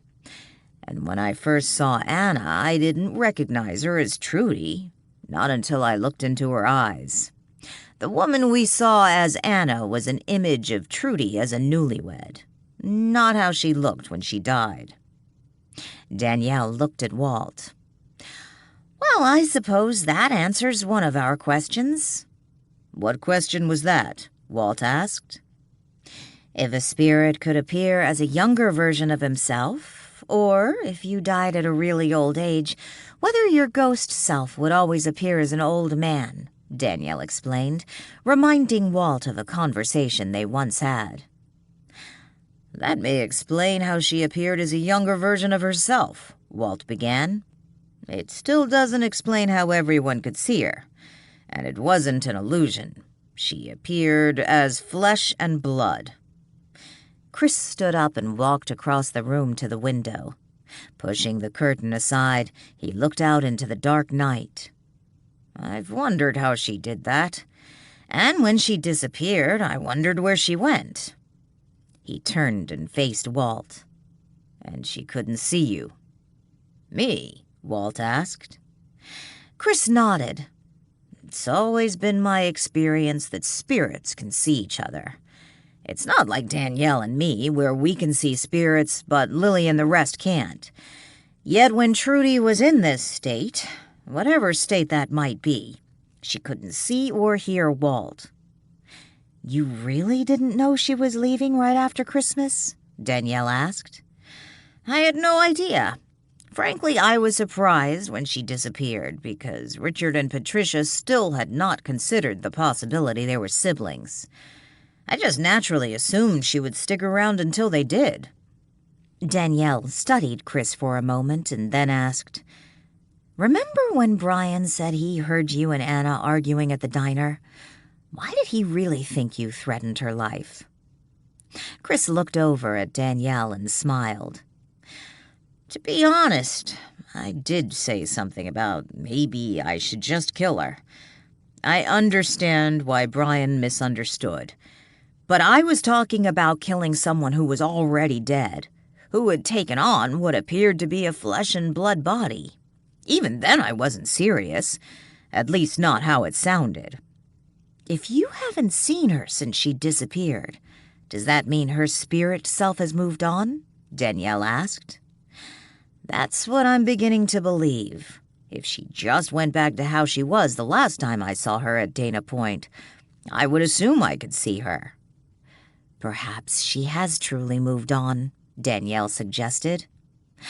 Walt stood up and angrily asked, I want to know how she did that. How did she become flesh and blood? Walt disappeared. Danielle stared at where Walt had been standing right before he vanished. Why is Walt so upset? Chris smiled. I think I know. Why? I think he would like to be able to do what Trudy did, to come back as a flesh and blood person, if only for a brief time. Why would he want that? What would be the point if he could only come back for a few days? Chris reached out and grabbed Danielle's right hand, gently squeezing her fingertips. He looked into her eyes. For you, of course. Me?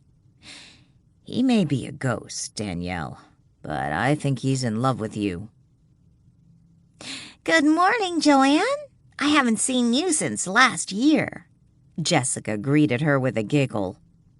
Joanne set the platter of biscuits on the table. Has it been that long? I swear it seems like just yesterday. She winked at the child and handed her a fresh biscuit and then headed back to the kitchen to get the rest of the breakfast. Jessica giggled again. Tearing off a piece of the warm biscuit, she popped it in her mouth. How are you feeling this morning, Richard? Ian asked as he sat down at the table, joining the occupants of Marlowe House for breakfast. Much better, thank you. I can't believe we go home tomorrow. Richard grabbed a biscuit for himself and then passed the platter down the table. In spite of my 2 nights in the hospital, I can honestly say this has been one of my best Christmases. Patricia reached over and patted Richard's hand. I second that. Joanne returned to the dining room with more platters of food and began passing them around the table. I'm going to miss you all, Danielle told them. I've really enjoyed sharing Christmas with all of you. It helped me not miss my own family quite as much. It feels like family around this table, Lily said. Danielle flashed her a smile. Do you fly back to Arizona in the morning? Chris asked Patricia. Patricia looked over at Richard. Should we tell them now? What? Lily asked. Richard's going to need some help. It'll be a while until he gets walking again. Jessica and I are going home with him. I'm sending someone to pick up her car at the airport, Richard explained. We're going to be pretty busy these next few days, getting Jessica enrolled in school, getting them both settled in, and severing all ties with earthbound spirits. I already called my attorney. About your will? Lily asked. After that incident with Cleve, I realized I can't be too careful. The last day in the hospital, I called my attorney at his home. He faxed me some papers to sign, making sure Earthbound Spirits doesn't get a penny of my money if something were to happen to me before I get my new will finalized. Walt appeared in the room. He lounged casually against the buffet, listening. I just want Richard safe, Patricia said. Danielle grinned. I'm happy for you both. I'm still trying to understand the uncanny resemblance between our mother and Anna, Patricia said. I think Anna was Grandma, Jessica said with conviction. Patricia smiled at her daughter. She definitely looked like Mom. And you never noticed the resemblance when Anna was here? Lily asked.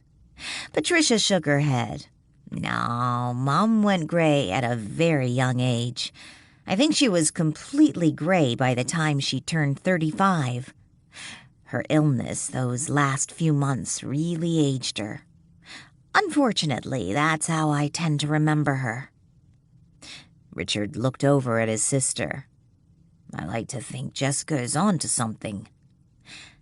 Maybe she is. Patricia returned her brother's smile. What are your plans, Chris? Richard asked a few moments later. Walt studied Chris. Yes, what are your plans?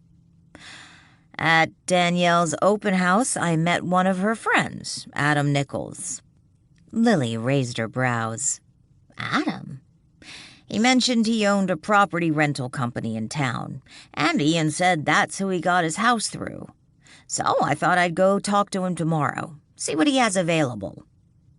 Weren't you planning to check out tomorrow? Lily asked, flashing Danielle a grin. Chris looked over to Danielle.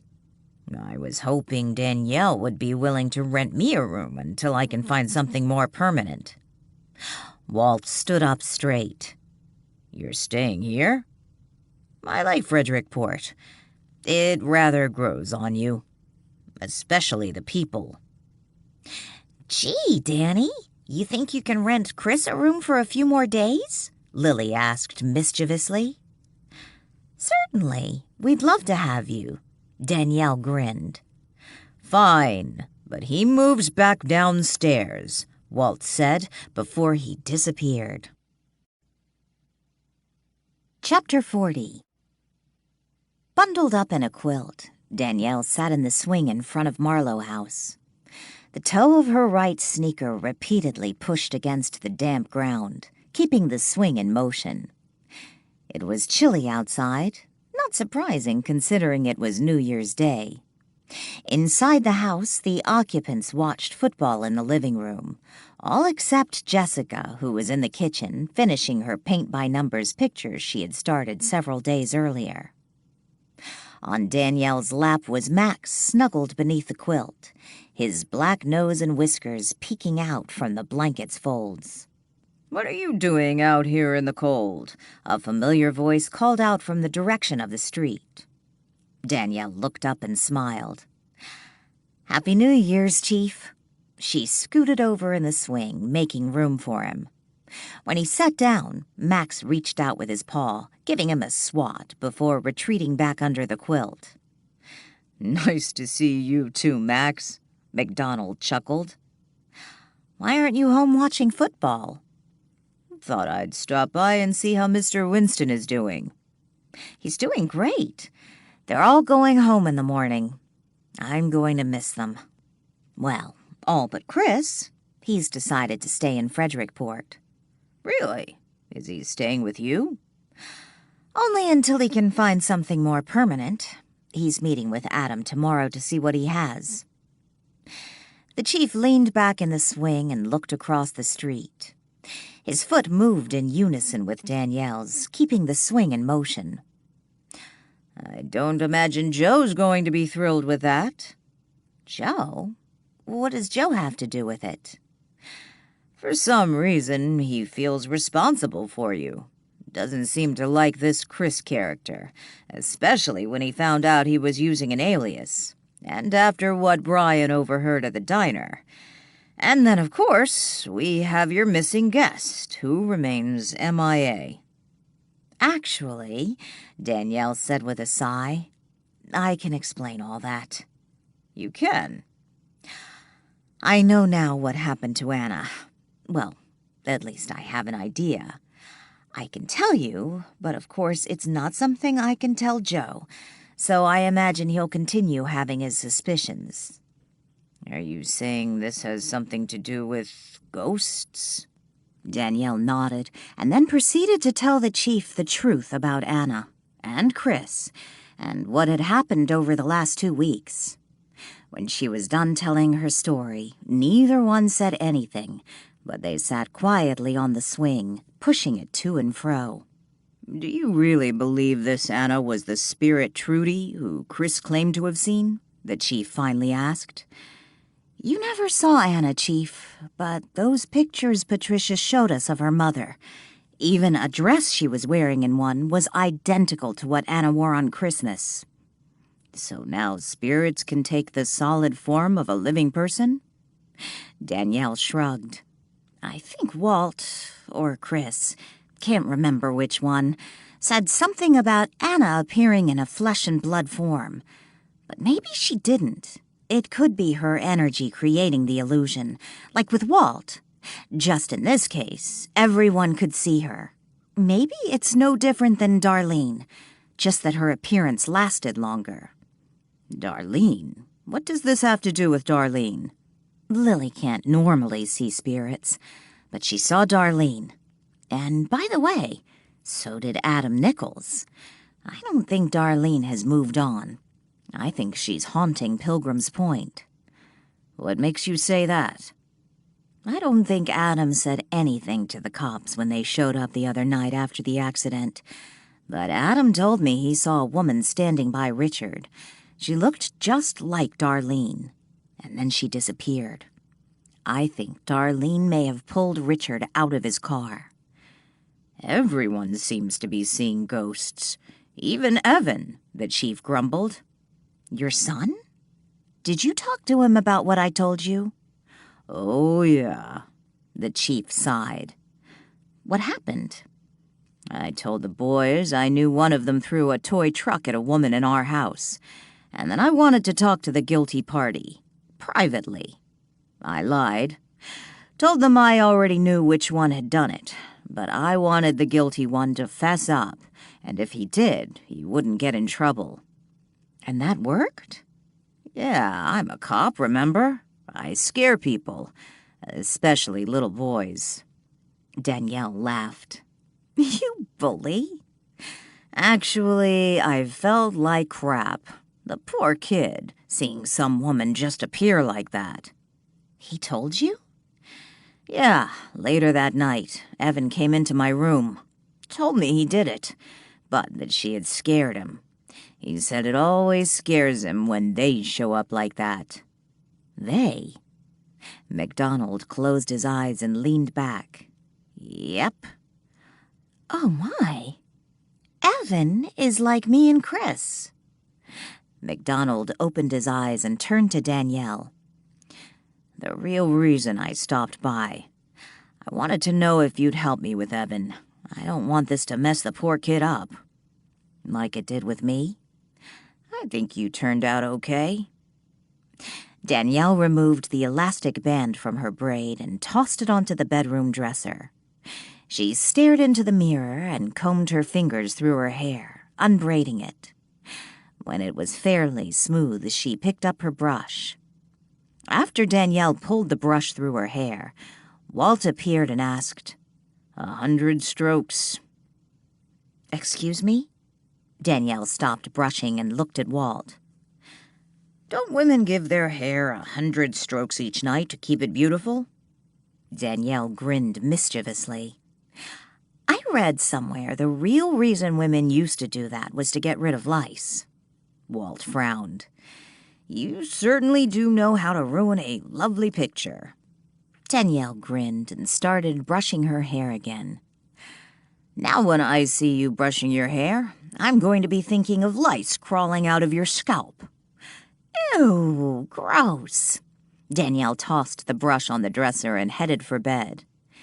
Yes, but you started it. I was being nice. True, I can be a brat. Danielle climbed into bed and scooted to one side so Walt could sit next to her. Yes, you can. He sat on the edge of the mattress and watched as Danielle snuggled down under the bedding, pulling the blanket up to her chin. It'll seem a little quiet around here after tomorrow, Walt said. I know. Of course, Chris'll still be here. Downstairs. Danielle grinned. Sometimes I think you think you're my dad. Hardly. I'm younger than you, Walt reminded her. Now I feel really old. Walt chuckled. He then asked, Do you think Richard will ever go back to using his real name? I don't know. I wondered that myself. If you think about it, all these years he's been using the name of his adoptive parents' first child. I know. A dead child's name? Danielle yawned. Walt quietly watched as Danielle closed her eyes. I had a nice Christmas. Danielle yawned again. And it was wonderful seeing Richard and Patricia find each other. But can I tell you a secret? Certainly. You can tell me anything, Walt said, his tone no longer teasing. It made me really miss my family. It's hardest at Christmas time. I miss my mom and dad so much. I even miss Cheryl. I'm sorry, Danielle. Oh, I guess that's life. And death. I haven't given you your Christmas present yet, Walt told her. Christmas? Christmas is over. Once again, Danielle yawned. Remember I told you Christmas isn't over until the 5th of January?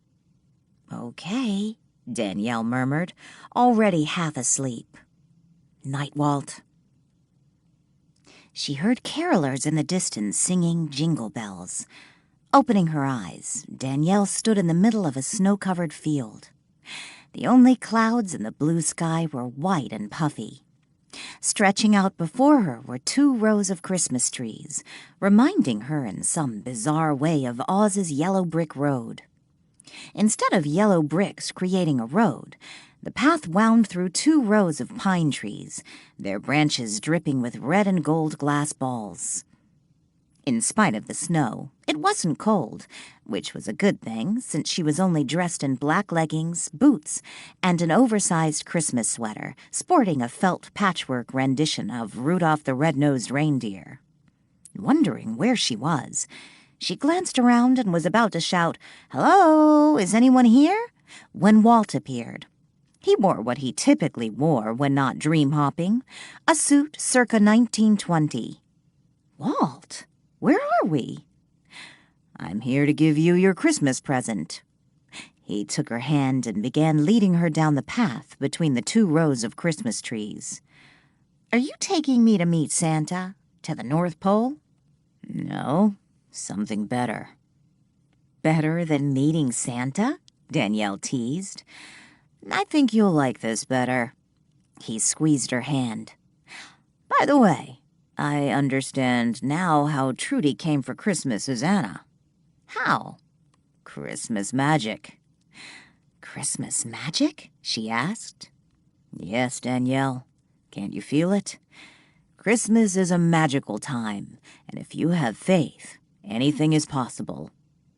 In the next moment, the snow turned to pavement and the Christmas trees disappeared. She stood on the sidewalk in front of a familiar ranch-style house. A Christmas wreath hung on its front door. "My house!" Danielle cried out. "That's where I grew up!" Excited, she looked up and down the street. It was just as she remembered. "Come, Danielle, they're waiting." Walt led her by the hand up the walkway to the front door of the house she had once lived in. "Who's waiting?" "You'll see." Walt squeezed her hand again.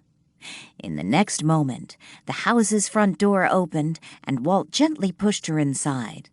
The scent of pine and peppermint filled her head. Once again, she could hear the faint sound of Christmas carols, but this time it sounded as if it was coming from the radio. Instead of jingle bells, it was Bing Crosby singing, "I'll Be Home for Christmas." Standing in the entry hall of the house she had grown up in, she turned around, looking for Walt. But he was gone, and the front door was closed. "Walt!" she called out. "Danielle, we've been waiting for you," a woman's voice called out. Danielle turned and came face to face with her mother. Mrs. Bodeman wore her Christmas apron over jeans and a t-shirt. In her hand, she held Danielle's Santa apron. She handed it to Danielle and said, "Dear, put your apron on." "Mom?" Danielle whispered. "Is that my little girl?" a man's voice boomed. In the next moment, Danielle found herself wrapped in her father's strong arms. His bear hug was soon replaced by her mother's more tender embrace. Closing her eyes, Danielle caught a whiff of Diva, her mother's favorite perfume. She breathed deeply, savoring the fragrance. "Danielle's here," another voice shouted. "They're anxious to see you," her mother whispered, breaking away from the embrace. With tear-filled eyes, Danielle turned to the new voices. It was her Aunt Susan, Uncle Carl, and Cousin Sean. They were all wearing their Christmas aprons, the ones she had brought home from Cheryl's. Everyone was talking at once. They led her into the kitchen, where a roasted turkey rested on a cutting board, waiting to be carved. On the kitchen table were bowls and platters filled with her favorite holiday foods. "After dinner, Cheryl wants to make graham cracker houses," her mother told her. "Cheryl, look who's here!" Uncle Carl shouted. Danielle turned and came face to face with her cousin Cheryl. To Danielle's surprise, Cheryl hadn't changed. She still wore too much makeup, and her blouse revealed a bit too much cleavage. Yet Danielle thought she looked wonderful. Blue eyes twinkling, Cheryl opened her arms. Danielle laughed and threw her arms around her cousin. The two women hugged. "We miss you, Danny Boo," Cheryl whispered. "Someday we'll all be together again. But for now, enjoy your life. You have a long one ahead of you. Merry Christmas." This concludes The Ghost Who Came for Christmas by Bobbi Holmes, also known as Anna J. McIntyre. Narrated by Romy Nordlinger. Copyright 2015 by Bobbi Holmes. This unabridged audiobook is published by arrangement with Robeth Publishing, LLC, and was produced in the year 2017 by Tantor Media Incorporated, a division of Recorded Books, which holds the copyright thereto. Please visit Tantor.com for more information on our growing library of unabridged audiobooks and to take advantage of special offers. Audible hopes you have enjoyed this program.